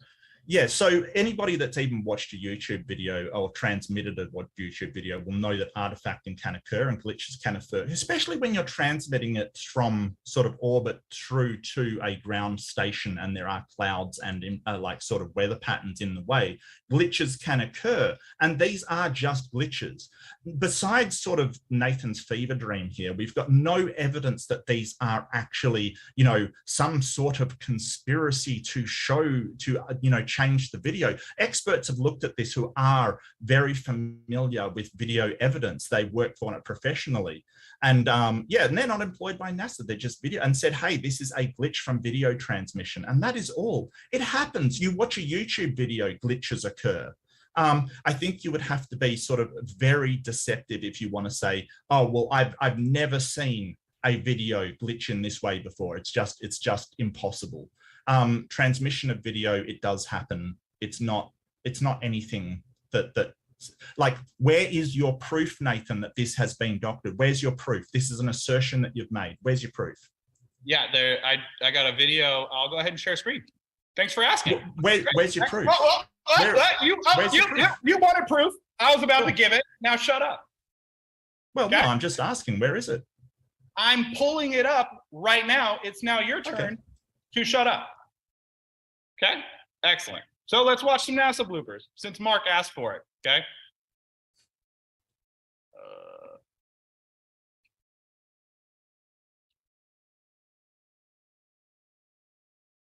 Knows it's all pain of vanity and deception. Rain is red, but winter wind. You see that, Mark? It's changing directions, accelerating and decelerating. That can't be ice flying off the ISS. I know you get super triggered when I talk over you, but you have no problem doing it with me all the time. So that can't be ice, Mark. It's, look at it. Okay, that's not going 17,000 miles an hour, Mark. That's what they told you. How about this? A guy ghosting out of screen. I have a friend who does green screens here in LA. He'll go to parties and have all sorts of props in front of a green screen. He'll take pictures for people. Now, Mark, how does someone ghost out of screen like that if they're not on a green screen? Please explain. Okay, so this is not proof. This is just basically pointing to video glitches and things like that and saying, hey, I have a friend. This is the best thing. I love this. I have a friend. So my mate says, which is the My level friend of who's an expert the level. in Excuse green me. Excuse me. He's an expert This at is green screen. excuse me. Oh, okay. The level of this So my is friend the who's an level. expert, This don't is listen the to him. level of evidence that like flat earthers want to provide. My mate says, and I reckon he's an expert. Yeah. You have absolutely nothing to back this up. Absolutely nothing. This is useless. He's basically looking at a video saying, I reckon this is faked. That's my opinion. Well, no one cares, Nathan. You need to show that that is actually not just a glitch of the video. Okay, how does are you that happen, showing Mark? that? How does that happen, are you Mark? Yep, it's called artifacting. Artifacting. So this Yes, is as the artifact. video is transmitted, it can artifact. And experts do say that. And you're basically saying, well, actually, my mate says, yeah. Wouldn't the whole this image mate- have to artifact? How come only the person artifacts, Mark? It can happen, yes. Okay, Because you when give you've an got a example. still image, and then you've got exactly the same background and a person's in the foreground, upon movement, it can artifact and show another frame sort of overlapped with it. It can happen. It's the way that data transmission works, because what you're doing is you're streaming data down. And if that data repeats and is interspersed, it can do something like this. Now, exactly how it happens, if you want to give me me to give you the exact like coding of this particular video being downloaded from its source, then no, I don't have that. But these things do happen, and your answer to these things happen, where's your actual proof this is a cover-up and not an artifacting error, is my mate says. No, can you show me one example? Here's the $1 million question, Mark. Can you show me one example where someone ghosts out of screen, aka artifacts, according to you, and the rest of the image is perfectly fine? The $1 million question. Just show me this happening on a real video, preferably one that you took, but maybe you could show me this happening somewhere. Does this happen on videos that you make? People just turn into ghosts as they leave the room? Yeah, so this is more conflation because I'm not sort of transmitting through it's essentially the same as a satellite connection down to Earth, which satellite connections are notoriously famous for being affected by clouds and weather and things like that. That is something that can happen, but I'm not doing that. So it's a complete conflation. Just ask for one example, Mark. Really, I know you're talking a lot. I don't have to do one anything. example. I don't have to do anything. You what don't have Nathan any has evidence. to do is to show that this is actually Right. You can just say a doctored video, which he has not done. All he can do is an appeal to some random mate that reckons it is a fabricated thing. Could we stop sharing the screen? I have no idea why. Actually, I got more proofs NASA's faking stuff. I was just wondering if you could give one evidence of someone ghosting out of screen or artifacting. Yeah, this isn't you your said, presentation, Nathan. Mark, This I was isn't the talking again. presentation. I know Can you we love just go back interrupting to me. talking? You're getting annihilated. But the problem is you don't have any evidence for what you're saying, Mark. So when I ask for evidence and you go, I don't have to back up what I'm saying. You just run my mouth and make bold, empty claims. That's what No, you're it's actually you that makes making you the look claim. ridiculous. You're making the claim that it is doctored. I'm not making that claim. You are. Look You have at to it. back The it up. person turns into a ghost, Mark, and you can't show me one example of that happening elsewhere. I mean, I didn't Congratulations. know You that lost in the debate. So I didn't know that in the debate I'd be required to provide video on this because basically some nutcase is asking for me to produce a video. Can you produce a video that shows that a NASA launch is artifacts like it's faked? Can you provide that, please? I never made that claim. So well done on the straw man. No, well then you don't have evidence that it's faked. You don't have evidence that it's faked then. Congratulations, we're working on your logic, Nathan. So you don't have evidence that it's faked, must be true, you lose. That's the level of reasoning you are doing right now. No, it's your reasoning. It's your reasoning because you can't produce something I have demanded on spot for some reason, then you lose. That is the reasoning that you are going through right now. Hey, Mark, can you maybe explain this one for me? When she smiles, the reflection does not move. So she's got the reflection in the bubble. Oh, she opened her mouth and closed her mouth, and the reflection. I didn't even see that. It's on screen. Maybe you should open your eyes. You can't see anything from that. Yeah, this is sort of conspiracy thinking and sort of you know, just sort of this. But the reflection does move. See, it's at the top right-hand side there. And the way that light refracted is that's exactly what you would expect. Like it is moving. What are you talking about? It was at the top right and then moved to the center. What are you talking about? Oh no, skip past it. Go back to the start of it. Reflection is not No, smiling. go back. Go back to the start of it. You can't tell from that reflection. It's completely distorted. You cannot tell whether she's smiling or not. She's you're not joking, smiling. right? You must be I joking. can see.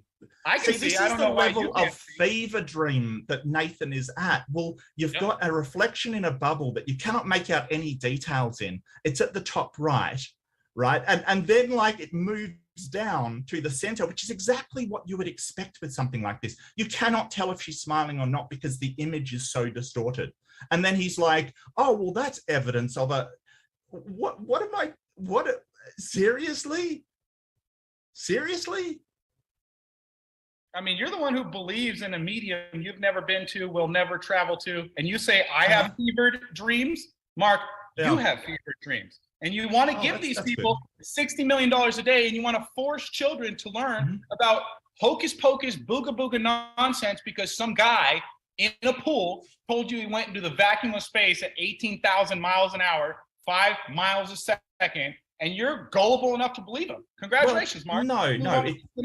No, that's not the reason. It's because of all of the progress we have made in aeronautics, rocketry, all the stuff they've produced. We have fire all of the excuse me, Nathan, could you please calm yourself and actually let me speak? We've seen all of the things that they have produced. We've seen multiple video images. These video images, even before that, we've seen photographic evidence. Before CGI even came out, there's the blue marble shot, which is the complete photo that Flat Earth has always asked for. We've got multiple instances of them doing this. We have things that they have produced. What has Flat Earth produced as far as technological advances to show that they are right in their scientific endeavors? Mark, what have we're they not produced? here to talk about what Flat Earth does or doesn't do. The topic of the debate I'd is, like to know. Shut up, Mark. I'm in the middle of talking. Can I'd we like to know. trust NASA or not? Now, you're over here saying, we have a photo. It's called the blue marble. Robert Simmons was the person who created the blue marble image. And he has done interviews. I don't know, you can laugh. It wasn't a joke. He actually is the one who created. That's why it says here, conversations with Goddard, that it has the employee from NASA, Robert Simmons, and he says, he starts with a blank circle and he puts together scans of the Earth. I don't know if you missed this in my opening. Yeah, this is hilarious. So Robert Simmons did How funny. this. We give these people $60 million a day and you're It's hilarious. Laugh And it I'll up. explain You're why. trying to defend them. I'll explain. I'll explain why it's hilarious. Because look at the age of this guy. Okay, this is the hilarious thing about it. Because Robert Simmons created this image in 2002 for the iPhone. So he took the blue marble picture and he basically made it look prettier to put on the Apple iPhone because the blue marble is a bit drab. So he actually did it up in 2002. But Nathan's claiming, this is hilarious. Nathan is claiming that he doctored the photo back in 1970 something because at the time he wasn't born. Hey, try and contain yourself, Mark. He said he started with a blank circle, not an image of the Earth, not the blue marble image of the Earth. Laugh it up, buddy. You're getting annihilated. I am. I really am. Started This is with hilarious. a blank circle. Then they took scans of the Earth. He added a specular highlight because balls that reflect lights have a specular highlight. Makes it look more like a ball. Okay. He even says all this. He had to make the blank circle that he started with look like a ball. And you're over here telling us it's a in picture. 2002. It's a in picture. 2002. In 2002. I don't know when he did it. I've listened to the interview. I wasn't When there. did he do it then? I mean, you're claiming stuff. When did he do it? When All did he right, do well, let's read it. it? Yeah. Okay. What did you do is most interesting about your rubble at Goddard? My role is to make imagery from Earth science's data. I turn data into pictures. I look for new, interesting events that NASA satellites have seen or that are hidden in the latest data to find interesting that shows off NASA's unique capabilities. Okay, so this is him saying he takes data and turns it into pictures. And when did he do that? This interview was this article is from 2012. Yeah, but when did he do it? I'll give you the answer. It's 2002.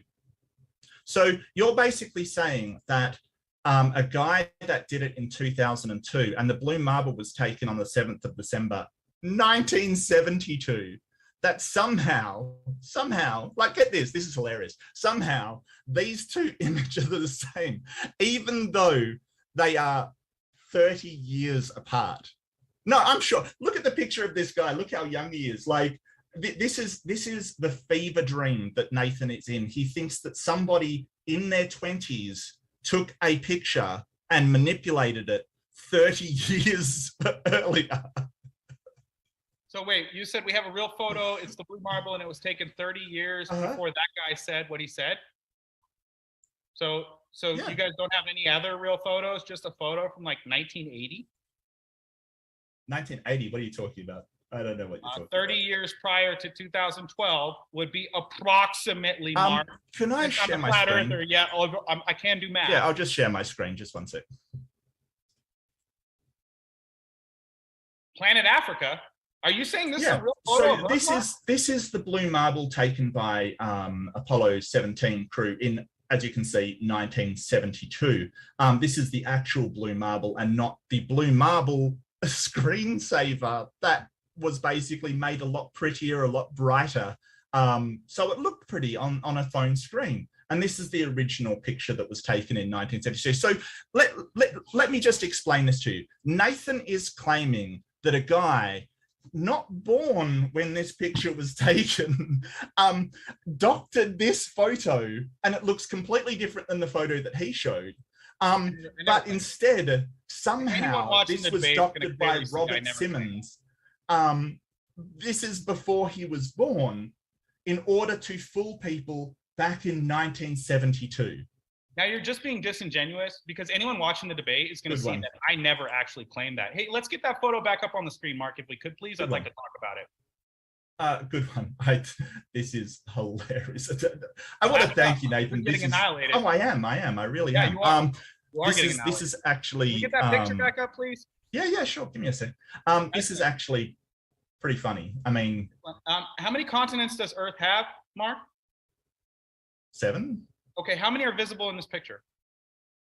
1. I mean, 2 if you include Antarctica. Oh, okay, all right. That's good, Mark. Sorry, I get to laugh too. All right, let me laugh too. You're saying that this is a picture of the Earth, and there's only one continent on one side. You're saying that 6 other continents are on the other side of this ball? Well, not on the other side. They're onto the sides. You can sort of see very. I just asked how many you can see, and badly. you said 1. Well, I mean, you can't really see Australia. You can't really see them. So if you can't really see them, then that means they are really on the other side. Yeah. It's a ball. So when you say other side, it's kind of this really fuzzy language, because you're talking like, oh, this is 50% of the Earth. It's actually taken from a position under the Earth, and not a lot of continents are in the southern hemisphere of the Earth. As you can see from the Middle East, it's basically looking from, I mean, there's no below in space, but it's looking from the underside if Antarctica is the bottom. So up, so you cannot see any of the northern hemisphere, or very, very little of it. So you can sort of see the edge of China and India, which is the continent of Asia, but it's not really clear. So the ones you can see clearly are Africa and Antarctica. But because there are so few continents in the south of the equator, as opposed to North America, Europe, Asia, you cannot see a lot. Yeah, I'll agree. You can't see a lot. You said you could only see 1. 2. Antarctica. Well, I mean, I forgot about Antarctica for like 1 second. I think it's that is a continent, although it's one that very few people permanently live on. So it kind of skips your mind, but it is a continent. Yeah. Hey, speaking of Antarctica being continent, while you got the internet there open, could you open a new tab and Google pictures of the South Pole from space, Mark? That'd be great. No, not really. I mean, okay, I'll do it for you, and then I'll share my screen. Go for it. Sure. Excellent. So we'll go. Yeah, no, I'm not your servant, Nathan. I'm not, required to do what you ask. Because this is going to really hurt your argument. I understand why you wouldn't want to do it. And while Nathan is looking that up, we have about 15 more minutes of open discussion before we go into the Q&A, sending love out there. Yeah, while Nathan is doing that, I'll just sort of explain that sort of when he said, I'll research the Bible, it's really just his religious view that the earth is a flat disk. It really just comes down to that. So while sort of NASA is using scientific experimentation and the scientific methods to show, this is just a religious argument, essentially. yes, your entire argument is religious. You've never been to space. You simply believe men who've been there. And their founders of that company were all Satanists and Freemasons. Excellent. So now that you've got no evidence of that. You've got absolutely no evidence. Well, I'd like to address that point. Thank you. There's no evidence of that. This is just another fever dream claim from Nathan. Just, oh, they're all Satanists. He's got no evidence of that. He's just putting out, disparaging remarks against very hard workers who do things that he can't do. Excellent. So now that I've pulled up, Mark, can you see my screen? Mm-hmm. I pulled up pictures of the South Pole from space. All right, excellent. Now, Mark, I would like you to tell me which one of these are real. Wait, tell me when to stop. Okay, tell me when you see one that looks real. I don't know. I've never investigated I'll keep scrolling. pictures. Don't worry, Mark. Maybe you'll find one. Yeah, I don't know what this is. I'm not for. done, Mark. Let me finish. Okay, you haven't seen them all. You haven't seen them all. Look at all these. Orbital trajectories usually don't. Well, there's one of the South Pole head topics. And the photo next to it from Business Insider is a picture of a storm. You're going to say that is Antarctica. Yeah, lights up South Pole. Yeah, because that's sort of what happens in the South Pole. The aurora lights up the South Pole. You're saying that this is Antarctica. That's a picture of Antarctica. Mm-hmm. That's a storm, Mark. You're looking Okay. silly, bro. You look silly right now. Well, I mean, what do you want for the weather to be clear? on your What I command, want Nathan? was when maybe you could ask the God that you think is so real to clear up the photo for you, if because obviously he's in control of the weather. But what's funny is that this is a religious argument from Nathan. It's not from me, but it is from him. But apparently his God can't provide him with enough evidence to convince anybody. It's absolutely hilarious that an all-powerful God can't seem to give Nathan the knowledge to show that NASA is wrong, or invent something. He can't invent anything. He's absolutely, the only thing flat Earth produces is hot air, and that's all. Even though they've been around longer than NASA, they've had every opportunity to do some research, some kind of scientific revolution, and they get nothing. Instead, they're doing this, sort of going, oh, which on this YouTube search is real and which isn't? I don't really care. This is a Google search, Mark, and you asked what I wanted. What I wanted was Google search. Yeah. Was you to tell me which one of these. And I did. Thank you. And you said that this is the real photo of Antarctica. All right, good times. That was good. Right on. I can't determine what Google brings up and which doesn't. So this is the thing. It's this fever dream of, well, if you can't show me in my terms and make the terms completely unreasonable, then you have to be wrong. And, Nathan's welcome to his beliefs, but nobody shares those beliefs because Nathan isn't doing anything to prove them. All he's doing is the usual conspiracy theory of, I'm going to throw this out and then, sort of make it so specific and so wild that you have to disprove everything. This is sort of what is done with conspiracy theories when people have a high conspiracy theory mindset and a low scientific intelligence. What they do is they'll throw out conspiracy theory after conspiracy theory and hope that nobody notices that they're not actually doing anything to back it up, which is what Nathan is doing. Yeah, saliva boiling in a vacuum. That's just a conspiracy theory. I just made it up, even though I showed you a video from NASA. Astronauts contradicting themselves, saying that you can see stars in space and planets and Magellanic Clouds, but then other astronauts saying it's totally black, you can't see anything. It's just a conspiracy theory that I just made up, even though I showed video of the astronauts saying it with their freaking mouth. Do whatever, Mark. Let's move to Q&A. You're a goofball, bro. We're done. There's no reason to call names, Nathan. There's no reason to call storm names. is Antarctica, bro. This is a storm. There's the eye of the try and calm yourself down. You're like, calm yourself down. like, that's Antarctica. So somebody's gone off the rails, I think. Maybe calm yourself down and stop throwing around names, Nathan, and then sort of understand that all you do is present these chopped up videos which make it seem like this. And as I pointed out, your Flat Earth Conspiracy Society did it the same for Buzz Aldrin, misrepresented him. That's very well documented. All of this is the same sort of tactics you are using, and that's been demonstrated time and time again. It's why nobody believes you, because the credibility of the Flat Earth movement is absolutely abysmal. There's been so many things debunked that these guys have said.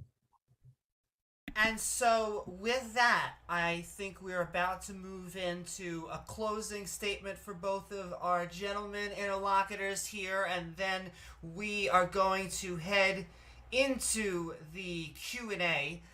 But I do want to thank everyone out there, especially those in the chatosphere on Twitch and YouTube. We are actually getting closer and closer to 100,000 subscribers, and it is all because of you guys and gals up there. So I really do want to thank you. However, I want to give it one more chance to our interlocutors. What do you have going on out there in the real world, on the internet, and also, what are your final thoughts? Do you want to go first, Nathan? Sure, Go for it. no problem. So currently I had YouTube deleted, so I'm not on YouTube really. I had my Instagram erased. I had my Facebook group with 155,000 members deleted. So I'm not doing much content creation anymore because they don't want you hearing people like me saying you can test the earth yourself. It's obviously not curving 8 inches per mile squared in all directions. Just look at the reflection off a large body of water. That right there throws all of NASA's claims that you're on a globe out the window. Then you have the problem with gas pressure. What we breathe, they're telling you that all those lights in the sky you see at night are balls of gas in a vacuum. Ladies and gentlemen, balls of gas do not form in vacuums, and they don't light up either. Okay, you put a ball of gas in a vacuum, it's not going to just be this brilliant color changing star. That's ridiculous. Okay, they want you to believe down is up and up is down, because if you'll believe them on that, you'll believe all the other crap they're going to tell you. So yeah, and thanks for showing up to the debate. Sorry you had to get so annihilated, Mark, but it was my pleasure. I appreciate you thinking that a hurricane is an actual picture of the South Pole. After I showed 100 images, you picked the one that looks like a hurricane. Good stuff. All right. Well, thanks for moderating, Amy. It's been fun. I'm ready for the Q&A, and then I got to walk Gio because he is going crazy. Come here. Thank you so very much, Nathan. And then I'm going to hand it right over to you, Mark. What you got going on the interwebs, and what are your final thoughts? Yeah, thank you, Amy. Yeah, I've got a debate coming up against Christopher Mouty for New Year's, which should be fun. Probably on Is Psychology a Real Science, which I'll be taking the negative, just for fun, basically, which is great. So Nathan just doesn't really understand anything about testing, science, experiments, anything at all. He's not involved in the field. He's got no credentials in the field. He basically, and Flat Earth has done nothing but produce hot air over the 100+ years it's been in existence. NASA has produced things. It has done experiments. It has shown the truth. These whole conspiracy theories and Nathan's religious views are just that. They're just a sort of a fever dream that he believes this thing to be true. Gas balls can form in space with enough gravity. That's been demonstrated. The whole idea of the sun being plasma, well, Nathan hasn't done anything to show what the sun is, what the moon is. He basically shirks his responsibility of showing anything and basically just makes claims and then says, hey, prove me wrong. No, that isn't how the burden of proof works, little Nathan. It has to be you showing why you are correct, not me showing why you're wrong, because you haven't done so. You have just made assertions that this is doctored, that's doctored, my mate says it's doctored. Nobody cares what your mate thinks. Nobody. I'm really sorry, Nathan, but you have to come with more than just your assertions, conspiracy theories, and things like that. And I noticed that he did not answer my very basic question, my very, very basic question at the start. Maybe he wasn't paying attention. Wouldn't surprise me, is that who would take over aeronautics and space if not for NASA? And he didn't answer that, didn't touch it with a 10-foot barge pole. So, you know, just fails to— I'll answer right now if you want me to, Mark. No, hey. I'll answer right now. Sure, Okay. answer, go ahead. Who's taking it over? No one should take over faking space. No one. Space is fake. Nobody. So who should do aeronautics? Is aeronautics? fake? We have the Air Force. I mean, we had the Wright brothers back before we had NASA. Okay, so we don't need NASA to build planes. We don't need NASA to make air scrubbers or fire blankies with $500 billion of my money. Yeah, so that's irrelevant. So the whole idea that only military should be involved in flight is the dumbest idea. That's not what I said. The Wright brothers were Excuse not me, this is military. my That's not what I this is my said. time. That's not Nathan, what I this is said. my Being time. This is disingenuous. my time. This is my Being time. disingenuous. This is my time. Shut my up. fault. I'm gonna Shut up. separate both of you. Yeah. Don't take my Yeah, ball well, away. I mean, you're interrupting my closing, which is indicative of somebody who has no good arguments and just has to yell and scream. It's really indicative of how poor your argument is that you cannot adhere to, you know, the sort of debate structure. The reason why we don't just give all air flight to military and just whoever wants to do it is because of this mad guy that basically crashed his shuttle and died. It's too unsafe. We need an authority for this. And so basically what he's suggesting is that we just give it to the military. Civilian flight is just not a thing. It's the dumbest idea anybody has ever come up with. We have an aeronautic agency. We do, and they present to us the truth. The fact that Nathan doesn't want to believe it isn't their problem. It isn't my problem. It isn't anybody's problem. It's Nathan's problem. Thank you. Woohoo! And with that, I do want to thank both of our interlocutors for joining us on the debate. We are going to kick it off into the Q&A section for about 30 to 40 minutes. So if you have a burning desire question, please tag me at Amy Newman, and your super chats will get sent right to the front of the list. In fact, Monkey Cat Pat Pat for $2 is saying, Nathan, just look up, James may be in a vacuum chamber. Right. Let's try and stick with English and complete sentences. Yeah. Send in love, Monkey Cat Pat, if I did you wrong, or if you want to resend that in. But yes. $10 from Lusa Madongo to Nathan. I would love to discuss entropy and thermodynamics. You know, how to measure entropy per unit of measure. Right on. FlatEarthFlyers@gmail.com. Hit me up. Thank you for both the question and the response. $10 super chat from Mark. For Nathan, the benefit of doing pool tests is being able to see bubbles for design flaws. You don't get that with everything less vacuum. You don't get that with everything less vacuum. Please take a basic physics course. Yeah, okay. Yeah, so we could see the bubbles in the spacesuit. That's why they work in a pressurized environment when they're going to train to go to a non-pressurized environment. Absolutely brilliant. Thank you. It looks like we're getting a comment in from Monkey Cat Pat is asking Nathan to look up James May in a vacuum. Seems like that's a name. So the question would be, Nathan, just look up James May in a vacuum chamber. Wait, is that the Top Gear guy, James May?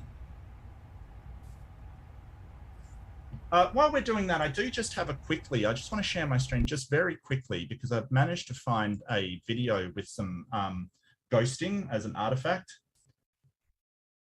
Now that I've had a bit of time to check my stuff. Are we sharing?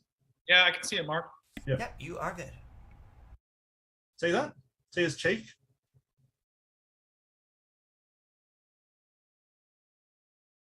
Artifact.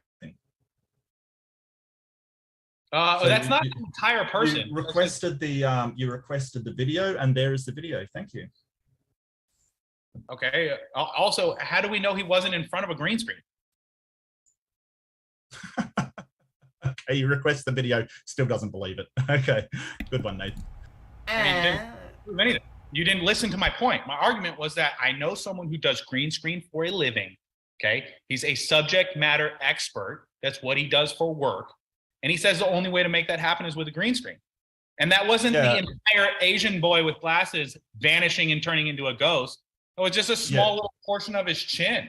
That's not in front of a green screen. He's clearly at home. You know, Nathan doesn't want to believe the video. See, this is the thing why people don't get stuff for Nathan. He demands all this stuff. You present it to him and he says, nah, I still don't believe it. So why bother? You know, why bother searching around for it? That wasn't analogous to what I showed you. Yeah, sure. Cool story, bro. Yeah, show me the entire Asian boy with glasses walking off screen and vanishing and turning into a It wasn't the entire guy vanishing. It was like yeah, it was. Do I need And then Nathan, Yeah, last no, it thing, wasn't. because it was for Thanks, you. So last statement. Sure. Yeah, no problem. Let's go ahead and show him vanishing completely off screen, his entire body, since Mark's just a liar and will not admit that his entire body vanished off screen. So it's at about 50-something seconds. There we go. That's the entire astronaut turning into a ghost and vanishing, not just his chin, his entire body. Once he leaves the lighting in front of the green screen, he vanishes. So if you could show me something like that, Mark, really appreciate it. Next question, since it was for me, you don't have to talk anymore, Mark. $5 from Coffee Mom. Nathan, do you have an alternate explanation for how you are using the internet for this debate to replace the science and engineering based on a globe? Internet doesn't prove you live on a globe, guys, okay? The proof you live on a globe would be if you went outside and observed Earth curving in all directions. And you can't.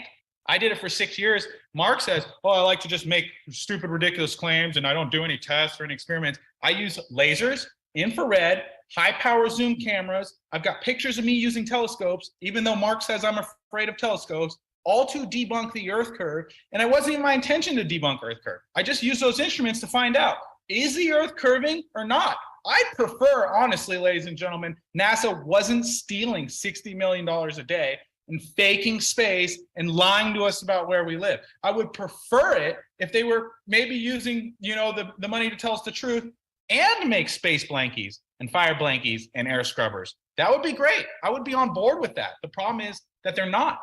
And some people see it, some people don't. Mark's very concerned with how many people I can convince and nobody believes me. I don't care if nobody believes me because I'm right.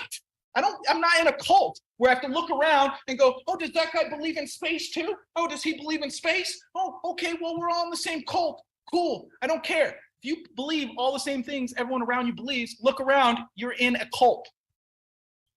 Yeah, I'd just like to add something to that. You sure can, as long as he has the final statement.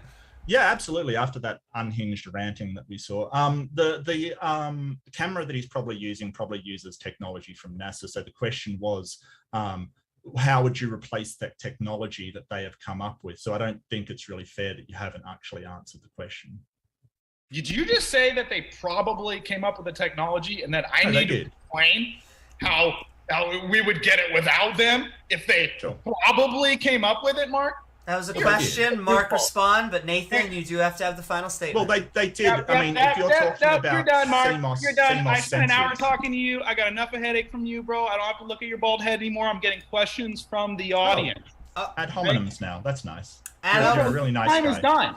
You're Pull it both back.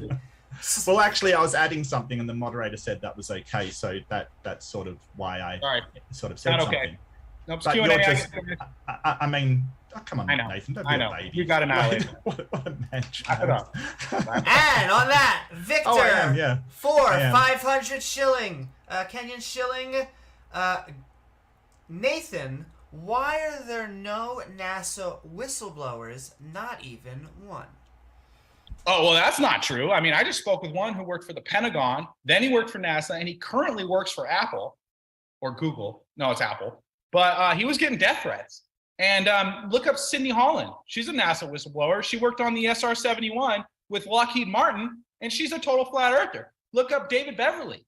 He's a NASA whistleblower. The problem is that when someone comes out and says, hey, I work for NASA, they're lying about everything, they either get death threats or you don't hear about them. Ladies and gentlemen, I have no credibility. I didn't work for NASA, nothing. I lost my YouTube group. I lost my Facebook group. I lost my Instagram, Tinder, Yahoo, Skype, Venmo. I mean, they silence a guy who lives in his van with his dog, and you don't think they're going to silence a NASA whistleblower, bro? I just talked to one last week. He said he was getting death threats, and he had to decide, do I want to tell people NASA's lying, or do I want to keep my children?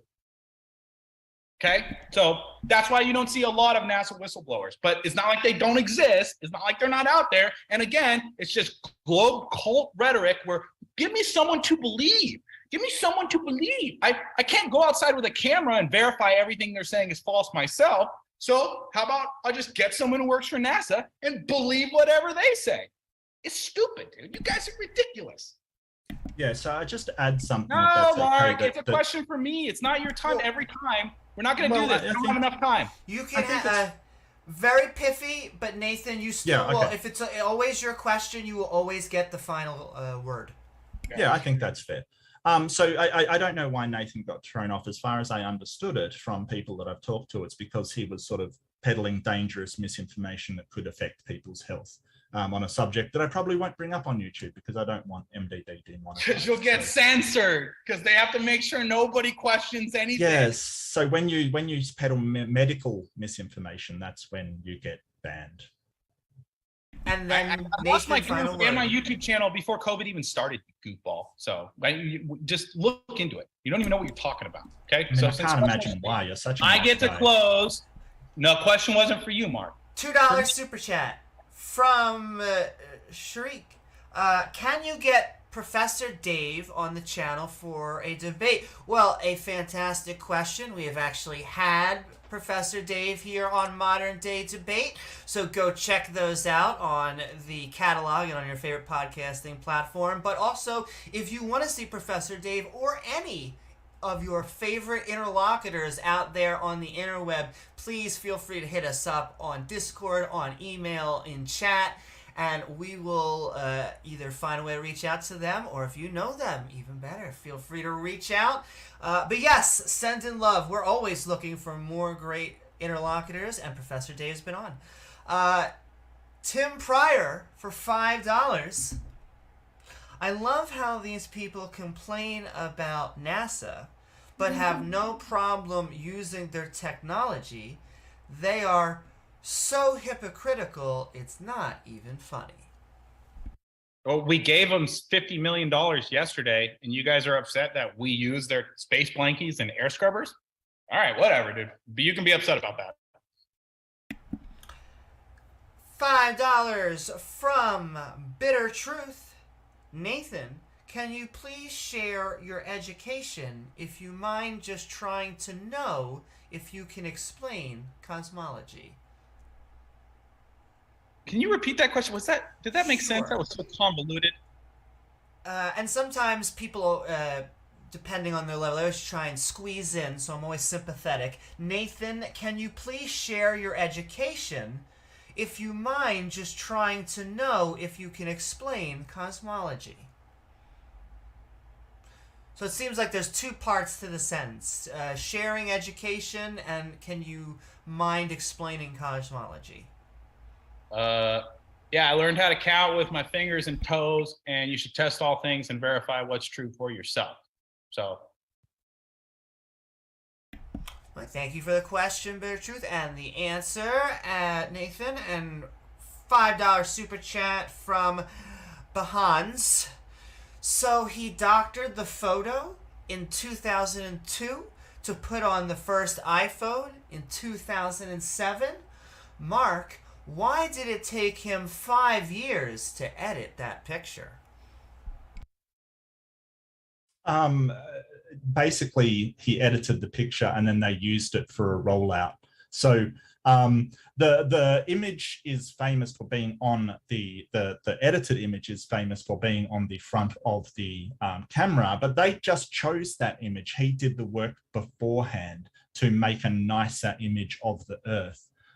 Nobody's sort of trying to say that it's real, and nobody's trying to say that. I think the better question is, how did he edit the photo back in 1972 before he was born? I think is the better question. I think that's a pertinent question because that seems to be what Nathan was claiming. So, you know, this is the kind of wild conspiracy theories that we get into. It's hardly surprising that we get these ridiculous things. But just because he edited it and then they decided to use it later doesn't mean that doesn't really mean anything. Thank you for that question, Bonds, and that answer, Mark. And then another $5 super chat from Tim Pryor. Nathan's okay with them taking scans of Earth, but at the same time denies pictures can be taken of it and can't be measured. Yeah, if we lived on a flat Earth and it wasn't a globe, it would be very simple to scan the Earth. I heard someone that was in aviation school, flat earther, and they asked their professor, how long would it take for all the planes that do surveillance to map the entire Earth? And he said, well, if you had about 12 planes, they could do it in about a day. And so, yeah, scans are very possible to take on a flat Earth or a globe. The problem is when you're telling people you have a picture of a globe and it's comprised of a bunch of scans that you started with a blank circle, added a specular highlight to make it look like a ball, and then adjusted the brightness and make it look pretty, it's not a real image, and it shouldn't be portrayed as real, and we shouldn't be teaching it to kids as if it's the truth when you can go outside and verify that it's not. And a 50 New Zealand dollar super chat from Kango44. Question for Nathan. Given you have no formal education in physics, cosmology, math, computer graphics, chemistry, biology, geology, photography, so can you please explain where you get your expert opinions from?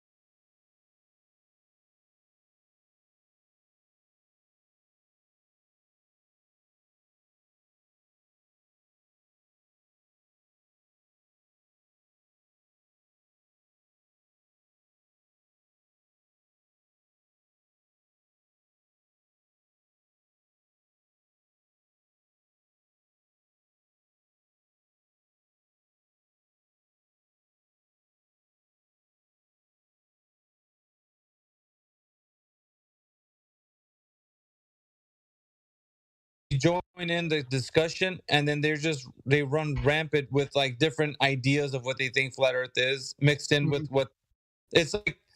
And that's why, like, coming into this forum, a lot of people that have flat Earth tag aren't just flat earthers. They're like they're still in cognitive dissonance, all that residual baggage from their ideas of like, well, they were lied about the globe. Now they're gonna like know the truth. So all the truth, everything that they hear is gonna be, yeah, that's a possibility. No, it's not. So it's like you can't do that. Like this isn't the like. Well, yeah, you're a flat earther. Cool, bro. Let's think that the Earth is as we have a map of the moon, like on the whole Earth. Like that, these ideas, right? Like you can't do that.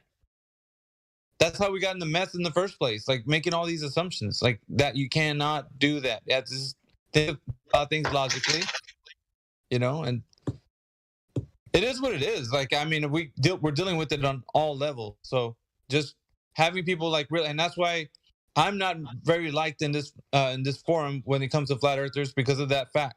I will always just like listen. Like if it's something that you can verify, you can talk about it in a way that we can all look into it, and that's great. I like it. But when it's something that's speculation, just say, hey, it's my speculation. There's no harm in that. But when you're coming in here as a matter of fact, as a flat earther, then you might end up in a bad way because of that. I proudly share that judgment with you. I don't know. I've always expected like this forum was something different, and people even say that this forum is not the same like these other flat Earth platforms, and it's not. We've curated it to be what it is. It has painstakingly curated to be this way. People hate this forum if you can't use your speculation as a matter of fact. And they're like, well, I'll go somewhere. Go ahead, man. Like, that's the point. That's These other forums. There's a time and a place for everything, and the people that have the platform can determine what they want to restrict on their platform. I have no problem with that whatsoever myself. When it comes to especially something like this where you can join and speak and any Joe Blow can show up. So yeah, there's nothing wrong with having some stricter rules, but it's nice to have a place too that if you wanted to get a little deeper with someone that you can go wherever and then talk to them. But again, like you said, oh look, Mr. Sensible popped in here. It's funny because there's one of the prevailing worldviews among not just flat earthers but alternative cosmology in general is something that intellectually I'm very on board with, and it's the thing that I come to blows the most with me saying, look, a lot of that speculation, I'm not going to go into what it is, but there are things I believe, but I accept that it's a belief. And I won't insert it into anything I talk about at all. Exactly. Because I don't know if you know. I don't know, guys. I don't know if you know. We just have Mr. Sensible pop in here. He was on a debate with Witsit. Is he unmuted? Can we unmute that guy, Mr. Sensible? Do I know Mr. Sensible? He was on a debate with Witsit. I think Witsit had a debate with him and Conspiracy Cats. Okay. Is he? Let's see, what roles does he have? Because if you're in this VC, we do want to talk to you. So go ahead and open up your mic if you got. If not, let me see if I can give you a role. Oh, he doesn't have any. Okay. All right, I just unmuted you. If you are who I think you are, you don't need any introduction. You can go ahead and speak if you want. Mr. Sensible, are you there? Hello? You are muted. You have control of your mic.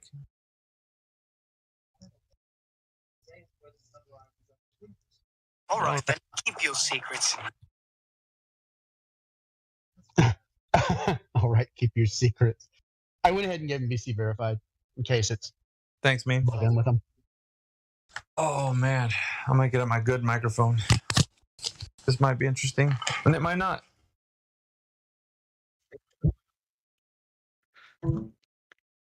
Mr. Sensible, are you there? You could bring him back. You hear me? Yeah, we can hear you now. Yeah, I've got some issues trying to get my setup working. My screen's not working. You guys carry on. I'll jump in a few minutes if that's all right. That's all right. Okay, cool.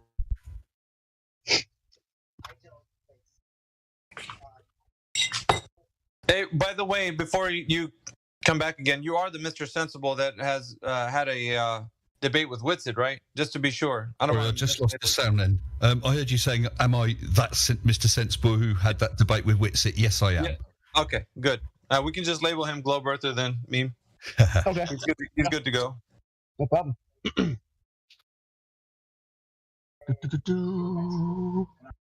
Manage.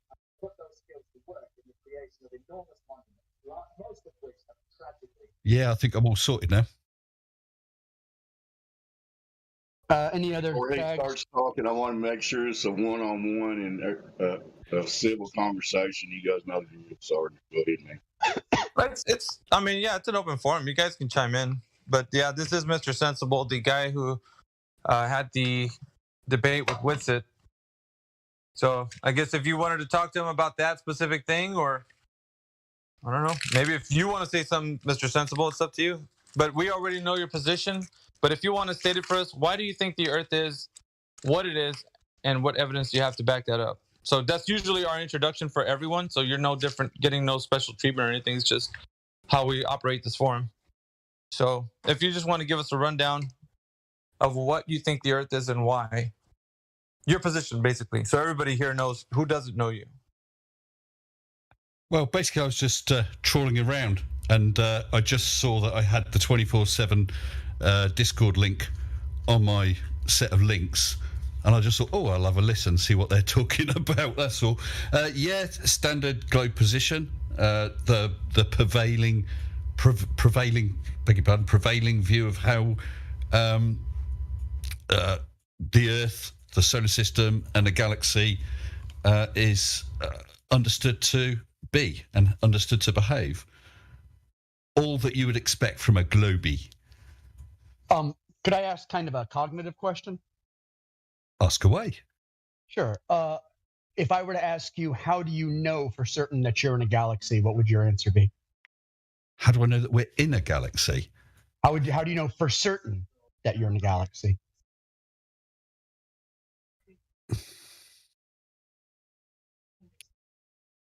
Well, we can see the what do you call it? The Milky Way, which is looking across the cross section, the flat cross section of the galaxy, and we can see all the other galaxies. Stars that we can see are all in galaxies. I didn't realise that was contentious at all. Well, I mean, you're talking about the Great Rift, right? Well, isn't the Great Rift one of the gaps between arms of the galaxy? We can see the dust clouds and the band of stars of the Milky Way as we look towards galactic central. Sorry, I got a spam call right then. If you never looked in the mirror, would you ever know what you look like? Well, I guess there's other ways. Look at reflection in water or something. Well, I mean, if you didn't but you can see all the other people. You could feel your face, and you know that you're going to generally look the same. You can see that everyone has subtle differences, or differences to a greater or lesser extent. But you're going to feel that you've got a nose, a mouth, a chin, ears, and so on. Don't you have to first assume that you're in a galaxy to say that you look like the other galaxies? I guess so. Why would you? Why? I mean, the alternative. No. I mean, it's just a nice chat. No, you're not having a go. That's fine. But to assume otherwise would be to assume that we're different than all the other solar systems, that we're special in some way. Okay. I just wanted to get your viewpoint on it. Hey, Mr. Sensible, do you think that we have to imply, or implore, I should say, leaps of logic when we think about the Earth being a globe? Do we have to? Do we have to take leaps of logic? Did you say? Yes, to implore that the Earth is a globe. No, I don't think so. When we look at the other planets in the solar system, we can see that they're all spheres. I can understand if you were sort of created. This is day one. You walk out. A good starting place would be it's a flat surface. That would be a reasonable first assumption until we investigate further. I wonder if CB, if you have that clip of Michio Kaku, just for Mr. Sensible's sake. I don't know In if he's heard science, this or not. we always say that you make observations, you have a theory, you go make more observations, and it's a very, very tedious process. Wrong. Nobody that I know of in my field uses the so-called scientific method. In our field, it's by the seat of your pants. It's leaps of logic. It's guesswork. Sorry, what field is this? Oh, Michio Kaku. You don't know who he is? Is he something? Is that him you were playing? Sorry, that was it. I thought that was someone else on the in the Discord talking. No, that's sorry. Michio Kaku. Michio actually Kaku, yeah. talking. Yeah, he's a cosmologist, isn't he? Well, Yeah, I mean, and astrophysicist. He's well known. Yeah. No, I know of him. But I wouldn't say he's somebody to take lightly in the community of people speaking about what like the cosmos is. So he's not somebody to be discredited, is what I would say. He is somebody well within the realm of a respectable, credited person to say he's a science communicator. Let's say. Yeah. Oh, okay. Well, that being the case, he's also saying what it is, how they think about the universe and such. So from this coming from just like, hey man, this is what this guy is saying. What do you think about it? Because obviously it sounded like at the beginning when I asked you the question, you said something opposite to what Michio Kaku said, which sounds like you're in disagreement with him. You can't be in agreement with him because you already stated that you're not. So I just want to make sure that the audience that we have understands that the position you have from the position he has, and let's say, I don't know what credentials you have or if you have any or if you don't, but the thing is, you're saying one thing, he's saying another, and that's interesting, right?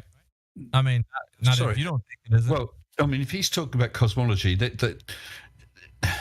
they can't use the scientific method like you can with, I don't know, chemistry, and you can mix certain chemicals, heat them, do whatever, try it again and again and again, repeat it like that.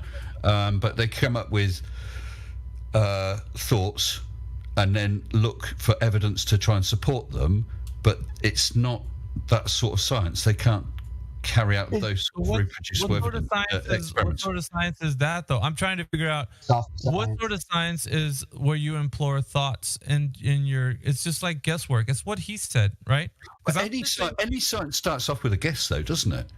If I had, go on. Real science, right? Real science first up starts off with an observation of physical reality, and where you're observing the effect of something. The guess always comes from what have I observed in order to be able to guess what I can vary in order to prove a cause. That's hard science. So it requires an experimentation. Yeah, I mean, with cosmology, you're observing something and trying to come up with an explanation.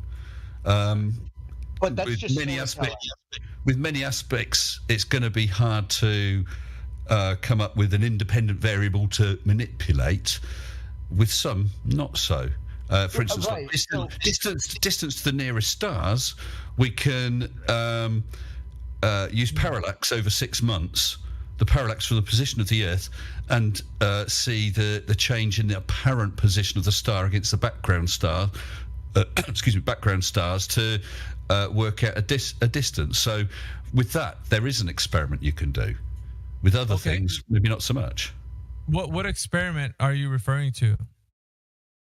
Well, I'm saying with some of the nearest stars, to work out the distance to them, if you take an image of that star, let's say in January, and you can see it against the background and surrounding stars, you look at the same star 6 months later, it will have apparently moved against that background of stars.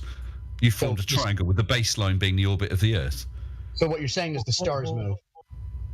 Stars do move. Whoa, wait. Baseline with how the Earth moves? Is that what you said?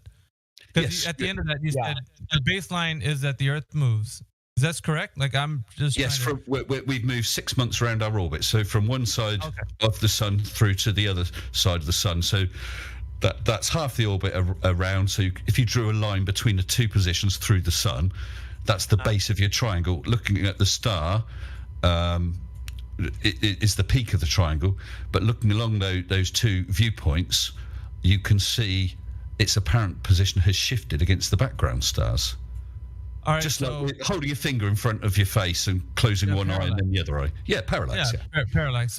we are fully aware of parallax. But for those who don't know what parallax is, maybe you just want to go into that a little bit before I even, I don't want to address it yet because maybe parallax is alien to people at the moment. But if you want to tell them what parallax is and why you're using it in this context, that would be great. Well, take an example. If you stood looking at a tree with a range of mountains off in the distance, you can see that tree, let's say, is dead in line with the peak of one of those mountains. You move a distance to the left or the right, look at that tree again, it will no longer be lined up with the peak of that mountain. That is parallax. Simple as that. Pretty easy to grasp onto if you guys don't know what parallax is, but just for your sake, I wanted him to just kind of explain why he thinks parallax is relevant to this specific topic. And also to get into in my example, the star that we're looking at is that tree. Our baseline, our two positions are the position of the Earth in January, the position of the Earth in June, and that star is no longer lined up with the same background stars it was, just like the tree is no longer lined up with the peak of that mountain. It's like so simple trigonometry, then you can calculate the distance. Right. So simple trigonometry. But before we get into because I do want to talk about that a little bit. Andy, hold my beer is here. He was listening to a debate that you had with Whitsitt, and he was on edge as to how come, somebody was so blatantly ignorant to the fact that the Earth isn't what they're saying it is, right? Being that it's a globe that it shouldn't be, right? So he's taken a very staunch position. And you just made him more dug into the fact that he now is solidified as someone who's going to now bring forth the case for flat Earth. But my thing is this, right? Because I know that, and I'm just saying that because I'm saying hello to Andy, who came in here pretty fired up because of the fact that he was listening to you and was it Conspiracy Cats? I would say it was myself and Conspiracy Cats. But what is it that's got Andy? What's it that's got Andy fired up then? I'll let Andy speak. Andy, before we get into Mr. Sensible's kind of discussion of the cosmos, I wanted you to just kind of, if you had a little piece here to say about why you felt that conversation went in a bad way while you're listening to it. Can kind of give him a little bit of what we hear on the critiquing side of what you thought was going on with that. I'm putting Andy on the spot here, guys. You don't have to chime in if you don't want, though, but it's up to you. No, it's all good. It's all good. I just woke up though, guys. So, give me a sec. I need at least 10 cups of tea.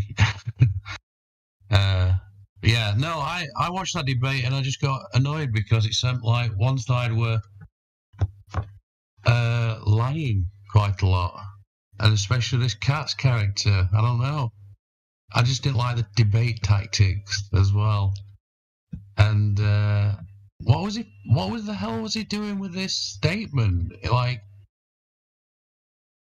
This is what he's going to do, and he's going to make this, sound fancy and say these fancy words. And what was he doing? Why the tactics? It just really got to me. Are you talking about his thing about predicting the future? Or he was a time traveler? Yeah. Well, I think it was fun. It was pointing out. Fun? Yeah. He was pointing out that it was absolutely known what would happen. That Whitsitt would not produce actual evidence. But I mean, you'd have to take that up with Katz if you wanted to take it up. I can only really speak for myself. And by the way, I didn't say hello, guys. I just sound like the usual stuff for you guys. Just ad homs before everything was said. But I didn't ad hom. I showed. I'm going to struggle to remember what evidences I showed. I showed the thing about neutron detectors detecting the sun from around a mile underground, and they do most of their detection during the night when the sun's on the other side of the Earth, and you can see the direction the neutrons are coming from, which would be impossible on a flat Earth. The next evidence I gave were the tow tanks that they use for modelling ship hulls and so on. I used the Southampton, I think it's called Bouldra Wood tow tank, about 138 metres long, and it's got rails for the gantry to roll along.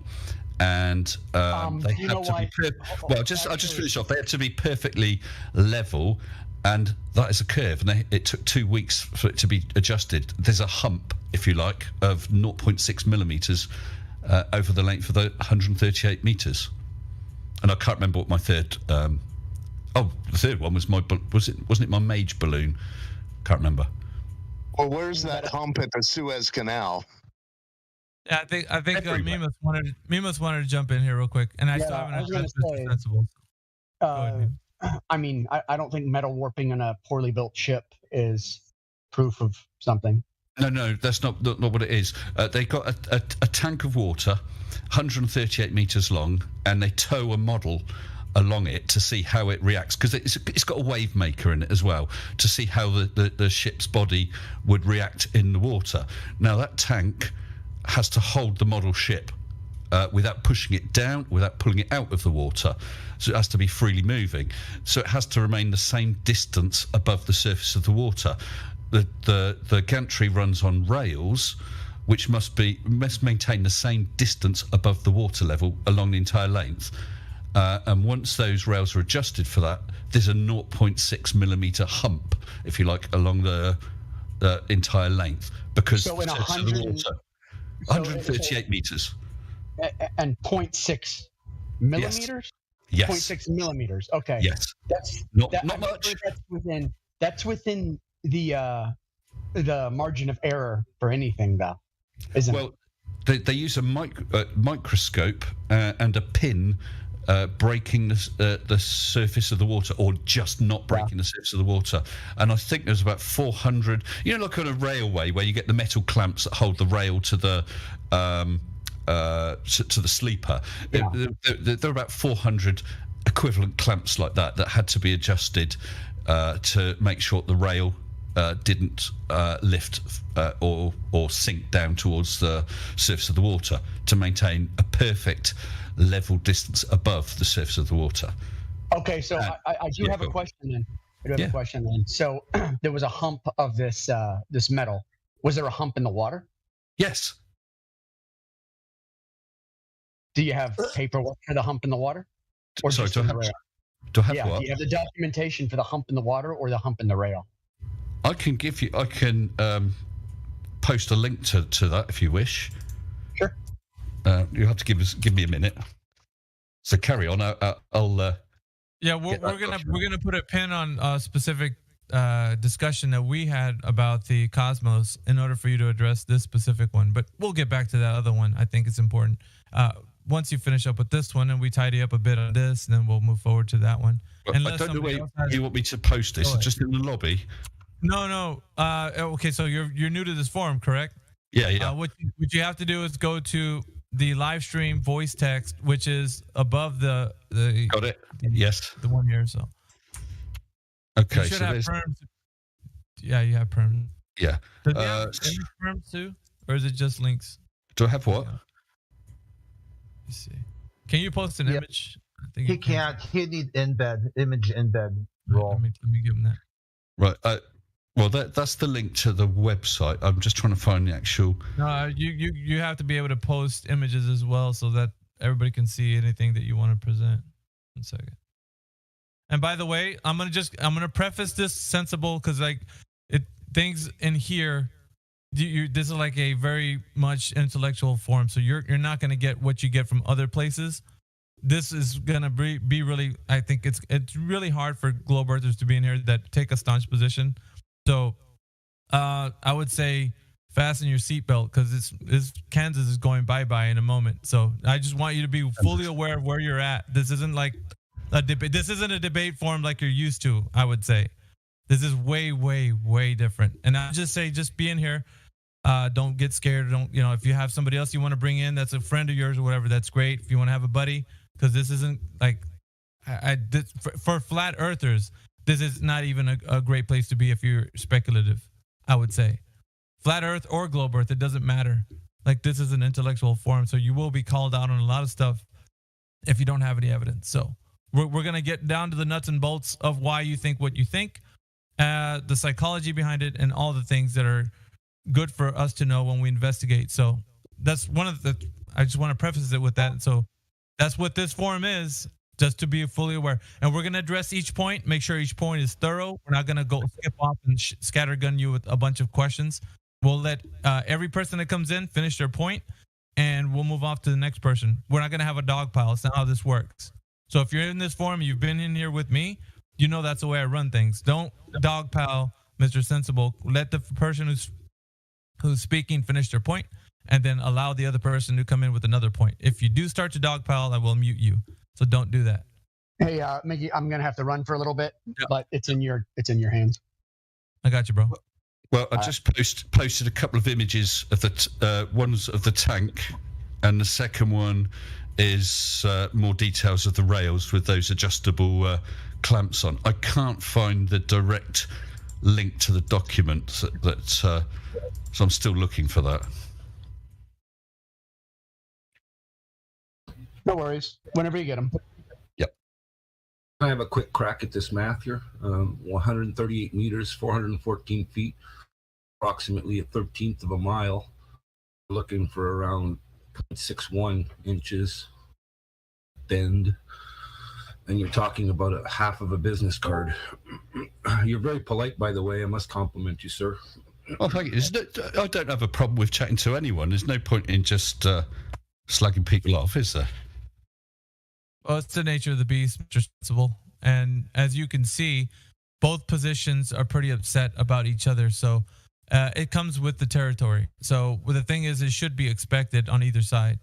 And with that, with this forum, however, I run a tight ship. So I don't allow just the dog pile. Everything has to happen in an organized fashion. And people coming through are going to address you one at a time, and they're going to fully go through whatever they want. And we can have people that support what they're saying. They can pop in there and support what they're saying. There's nothing wrong with that. You can have somebody on your side come in there, pop in and support your side. That's how this works. But we will get through every topic thoroughly. There isn't anything we're going to leave up for questions. There isn't. We go through everything as much as we can thoroughly with everyone. So we want to allow the person who's speaking with you go ahead and finish what they're saying. And guys, remember, if you're done, just say, I'm done. Anybody else can chime in. So we won't know that you have another point coming up. Please allow you can go on. I just wanted to establish that math for a moment. Thank you. Thanks. Anybody else want to jump in and have a conversation with Mr. Sensible? Other than, if nobody does, then I have a point to bring about the cosmos. So I'll wait, you guys, if you want to speak with him. He's the guy, if you guys may or may not know, had a debate with Witsit. Him and Conspiracy Cats went a 2-on-1, I think, or 2-on-2. I don't know who else. Well, yeah, it was supposed to be 2-on-2, but the other one was Brian Leakey. So. Oh, that's right. He didn't really like that. Anyway, but that's neither here nor there. We want to know if you have any questions about what Mr. Sensible is thinking about. He's very much in the position that the Earth is a globe. The evidence speaks for itself, according to him. So this is your time, guys. If you wanted to speak to somebody who's in a position that thinks the Earth is a globe. Really, I have a really quick question, Miggy. Real quick question. After getting smoked in a debate, how are you still a globe earther? Smoked in the debate? Which debate was that? Any debate with Witsit in it? No, Witsit is rather famous for his word salad. He spouts lots of stuff. He did not address the toe tank. He did not address the neutrino detector. And I have posted those couple of images. I posted the link, and I'm just about to post a screen capture of the relevant part of that document. Here we go. This is the bit that says about the hump, if you like. I don't know. Is that come through okay? Can you all see that? Oh. Yeah, there we go. The rails must be aligned vertically to follow the curvature of the Earth horizontally and in roll. in Southampton, Sagittar, for an east-west oriented tank of 138 meters is about 0.6 millimeter. And the top faces of the rails must be level, that's to the surface of the water, within 0.1 millimeter over their length. So that's where I got the figures from Southampton University, okay? Do you have any idea of... So you're saying this university says that the water is bending? Yes, they got the rails.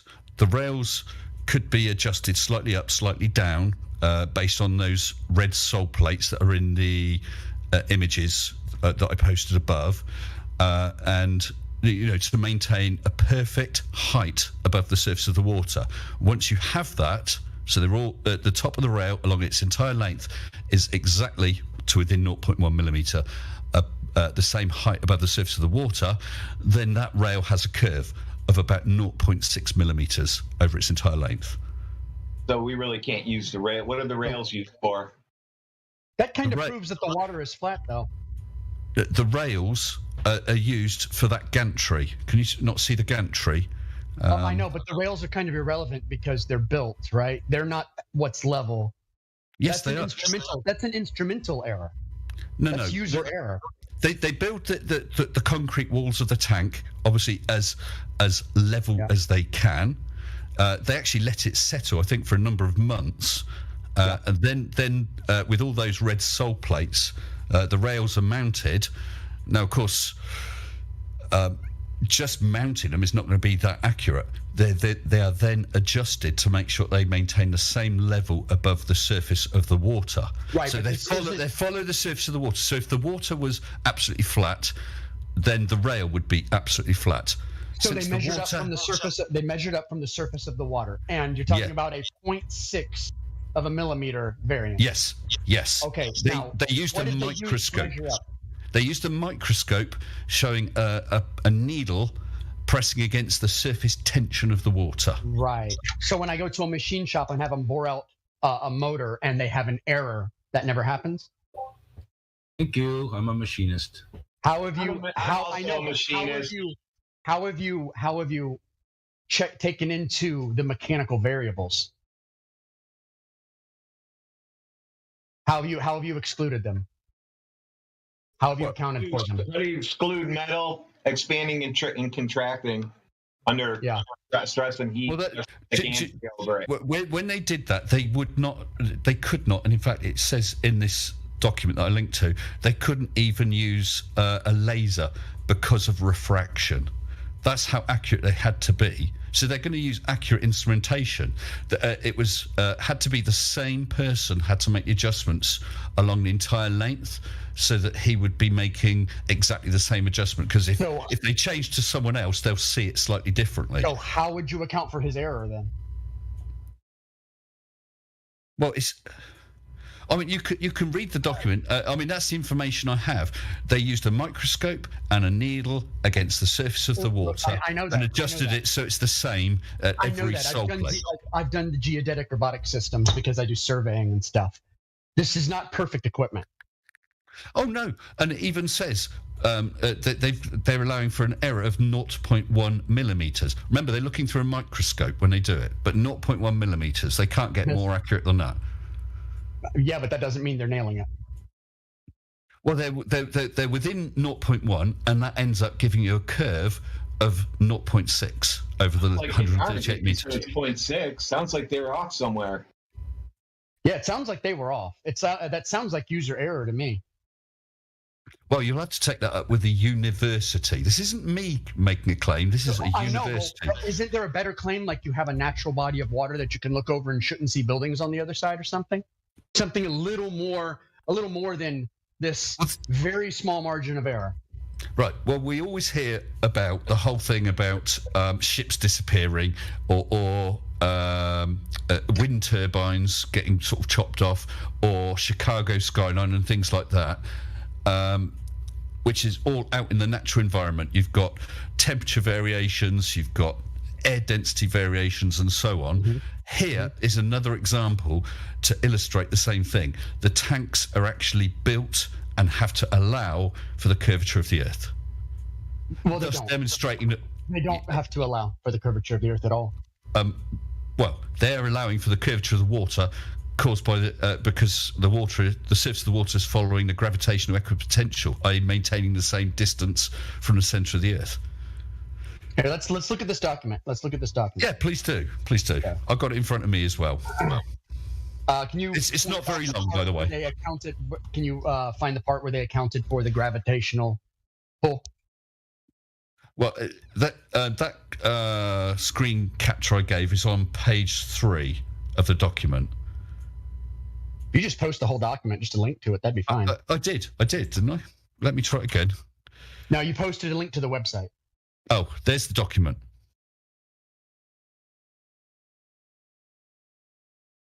And this will be the same with all tow tanks. It's just the one that I used in a couple of debates. And as I said, it's on page 3, and it's the bottom left couple of paragraphs. Sorry, page 2. Beg your pardon, page 2. Okay, that's page 2. And Dave Hinkle, I didn't say tow tags. I said tow tanks. TANKS.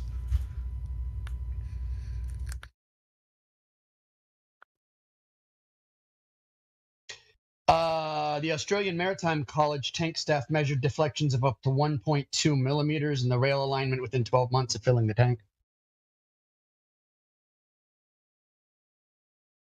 Sounds like the concrete expanded. Yeah. Because, I this is indoors. I mean, it's not going to be massive massive variations in temperature. Indoors. Sorry, concrete. I've done infrastructure concrete for many years for cities and the military. I've done military projects and infrastructure projects, and I've done surveying for them. I know what I'm talking about here. Concrete expands and contracts. It doesn't matter. Of course it does. Of course it does. That's why you have expansion joints in long runs of concrete. Of course. Exactly. You just said it. Expansion joints. Yeah, expansion joint, and they're there because it flexes and expands and contracts. Even 5 years after you build a building, it can change. Now, it's a microscopic change almost. You wouldn't be able to see it with your eye, but it says right here that one of the tanks they filled had a 1.2 millimeter variance, which is over double. Hold on. What are you looking at? I'm looking at page 2 where it says the staff measured deflections of up to 1.2 millimeters in the rail alignment within 12 months of filling the tank. Concrete. Is that the concrete should be allowed to settle? Yes. There are two things involved: the mounting and the concrete and the metal. So there's a couple factors. So yeah, they got deflections within 12 months, didn't they? And then looking down, so the tank was filmed in June 2015. Alignment started in January 2016 to allow time for the concrete to settle. Yeah. Okay, may I? A half inch or something, you'd start to concern me, and I would be looking into this. Other than that, I have to question also this test that they're doing with model boats on this little canal, if you will. What's with the high precision rate here for something that's going to be buoyant, if you will?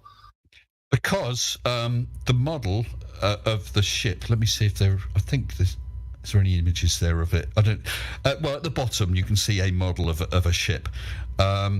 It's actually suspended below a gantry which runs along those rails, so it's got all the monitoring equipment on it, and I think it goes up to 10 meters per second. It goes quite quickly anyway, but you don't want it pushing that model down into the water or pulling it out of the water, because that will affect the readings.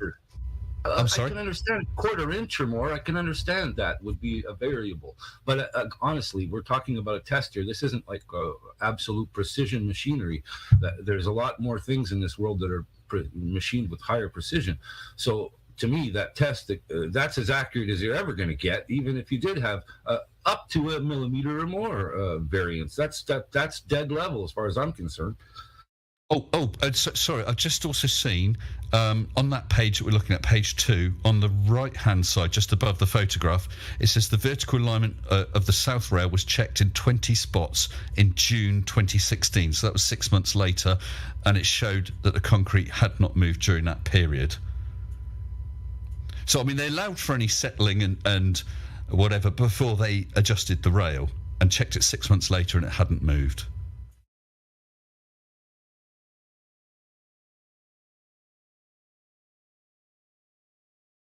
Sorry, guys, I'm speechless. Go ahead. I mean, to me, that's level, dude. Yes, it is level. It is level, and level is a curve. Absolutely. Wow. At least you got me saying that on boys. You say it with such gusto. Again, I'm gonna have to go find this fellow I used to know that was into the construction equipment. And Level guy. Level as defined by academics is not real level, because those of us who build things know what level actually is. What size things do you build? What size things do you build? I did a 1.5 million square foot warehouse for the military. They never accounted for anything. Well, yeah, They never account for anything. Linear lines every direction. Hilti makes a laser level 75,000 feet. So, and you can go to the tool shop, buy a tool called a level that comes in all different lengths, and it has 2 mediums in it. It has a gas medium, and it has a fluid medium inside of the canister, and it shows you what level it is. So I'm trying to figure out how you build words into a definition that actually try to find the base of a tool. Because in recent history, they've tried to change the definition of level because of this argument. That's not an excuse for the fact that level has always meant right. And my point is, no matter how many words and word salad you can throw at me trying to tell me that curve is built into the definition of level, I'm going to tell you I'm going to go buy a tool called a level with a capital L, and I'll smack you over the head with it, because there's no amount of words that you can do to cover up the observation of a level with a tool called a level. Like, that's a bullshit story. Right. If you're talking about talking about a spirit level or a laser level. No, I'm talking about a level. Capital Level. If I'm going to build a deck, if I'm going to hang a TV, if I'm going to interact with the surface to ascertain whether or not it's level and make sure that the stuff I'm building is level, I'm going to use a level. Right? Yeah, now, you're not going to appeal to the definition that they've revised recently to tell me that there's curve built into your idea of level. That's bullshit and a fallacy on its face. No. Yes, level yes, is the same distance above. So if the surface is curving, if you took Hold on. Do you have validation? Do you have validation of a curving surface, though? Do you have validation? of a curving surface? I'm giving an explanation of what I mean by level. If let's say you had a very large sphere. Hold on. I'm stopping you because we already know that definition, because we hear it all the time. No, that is not. Yeah, what but it's not. About. We are diametrically opposed to that interpretation of what level is. That's So not. if you're just talking, and the point with, hold on a second here. The point with everything that's being unfalsifiable. If you hold on now. If you claim that level and curved are the same thing, and you're just measuring up from 2 spots, so level will always look curved, that's unfalsifiable. That is literally unfalsifiable. We can actually no, it isn't. No, it is unfalsifiable. What you're talking about is horizontal. What you're talking about is horizontal, as in 90 degrees from plumb. 90 degrees perpendicular to plumb. Yes. Yeah. So if I dropped a plumb line, 90 degrees from that is horizontal. If I was hanging a TV or something that you suggested a little while ago, then yeah, you'd use a spirit level or whatever, because you don't have to take curve into account over that short distance. Yeah, if and over a distance away, a long distance away, you take another plumb, that will not be parallel to the first plumb. So you think if you go to a still lake and you put your theodolite up and you're measuring 500 foot across it and you have identical measurements, there's no curvature? Or is the level of that plumb perpendicular straight line that you're running parallel over the lake, is that curving around the lake too? Is the perpendicular to plumb is in effect a tangent, isn't it? So if you're on two sides of a lake, I think you said 500 meters across, drop two plums, and at each one you had a 90-degree horizontal to those two plums, then they wouldn't be parallel to each other. They would be. No, but Exactly. they would. And they will be. And that's why. And I forget the exact term, but reality. It's not not in the drawing in your head. No, I am talking about reality. Have you ever seen The Main Surveyor? I forget the term. I've been on a lake. I'm not delusional enough to think that the water's curving all around me. Have you ever been out on a lake? Well, that tow tank that I just showed was 138 meters. No, let me finish. I'm responding to your point. That tow tank was 138 meters, and it had a 0.6 millimeter. Okay, so if you like. So over 500 meters, you're only going to have a couple of millimeters. So no, you're not going to see it with the naked eye. How much? Hold on. How much is not 0.6 millimeter? How much just over half a millimeter. Half a millimeter. Yes. Half a millimeter. Yes. Do you have any idea how small that is? Yeah. You get two of them in a millimeter. Okay. Now, if you're talking about a 500-meter lake, you can imagine that it's going to be, about 4 times that. So about a couple mil. Hold on. How many millimeters? How many millimeters are in an inch? Because we should have 2 inches of curve on that. How many millimeters are in an inch? It's 2.4. Yes. So you're off by 25 times. So there's no curve. I don't really quite follow what you're saying. Because at 138 meters, you would have about 2 inches of curved earth. You would not have. Yes, you would. 2 inches at 138 meters. I'll stop you there. It's 0.615, and if you want to go with your Sagitta, you can half that if you like. But either way, it's either 5/8 of an inch or half of that. 5/8 of an inch. I'm sorry. Yeah, that's still way more than a millimeter, isn't it? Well, over 138 meters. You're saying that the globe theory, if you like, would predict over half an inch of curve. Yes. Yeah, that's the exact calculation. That's not wrong. I'm sure that's wrong. Give him half for a Sagitta. It's still half of 5/8. Go ahead. Sorry, who go ahead? No, if let me ask you real quick. If level is curved, is globe flat? Yeah, we're not gonna skip off. We're gonna stay on this one at the moment. Chad, if you're here, Chad has had studies with mathematics, so he would be the one to actually point it out to you, Mr. Sensible, if you're wrong. And I would say like that to label your level and our level. Your level's called radio guys, level. can you hear me? When I'm talking right now, yeah, just allow me to finish because I'm addressing what Mr. Sensible is bringing up here in this forum. So, Chad, are you there? Yeah, I can hear you. All right, Mr. Sensible, if you may or may not know, he's a person who does debates with Flat Earth. So he's done one with Witsit. So not known, but I just put 100. Sorry, I'm gonna go and let you present the mathematics for that. But we're just gonna go right now based on the mathematics. And there's been a gentleman who chimed in here who was correcting you. You said that's not right. Can you please, guys, go over the math one more time so that way Chad can hear, and at least maybe Chad, if you want to test this and if it's not what they're saying. Well, if it's 160 meters, that's 1/10 of a mile, isn't it? 138. I mean, let's call it 150. 150, just to make it. 160 is a good number because it's 1/10 of a mile, isn't it? Okay, but you're going to be mixing up imperial and metric. If you're going to haggle over that, I'm not going to bother. Well, no, there's a big difference between imperial and metric. I just whacked a target distance of 0.138 kilometers, so that's 138 meters, with an eye height of 0 meters into the Earth curve calculator, and it says the target hidden height would be 0.0015 meters.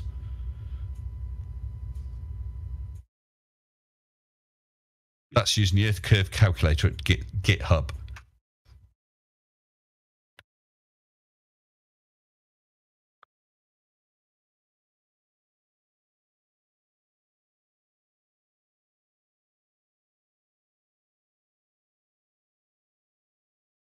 I don't know if there was going to be a response to that, or if you guys are doing something with what he's saying. If you No, guys I just said if he's going to haggle over silly numbers, I'm not even going to bother. So, What am I haggling over? Go on, say it again. I think Mickey was just trying to give him the floor to speak. Yeah, I was just giving him the floor, actually. But it seems like we are, I guess, at the end of that point. You guys already said that there's a bit of haggling over the numbers because it seems like there is curvature with the way you're presenting it, or should be anyway. And there isn't, according to Mr. Sensible, or at least not enough to be detected. Is that correct? Am I getting what you're saying, Sensible? It's too minuscule. I'm just saying, if you were looking over a lake 500 meters wide, the amount of curvature is not going to be apparent to your naked eye. So, well, that's interesting because we got a contradiction here that I'm going to have to point out. But it's too interesting to point that out at the moment. I do want to get back to the cosmology point that we were on. Maybe if everybody's good with this point, if you have anything else to add before I move on. Anyone? We're all good? All right. So going back to the cosmology point you brought up, I told you that it takes leaps of logic according to some astrophysicists, including Michio Kaku, and there was a sound clip of actually him saying so. So it wasn't just me telling you that that's what he said. He actually said that, and I'm pointing it out, which is important, right? Because there's a lot of people that actually look up to science communicators such as him. Therefore, I said, he said leaps of logic, and that's a way that it works for him. You disagreed, however. You said it was actual, we can know things, and he didn't say that. So we can know some things, other things we can't know for sure. Okay, I'm going to take us out of the realm of vagueness, which is kind of like what your rebuttal was at. So know some things and not know some things. Okay, so let's put things into the realm of what we know, and I'm going to go ahead and allow you to tell us what give us a few examples, if not one, of what we can know from the cosmology side of things. Go ahead. Well, this is not any field I'm a specialist in, but we know certain things, like we know the constituent elements of stars using spectroscopy. Sorry, I struggle saying the word spectroscopy. No, go ahead. Spectroscopy, for sure. Okay, and you say that the way we know those elements is how? Spectroscopy works in a way that, how does it work? First of all, I think using words like these, they're fancy. Some of them are packaged in a way that some other people don't know. The audience sometimes they might be globe Earth proponents and they don't even know what spectroscopy is. Right. Yeah. If they're not in this discussion, they won't know. So enlighten people. Could I just chip in on this one, Meggie? I've got a bit of information on this one. Absolutely. I just wanted either you or to tell us what spectroscopy is, and it doesn't matter who it comes from. Just a quick question to Mr. Sensible. When you're looking at spectroscopy of a star, are you seeing what the actual star is made of, or what its atmosphere is made of? It's light shining through the atmosphere. It's light shining through the atmosphere of the star. So it's the atmosphere of the star. You're seeing what the constituent. Yeah, but not the actual star itself. Well, the star is a ball of plasma, isn't it, and gas, whatnot, and shining, taking spectrograms of different stars give you different results. But we haven't just to confirm what spectroscopy is. When you take light, you break it up into a rainbow. If that light is shining through a gas, you get what's called Fraunhofer lines, absorption lines, like a barcode. And each element always has the same pattern. So therefore, if you're looking at the light coming from a star, you examine the pattern, the barcodes, if you like, and therefore you can determine what the constituent elements are. And this is what you said we know, right? We can know something, like we can know this. Yes, because that's measurable. And if different people took readings of the same star at different times from different locations, they'll get the same Fraunhofer lines, the same patterns. I think the audience might be a bit confused when it comes to things we know, because in this forum, we like to stand on certainty. And I'm going to sound a bit redundant, but 100% certain, right? So now I'm going to turn it around and ask you, are you 100% certain when you say that the star that you are looking at is made up of the specific element that you say that it is made up of? Go ahead. 100% certain. I'm not saying, now I'm going to phrase it this way, again, redundant. 99.999999999% sure. That's not what I'm talking about. That would be more accurate, wouldn't it? Well, no. I'm saying what's accurate is what you are saying, not what we think you're saying.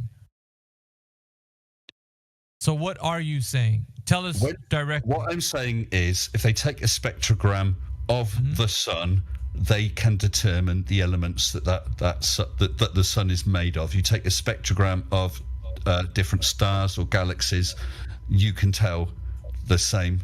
You can get the same patterns due to the various elements, so you know the elements. Hang on, guys. I want to make very clear this before you guys chime in. I want to make this very clear before you chime in, because we get this a lot. So in this forum, you're going to have to tell us, and it sounds redundant, but you have to tell us what percentage that you know that you're certain that that element is what you're claiming it is. Now, is it, I'm going to give you two options because it sounds like you agreed with it, 99.99999999999%, or is it 100% sure? Which is, without a shadow of a doubt, all certainty, for sure, it is the element that you're saying. Which one of those two is it? You'd have to go for the 99.99999 to be honest, because there could always in science, there's a possibility of something else that you're unaware of. All right. That is science, isn't it? Which is why the strongest thing is a theory. Because it could always be overturned. However, it has nothing to do with you, Mr. Sensible, but everybody in here who comes in and says that, I would say they are not certain and they do not know, because it could be, right? What we're doing here is we're analyzing the fact that the people that are saying these things are not sure. So, and you saying that that's the way science works solidifies the understanding that you don't know, because it could be, right, something else, subjective. It could be. That's true. That is true across all of science. That's true across all of science. If I take a hammer, I hold it in front of me and drop it or let go of it, it falls to the ground. I have never seen a hammer not fall to the ground, but there is always the possibility of some effect or whatever causing that hammer to not fall directly to the ground.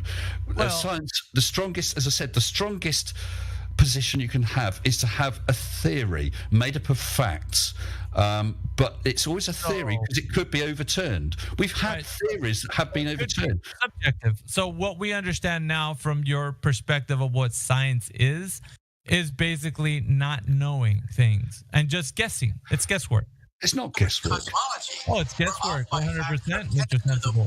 And so what I'm pointing out here is the fact that you are giving us guesswork and telling us that it's science. And I totally reject that, because I don't think that people put their... Listen, you might be standing behind this, and what I'm pointing out to you is that the idea that you are actually an advocate for this position, other people who listen are listening as you're making these statements as a matter of fact. Spectroscopy works this way. We look at the stars, therefore it is what we're saying it is. So they are not listening to you as in it's not 99.9999%. There's a sliver of doubt. It could be something else. They're actually looking at it from your standpoint and the way you're saying it as a matter of fact. So they don't understand that. So the confusion happens that person will come in here and tell us things as that is they're 100% sure, and you don't know that because what you're thinking is not being conveyed over to them in the way that I'm telling you now. So now I'm exposing the fact that you are using guesswork as in what you think the stars are using spectroscopy, because you admittedly said 99.99% is the most I guess you can say the trusted way that you guys work, and you guys, and I would say anybody who uses this, right? So now I'm getting to the bit where we're actually exposing the fact that no one knows what they're telling us, because it could be something else, subjective. And that is why everybody who says these things doesn't know what they're saying, and we point it out to them. That's why it's important for you to understand that. There is no debate when it comes to flat earth and globe earth. Why? Because we see the same earth that you do. So the thing that you're seeing, however, is a perspective outside of the one that you're already seeing. So they're telling you a story about what's happening outside of what you already know to be happening. You see the stars, we see the stars. You see the flat level horizon, we see a flat level horizon. There isn't another earth that we're speaking of when we talk about flat earth. It is the obvious and self-evident reality in which we all exist in. And this has been the issue with the flat earth, globe earth debate. It seems like we're speaking of two different concepts and everybody's coming at different points, and that is not the case. The case we're trying to point out is the confusion that is happening with the globe earth, that you guys have been believing the guesswork, the 99.9% where there's a little sliver of doubt. That's what you guys believing is true. We don't have a position. If I said to you, I've got a lottery ticket here, right? I'll let you have it for $1, and it's a 99.99999% chance you'll win. You would buy that lottery ticket off me. It's not 100% guaranteed, but it's 99.99999.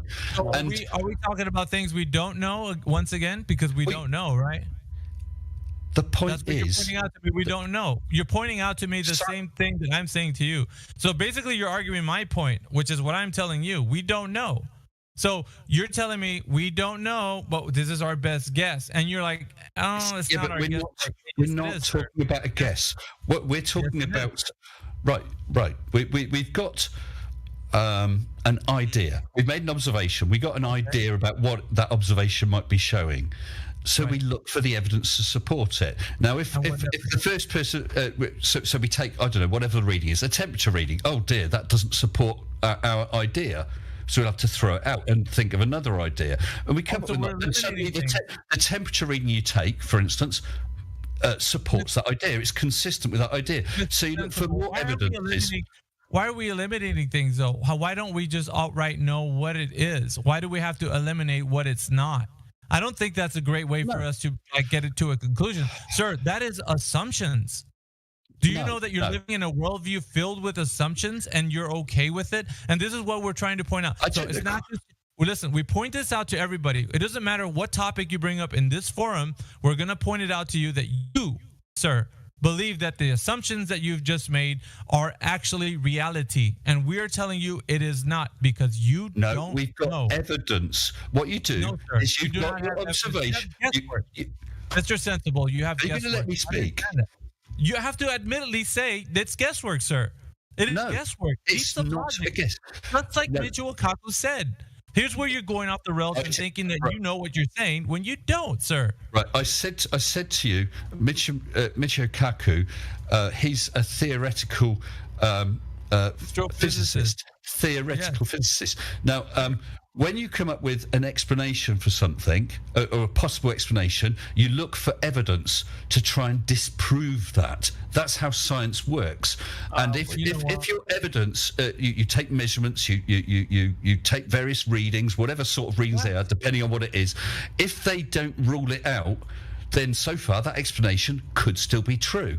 The more evidence you've got, the stronger that is, until you reach a point where you've got a theory which is virtually. This is your best assumption. Yes, supported by all the evidence. If you find, see, for the record, Mr. Sensible, you think that assumptions, the best. I'll put it this way. Let's dress it up. Let's put lipstick on the pig, shall we? Let's say the best assumption that you have. That is what you're going to run with. Your best assumption, sir. That is what you're telling us. Are you going to straw man me? No, sir. That's your position. Right, don't tell me what my position is. Right. With this observation, whatever it is we've made loads of different readings. All of them support that observation. If you find one reading that rules that out, then you have to throw that idea that you're calling an assumption out. Rationalizing Michio Kaku's admissions. It's seat of the yours. pants. Rationalize it how you need. Yeah, you're just at this point you're just comforting yourself, which is not anything good for any of the audience.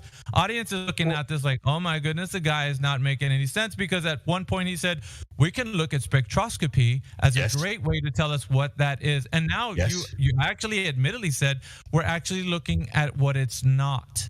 What it's not. No. We know that spectroscopy. We know that spectroscopy works. If you do tests shining light through various gases, you will always get those same patterns per element of Fraunhofer lines. So let's go back once again. Therefore, if you apply that same technique to the start and you get the same pattern, your assumption that it's hydrogen, helium, whatever the element is a damn good one to make. A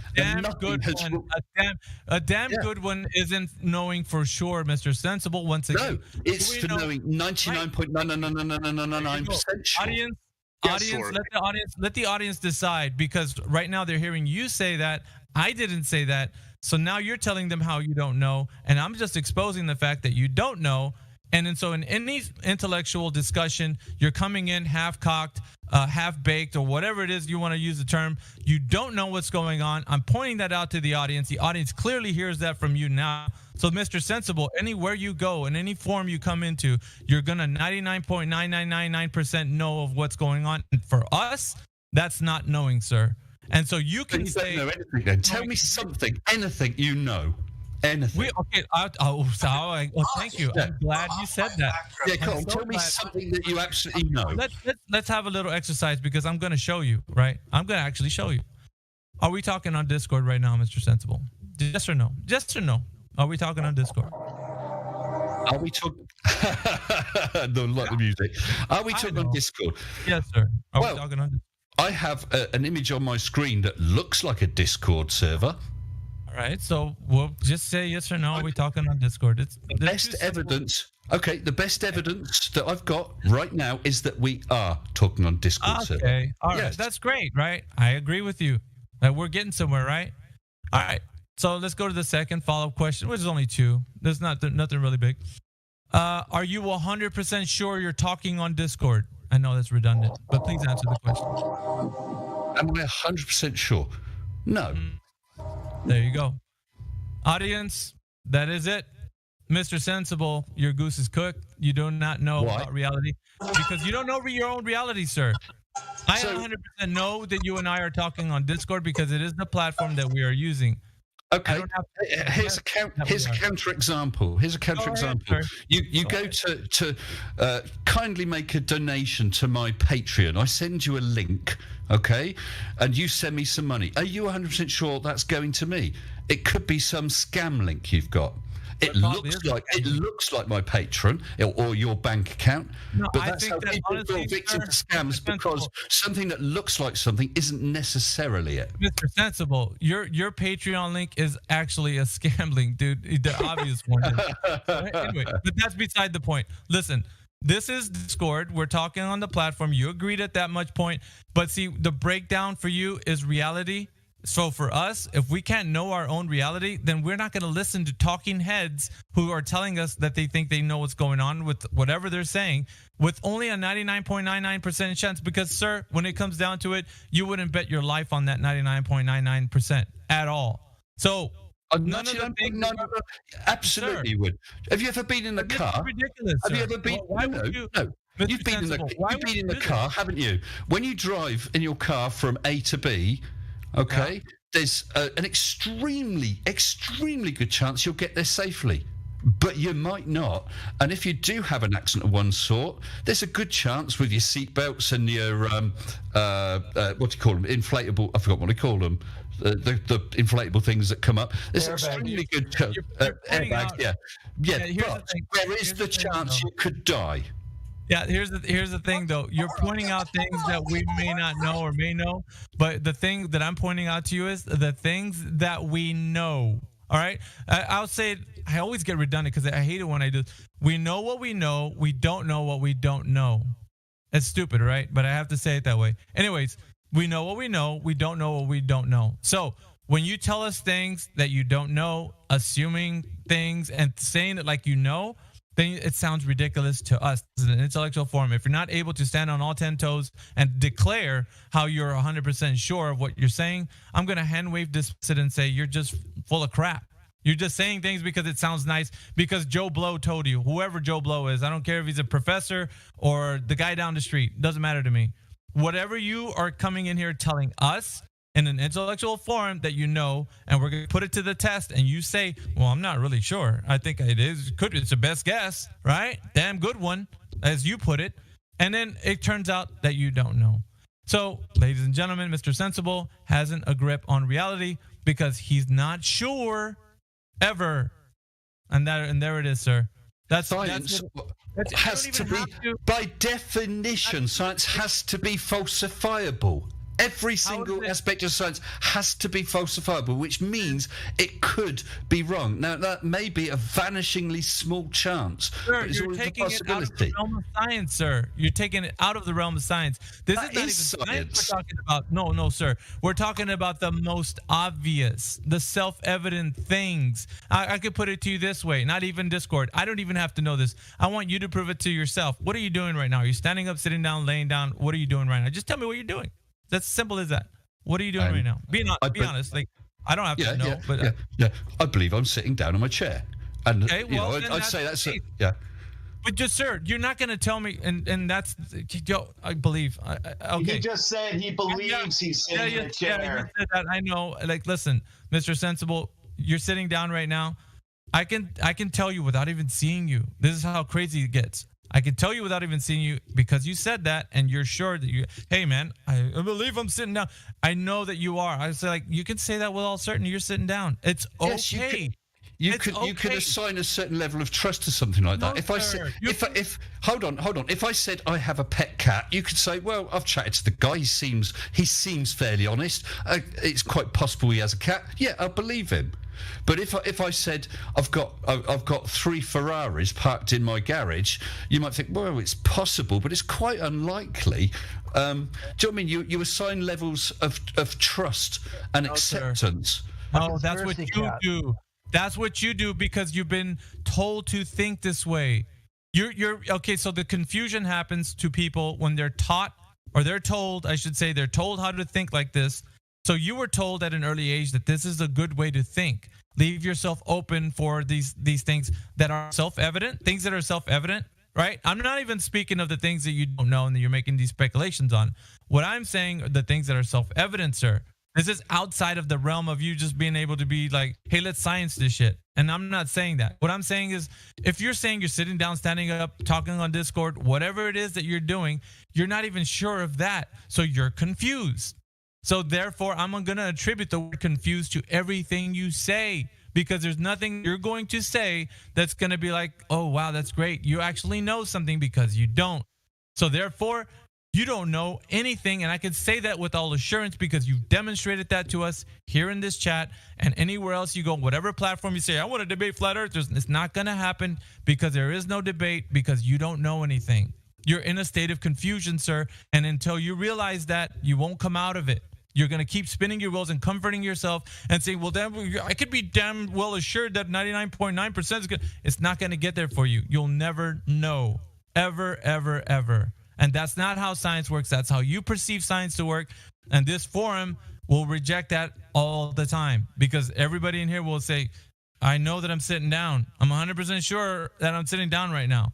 What else is it? Like, you can't do that to yourself. You're so unsure about yourself. You're very confused, and I can see why, because you're taught to think this way. You're told, somebody told you somewhere. So there's a lot of confusion with you people who are in a staunch position who think the earth is a globe, because outside of your perception, something's happening and you just can't be sure what it could be. So you have to leave yourself open for doubt.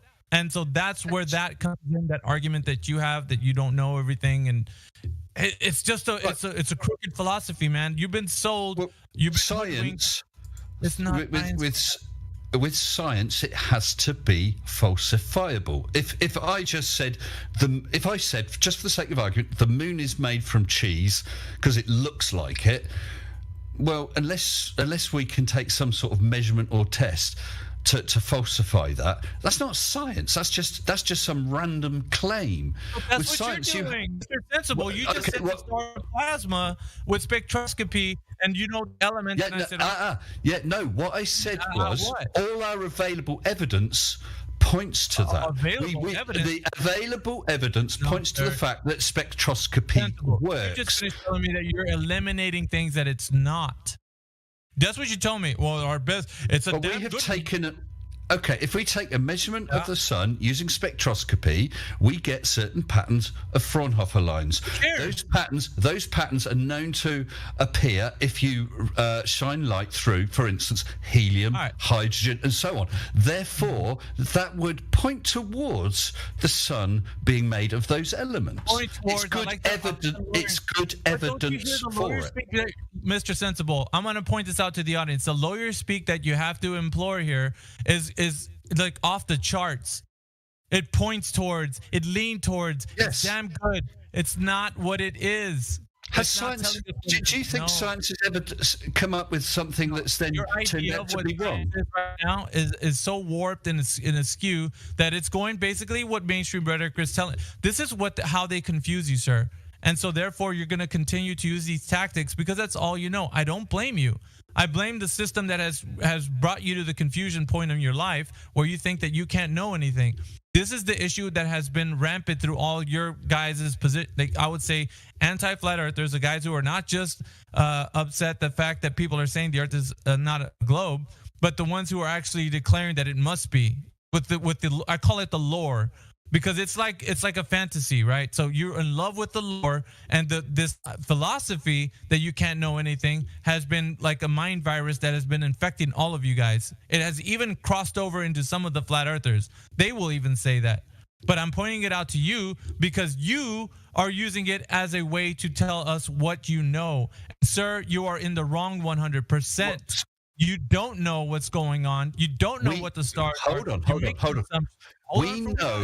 We know by we don't even know what I was going to say yet, but we know by experimentation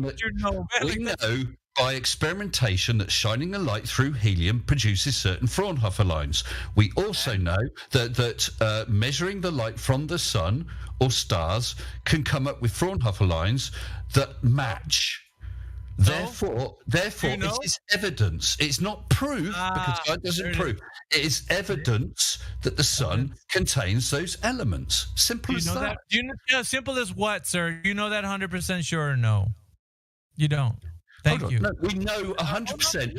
Hold on. We know 100% that if you shine a light through helium, you get a certain pattern of absorption lines. We know 100% if you take the measurement. No, we have facts. You just said you can't use 100%. You just told us you can't use it. Now you're using it? No, hold on. We know. No, you're not letting me finish. You're just going to try and steamroller me or listen to what I said. I don't know what you're saying. Yes, I do. Well, let me finish, and you might understand what I'm saying. Right. We know that if we shine the light through helium, we get a certain pattern. We know that if we take that measurement of the sun, we can get that same pattern. Okay, those are both facts. But the theory, if you like, or the explanation. No, that's the wrong word. But because we got that same pattern in both, we can assume. Let me finish. But we can assume that same element is part of the sun. We could be wrong. But we have two facts. We have two facts. One evidence is the other. I just want to point out that you're wrong. Dun dun dun. Sorry. Well, tell me something scientific then. Tell me something scientific that we 100% know. Sir, we could do this all day long. I could tell you many things that are scientific. Well, just one thing. Just one thing. Water boils at sea level at a specific temperature. And there you go. At sea level? Okay, that's one fact. And we also know... Well, I just pointed something out to you. But look, listen. That is you have an accurate thermometer. You boil it, the water at sea level, at a pressure of 14.7 psi, and that will occur at 100 degrees. Yes. We also know a separate fact that if you boil it halfway up the mountain with a lower air pressure, it will boil at a higher temperature. Lower temperature. I know, Mr. Sensible. We've already arrived at what we. So those are two facts. I know, He but we said can sea arrive. level. He said sea level. That's it. Listen, we can arrive at certain facts because we can achieve the scientific method to do its purpose. So we've made two observations: one at sea level, one halfway up a mountain. Therefore, we could then come up with an idea. We've got two observations. We could say that the air pressure affects the temperature that water boils at. Then we can make a prediction. Well, if we went up higher, it would boil at a lower temperature still. My question to you now would be like, what does it? You asked me to provide at least one scientific. I did that. So anyway, so now on to the next thing, because we've already addressed that you don't know. The audience knows this already. We know that you're coming in here with this confusion state of mind. So I'm not for confused. us, sir, you're supremely confused, because to us, you're pointing to things and saying that are damn good evidence for. Lawyers speak. There's a lot of this lawyer speak that people don't pick up on because they don't hear you saying that. So what I'm doing is I'm exposing the fact that there is no debate for flat earth and globe earth, because there's only one truth. The earth that's presenting itself to you and me is the same earth that we're speaking of. There isn't any dichotomy. It's a false dichotomy. It's only the earth and what you've been taught what to believe that it is. So it's basically a belief system that you were born into. We all were. We have a shed load of independent evidences from Eratosthenes. Mr. Sensible, didn't we cover that? We just covered that. That you said that it's a damn good guess. It's evidence is just leaning towards Mr. Sensible. Yeah. Okay. We step out of our house for the first time. You and I. Okay. We both look, and you say, "Oh, I think the Earth is flat," and I say, "Oh, I think the Earth is curved." Then we look for evidence. So the various evidence is like 2 points of stellar rotation, like sunsets, like ships disappearing over the horizon, like sending up a weather balloon and filming the fricking curve of the Earth. All those evidences would be counter to the flat Earth. They're both ideas. Listen, how certain are you of all those evidences you just brought up? And you're gonna tell me 99.99999% sure. That's what you're gonna tell me, aren't you? Be honest, Mr. Sensible. Well, we have various facts. Be honest with the forum, sir. Be honest with the forum. Well, just tell me that you're all just to get a word out. You said be honest, and then you don't let me speak. You're not answering my question. I want you to be honest with the forum. Let everybody know that everything you just said, you're 99.99999% sure, sir. But what difference does that make? It's important. Let everybody know, sir. I don't understand what difference it makes. It makes a huge difference to everybody listening, because they're not taking you for a matter of fact. We want to know where you stand with the information, sir. So listen, it's either you're 100% or you're 0%. You can't be 99% on something. I want you to say it the way you want. But say it. We're not going to leave this because it's important for you. It's 100% or 0%. Yes, sir. Yeah, that makes a credible witness. That's how shit works. If you're not 100% sure, then you shouldn't be witnessing on whatever it is you're attempting to witness on. This is the point. You're not a credible witness in what you've presented so far. This is the problem. Yeah, just tell us what you saw or not what you saw. Actually, you know this whole. No, we're not going to. I am staying on point. We got that black swan picture, with the oil rigs. No, hold on. Two people witness it. Two people witness it. We've seen photographs. As much as you want. No, you said 100% or 0%. They both can't be true. So we got two photos of the black swan. One showing the whole rig, one showing half a rig. They're both photographs. Never mind whether you're flat or globe. They are both photographs. They're two different observations with different come up with different results. So if you take any one of them. Okay, how can they both be true if it's either 100% or 0? We're not going there.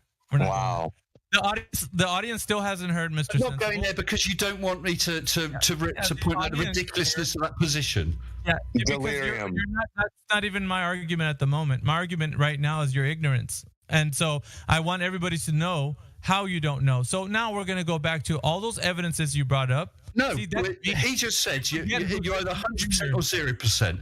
So we got your black swan photo that shows the horizon behind it. Therefore, the horizon can always be seen behind it. Only we got photos when the horizon's in front. So you couldn't have been 100%. There's another explanation. Something else we did take into account. So you want to bring something up to get it? Your take. This is the what you guys like to do. You want us to get our eyes off of you, but we're not. No. He said you're either 100% or 0. That is a straw man. No. Listen. Is it either an apple or an orange? So is it 100% an apple or 100% an orange? Either Which you know one or you don't. Is it or is it 50% an apple? Can we have 50% apple, 50% orange in the same fruit, sir?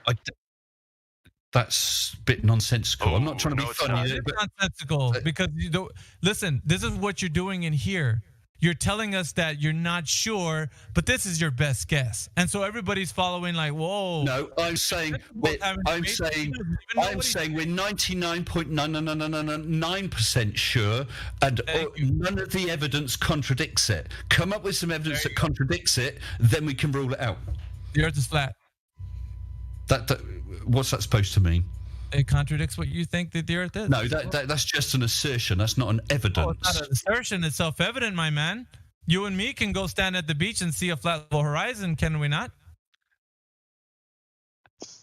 To the naked eye, yes. You take measurements and you can see the curve.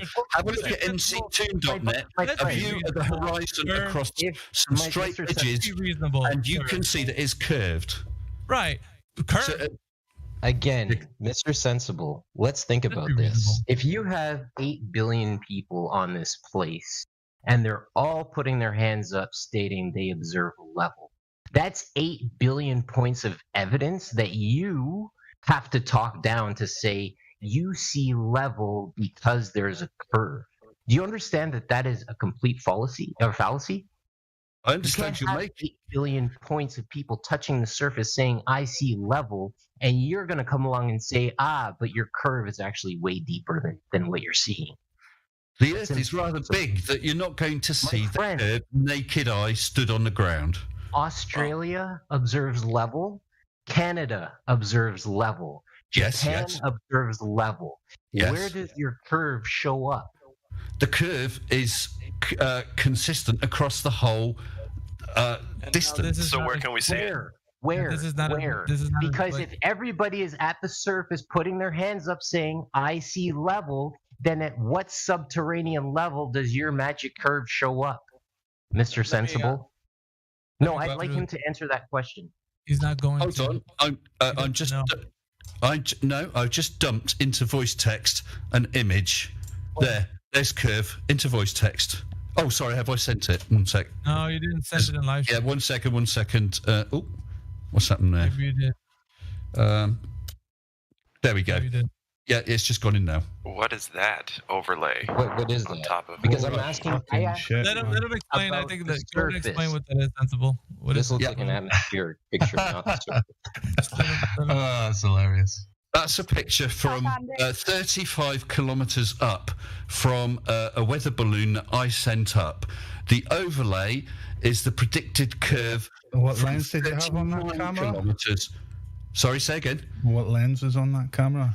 A non-distorting lens, a rectilinear lens. Really? Because it doesn't line up with pretty much every other weather balloon footage we have. No, because most of them use wide-angle lenses because they want a nice view. That's from my Mage. If you want to see, want to see a video of it, I have on my channel. It's called Mage. Mission Above Globe Earth. The Mage, the Mage. Yeah. So on there, can you post that video, please? Can I what? Post a link to it. In the live stream. Please. Yeah. Okay, you'll have to give us a second. I'll just call that up. Take your time. I've actually wanted to pick apart Mage for quite some time, so this is perfect. Let me just real quick before you guys get into it. And I'm gonna step back here because I've done my bit. But just remember, keep in mind, guys, debating flat Earth and globe Earth is back and forth. And so what we needed to do was point out to Mr. Sensible that he doesn't know what he's talking about, and it's clearly shown today that he doesn't. But he's going to continue on a point, but I don't care. At this point, it's just belief. But if you guys want to take him on a debate, I have evidence. it's going to descend into you guys like providing your evidence. He's going to provide his, and it won't get anywhere because he doesn't know that he doesn't know. That needs to be pointed out. At least I fleshed it out a little bit. So in this way, if it comes back around, you can say you don't know what you're saying because you're only 99.9% sure that you know what's going on. But that's fine. I've just posted it. I've just posted it. There are 3 cameras on that weather balloon.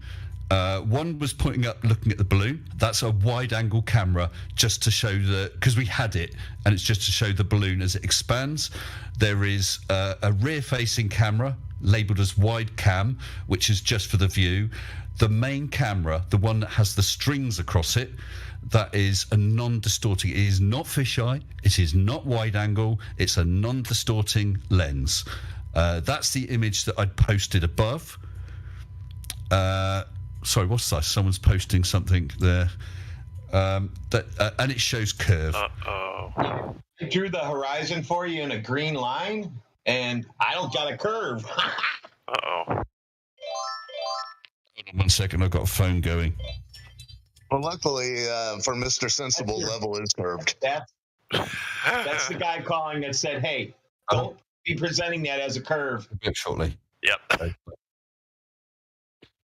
Sorry, guys, I missed what you said. Say again. I said, luckily for you, level is curved. Right, well, you can see the 2 lines, the yellowish one and the darker one. Those are taut strings. They're spring-loaded or spring-taut strings. So you've got the secret picture of the globe we've all been looking up for, and you're complaining about bendy oil cranes. And you need to remember, anytime you reference those oil cranes, the actual geometric horizon of the Earth, if it were a 39, 59-mile radius spheroid, would be in front of both of those oil rigs. They would be behind the curve. I think you've made it clear that you don't quite even understand. Oh, I understand. How little the Earth actually is. There are plenty of images with those oil rigs partly behind the curve, hidden behind the horizon. You must have wax in your ears. What I said was, if the Earth were the spheroid they're claiming it is, the geometric horizon would be in front of both of those oil rigs. Yes, and you have always a level of refraction, which and if you stand in the fog, you can't see your hand in front of your face. Well, anyway, you were jumping away from the subject, which was my Mage photograph, which shows a curved horizon from a view of 35 kilometers. Oh, let me guess. You believe the moon landing propaganda. Oh my God. Yes, I believe we went to the moon. Yes. Oh my God. All the available evidence points to it. And hell, it was in the middle of a space race. If it wasn't true, the Russians would have called them out. Fake space race, but yeah. Oh, God, oh my goodness. You just got out of high school. No wonder you believe all that shit. It still boils down. Guys, just to give you a heads up, just off topic a second, I'm going to have to go in about 2 minutes, okay? Yeah, so I go guess ahead. you would. Yeah, because that was my wife just calling me. I've got to go in a minute. Okay, well then leave. Come back when you're 100% sure, and that way anything. Yeah, if you're 100% sure on anything, let us know. That way, at least you've convinced yourself first before you try to convince. Because right now you're just bullshitting. You haven't convinced yourself. Propaganda that's I've shown you. Are you 100% sure you're married? I've just shown a photograph taken from a still from a video footage taken from a height of 35, just over 35 kilometers. You've got the 2 straight lines and a curved horizon. So just come back. Hey, listen, man. Come back whenever you feel frosty and you want to talk to us about what you don't know. Once again, it's great. Very funny. I'm just saying, man. Like we just pointed out. Someone's playing Neil deGrasse Tyson. Yeah, that's a guy, and he was wrong about that. And if there is also a clip of Felix Baumgartner. Are you sure he's a guy? Are you There is sure a he's clip. not? Are you- 99.9. If you're not going to let me speak, guys. If you're not going to let me Are speak. you 99.9% sure you're alive or 100% sure you're alive? Yeah, when you can plant a flag and you've convinced yourself, you are sure that there's no doubt in your mind that what you're saying is true, then at least people will say, well, he's convinced himself. Now let's explore what he's talking about. Convinced. But I am honest enough to allow for the possibility, unlike you guys, that I could be wrong. You won't read evidence. You won't. We're the only people in here that have changed our minds. Is it possible that I could come up with some evidence, something that would make you think, do you know what? He's right. The Earth's a ball. Nope. No. He said no because you're 100% sure it's flat. Yes, we're okay. Which means by definition you're not scientific about this. Oh, and not honest your about it. definition of science is wrong then. So yeah. Whatever. Anyway, guys, listen. What I will say is this has been a polite and interesting chat. I am going to have to go, so I'll thank you for the chat.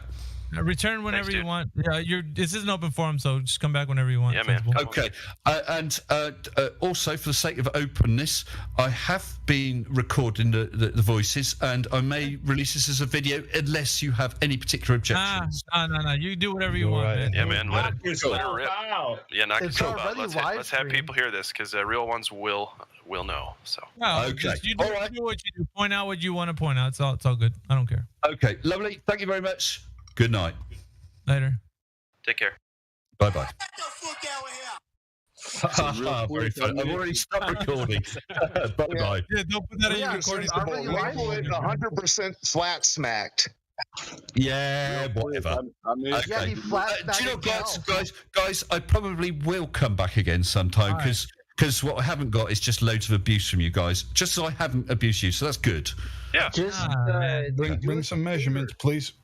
Let us know when you're. Yeah, well, I did. I brought Mage. But anyway, look, I really have to go, guys. Mage is not a direct measurement. Are you 100% sure about this abuse thing? Yeah. Are you 100% sure you're recording? Yeah, are you 100% sure of abuse? Am I 100% sure recording? I tell you what, that shows you. I came into a Discord. I came into a Discord one time, recorded a whole conversation, and then found out I hadn't pressed record. So I thought I had. I was wrong. I have this time, I hope. You spend that long around flat earthers and didn't get paid for it, man? Must be terrible. Right, I'm going. See you again, guys. Bye-bye. You do forget. Take care. We are on YouTube. Yeah, they don't know this. Always catch it there.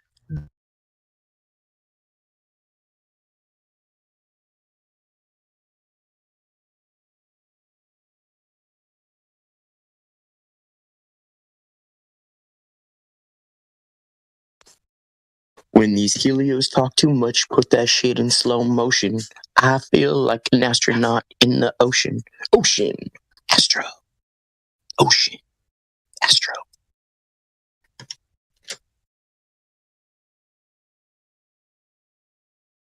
When your brain grows numb, you can call it mental freeze.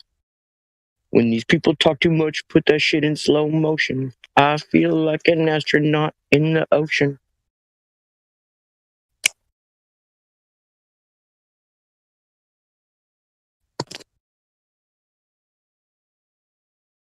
Just wanted to take this time out to thank Paraplegic Coffee and Flat Earth Farms. Nothing like waking up with a blunt and a cup of coffee.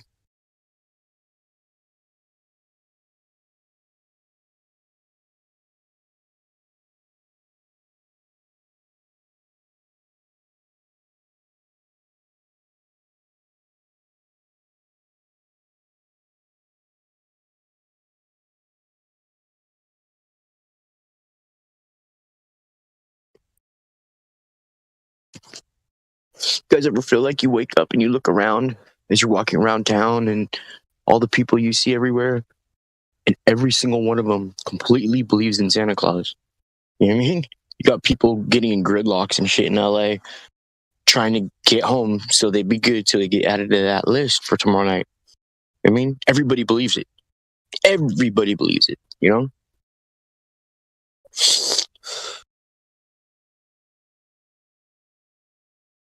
That's kind of what it feels like to be a flat earther.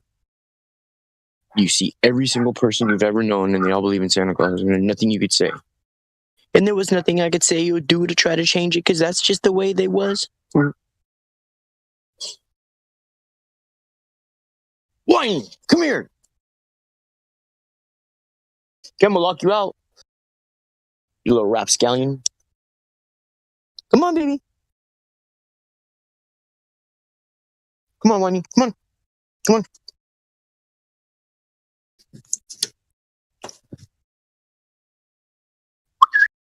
Come on. Whiny, come on. Come on.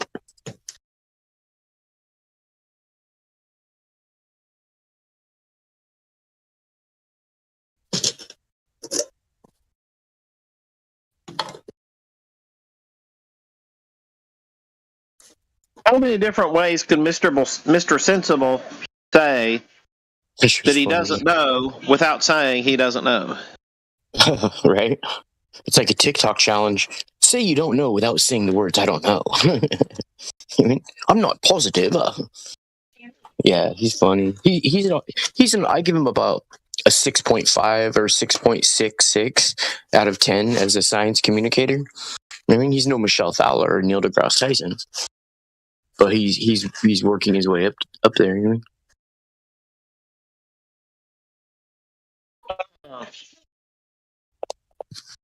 Yeah, that I would say.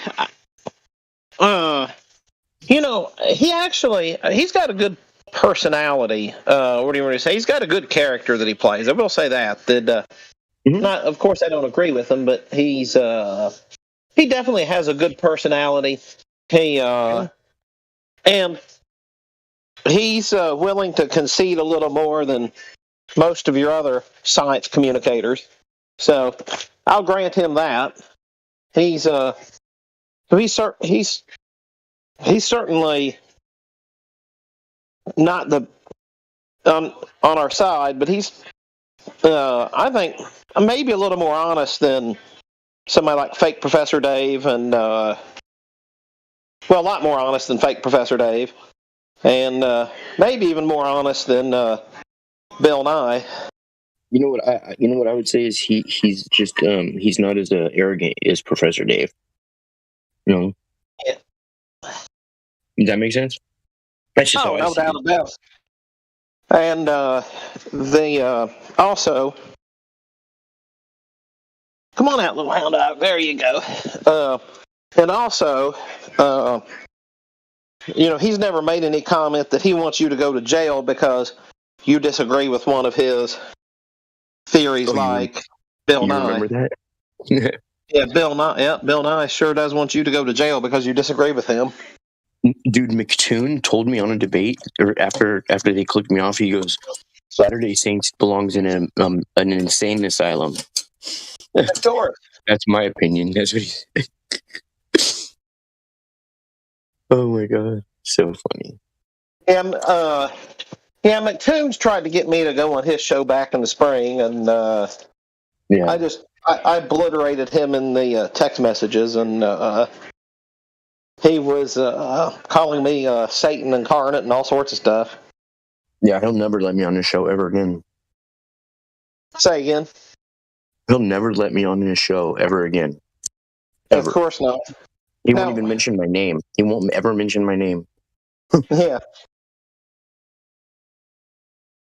Yeah, because see, I had posted in the Meme Flat Earth group on Fascist Book the 3 questions for Globies, and he just took terrible offense to it, and I just kept going back to him. I'm like, if you want to keep, I said, they're questions for you, and the assignment's for you, and you're the one grading the assignment, so if you want to be dishonest and change the scope of the question, that's on you, that's not on me.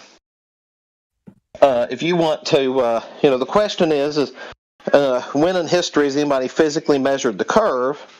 And you've answered everything but that. Feel free, be my guest. This is not, there's no grade coming from this. And he just couldn't stand it. And then he said, well, how about this? How about we'll schedule this day to have you on the show, and then we'll have a big showdown. You prepare your best, I'll prepare my best, blah, blah, blah, blah, blah. And I said, well, that's fine. I'm asking the questions for you. If you want to talk about them on your show, be my guest. And if you want to set yourself a deadline, be my guest. But this is for you. It's not for me. Unintended. Yeah. And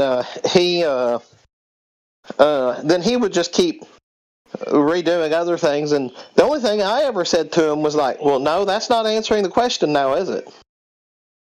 And, boy, he sure did spiral down to like Satan, that I was Satan incarnate.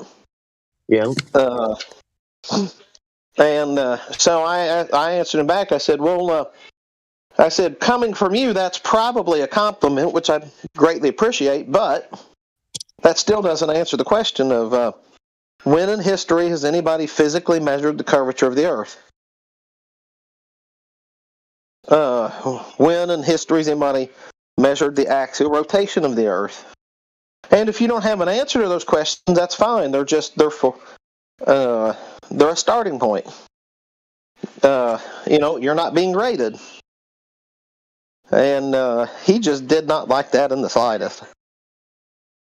Well,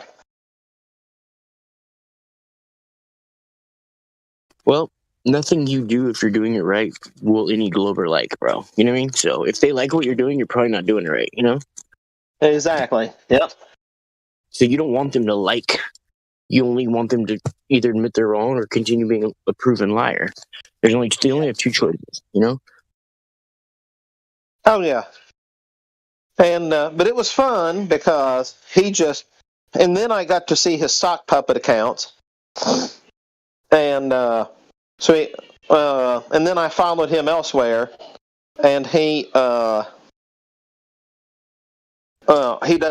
it's kind of a formula, like he comes across something, and he has like 5 or 6 different sock puppet accounts, I believe. And then he goes on there and does that. He goes on there, he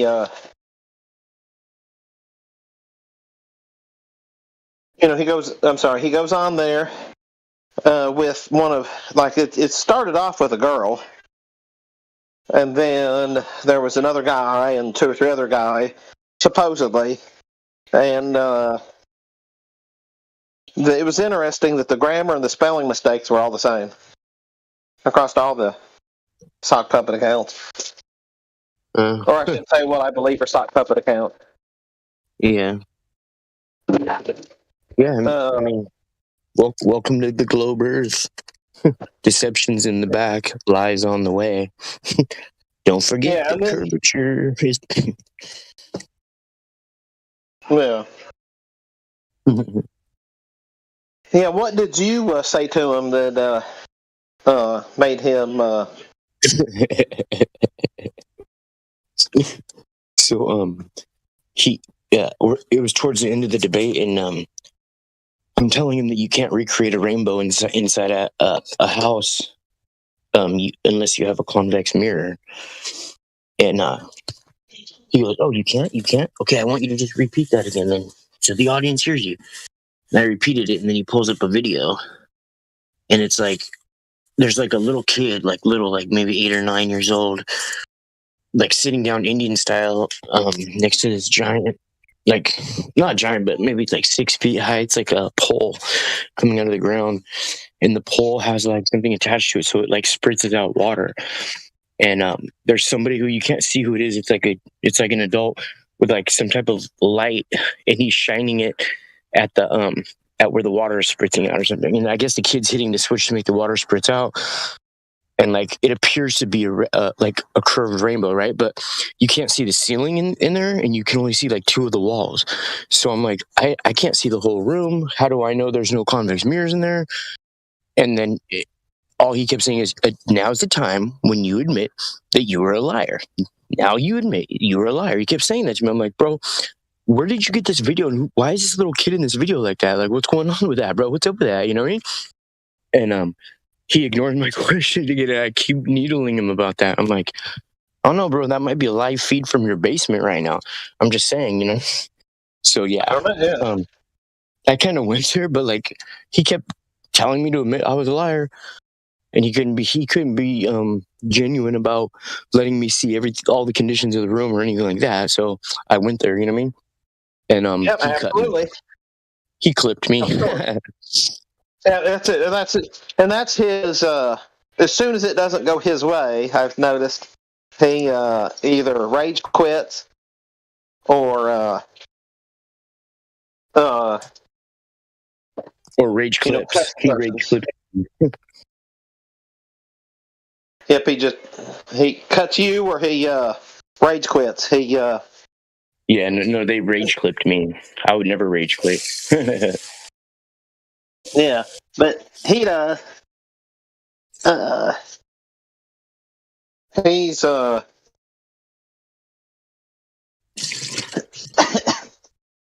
he definitely does, because it was funny watching him with Alex Stein, and that was Alex Stein's whole goal, was to get him to rage quit, and sure enough, he rage quitted. Mm-hmm. And so, when he was trying to get me on the show, I'd never heard of him, and so when I looked him up, the first thing I come across was him rage quitting with Alex Stein. Mm-hmm. And so I was like, so I asked him there at the end, and this is when he really, really got to calling me Satan incarnate. Was he said, I said, I didn't know who you were, but so I said, I take it that this is you, and then I posted the clip of him rage quitting. And then he went on, well, the debate moderators apologized to me and this and that. And I'm like, but that was you rage quitting, right? And then he was like, yeah, but it wasn't my fault, or whatever, however he said it. And I said to him, I said, all it demonstrates to me is you were childish enough to get in a debate with Alex Stein. It shows to me that you likely don't make good decisions, because I don't know who else. I don't know who else is going to make such a bad decision to get into a debate with him, because you know what he's going to do. That's why I like Alex Stein, is he doesn't. He even admits that he's a. I don't remember what he said during that show. He's like, "Yeah, I'm a bit of a man-child," or something like that. And I don't have any opinion about him one way or the other, because I've never heard him admit that the Earth is flat. Oh, Alex Stein? Yeah. Yeah. No, I don't. I've not seen him in a long time. I just think he's entertaining. Yeah. I don't know that he's.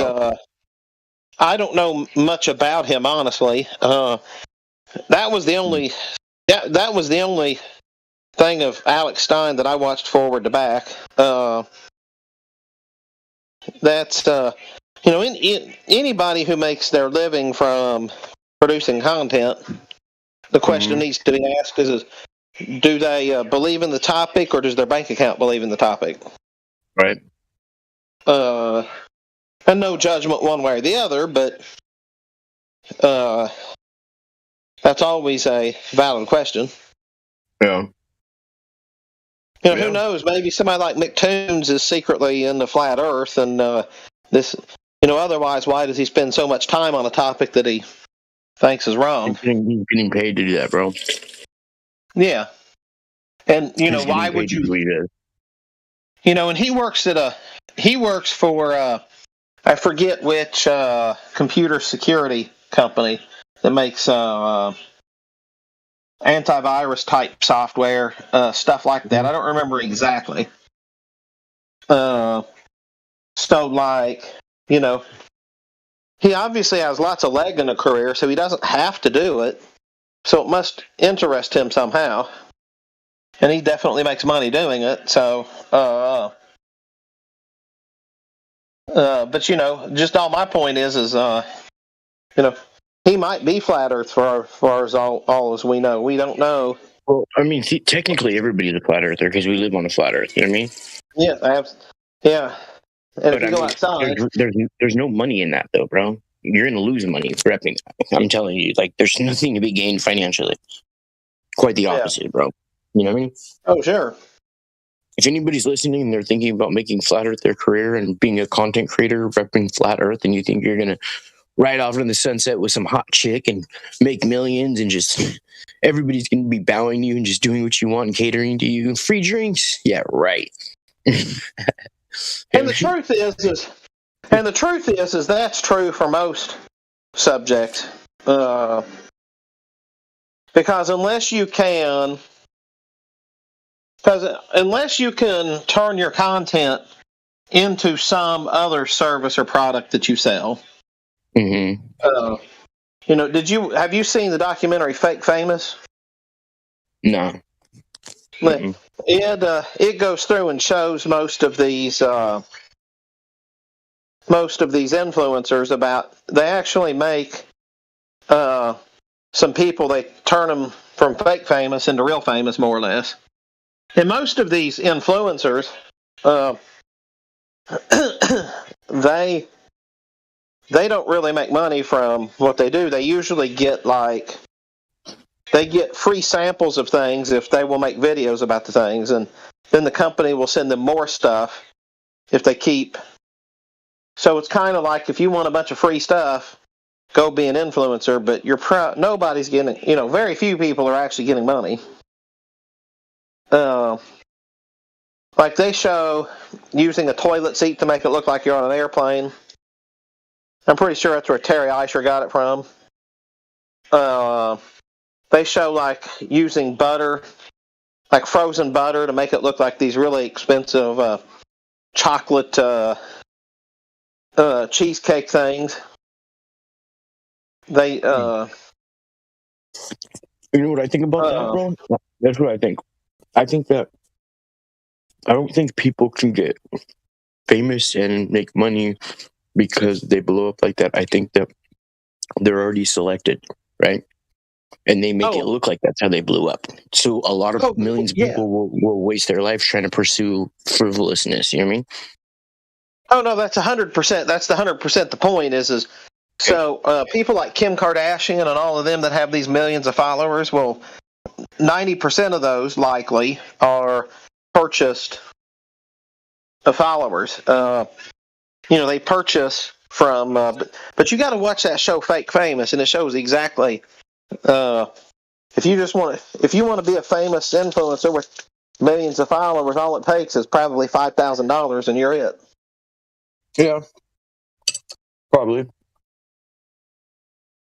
It's a possibility, I'd say more than anything, though, it just takes being related or a friend with somebody who's in the Illuminati or something, and they're like, hey, you want some stacks of cash so you could flip out like cards, make it rain, get a bunch of tattoos on your face.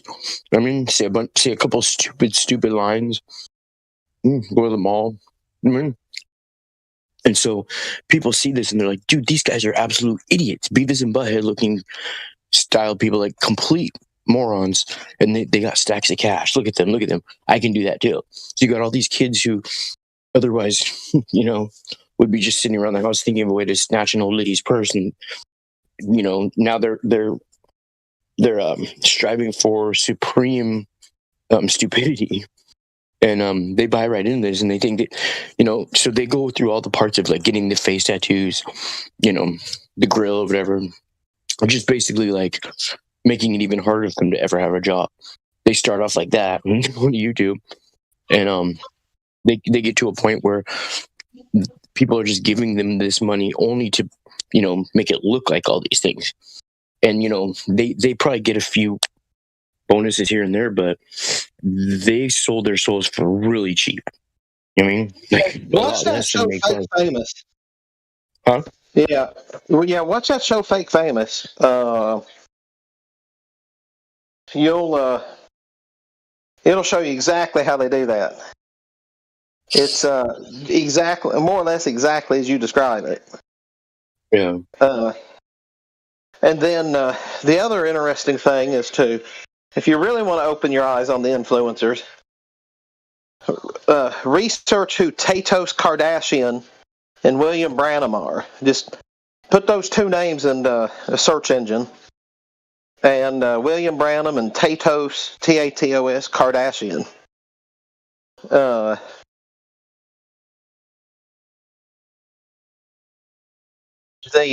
It's clear.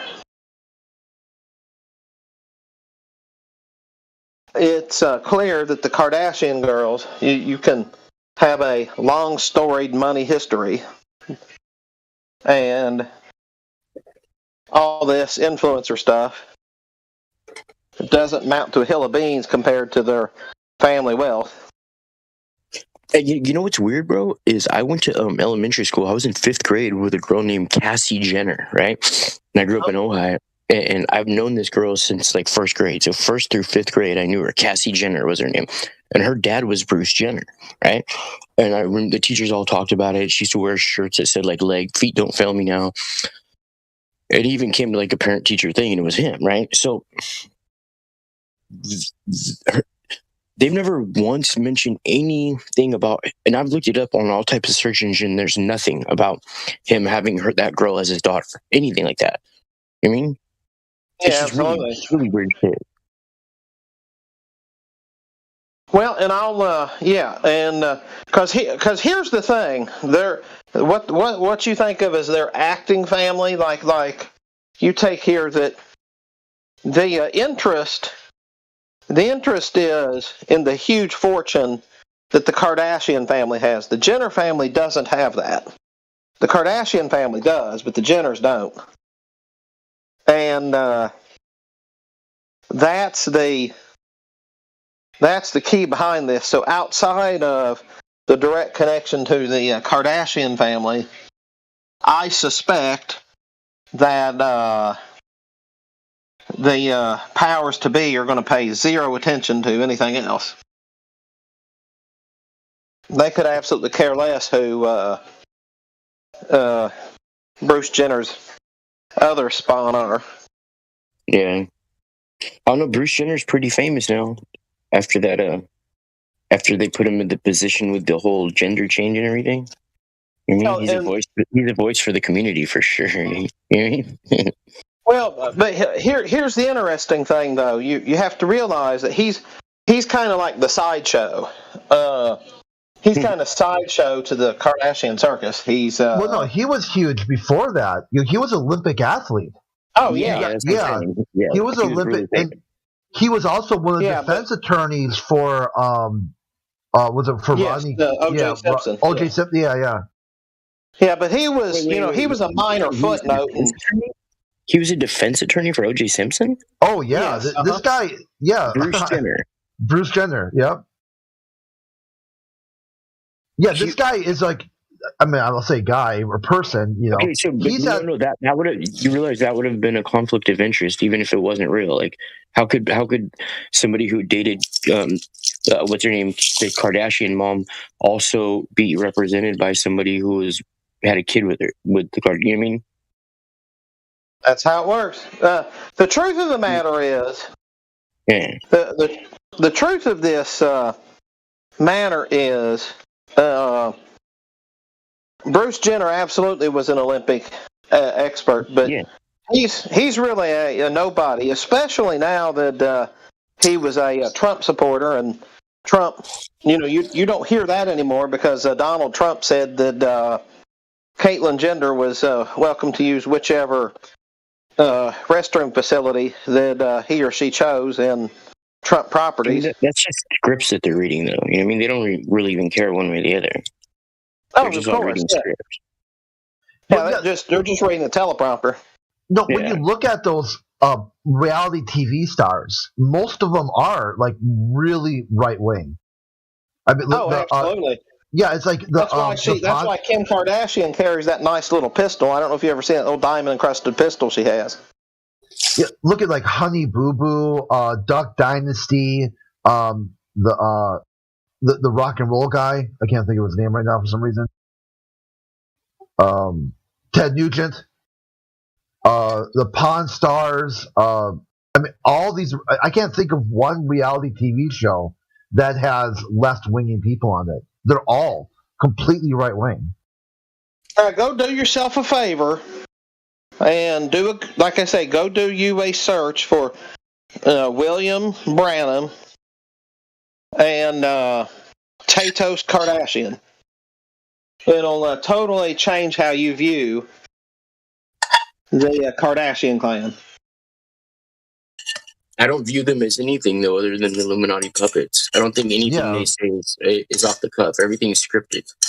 I mean, they could come on TV and talk like babies or in Chinese, and it would be the same thing because that's what they're told to say. I don't think they're right wing or left wing or anything like that. They are whatever they tell them to be when the camera's on. You know what I mean? Other than that, it's not real whatsoever. It's not. I mean, it's yeah, exactly. I think there's no right or left. You know what I mean? Yeah, that's the point I was trying to make.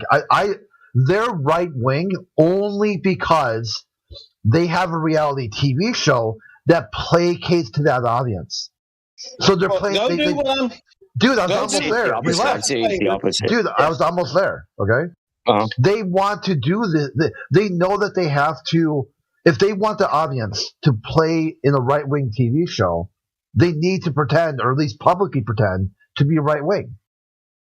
It just goes. Go do yourself a favor. That's the history that the Kardashian clan would rather not be revealed.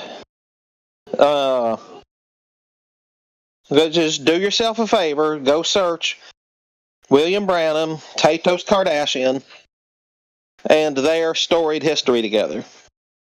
That's the history they don't want you to know. I don't think there's anything that they don't want us to know that would be accessible to us. The only time real shit's released and leaked is when they're dropping some blackmail on somebody, and even then, it's not real. Well, no, they can't hide, though they try to. They don't want you to know the history there, and it's not been leaked. It's not been. It's the two of them were. The two of them were quite famous in the 40s, the 30s, 40s, and 50s, and they're trying to have a collective amnesia moment there, but. Just do yourself a favor and look that up and ask yourself, the William Branham, he died in 1965, and his foundation hasn't taken in much anything of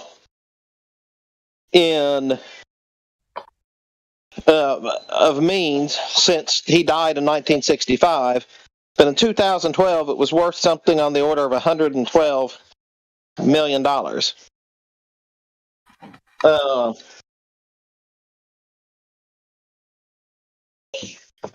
It's a history that they would rather keep quiet.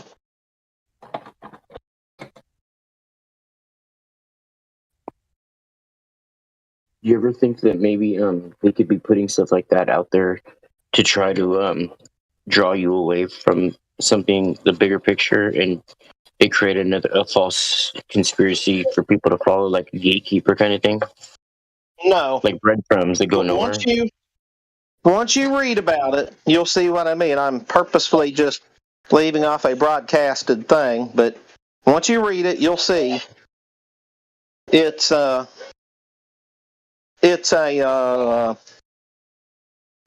none of that is what it appears to be.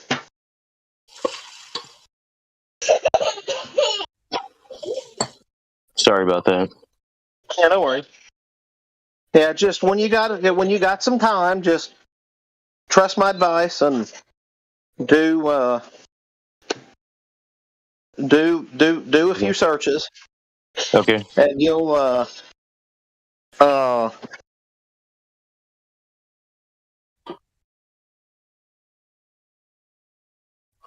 and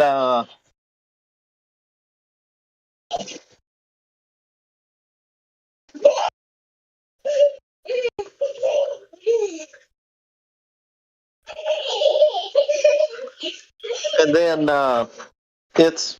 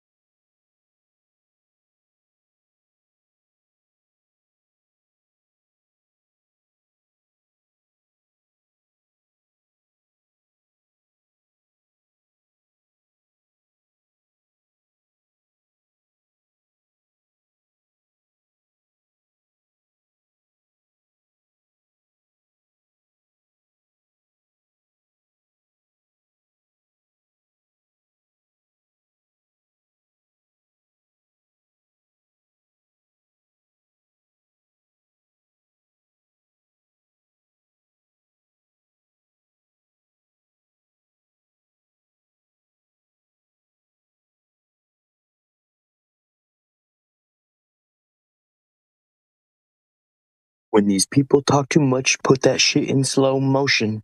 I feel like an astronaut in the ocean.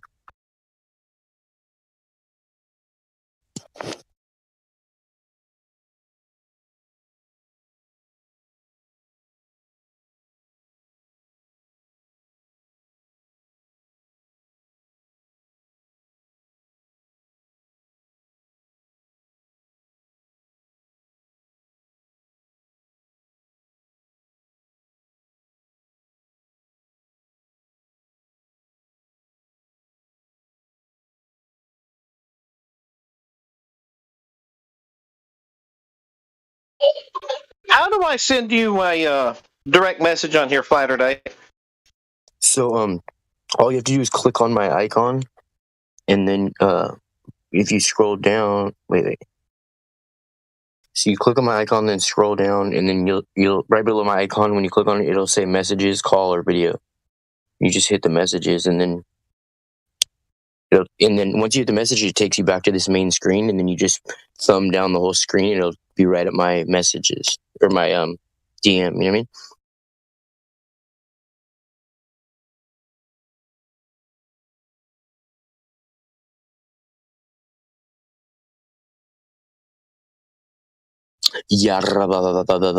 Ming?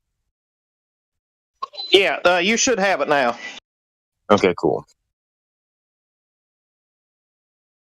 Oh God, I don't know. It could be spam. I don't want to open it. I don't want to get a virus. I don't want my computer to get a virus. Just kidding. No, I'm going to sell you something. That's all. Right. Well, whatever it is, I am buying it. Do you guys take food stamps? Oh yeah, we take. We have a food stamp reader. You just swipe it and.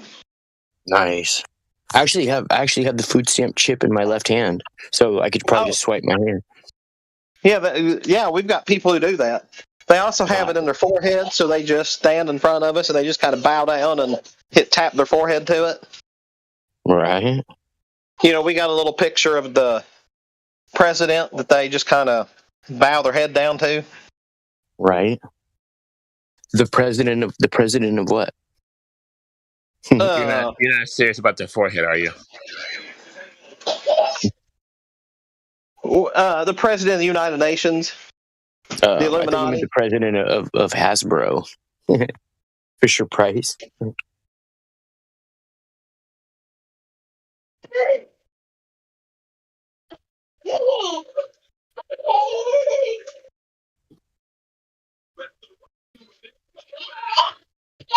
I'm gonna be in a Mentos commercial later, you guys.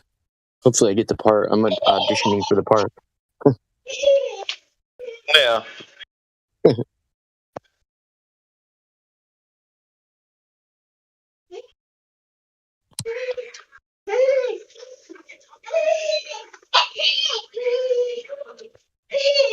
It doesn't matter what comes, it just matters in life.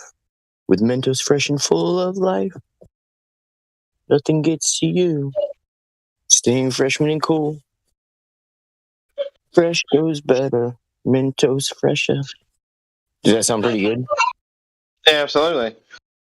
Okay, I think I got the part. I'm just doing positive thinking, envisioning myself in a white light. Just nothing but good stuff around me. I'm just trying to be the best me I've never been. You know what I mean? Unironically, today I'm identifying as me. Unironically, very good advice. It's it's mostly charlatanous, vapious cunts who are usually saying it. Right.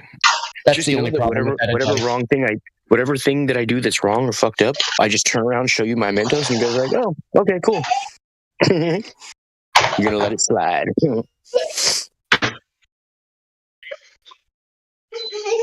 Everybody doing today? Pretty good. How you doing, bro? I'm doing good. That's right. I like your little your icon. The Romanesque Pepe. Yeah. Oh! I thought it was Marvin the Martian's outfit, like a spacesuit on Pepe. I didn't realize it was a Romanesque thing. That's cool too. Yeah, and the name, it's a play on Marcus Aurelius. Oh, okay. Nice. You put a little thought into that, huh? A little bit. That's right. Someone actually called me Mimus Aurelius because we were talking about like philosophy and stoicism. Yeah. And he said, instead of Meme Morvet, why not Mimus Aurelius? And instantly, Right. that was it. It's been that way since. That's right.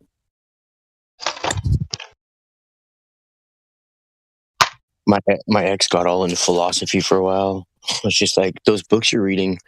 What she would do is she just any part where it said globe or sphere, she would just not say. Really? Yeah. So she would just skip over that part. That's a little superstitious, isn't it? Well, I mean, because she knows, like, I told her, like, if we're reading anything and then they're repping the globe or whatever, like, basically, like, how can you understand earthly things if you can't even understand, or how can you understand heavenly things if you can't understand earthly things? Like, and I would tell her, like, that's like fruit of the poison tree. So therefore, you could question anything they say from that point on. And she's like, no, that's not true. You just take out the globe in the thing and it still applies. I'm like, all right, that's cool. I mean, if it applies to her, then that's cool. Yeah. What if I told you that scripture was actually saying that you will never understand all earthly things? So why would you think you could ever understand heavenly things? That makes sense too. That actually makes more sense. There's a lot of people who are absolutely certain about heaven and the afterlife like to use that scripture against other Christians. A lot of so-called Christians like to use that scripture to beat other Christians over the head.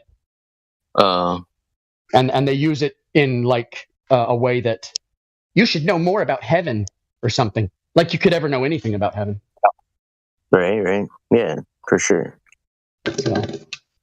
Like you would have, like how do you know you even have the appropriate sensory organs to determine what you're even experiencing? Okay, Descartes. We're not. Are we? He came up with simulation theory. Are we just brains in vats? That's what he used that as his philosophical what is it? Device. His storytelling device. Maybe we're just brains in vats. I was thinking more like with the story of Fatima, where some of the villagers said they saw something or heard something. Some of them didn't. And the atheist is like, well, explain that. How come not everybody witnessed the same thing? Well, okay, yeah, that's what happens during, witnesses see different things. Do you know who Michael Shermer is? I think, I heard the name. I can't. Michael Shermer is the head of he's the like chairman of the Skeptic Society, right? Oh, yeah, that's right. Yeah. He was for a very long time. He's the guy who just melted down on social media over something weird. I can't remember what it was, though. That's probably true. Recently. Yeah, recently. Like in the last month.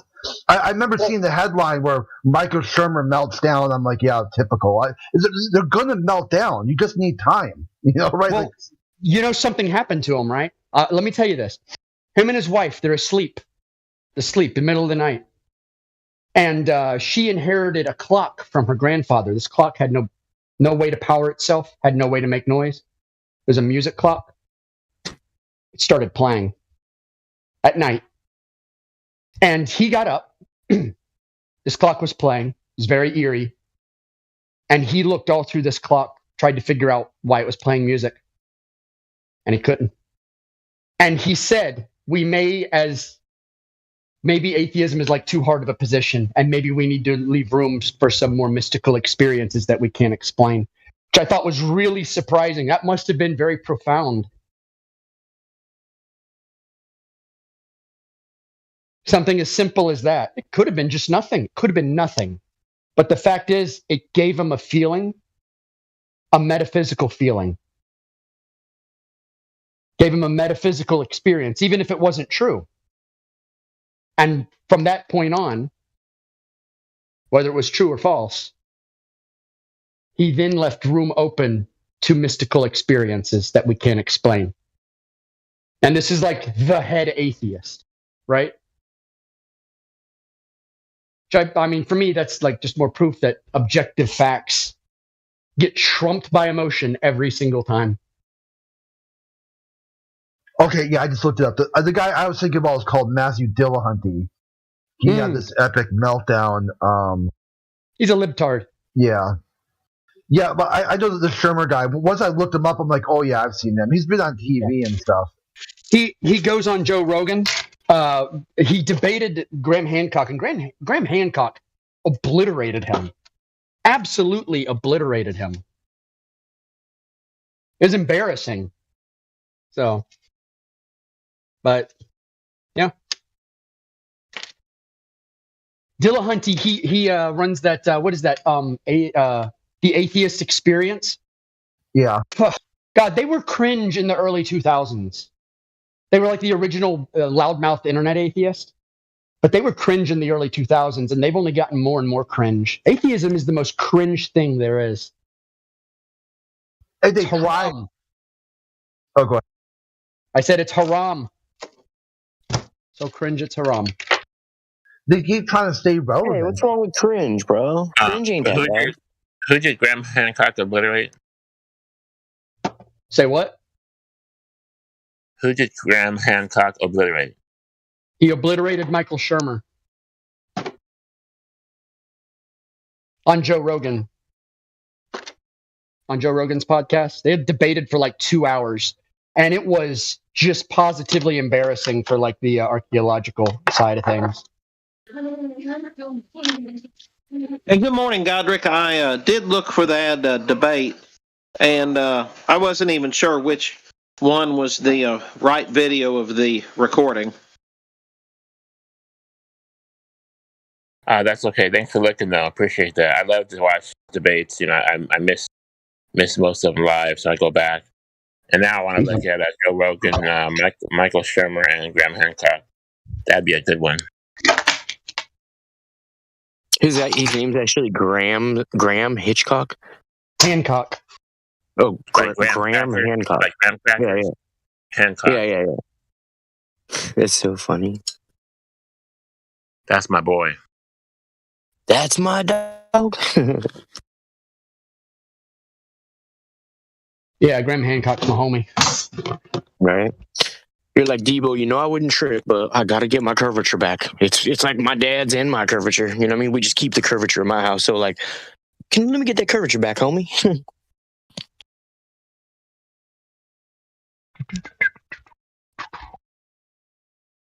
Hey, what do you think of that live action Warhammer 40K with Henry Cavill? I think he's being very intentional about it, and he got the executive producer position, which is the most powerful position in making something. Yeah, I heard it's been. Oh, sorry. And I read what all the feminist whores were saying about him. The women who ruined The Witcher. Yeah, ruined it. Is a show about a manly man banging women and killing monsters. Right, that's what it was about. And now it's like Poland. Mythical Poland is all of a sudden a multiracial paradise, right? And wait, what happened to The Witcher? The Witcher series was ass. It was like pure anus and taint. It was garbage. And the only good parts of The Witcher. They didn't do a good job. You're saying? No, they did a horrible job. Oh, okay. I like horrible. Yeah, but it's if you compare it to the books or the game, no, it is pure garbage. And the women who wrote for that show hated him. They hated him.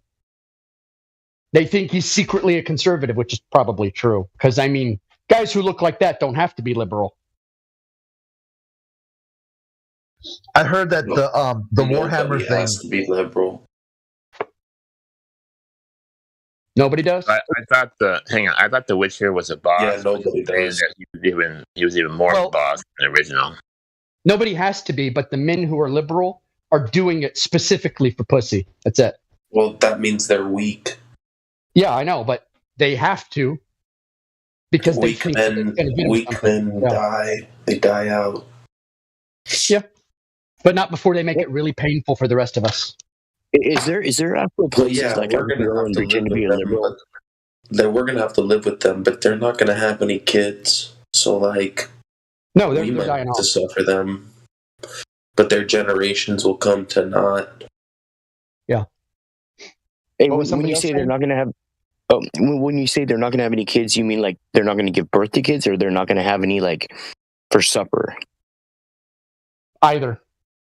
You don't think they're not going to do gonna that? have The second one? They're not going to have offspring. They will eat kids for supper if they can. Yeah, that's what I meant. Yeah, okay. I just want to clarify that. No, you said that if you're a liberal, you can get pussy or like hook up No, with you chicks. can't. Like, You think you can. You think you can. so what would I have to become to be one of those guys that chicks want to be with? It, like, would that be what's the opposite of a liberal? Not a conservative, a free thinker, a man who goes his own way, a man An alpha male. Well, I don't know if I'd call it an alpha because alpha is really relative. Because sometimes the alpha is not the alpha in certain situations. He has to submit to a guy who may be like weaker than him or something, but that guy knows more about the situation. There's no such thing as an alpha. That's a fucking categorization for fucking packs of wolves, not human beings. See, in human societies, you usually want the person who's best equipped to lead people, but leading doesn't make you an alpha. And obviously, we're not dogs. We're humans. That's what beta males say. Are you a beta male? Nah, I would say alpha is more like a mindset than an actual thing that you would be anyway. Really, you want to go for what they call sigma, right? That's a man who doesn't give a shit what anyone thinks about him. Sigma. It's also the name of a company that makes lenses too. Sigma. Sigma male type is like totally not relying on the narrative or anybody else to. Right. Sigma, like stoicism is sigma. Okay, stoicism. Okay. Yeah. Which these are all just internet memes in the end. None of it's real. Yeah. So I wonder if somebody was being fraudulent and they were a Sigma, would they be a Sigma Freud? Sigma fraud? Sigmund Freud. A Sigma would like live off the grid, like in Alaska somewhere, build their own fucking house. Fuck all. Okay. So a Sigma wouldn't go and camp in somebody's abandoned house and squat there and then get something sent in their address, so after 90 days they could get property rights? No, that's not really a Sigma thing. I don't think that would be. That sounds like that's not a Sigma thing. But only a beta male would call themselves an alpha male. I imagine that's probably true. What about an Alfa Romeo? I love Alfa Romeo. They're garbage though. They're garbage. But they got a lot of personality. Yeah. You know, I can't say that I agree with the whole alpha male thing, but what I would say is that somebody who calls himself an alpha male surely is not an alpha male. Yeah. Bro, I do 15 different PEDs. I'm at the gym every weekend. I'm an alpha. Yeah, going to the gym's good for your health, but it doesn't really make you more or less competent for any situation where you're going to need to lead other men. No, but I will say this about because I'm in shape, I'm fit. But I will say this is that it was Socrates who said physical fitness is one of the most important things in life. Yeah, I'd agree with that actually. Health is wealth. A lot of people they need to go to the gym actually, so I'm not saying less people or more people need to go to the gym. I'm just saying an alpha is not a real thing. You going to the gym is not going to make you alpha. It's going to improve your life, but you can't become something that's not real. Right. And then now, did Socrates say that over a nice warm cup of his mama's hemlock? Of his mama's what? Hemlock. Hemlock? I don't know. That's like a chastity belt. You mean when he was forced to commit suicide? No, I was kidding. That he was reminiscing with a cup of his mama's hemlock and said, "Come out with that." I don't know. I think you cut off there. No, I said I was kidding. I was joking that he was reminiscing over a cup of his mama's secret recipe hemlock. And is that like NASA coffee? That secret stuff? Yeah. Thought hemlock. Hey, just drink this when you wake up in 3 or 4 days. Like Hassan bin Saba, you'll think that you were in the heavens. Yeah, I was about to say, I thought hemlock was a poison. Yeah. Oh, yeah. Yeah, because Socrates, he was like the Andrew Tate of his day. Said like all the same things and was like, you got to be physically fit, you know? And they made him commit suicide. They're like, look, you can either commit suicide or we're going to pull your heart out of your anus. Your choice. He's like, give me the poison. Yeah. Some of the Warhammer thing with Henry Cavill. Oh, Cavill, yeah. Yeah, I based on a couple. I don't know if they've done the announcement, but based on some people have done like looking at what he's talked about, it's going to be the invasion of Prosperone, Warhammer 30K, where Prospero. So Prospero. The 31st millennia. Yeah. Yeah. I've got that novel. So I think because it hits a lot of the tune there with it doesn't go into a lot of the creatures and chaos and stuff, but I mean as far as demons, but I mean it touches on Mechanicum. It gets the Sisters of Silence, the Custodes. You get the wolves against the Thousand Suns. I think he had Space Wolves. Yeah, he had said I think in some interview that the Thousand Suns is his favorite faction. I thought he said Adeptus Custodes. Yeah, maybe. That's his favorite army, he says, is the Adeptus Custodes. At least in the interview I read. The 1,000 points of light that George Bush and them talk about, the 1,000 points of light. 1,000 points of light? Oh, who cares? I don't believe in any of that shit anyway. I think the Custodes were at Prospero, right?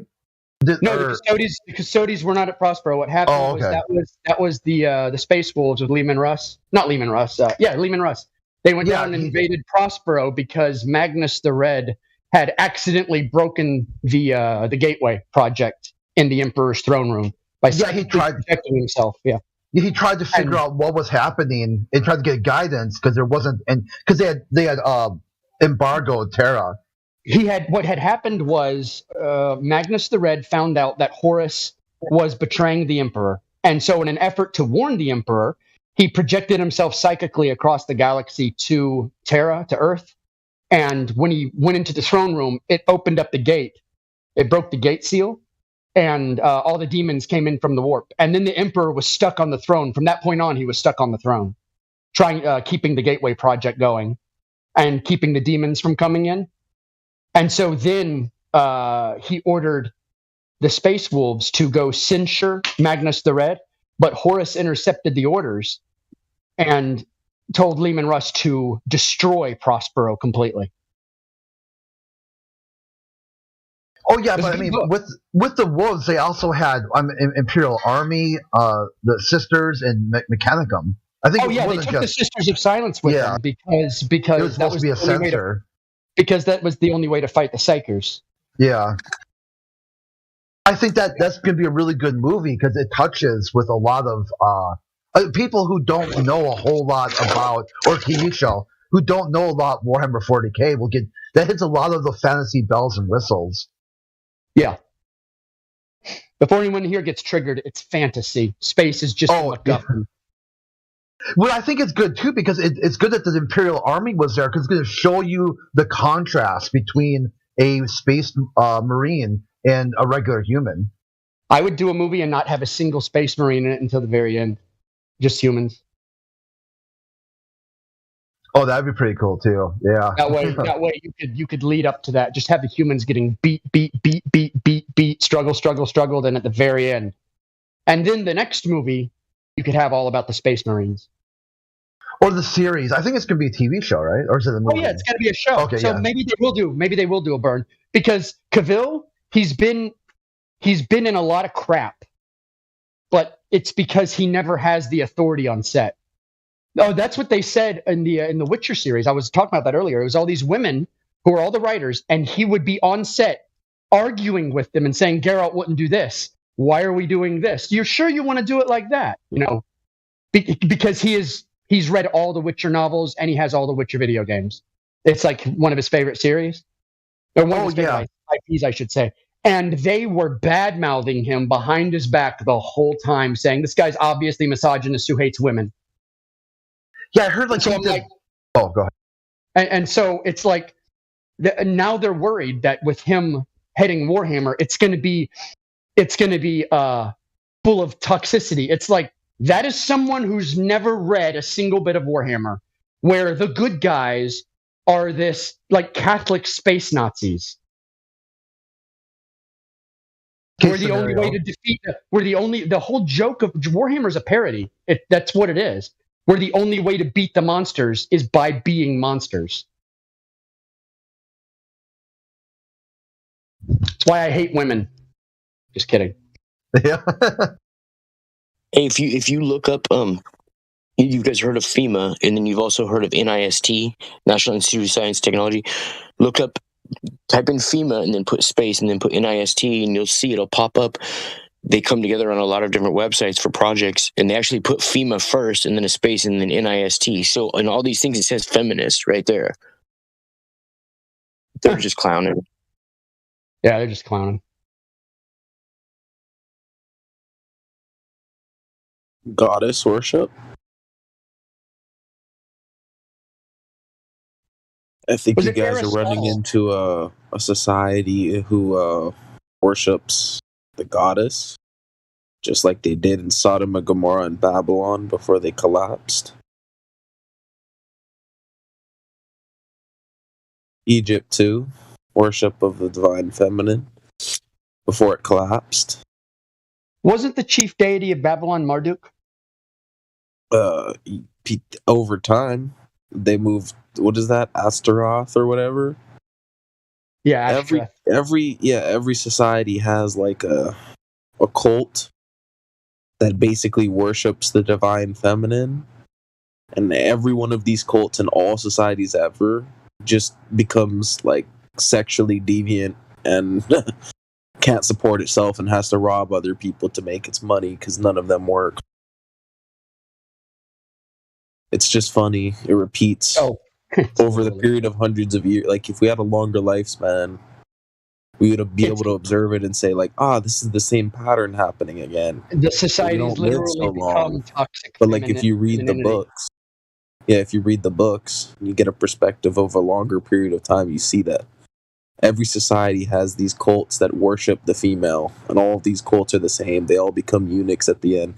Read about Jezebel and how all her servants were eunuchs. Everyone had to get their fucking dicks cut off to be her servant. Well, I believe her eunuchs were born eunuchs. Not born eunuchs, but they were made eunuchs like at 4 or 5 years old. Right, yeah, and that's what's happening today. It's all, and that Jezebel is her fucking thing is based off the worship of Astaroth, just like they had in Greece. They had different. Every society has had this same cult. It's the same thing. Like, if we could live a span of 1,000 years, we could like the old guy who lived 1,000 years would be like, all right, boys, like Grandpa whatever is gonna tell you what's going on because this happened 500 years ago. It's the same cult, different name. They call it feminism now, but it's the same cult as before. It's cult of Isis, cult of fucking Astaroth, cult of fucking whatever. It's all the same shit. It's the same thing. Well, we're programmed to destroy ourselves. It's fine. I would say more so that we're kind of like a blank hard drive, and there's programs that we can, I guess, upload that destroy ourselves or that make ourselves better. It's called a failsafe. Yeah, this divine feminine, like software or whatever, it is a self-destructive one. I actually think it's a failsafe. It's a failsafe in our programming. Maybe, bro. That's yeah. a good. You know how when you're launching the missile and it gets stuck on the launch pad, what do? You press that button. The explosives are in there. You don't have to use them, but in a contingency, you can press that button. And that's what like all these social movements are. There's a built-in mechanism to humanity that when we move too far away from nature, when I say nature, I don't mean hippie bullshit nature. I mean natural law. when we are out of balance with natural law, that we automatically move into a direction which destroys us. And the fact that we're walking around on dozens of ancient civilizations of great antiquity is proof that we've done it over and over. And we do actually go through periods of extreme wonderful prosperity. But that's for a generation, maybe two at the most. They can do it, but then the next generation can't. Yeah, I would say our civilization's prosperity started in the 50s. And so that would make us at like the second or third generation from there, which means the prosperity is not over, but it's kind of like the punch is, some of the Kool-Aid is getting taken away. The Kool-Aid's not going to be out forever now, and everyone can kind of see it. The Kool-Aid was put out 2 generations ago, and now they're taking it back. Yeah. Wacky, wild, Kool-Aid style. It's all fine. It's all good. There's no problem. It's all meant to happen. It has to happen. You wouldn't really want you wouldn't want this society to go on. I don't want a free pass, bro. I want to experience the Armageddon and the New World Order in all of its splendor and glory. You know what I mean?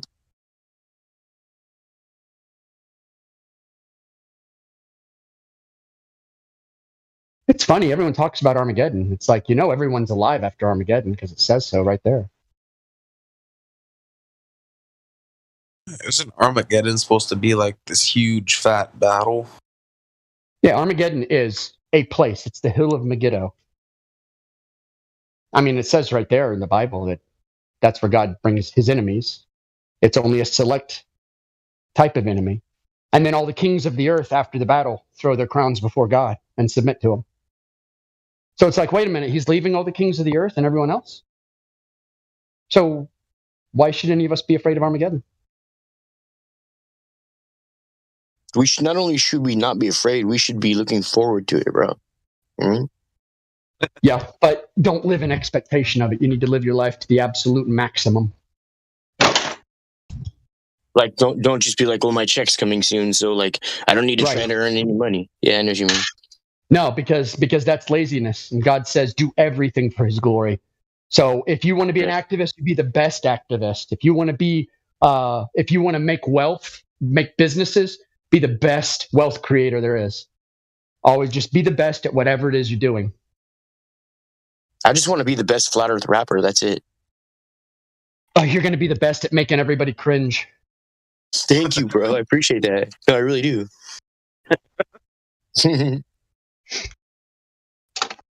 You know what I think is those really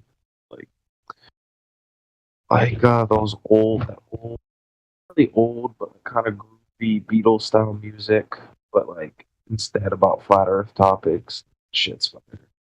Oh, I hate that stuff. I actually hate music that has an overt point. Yeah, I only music. like non-lyrical music. So, like, that's why Led Zeppelin's one of my favorite bands. You listen to the album Zoso, and it's the whole thing is about Lord of the Rings, and nobody knew that for the longest time. Yeah, you know what I was realizing as I was looking at that. I have like a 1611 King James Bible that I downloaded recently, and the first map is called Canaan, the Middle Earth. I was like, wait, Canaan is Middle Earth? No. It's called Middle Earth. That's because it's 1611 English. Anything on Earth regionally is Middle Earth. We actually live on Middle Earth. The whole realm of Earth was considered Middle Earth. What? Yes, you live in Middle Earth. That's it's called Midgard. Earth is Midgard. Isn't that like Germanic, Scandinavian? It's Nordic. So you would say it was all the Scandinavian people are Nordic. You would say Scandinavian, Icelandic, German, Austrian. Visigoth, I guess. But that's Midgard was the entire Earth, the realm of Earth, the physical world. Right. So this is Middle Earth. Yeah, this is Middle Earth. What a lot of people don't know. Did you ever read the Silmarillion? No, but I know what that is. Okay, should read that. Isn't it fucking long as shit? I've watched YouTube videos on it. I don't think with all the other books I have to read or on my reading list, I don't think that one's gonna be in it for a while. Yeah, but like reading like historical books is not historical books, but like just feeding yourself on intellectual books really isn't as fulfilling. And I've read hundreds of so-called intellectual books. I just, over the course of the past 30 years. Well, sir, you're much older than me, so maybe I'm 41. Where I'm like your age, I will be cracking open the Silmarillion. Pretty compared to you. I haven't even been 30. It's the stories that we derive that I think are more impactful than a lot of the just dry kind of factual books.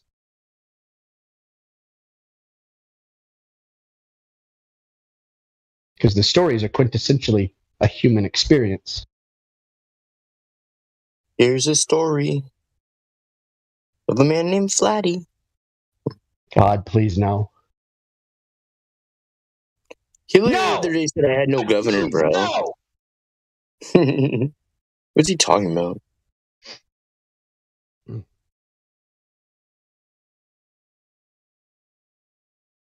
We had a long discussion on parodies last night and why I hate them. Parodies? Parodies, yes, I hate parodies. What about a parodies?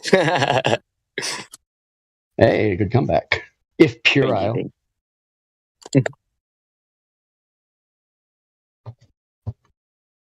We don't appreciate humor of a sexual nature. Yeah, no, that's not a good thing. Definitely not. I'm joking. We do. It's the best kind of humor. I know, but like sometimes if there's like a woman in the chat or like listening, like I'm not cool with it at all. You know what I mean? It's just me. I'm old fashioned. I'm like an old fashioned donut.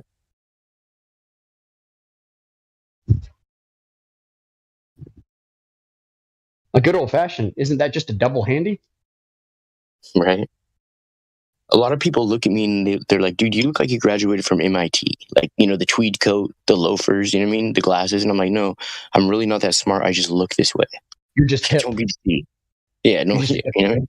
An insufferable hipster. Yeah. Oh. I'm in a Skyrim muscle. A Skyrim hoodie. Okay. So I'm not hip. I actually threw out my hip the other day.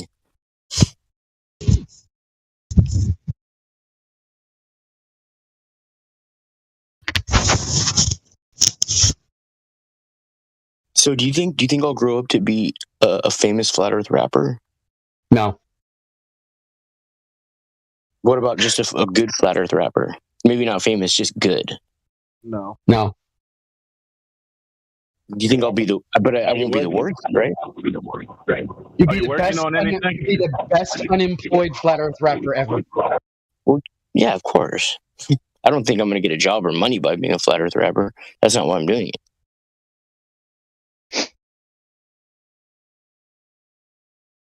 I'm doing it because it's fun. Yeah, I can't not do it. I like arguing. I like debate and I like discussion. It's not really that I am really emotionally invested in this. I look at this very objectively. It's that I enjoy this. I know it's true, but why I'm here is because I enjoy it.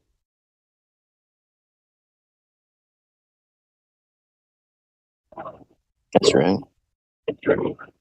Are you working on any new material Saturday? Dude, I have like a couple songs that I could just spit off the top, right? And I have the beats. my friend doesn't have the studio anymore. He made some stupid choices, and unfortunately, He's in jail if now. I'm gonna go He's to in jail now. no, he's not in jail. He went to jail for like a day, but he's not in jail. His stuff's all in storage, and he's kind of just like most of these kids nowadays. You know what I mean? They have no direction, no anger, nothing. You know. Yeah, that's a shame. Your last production sounded pretty good.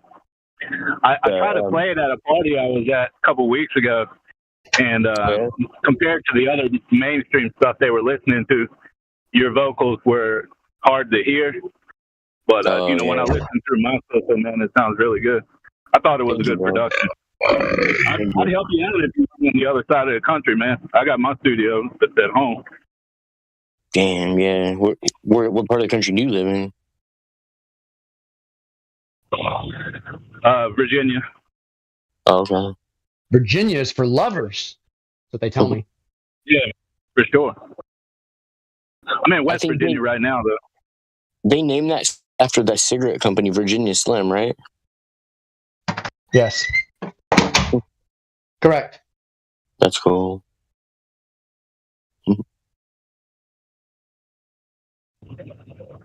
Yeah, I forgot I was supposed to be working on some beats, some music for you guys to rap to, but I kind of got discouraged. I sent you a link to a track that I did. I sent one to Witsit, and no replies back. So, truthfully, I get all my beats just from Anabolic Beats because they're free, and like I don't know, if your beat is good, like to rap to. I'm really picky on my kind of beat, so it has to have like a Slim Shady style of instrument in it, you know. What? The best Flat Earth rapper wouldn't care about the beat. They would just go hard on every beat. What's that guy's name?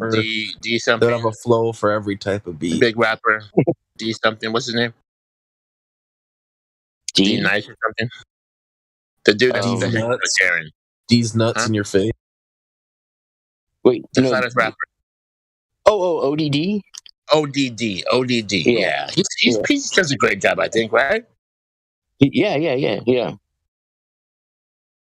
He just won't respond back to me. But I'll take a link of your rap if you want. I'll take a look at it if you are willing to do that. Put a link. Mm-hmm. Yeah. Do you have the dude who's rapping? Who is it? The guy who just came in here and talked about a rap. You want a link from the dude who makes the beats? Yeah. The guy who just came in here said he was rapping. He's discouraged because Winston didn't get back. Glover. First thing in the morning on Saturday, but when you go to the YouTube live stream, you only have a couple choices. Yeah. What he said. Hello, have you not tried Immortal Technique? Yeah. I have. We got the usual retards. Bobby Steels. Pete Gans says he's at the South Pole watching the 24-hour sun. And wow. Wow. Cool. Bobby Steels. Bobby, I've got a 4 foot LOL. Saying it's funny that I'm saying there's GPS buoys and balloons. What a retard. Where are they saying this? Just have all the flat earthers do all your research for you, bro. Yeah, that's a good thing. That's a good way to go through life. Where is this? Is this on YouTube? Believe something somebody else said. Is this on YouTube? Look into it yourself. Wait a minute.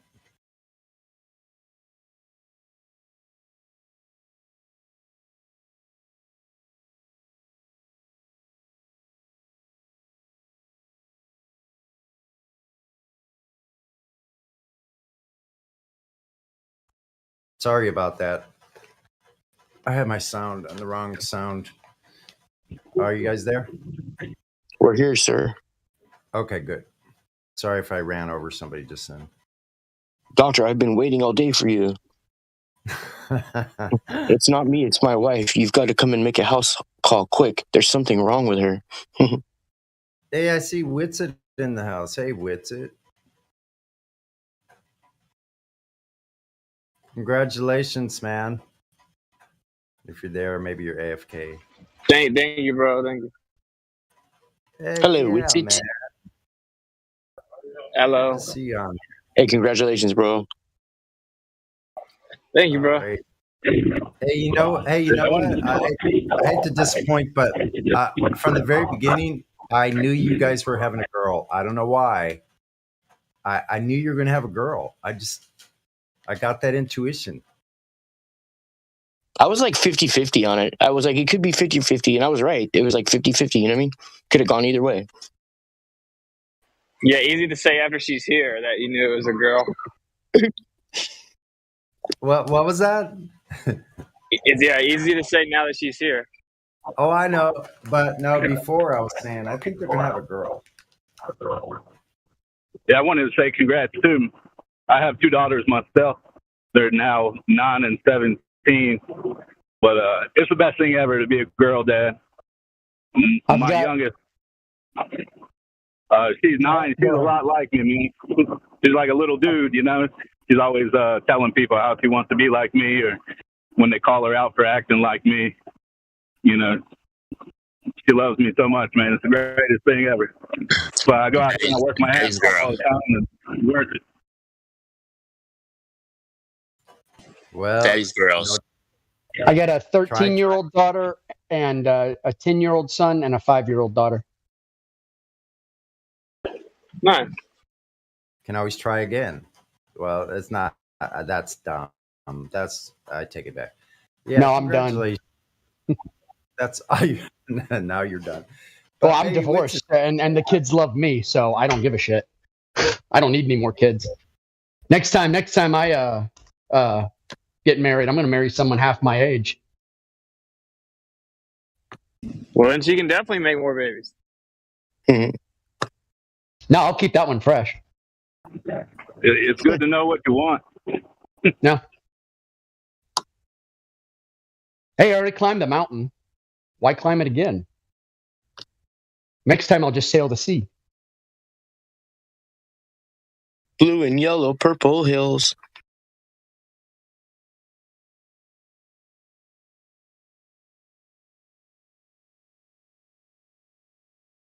No, Winston, can I ask you a personal question? It's not that personal, but I've heard you say before that if you fast for a certain amount of time, that your prayers get answered. Now, quote me if I'm wrong. I mean, tell me if I'm wrong. I don't think I've ever said that, but okay. Yeah, I mean, I fasted to try to get spiritual answers, and I got them. Yeah, it's because it puts you into a humbling state. Puts you into a state of reflection. Especially if you're doing it like for that purpose, right? If you're doing it to try to lose some weight, I can make no promises to you, but like I just turned off all my devices and just asked for some certain spiritual answers, man. I actually started like tripping balls. How many days did you go? I'm really skinny, man. I started tripping after like 2 days. Yeah. Like I'm talking fully fast though. Yeah. Not even water? No. Okay. Yeah, I mean, you can try. Maybe you can start with water, but you definitely don't want to drink like coffee or something. You're going to be done. Okay. No, man, the runs while you're fasting would be great. You went 2 days, no water? No water, that's right. You can do water if you want. You're basically RPing as a breatharian for a few days. Yeah, that's what I wanted to bring up, where David Avocado Wolf was saying that he personally knew the breatharian, the rugby player. I'd like to hear more from that actual person about that, but, you know, he said that was like paradigm breaking, and ever since he described it the way he did, I can't stop thinking about it. And, you know, if there's a way we can live without constantly feeding ourselves, you know, I eat 6 meals a day. It's a lot to do, you know, it's a lot of eating, costs a lot of money. But if I could maintain the peak level of physical fitness without eating somehow, like, I can't stop thinking about it, man. I want to learn everything I can about it. I know he said that guy's journey was like 11 years in the making of fasting and working up to that point. But I mean, you got to work towards something anyway. I'm in like real good shape right now, and basically all I eat is like I have organic meat and eggs. It's like basically all I eat. Oh, and I eat homemade bread. That's pretty good. What up, And like Jim? I'm in like tip top shape right now. But I gotta say, I just got done fasting for 59 hours recently to try and help my joints